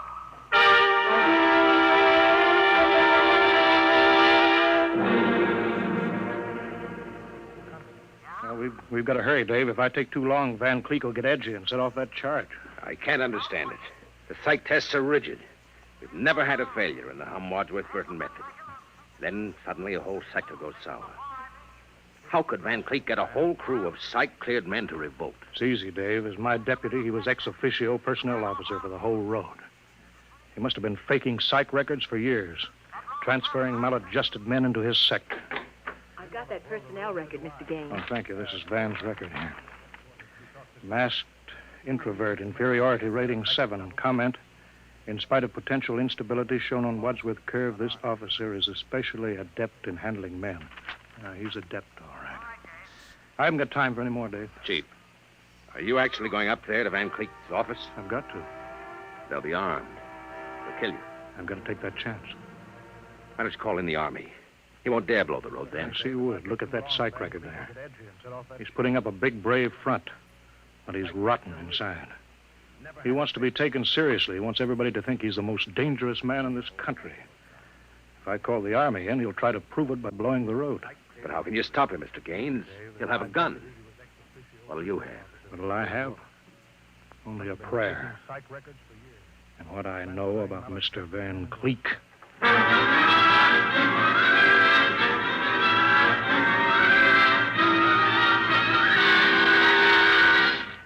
All right, Gaines. Director Van Cleek will see you now.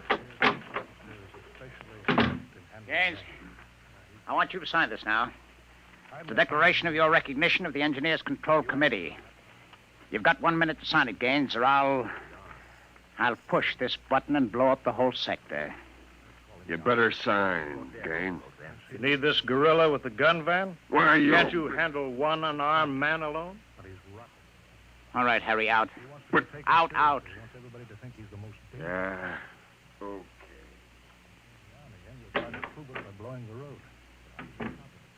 All right. Now sign. What's so funny? You are, Van. You start a revolution because you think the engineers should control the road. Then when you've got control, the only thing you can think of to do is to blow it up. That's kind of silly, isn't it? Tell me what you're so scared of. I'm not scared. Yeah, sitting there sweating all over that push button that you're holding.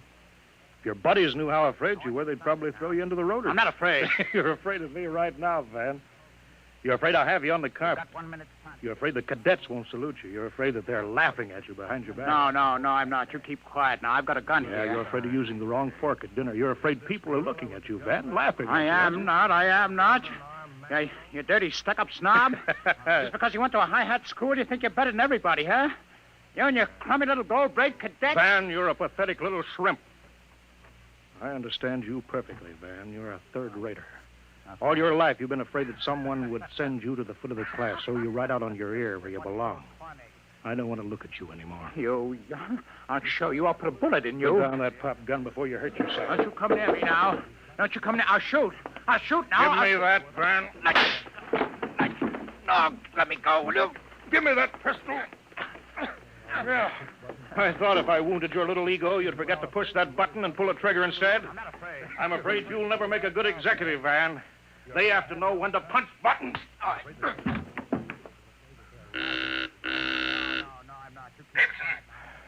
Gaines here. Chief, are you all right? Yeah, I'm all right. Attack now, Davidson. Mop up. I'll hold the control room. I've got Van Cleek. I think his little revolution is just about over.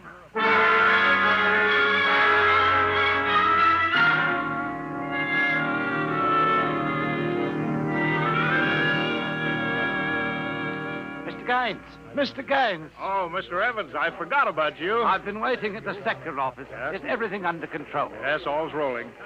Those are the watch engineers going under to check Sacramento sector inch by inch now. Remarkable organization. Remarkable. Thank you. Howley's in, Chief. San Diego Circle rolling. Bakersfield, Fresno, Stockton. Stockton. Oh. Oh, no. What's the matter, Chief? With trouble, Mr. Gaines? There sure is. I promised to meet my wife at Stockton for a show. She's been waiting there since 9 o'clock last night. Oh, dear me. Dave, see if you can get her for me. Try the sector office. All right, Chief. And Dave, see if you can calm her down. Oh, sure, Chief, sure. I'll tell her the roads must roll. No, don't tell her that. I don't think she'd appreciate that. She's heard it too often. Well, I better get going. Bye, Dave. Keep 'em rolling. Rolling along, keep it rolling, and the roadways go rolling along.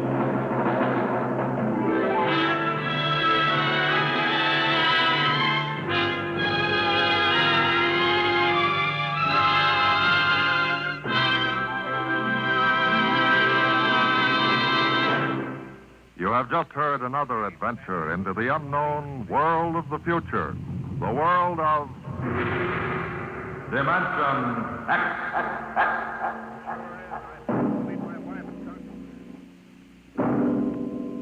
Next week, the strange story of the test pilot who became the first man ever to invade outer space, and of what he found when he got there. Listen next week to The Outer Limit.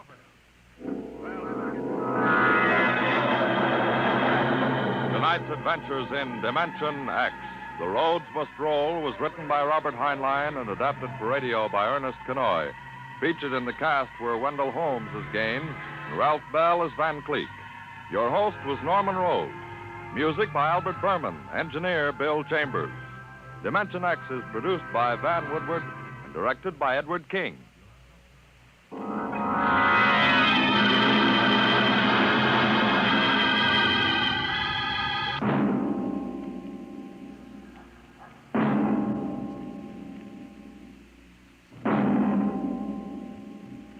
The strange who became the first man ever to invade outer space. He found when he got there.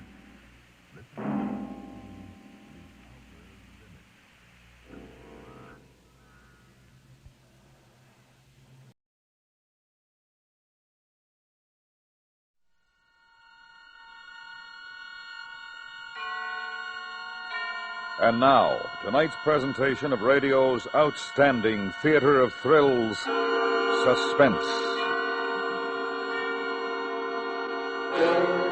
Tonight, Suspense brings you a repeat performance of one of the most controversial plays ever presented over your radio. It is called 0 Hour by Ray Bradbury. After the initial performance, a great number of letters were received. Some comments were highly complimentary, and an almost equal number were not. However, because so many of you did write asking to hear this provocative work of fiction again, we present it, and hope that those of you who have not heard it before will write us your opinion. So now, starring Miss Isa Ashdown, here is tonight's suspense play, 0 Hour.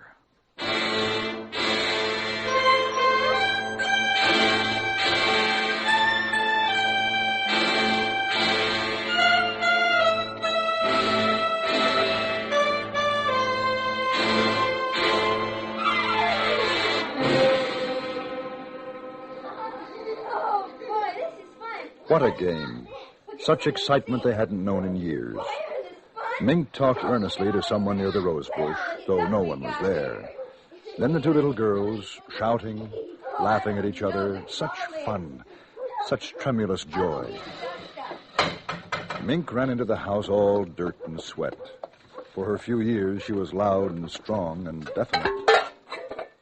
And her mother, Mrs. Morris, peeling vegetables at the sink, watched with amusement as her daughter threw into a sack old pots and tools and things which were relegated to child play. Oh, my goodness, Mink, what's going on? Oh, the most exciting game ever, just ever. Oh? It's all right, I take these things, Mom. Well, just don't dent them and it's all right. Thanks, Mom, we won't. Bye. All right, dear. Oh, what's the name of the game, dear? Invasion.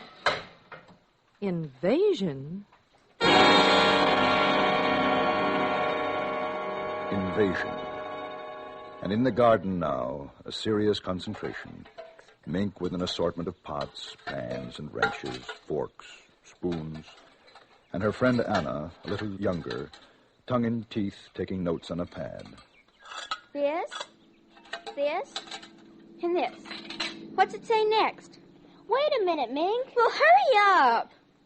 4, 9, 7, A and B and X. 4, 9, 7, A and B and X. A fork and a string and a hexagonal. A fork and a string and a hexagonal. What do we do next, Mr. Drill? And then Mink talking to the rosebush again. And to her own satisfaction, at least, receiving some kind of answer which she relayed to Anna. Triangle. How do you spell it? Oh, any old way. Doesn't matter. Now write beam. I haven't got triangle yet. Well, hurry. 0 hours by 5 o'clock. We haven't got all day.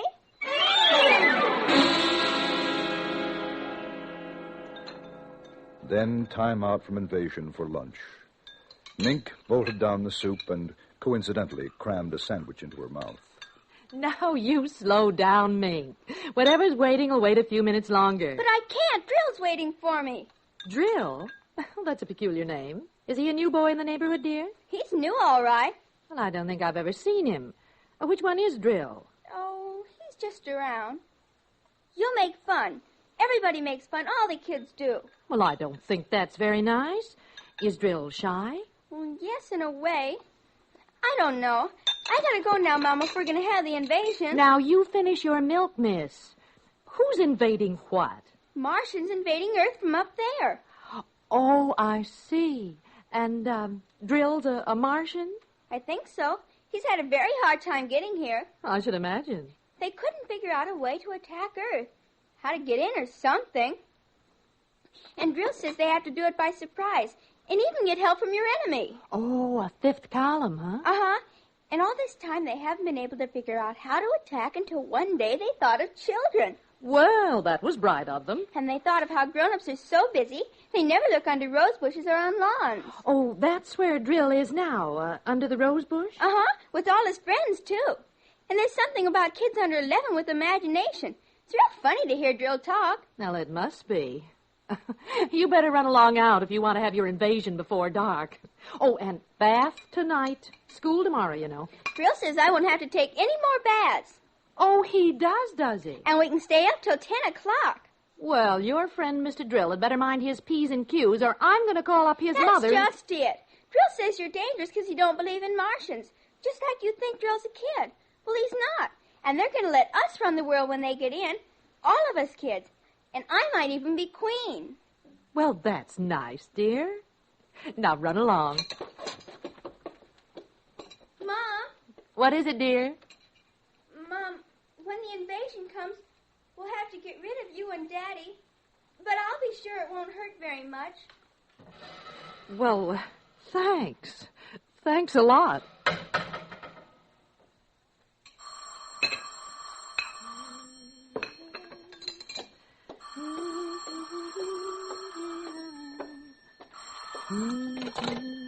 Hello. Hello, Mary. How are things in New York? Oh, Helen, how nice. Are you in town? Oh, no, I'm in Danbury. I was just thinking of you and thought I'd call. Oh, it's long distance, though. You shouldn't. Oh, I can afford 3 minutes. How's Henry? Fine. And Bill? Oh, just fine. What about Mink? Oh, wonderful. Noisier than ever. Oh, she's got a new game now. It's taken the place of hopscotch. Invasion. Is she playing that, too? Well, yes. Are yours? Same thing. Some kind of geometric jacks, I suppose. Isn't it a scream? You know, all the kids their age are playing it up here. Timmy's got a crush on some guy named Drill. I think that's what it is. Oh, it must be a new password. Mink likes him, too. Oh, I didn't know it got to New York. Word of mouth, I suppose. You know, kids. Funniest thing, I got a letter from my sister in Boston. She says her kids are playing it, too. It's just sweeping the country. Well, I wonder where they learned it. Don't ask me. All I know is what Timmy told me at lunch. 0 hours at 5 o'clock. When? Today. That's when the invasion's going to be. Oh, these kids and their imagination.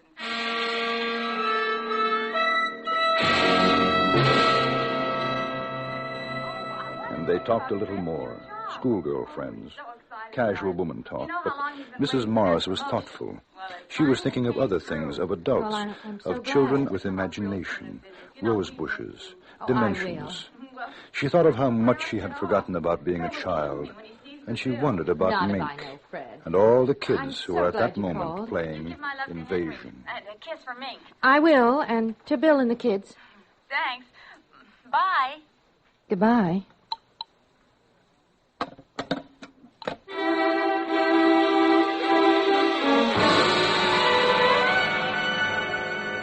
An hour drowsed by.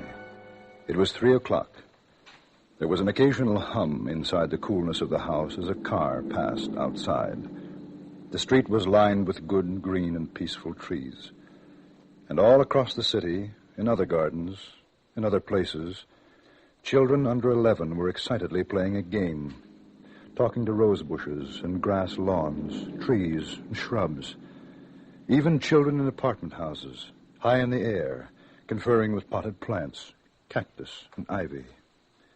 Mrs. Morris finished her housework and went to the kitchen. Oh, hello, dear. Hi, Mom. Can I have a glass of water? Of course, I'll get it. Pi r squared, 27.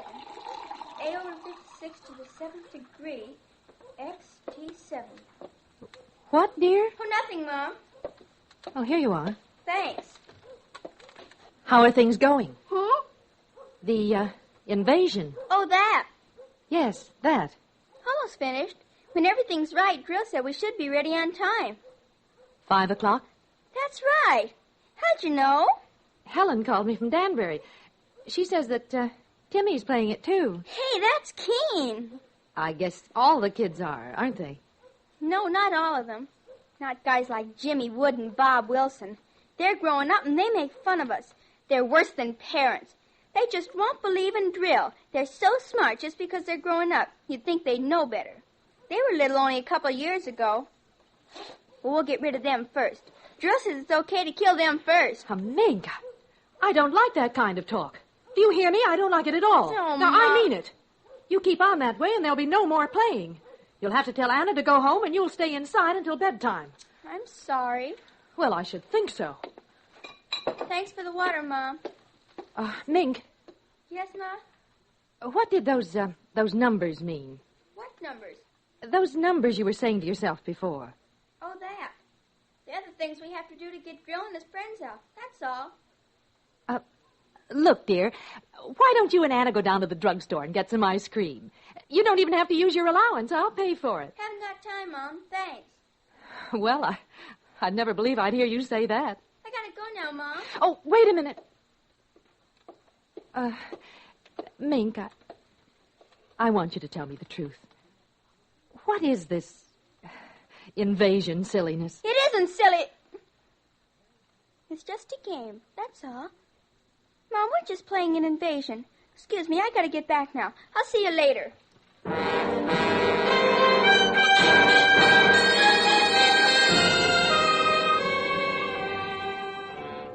It was a game called Invasion. Mrs. Morris's little girl, Mink, was playing it. So was Mink's friend Anna and all the other children under 11.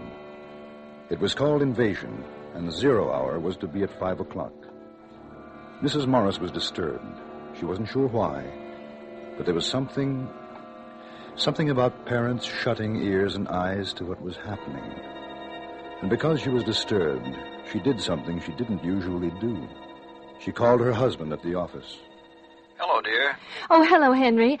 I'm sorry to bother you, but Miss Maxon said you weren't busy. Oh, not too. I should be able to get home early today. Everything all right?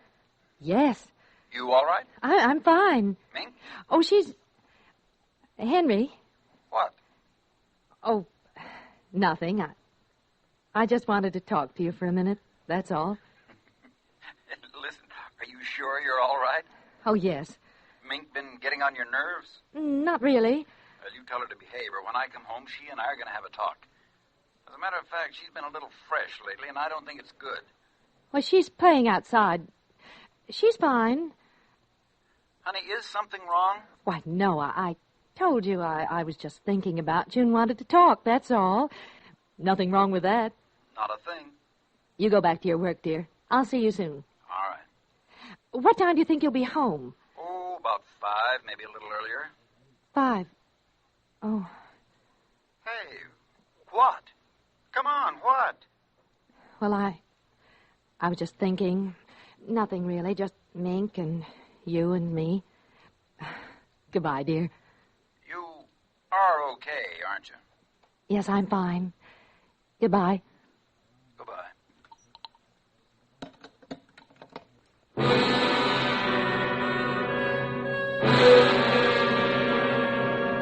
Another hour passed, and it was 4:30. The day began to wane.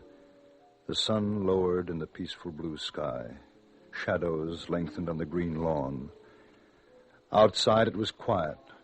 The two little girls more intent than ever upon their endless movement of design and pattern with the implements before them.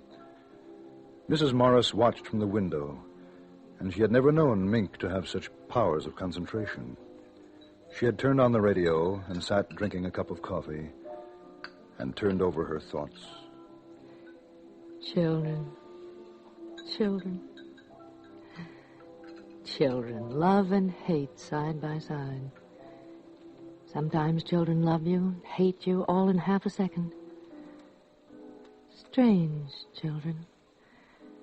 Do they ever forget or forgive the whippings and the harsh, strict words of command?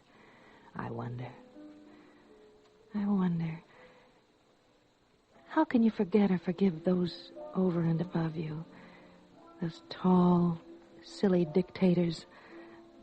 Those parents. Mom!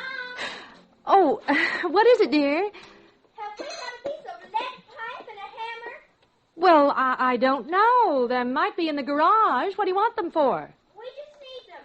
Well, if you tell me what for, dear, maybe I can... Thanks, Mom. Is something wrong? Drill's stuck halfway. If we get him all the way through, it'd be easier. Then all the others could come through after him. Well, can I help? Thanks, Mom. I can fix it. You better get through, Mink. I want you to take your bath before your father comes home. All right. Now, he's coming home early. And Mink... Mink had disappeared behind the shrubs, and Mrs. Morris knew it was ridiculous to make an issue of it. Besides, what was the issue? Invasion? Drill? 0 hour? Unaccountably, a cool breeze came up, and although normally for that time of year it would have been a relief, Mrs. Morris felt a chill. She closed the window.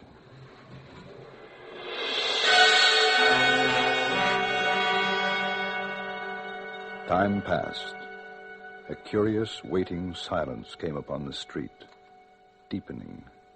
Then from the living room, Mrs. Morris heard...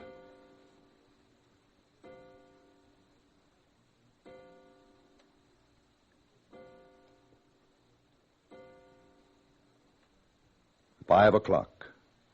0 hour. 0 hour. It had come, and now it had gone. But was the clock right? And Mrs. Morris, knowing how foolish it was, knowing it, went to the phone and dialed. Oh, silly. It's silly.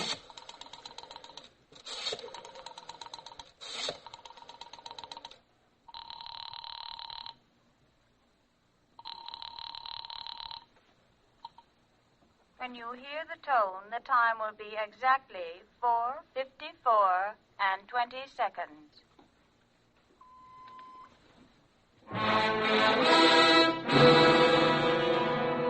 $4:54 and 20 seconds. And Mrs. Morris knew that it wasn't as silly as she had thought, because it wasn't 5:00 yet. Not 0 hour yet. Then the car drove up into the driveway. Hi, Mink. How's it going? Hi, Anna. Hi, Daddy. Bye, Mr. Morris. Got a kiss for your old man? Haven't got time now, Daddy. Well, that's a nice thing. What are you doing? We're playing Invasion. Oh, swell. Your mother in the house? Uh-huh. Okay, be good. I will. 0 hour in a few minutes, Daddy. All right, I'll be ready.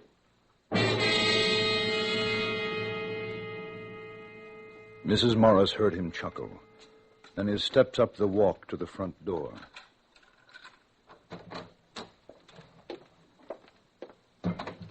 Mary? I'm in the living room, dear. Oh, hi.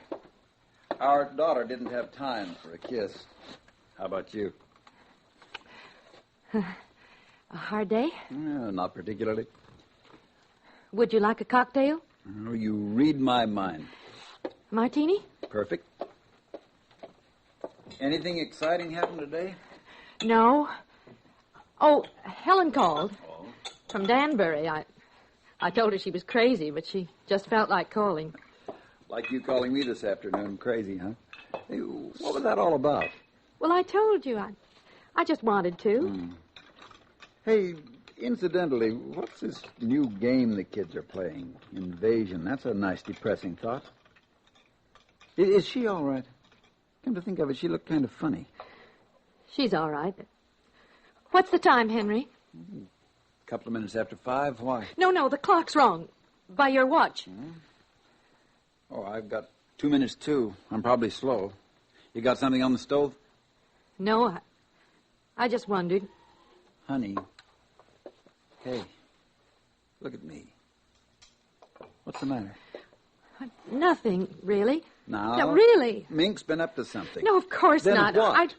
I guess I'm a little tired, upset, that's all. You want to go out for dinner? Oh, no, I've got a steak here. I'll tell you what, I'll barbecue it. How'll that be? Oh, fine. What was that? What? Well, I thought I heard something. Well, I didn't. I must have been imagining it. Hey, you are jumpy. Why don't you have a drink? It'll do you good. No, I don't want one. What's the time? Mary, what is this? Now, I mean it. Something's wrong, and I want to know. Oh, it's silly. It's so silly. I'm on edge, that's all. Mary. I am. I don't like this. That kid's done something, hasn't she? I'm going to get her in. No, Henry, please, don't. She hasn't. It's nothing at all. I just... What's that? I don't know. Those kids haven't got anything dangerous out there, have they? I noticed a lot of junk lying around. I thought it was a game. She wouldn't have done it herself. They made her do it. What the devil? Well, maybe you better go out and tell them to stop playing now. It's after 5. You tell Mink to put off the invasion until tomorrow. Tell her. It is coming from outside. What are they up to? I'd better take a look. Mink! Mink! Good Lord! Bombs! Bombs! They're bombing! No, it's upstairs. I know it is. In the attic. That's where it is. Mary! Mary, it is not up there! Mary! He ran after her, confused, not a little frightened. She seemed to know something. In the attic. That's where it is. Her mind had worked that quickly. Any excuse to get him away from the outside, to get him upstairs to the attic in time. And outside there were more explosions, and they could hear the children screaming with delight. It is not in the attic, it's outside. Mink's out there. What's the matter with you? No. I'll show you. Hurry! Get inside, quick. Now we're safe until tonight. Are you crazy? Why did you throw that key away? Oh, maybe we can sneak out later. Maybe we can escape. For heaven's sake, the kid's out there. Do you want her to get killed? Oh, you don't know. You don't. We've got to stay here. We've got to. It's horrible. We've got to. You've got to stay here with me. At this point, I don't know how the devil I can get out. Where's that light? Oh, be quiet. Please, be quiet. They'll hear us. They'll find us. Oh, Henry, please. Well, who's going to answer the telephone? There's that noise again. It's in this house. Mary, what is this? Mary, what's happening? You know, now answer me. Stop it, Mary, stop it. Somebody's downstairs. Who's down there? Who? Oh, no. Oh, hush. Please be quiet. They might go away. Please.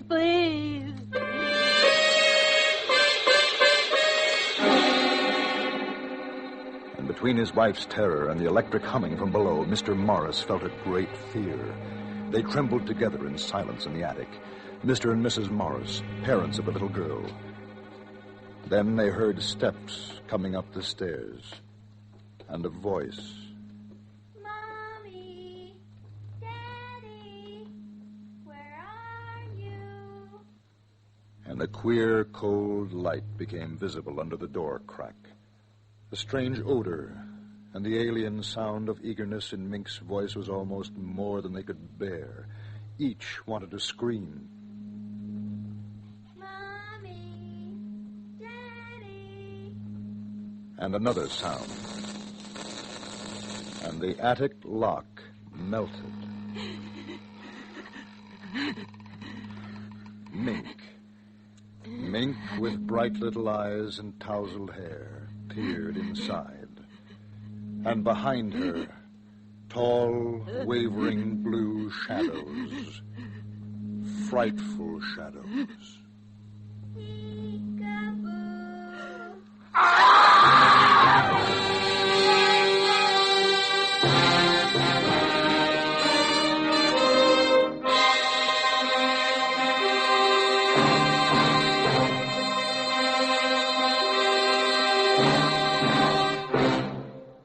Suspense, in which Miss Isa Ashdown starred in tonight's presentation of 0 Hour. Next week, Suspense will bring you the story of a bomb and the man who carried it to its ultimate destination. We call it the Lunch Kit. Be sure to listen to Lunch Kit next week on Suspense.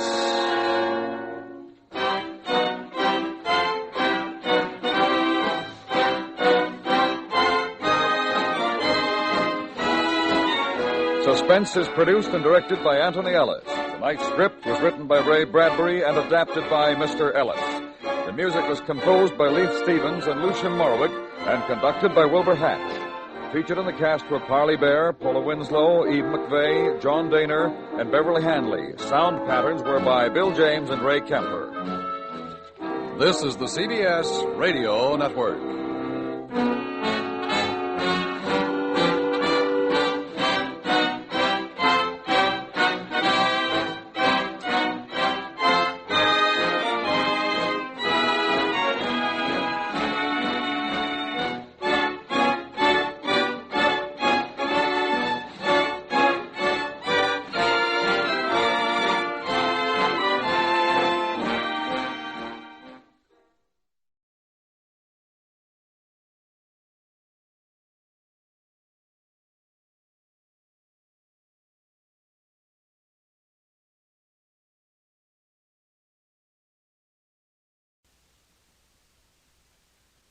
Wheaties presents Dimension X. Adventures in time and space.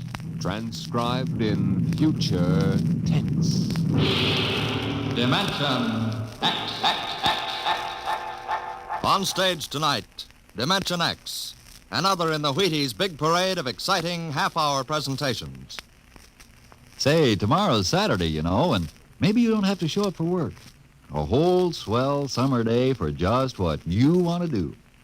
So start off with a big holiday bowl of Wheaties at breakfast and just see how it sparks up the morning. Wheaties are whole wheat, you know, and I don't have to tell you what good, sturdy nourishment that is. So if you got fish to catch or golf to play or maybe a hike to take, just see how Wheaties can make it all a lot more fun. You know why? Why, lady, mister, it's just because you feel good when you've had your Wheaties. Those two-fisted little whole wheat flakes are loaded with vitamins and minerals. And so are you when you've had your Wheaties. Go on, try them. Just you see how Wheaties at 7 can help at 11.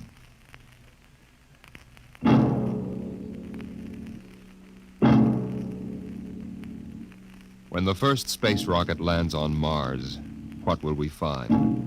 Will we be welcomed with open arms, or will the Martians treat us as invaders?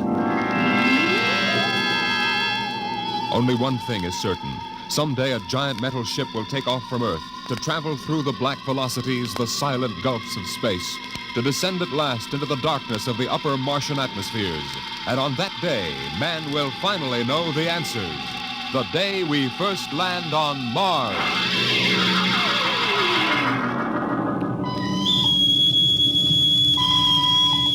Now hear this. Now hear this. Approaching critical deceleration. Fasten gravity suits. Stand by to land. Mr. Lustig, what do you make of the terrain? There seems to be a heavy ground, Miss Captain. We won't be able to use our infrared lights. And we'll have to come in on radar. Wasn't that a little risky, sir, landing in the dark? I'd rather run the danger of a blind landing, Lieutenant, than come in without the cover of darkness. Remember, we don't know what kind of reception is waiting for us down there. Airspeed 500. Altitude now 4,000. Bridge to engine room. Stand by for deceleration. Engine room, aye. Fire forward tubes 1 and 3. Aye. Skids down. Skids, check. Altitude 500. 4, 350, 3. Up a point now. All right. Let's set her down. Look out! Cut the power. Master's pipe battle stations. Aye, sir. All secured, sir. Well, we're on Mars. April 20th, 1987. 4:33 Greenwich time. Enter that in the log, Masters. Aye, sir. Well, gentlemen, it's less than 2 hours till dawn. As soon as it's light, we'll send out a landing party. Masters, get me an all-over hookup. All set, Captain. Now hear this. Now hear this. All right, men. The smoking lamp is lit. We're 17 men on an alien world. And it's up to us whether we ever get home again. Next few hours should tell the story, and I want instant obedience to all commands. I'll court-martial the first man who doesn't jump to when he's ordered. And one other thing. We may be on Mars, but this is still a United States naval vessel. Officers will conduct a personal and weapons inspection in 1 hour. That's all. Inspection, Captain. Now? Mr. Lustig, we've got an hour and a half to sweat out before we find out what's outside that airlock. I'd rather have a man worried about his stripes than about what's waiting outside on Mars.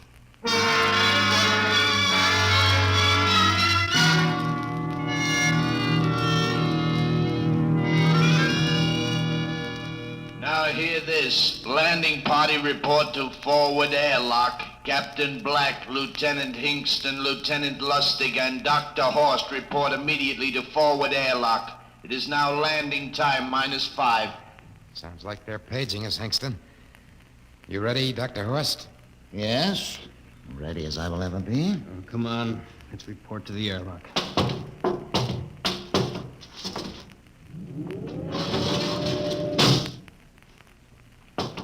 4 minutes to go.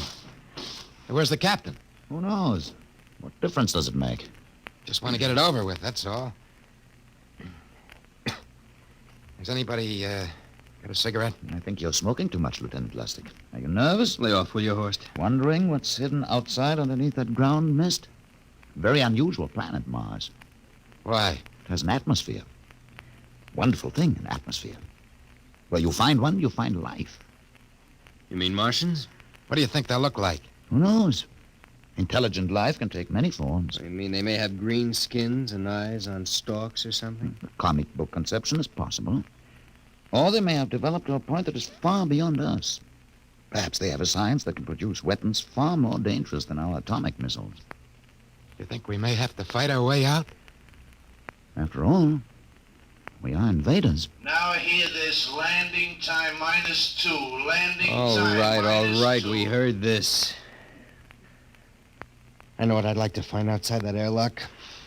Good old Illinois. You ever been there, Lustig? Only Chicago. Well, you ought to see my hometown.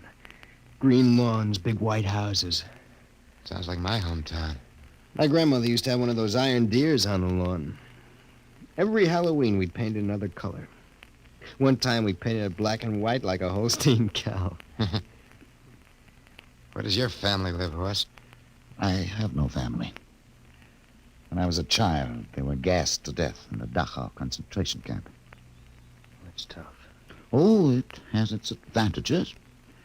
I have no ties on Earth. Nothing to lose now. I imagine I'm the only one on board who is free to enjoy our present peculiar position. All right, Lustig. You can button it up now. Aye, sir. Now, gentlemen, in 1 minute, we'll be the first men to set foot on Mars. Quite an honor, eh? As long as the medals are not awarded posthumously. Still uneasy, Dr. Horst? Captain Black, I've been uneasy ever since I can remember. On Earth and on Mars. Now, 30 seconds. Give me the intercom phone, Lustig. Masters? Aye, sir. Battle stations to be manned till we return. If we're not back in 2 hours, I want no rescue party sent out. Blast off and save the ship, you understand? Aye, sir. All right, gentlemen. 5 seconds. 4, 3, 2, 1. Lustig, open the outer airlock.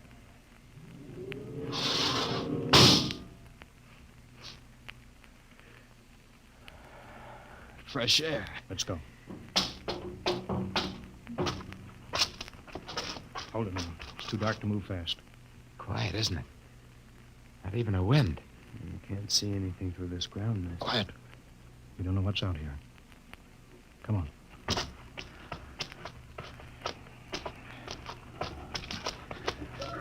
What the... Quiet! Captain, I could swear that sounded like a rooster.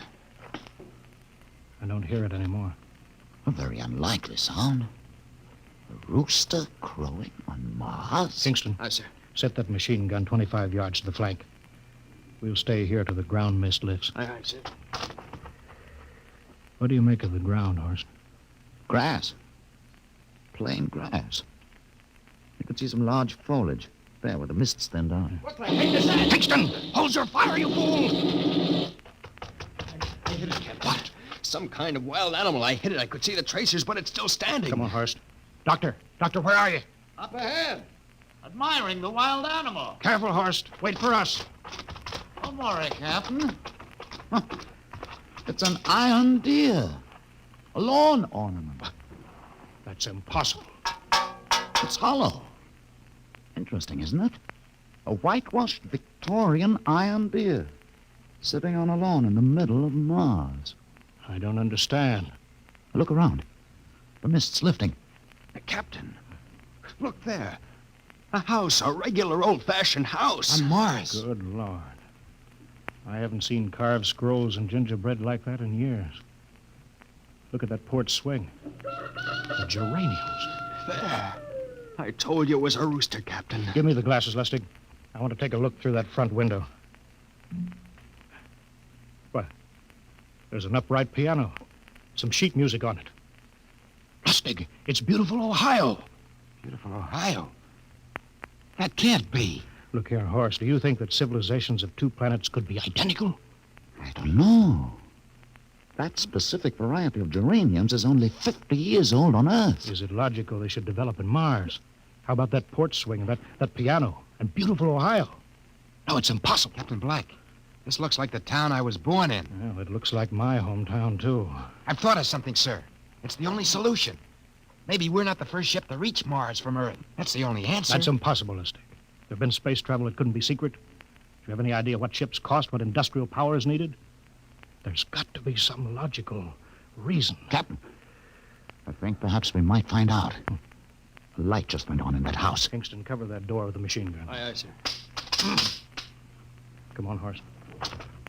We'll ring that doorbell. There's got to be a scientific answer to all of this.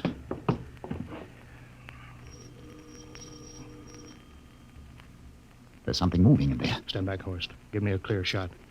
Maybe a Martian. Can I help you? We were looking... Well, if you're selling anything, it's much too early. No, wait a minute. What town is this? What do you mean? Are you census takers? No, we're strangers here. We want to know how this town got here. Is this a game? No, it's not a game. We're from Earth. From where? From Earth. Do you mean out of the ground? Hey, are you sure you're feeling well? Madam, we came in a flying ship across space. We're from the third planet. This is Mars. Now do you understand? Mars. You go away now, you hear? I'll call my husband from upstairs and he'll chase you. Now go on. This is Mars, isn't it? This is Green Lake, Wisconsin, in the United States of America. Bounded on the east by the Atlantic and on the west by the Pacific. Now, go away. Goodbye. Horace, do you suppose it's really possible? I've got to find out more about this. For the last time now, go away. Pardon me, madam. What year is this? Year? Well, 1928, of course. Oh, for goodness sake. You hear that, Horst? And we know it's 1987. And we know it's Mars. Is it possible that we got fouled up, made some tremendous blunder, and circled around and landed back on Earth? In 1928? Well, maybe some switch in time or dimension. Could we have shifted somehow and gone backward in time? Horst, it won't hold water. It's not logical. We've checked every mile. We went past the moon and out into space. We're on Mars. Find out anything, Captain? No, we're going back to the ship till I figure out some logical explanation for all this. Lustig, out at point. Aye, sir. Hingston in the rear. Keep that gun at half load. Aye, sir. Horst, there's got to be some cold, logical solution. Captain. What? That house down the street. The white one with the green shutters. Lustig, what's the matter? I never thought. Thank God. Thank God. Lustig, come back here. He's running for the house. That crazy fool, after him quick. Lustig, stop. Come down off of that porch. Grandma! Grandpa! Lustig, what the devil do you think you're trying? Grandma and Grandpa, it is you. Lustig, what's going on here? Albert, why, it's been so many years. How you've grown, boy. Oh, it's so good to see you. Lieutenant Lustig. Oh, Captain. Grandma, I want you to meet my friend. This is Captain Black. Captain, I want you to meet my grandfolks. Howdy. Any friends of Albert's is friends of ours. How long you been here, Grandma? Oh, good many years. Ever since we died. Ever since you what? Oh, yes, sir. They've been dead 30 years. What? You mean to tell me that Mars is heaven? Oh, nonsense, no. All we know is here we're alive again. And who are we to question God's infinite ways? Lustig, we're going back to the ship. But, Captain, I want to talk to my Lieutenant grandfolks. Lustig, I don't like any part of this. You'll come back with us. I have to club you and carry you. Yeah, but, sir, That's they're enough. my... Heaven only knows what they've run up against back of the ship.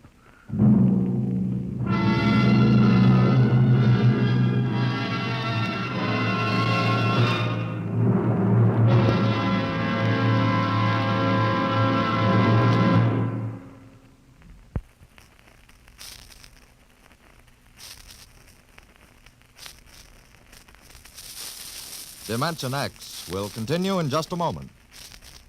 Well, now let's come back to Earth for a moment. And what's more appropriate than Wheaties and baseball? You'll see what I mean as I introduce Ed Prentice, who has a special treat for you.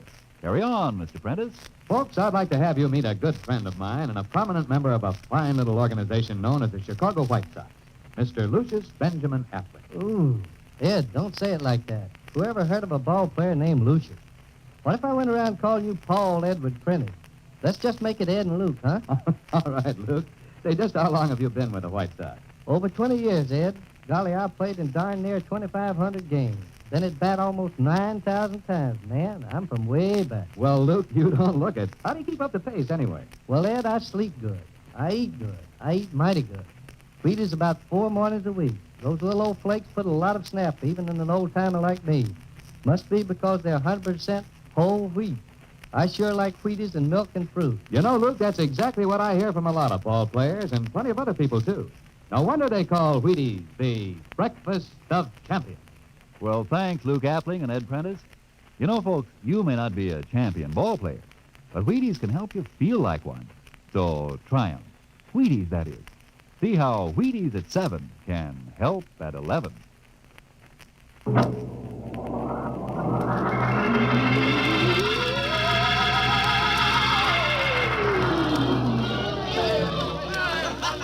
Horst, look at that crowd around the ship. Looks like we're being welcomed with a celebration, Captain. Celebration? They've abandoned ship. Every port is open. No guard set. You, Masters. Hiya, Captain. Meet my old dad. Dad, that's Captain Black, and he's not a bad guy for an officer. Of all the... Hingston! What, sir? Bring that man back. Use force if you have to. Excuse me, sir. There's my Uncle George. Hingston! I'll be right back, Captain. Uncle George! Uncle George! What the devil Don't is you going... understand, sir? They've all found friends and relatives. They're all here. He's right, Captain. I've counted. The whole crew's out on the crowd. But I gave orders. Definite orders. You don't understand, Captain. I understand mutiny. I don't care how many relatives show up. I'll have discipline on... Johnny! Johnny, you old son of a gun. Edward! It's you. It can't be. Of course it is. Johnny, you old son of a gun. Edward. Dr. Horst, this is my brother, Edward. How do you do? Hello. It's wonderful to see you, Edward. Look, I've got to get back to my ship. Hey, I almost forgot. Mom's waiting at home. Mom? And Dad, too. Mom, Dad are alive? Excuse me, Horst. Then you're real, Ed. Don't I feel real? How's that, huh? Ed, Ed, we've got lunch for you, Johnny. Mom's making corn fritters. Dr. Horst, haven't you found anybody? No, Captain. I have nobody. Then you come on home with me, right, Ed? Sure, you bet. Horst, you wouldn't believe it, but it's been 35 years since I had Mom's corn fritters. By George. 35 years.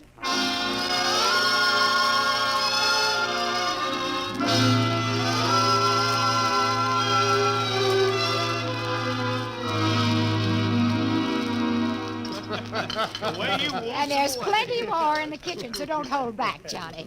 You too, Dr. Horst. Well, Johnny, you're still in the Navy, huh? That's right, Dad. I'm in command of the ship.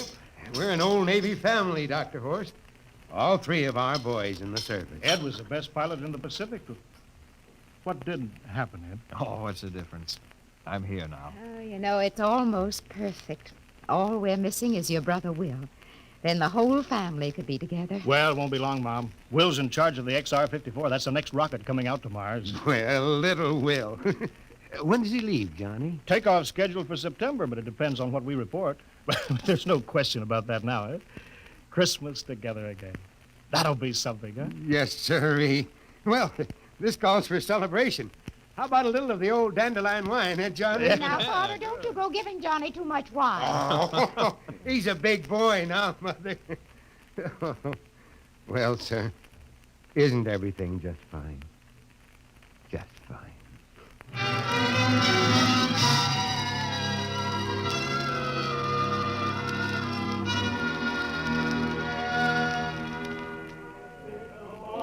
The candlelights are gleaming on the banks of the Wabash, far away. Hey, we have play another song. Sure, Well, Dr. Horst, what do you think of my little family, Very nice. You know, I can't understand why you didn't find any folks here, Dr. Horst. It's just a shame. Everybody else is so happy. I never remembered my family, Mrs. Black. All I know is they were gassed at Dachau during the Second World War. When I was liberated, I was in a delirium 3 months. I cannot remember anything before then. A psychiatric phenomenon. That's terrible. Isn't there anything anybody can do? I don't want to remember. Oh. I haven't had a pleasant life. I prefer to be free of emotional entanglements. They interfere with a scientific approach. I'm sorry, Dr. Horst. Oh, I'll get it. Hey, that's our ring, long and 3 shorts. I remember that. Well, maybe we'd better call it a night. You must be getting tired, Johnny. I'd better be going back to the ship. Oh, nonsense. You stay the night. We insist. Oh, I just couldn't rest thinking of you all alone on that ship. Oh, I'll be all right. Well, good night. Oh, wait a minute, Dr. Horst. That phone message was for you. Me? Yeah, that's right. A message from Anna. Anna? I don't remember any Anna. She asked if you were better. Well, perhaps she's someone you knew at Dachau. Anna? She said she's coming over here first thing in the morning. So you'll have to stay over. Yes, well, that but... settles it then. You stay here, Horst. You can bunk with me in my old room. Oh, but Johnny, we thought you'd like to be with Edward. So you could talk the way you used to. Well, we can't put Dr. Horst on the daybed. I think we better share the room tonight. There'll be plenty of time for talking, Ed. I guess so. Well, I suppose I better drop back to the ship. You know, Ed, security check. Well, why do you have to do that here? Well, I don't know. There's no good reason, I guess. Well, suppose we skip it tonight. Oh, sure. Good night, everybody. Oh, it's good to have you home, Johnny. It's good to be home, Mom.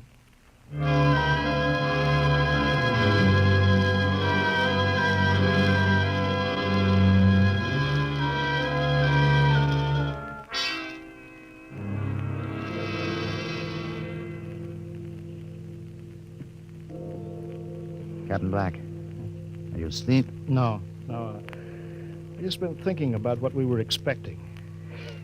Green-skinned Martians with eyes on stalks. All the time there was only Mom and Dad and Edward waiting. It's funny what tricks your imagination can play on you. Yeah, I guess Mars is heaven, Horst. I've been thinking about Martians, too. Captain, just suppose there were Martians, and they saw us land. Suppose they thought of us as invaders. What would be the best weapon they could use against our atom bombs? I don't see what you're getting at. They would want to disarm us first, to wipe out all suspicion, to make us feel at home. But suppose this house isn't real. Suppose the people are just images, stolen from our own memories by Martians, created for us by telepathy, hypnotism. That's the craziest theory I ever heard. Maybe that's why there was no one for me. Because in all my life, there is no happy memory, no real loved person. How about that phone call from Anna? Yes, Anna. I didn't remember who she was, but I do now. I just remembered. When I was freed from Dachau, sick, delirious, I raved about a wonderful, kind nurse named Anna that took care of me. There you are. It's logical. She's coming to see you tomorrow. But there was no Anna. I'd been nursed by a man. What? Anna was only a dream. And there's only one way they could have learned about her. By reading my subconscious mind. But that's impossible, Horst. Why? The whole crew was thinking of home. Suppose the Martians read our minds. Yes, but if there are Martians... If there are, they have us separated. Each man in a different house. Sleeping. Trusting. No one at the guns. I left my pistol downstairs. Do you think there's something to this, Horst? It's a... Who would suspect his own mother? His grandparents? How easy. Just a knife in the heart of each sleeping man. It's impossible, Horst, but we've got to get back to the ship. Listen. The crickets have stopped.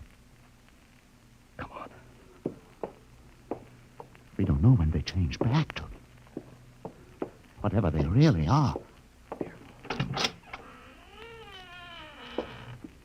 Where are you going, John?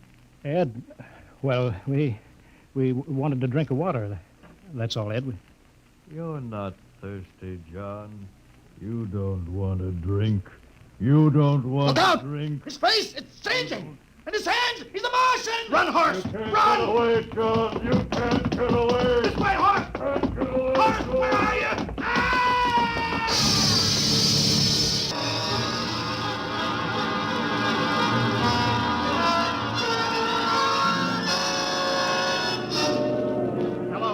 Hello, can you hear me, Earth? This is Captain John Black, the XR-53, calling from Mars. I've locked myself in the ship, but they've crippled it. I can't take off or fire the guns, and they're coming for me now, the Martians. I'm all alone here. All the rest are dead. Hingston, Lustig, Dr. Horst. Poor Horst, he didn't even reach the door. Listen, they're trying to break through the hull now. Edward and Mom and Dad and all the folks. But they're changing now. Melting and changing back into... They're Martians. Can you understand me? Martians, not men. They made us think that Mars was heaven, and we fell into the trap. Can you hear me, Earth? You've got to stop the next rocket. Tell my brother Will. Tell my brother Will not to come. They'll trap him, too. They'll kill them all. Hello, can you hear me, Earth? This is John Black on Mars. Hello, Earth. This is John Black on Mars.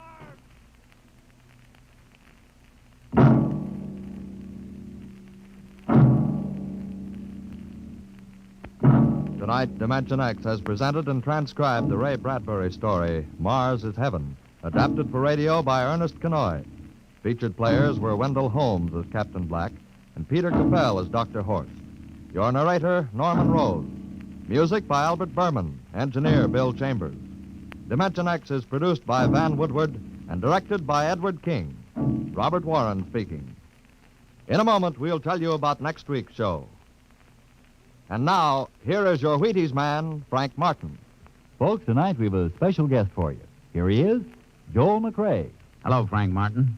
I kind of expected to see a package of Wheaties sticking out of your pocket. What? Did I forget him? You must like Wheaties, Frank. Sure, don't you? You bet. I'm joining the big parade of Wheaties programs, you know, with Tales of the Texas Rangers come Saturday night. That promises to be real entertainment, Joel. I understand these are true stories of the Texas Rangers. Absolutely. Each story is straight from the Texas Ranger files. Well, we're mighty proud to have you join us, Joel, with this new program, We'll all be listening on the same NBC station Saturday night for Joel McRae in Tales of the Texas Rangers. Okay, Mr. McRae? Okay, partner. Good night. Good night, Joel. And friends, be sure to listen Saturday, that's tomorrow night, to Joel McRae and his new program, Tales of the Texas Rangers. And get your Wheaties, everybody. And this is the Wheaties man, Frank Martin, inviting you again to listen tomorrow night to Joel McRae in Tales of the Texas Rangers on the Wheaties Big Parade.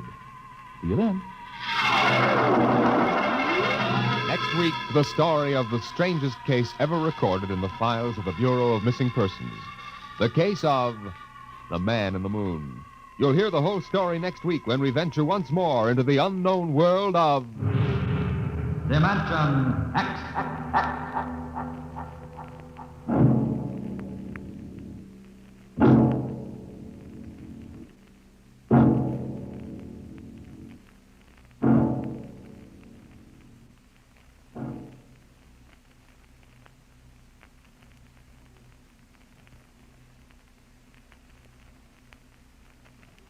This is NBC, the National Broadcasting Company.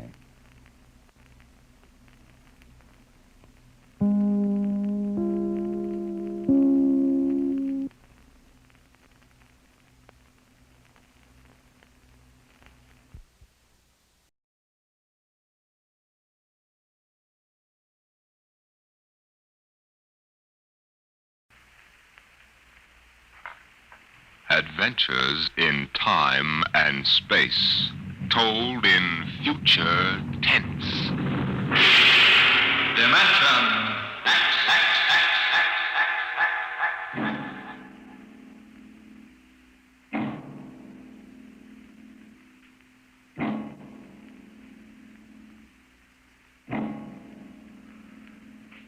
Out of the infinitude of stars and planets in the solar system and other systems in the universe, it is almost mathematically certain that there exist other forms of life on other worlds.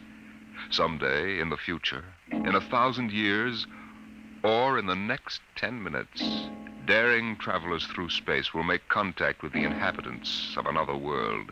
But the question is, will we contact them first, or will they contact us?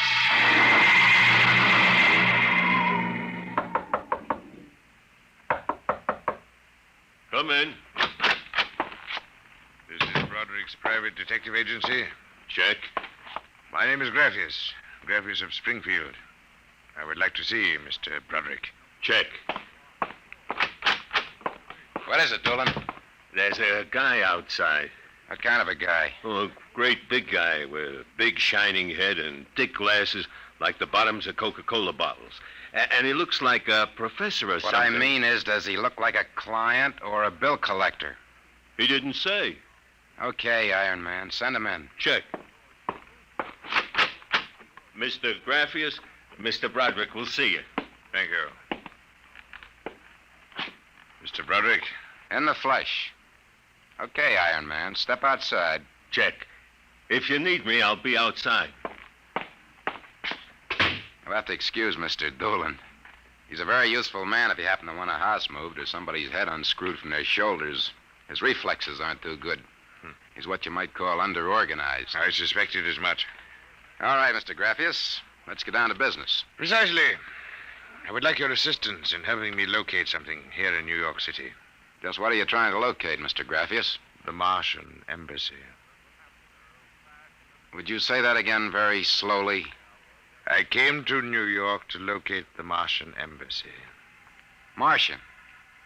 Like in Buck Rogers? Precisely. Agents of the government of the planet of Mars. Dolan! What's the trouble, boss? Throw him out. He's a crackpot. Of course, if you wish me to leave, I will leave. But before I go, you might examine this. You'll find it quite authentic. Holy mackerel. A 5th-century note. Let me see that. Sit down, Mr. Graffius. Sit down. Make yourself comfortable. Dolan, get Mr. Graffius a light. Check. Okay, Mr. Graffius. Your remarks about our speckled friends, the Martians, I shall ignore. This being the year 1955, I assume you were joking. On the contrary, I'm completely serious. As it happens, I'm interested only in Martians at the moment. I see. Okay, shoot.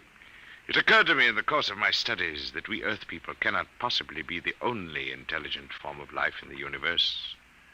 Out of the infinitude of stars and planets, there must definitely, mathematically, be others. Since Mars is older geologically, and since it is also an atmospheric planet, its evolutionary history could easily be similar to ours. You follow me? Well, so far, I can't say no. But if this is true, then they must have been watching us, observing us, for hundreds, possibly thousands of years. What for, blackmail? Shut up, Dolan. They know, then, that we are not far from achieving space travel. Atomic rocket ships that can travel to other planets. They also know we're a militaristic, warlike race. We might conceivably set out to conquer and occupy Mars one day. In which case, they'd try to get the jump on it. Precisely, Mr. Broderick. And how would they do that? For a civilization as old as theirs, space travel would be a simple enough matter. Flying saucers. I read about it. Relax, Iron Man. Go on, Mr. Graphius. If you were planning to attack an unknown nation, what would be your first move, Mr. Broderick? Intelligence. Find out what the odds are. You have a very logical mind, sir. You would send agents to scout the nerve centers of earthly civilization and advancement. Not in Kansas City or equatorial Africa, my dear sir, but here in New York City. The most technically advanced spot on Earth. Uh-huh. And, you want me to help you prove this theory of yours? Precisely. Expense does not interest me. Well, this may take a very long, long time, Mr. Graphius. After all, nobody's ever seen a Martian. I assure you, they will be very ordinary-appearing people. Very likely they live together in downtown New York, close to the newspapers and publishers, the news cables, communication centers, and the financial center of Wall Street. Most certainly, they live in a private house with no servants to pry into their affairs. Some ordinary people who live in a private house in downtown New York. Yes. I might just as well look up Martians in the classified section of the phone book. There's one other lead which might help you. What's that? They would be almost certain to subscribe to every conceivable type of newspaper, scientific journal, foreign language publication. Mm-hmm. Well, that might be something. Okay, Mr. Graphius. It's a deal. Excellent. I shall contact you tomorrow. Oh, before you leave. Yes? Just as a matter of interest. Why are you so interested in meeting up with these Martians? Mr. Broderick, I wish to avert the catastrophe of a successful Martian invasion of the Earth. Naturally, I cannot go to the police or the military. I'd be laughed out of existence. So I'm doing this privately. You seem to know all the answers, Mr. Graphius. Not all of them, Mr. Broderick. Not quite all the answers. Not quite yet.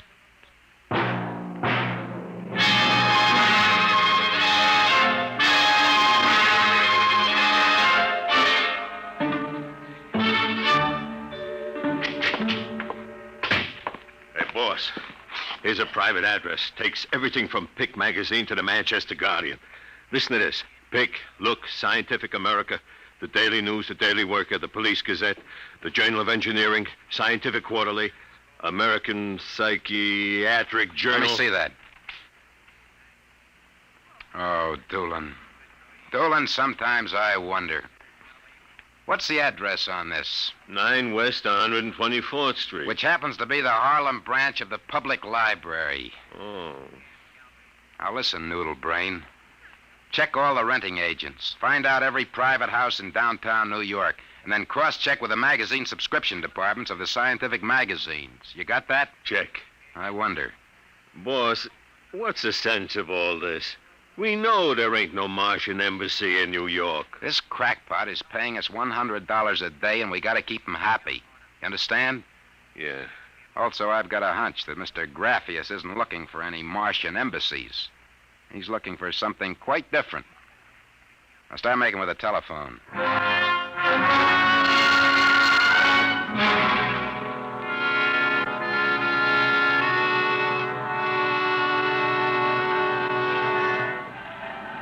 Which house is it, Dolan? Right down there. Number 108. Did you find out anything? Not a thing. I've been watching the place for a week now. Nobody comes out. Nobody goes in. I asked around. Nobody knows nothing. You ain't been blabbing around the neighborhood that we're looking for the Martian embassy, have you? Boss, I'm stupid. But I ain't that stupid. Who'd you talk to? I struck up what you might call a casual acquaintanceship with those two girls standing with the baby carriages up the street. The cute one is real cute. Now, look, Doolin, don't try to do anything intelligent. Just keep walking up and down. See? Check. I'm going back to the office to meet Grappius. See you later, boss.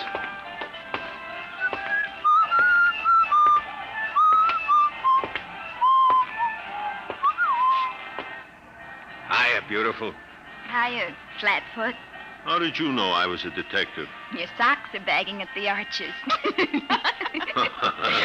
Well, stick around, beautiful. I'll be back in a few minutes, and we can make some beautiful music together. Listen to Romeo, Helen. The name is Doolin, honey. Iron Man Doolin. Your line is getting rusty, Iron Man. What do you want to fool around with him for? He reminds me of my husband. Just a big, good-natured slob. Helen, look. Oh, hey, Doolin! Doolin, look out! Look out!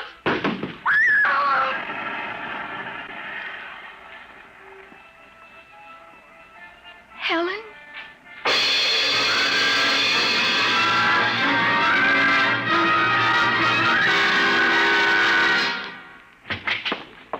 Sorry to kept you waiting, Mr. Grappius. Not at all. Doolin found a house down in Greenwich Village, privately rented. Number 108 Conklin Street. Nobody seems to know anything about who lives there, except that they subscribe to every paper and scientific journal put out. And also they have a peculiar antenna on the roof. You don't suppose your Mr. Doolin will try to get inside the house? No, he knows better. Mr. Broderick, I assure you, if that place is the Martian embassy... Doolin can take care of himself. Still, I wish you had informed me before. Well, that's probably him reporting back now. Excuse me. Hello. Yeah, speaking. Doolin? Yeah, he works. What? Oh, no. No, I can't think of any. Yeah, sure, okay. Yeah, I'll be right down. Okay, Lieutenant. Yeah, right away. Something the matter? Doolin is dead, Mr. Grappius. What? They found him splattered all over the sidewalk in front of number 108 Conklin Street. How did it happen? There were some witnesses. They said a building cornice dropped on him. The cornice? But how? It fell off the building next to 108, right on top of him. Come on, we can get a cab. I have to identify the body.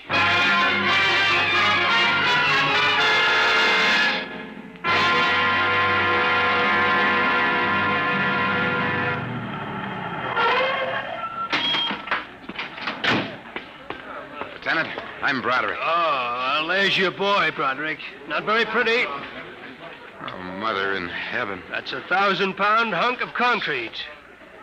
Where did it come from? Dropped off the roof of 106. Anybody see it? Yes, a couple of maids pushing baby carriages. One was so shaken we had to send her to the hospital. The other one is hysterical, but she can talk. Can't seem to get any sense out of her, though. Do you mind if I talk to her? Not at all. I'll be back in a minute, Grappius. I'll wait here. She's standing right over there with the patrolman on the beat. Hanson. Yes, sir? This guy wants a few questions with the girl. Please, I told you what I saw. How many times I gotta tell you? Miss, the dead man was a personal friend of mine. Would you tell me what happened, please? Helen and I were standing in front of Rathman's candy store up on the corner. We both had the babies out. I worked for Mrs. Gillian on Washington Square North. He said hello and joked a little. Then he walked down the street just like he's been doing all week. Hadn't taken more than a few steps when... Please, miss. It's very important. I tell them, but they don't believe me. What do you tell them? How it happened. Tell me. It's too awful. Please. Well,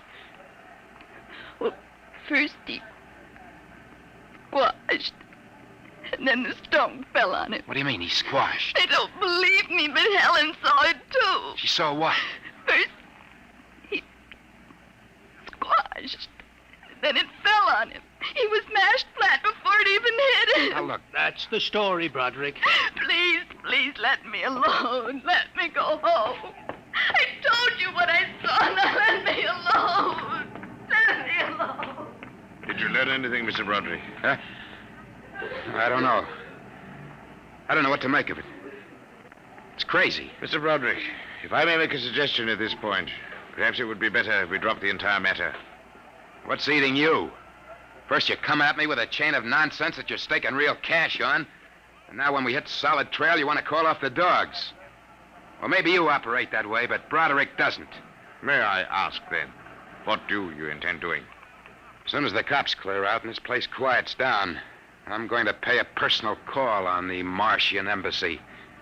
Whatever number 108 is.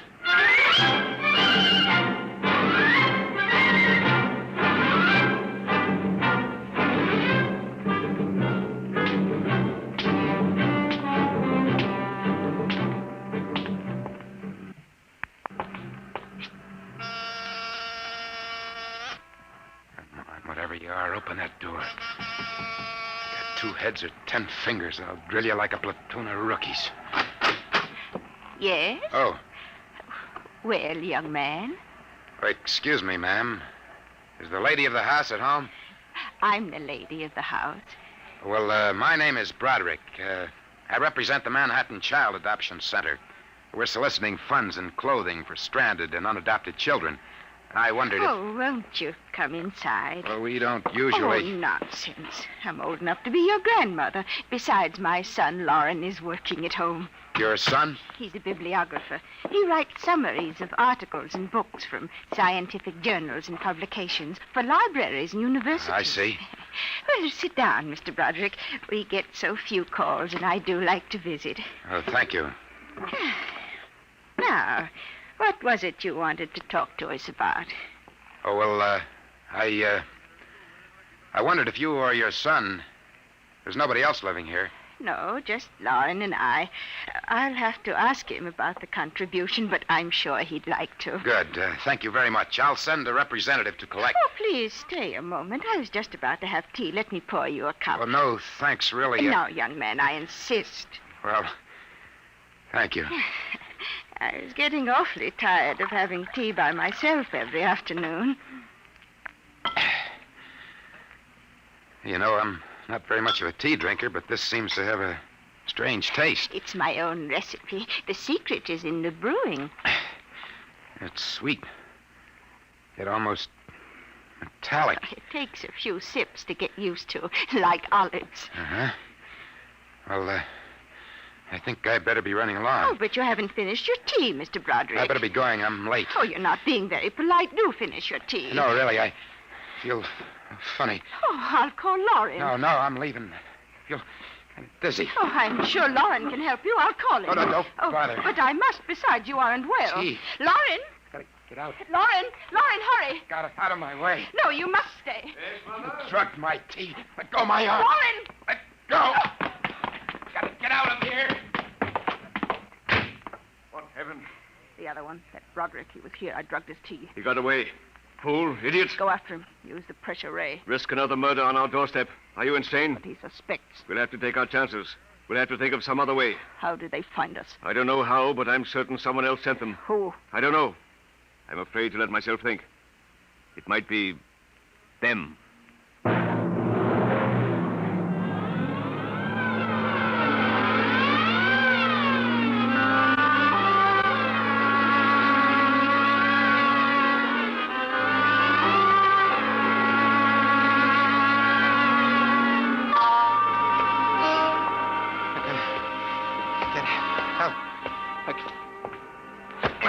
Watch where you're going, you drunken fool. Please, Get away from me.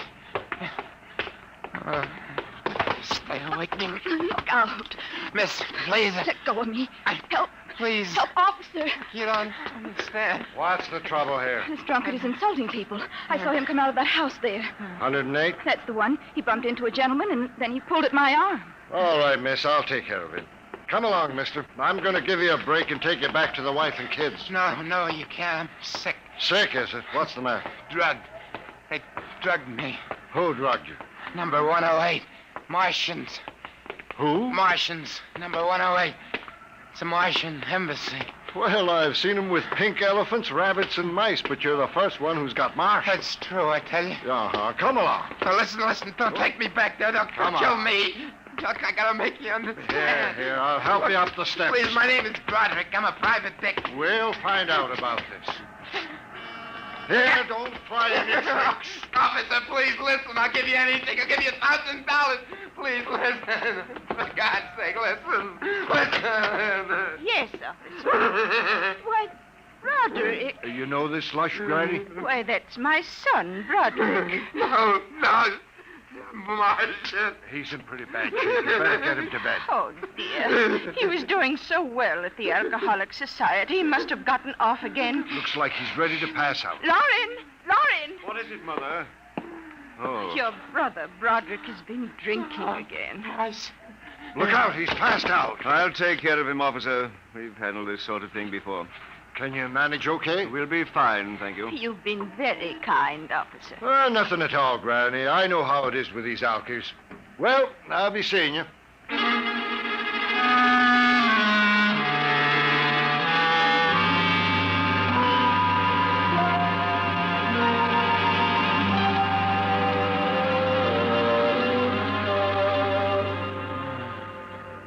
Martian embassy. Martian. Oh, my head. Oh, Mr. Broderick is regaining consciousness, Mother. What happened? Oh, I can't get up. Do not struggle, Mr. Broderick. It'll be impossible for you to rise from that chair. The pressure from this ray will keep you there. Ray? What? Who are you? You've already guessed, Mr. Broderick. You mean this really is the... Martian Embassy, yes. You have the honor to be the first prisoner of the Imperial Government of Mars. First prisoner? Yes. After the invasion, of course, you will all be our prisoners. Hey, look. What sort of a business is this? No business, Mr. Broderick. As your people will soon find out. Our preparations for invasion are nearly completed now. As soon as we give the signal, our armed forces will launch a surprise attack. And then the Earth will be ours. You're crazy. Not half as mad as you, Mr. Broderick, to come muddling so foolishly into our affairs. That was a fatal mistake. So, Doolan's death was no accident, then? Assuredly not. We found it necessary to use a pressure ray on your friend. The block of concrete was an afterthought. We thought it might help to avert suspicion. All right. What happens now? If you cooperate, you can look forward to a quick, painless death like your friend, Mr. Doolan. If not? This pressure ray has many delicate adjustments. It can move a pin, or it can crush a boulder. Let me demonstrate.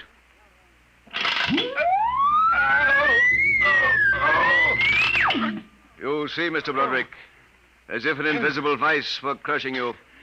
What do you want? The name of your client. We are interested in knowing who is so anxious to locate the Martian embassy. The names of my clients are confidential. Oh, well. All right. Turn it off, Mother. Mr. Broderick has seen the wisdom of speech. His name is Graphius. Graphius? Yeah.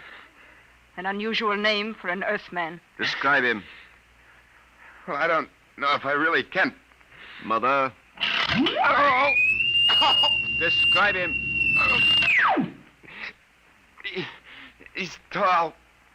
Got a big forehead. And about 60. He wears thick glasses. He's bald. Lauren, sounds like one of them. Yes, it does. Contact the planet. Tell them we suspect that our plans are known. Ask for an acceleration of invasion day. At once. What about me? I am sorry, Mr. Broderick, but I am afraid you know too much now. In exactly 5 seconds, you will feel the full impact of the ray which faces you.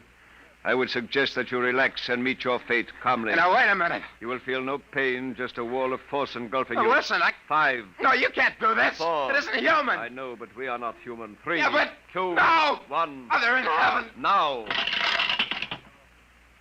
Lauren, It didn't work. Something's happened. The magnetic field is dead. Get it working. We've got to get rid of this one. Now listen. Listen, Be you quiet. two. I can't understand what's gone wrong with the ray. Why would it suddenly stop like that? Perhaps I can explain. What? Graphius. It's you. Yes. Lauren. Stand back from the pressure ray, please. It will not function anyway. I have decontrolled your field. Lauren, it's one of them. They've found us. Did you think we wouldn't? I trust you have not harmed my friend, Mr. Broderick. He's been very useful to me. Brother, am I very glad to see you. Talk about the Marines landing in the nick of time. You're free to move now, Mr. Broderick. I don't know how you got in here, Graphius, but stick around. These babies are really Martians, just like you said. They're planning to invade the Earth and take over. There will be no Martian invasion. You keep these characters covered. I'll get the police. There will be no need for the police. I intend to handle them myself. Yeah, but the police will Do not call the police. Why not? You fool of an earthling. Don't you realize with whom you are dealing?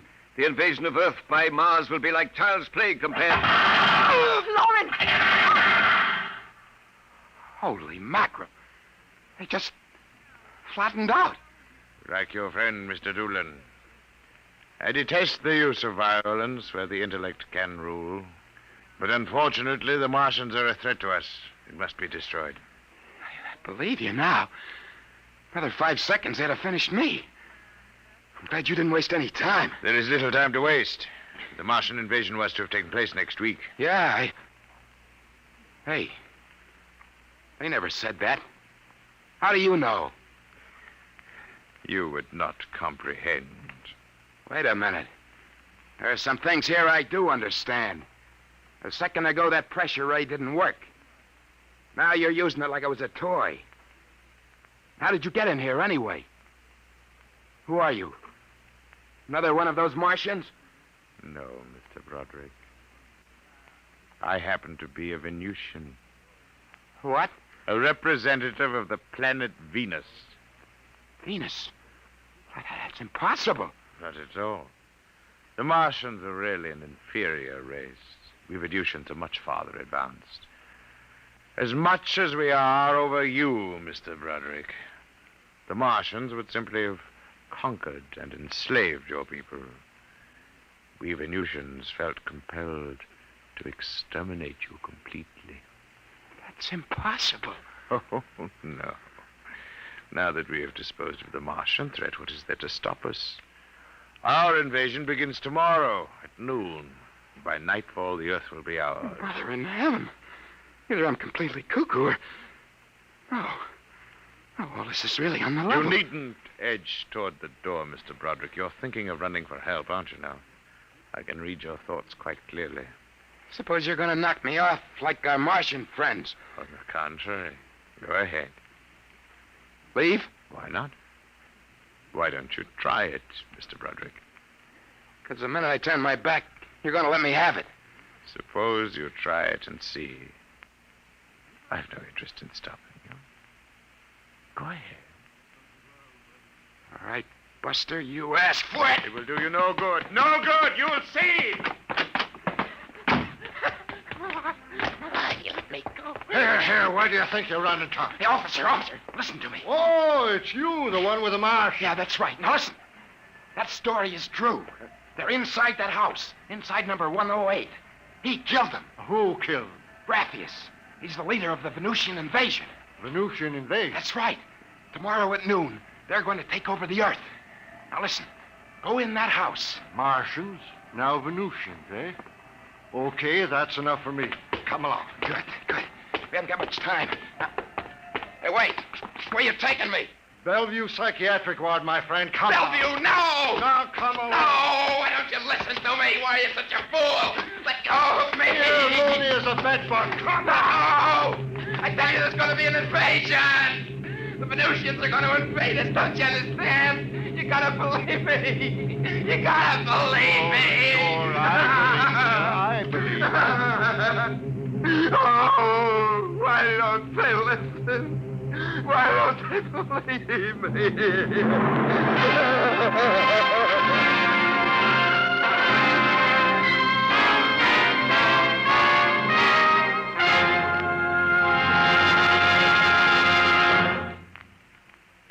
You're have just heard another adventure into the unknown world of the future, the world of Dimension X.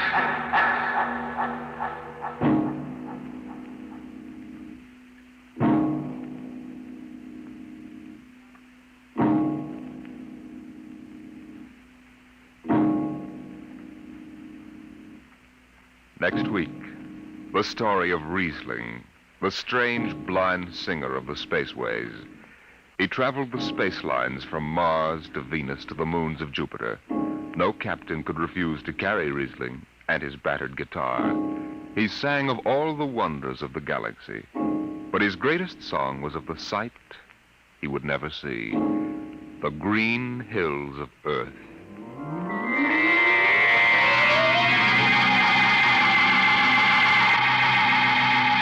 Tonight, Dimension X has presented The Embassy, a story by Donald A. Wollheim, as adapted for radio by George Lefferts. Joseph Julian was heard as Broderick, Barry Kroger as Graphius. Your narrator was Norman Rose. Music by Albert Berman, engineer Don Abbott. Dimension X is produced by Van Woodward and directed by Edward King.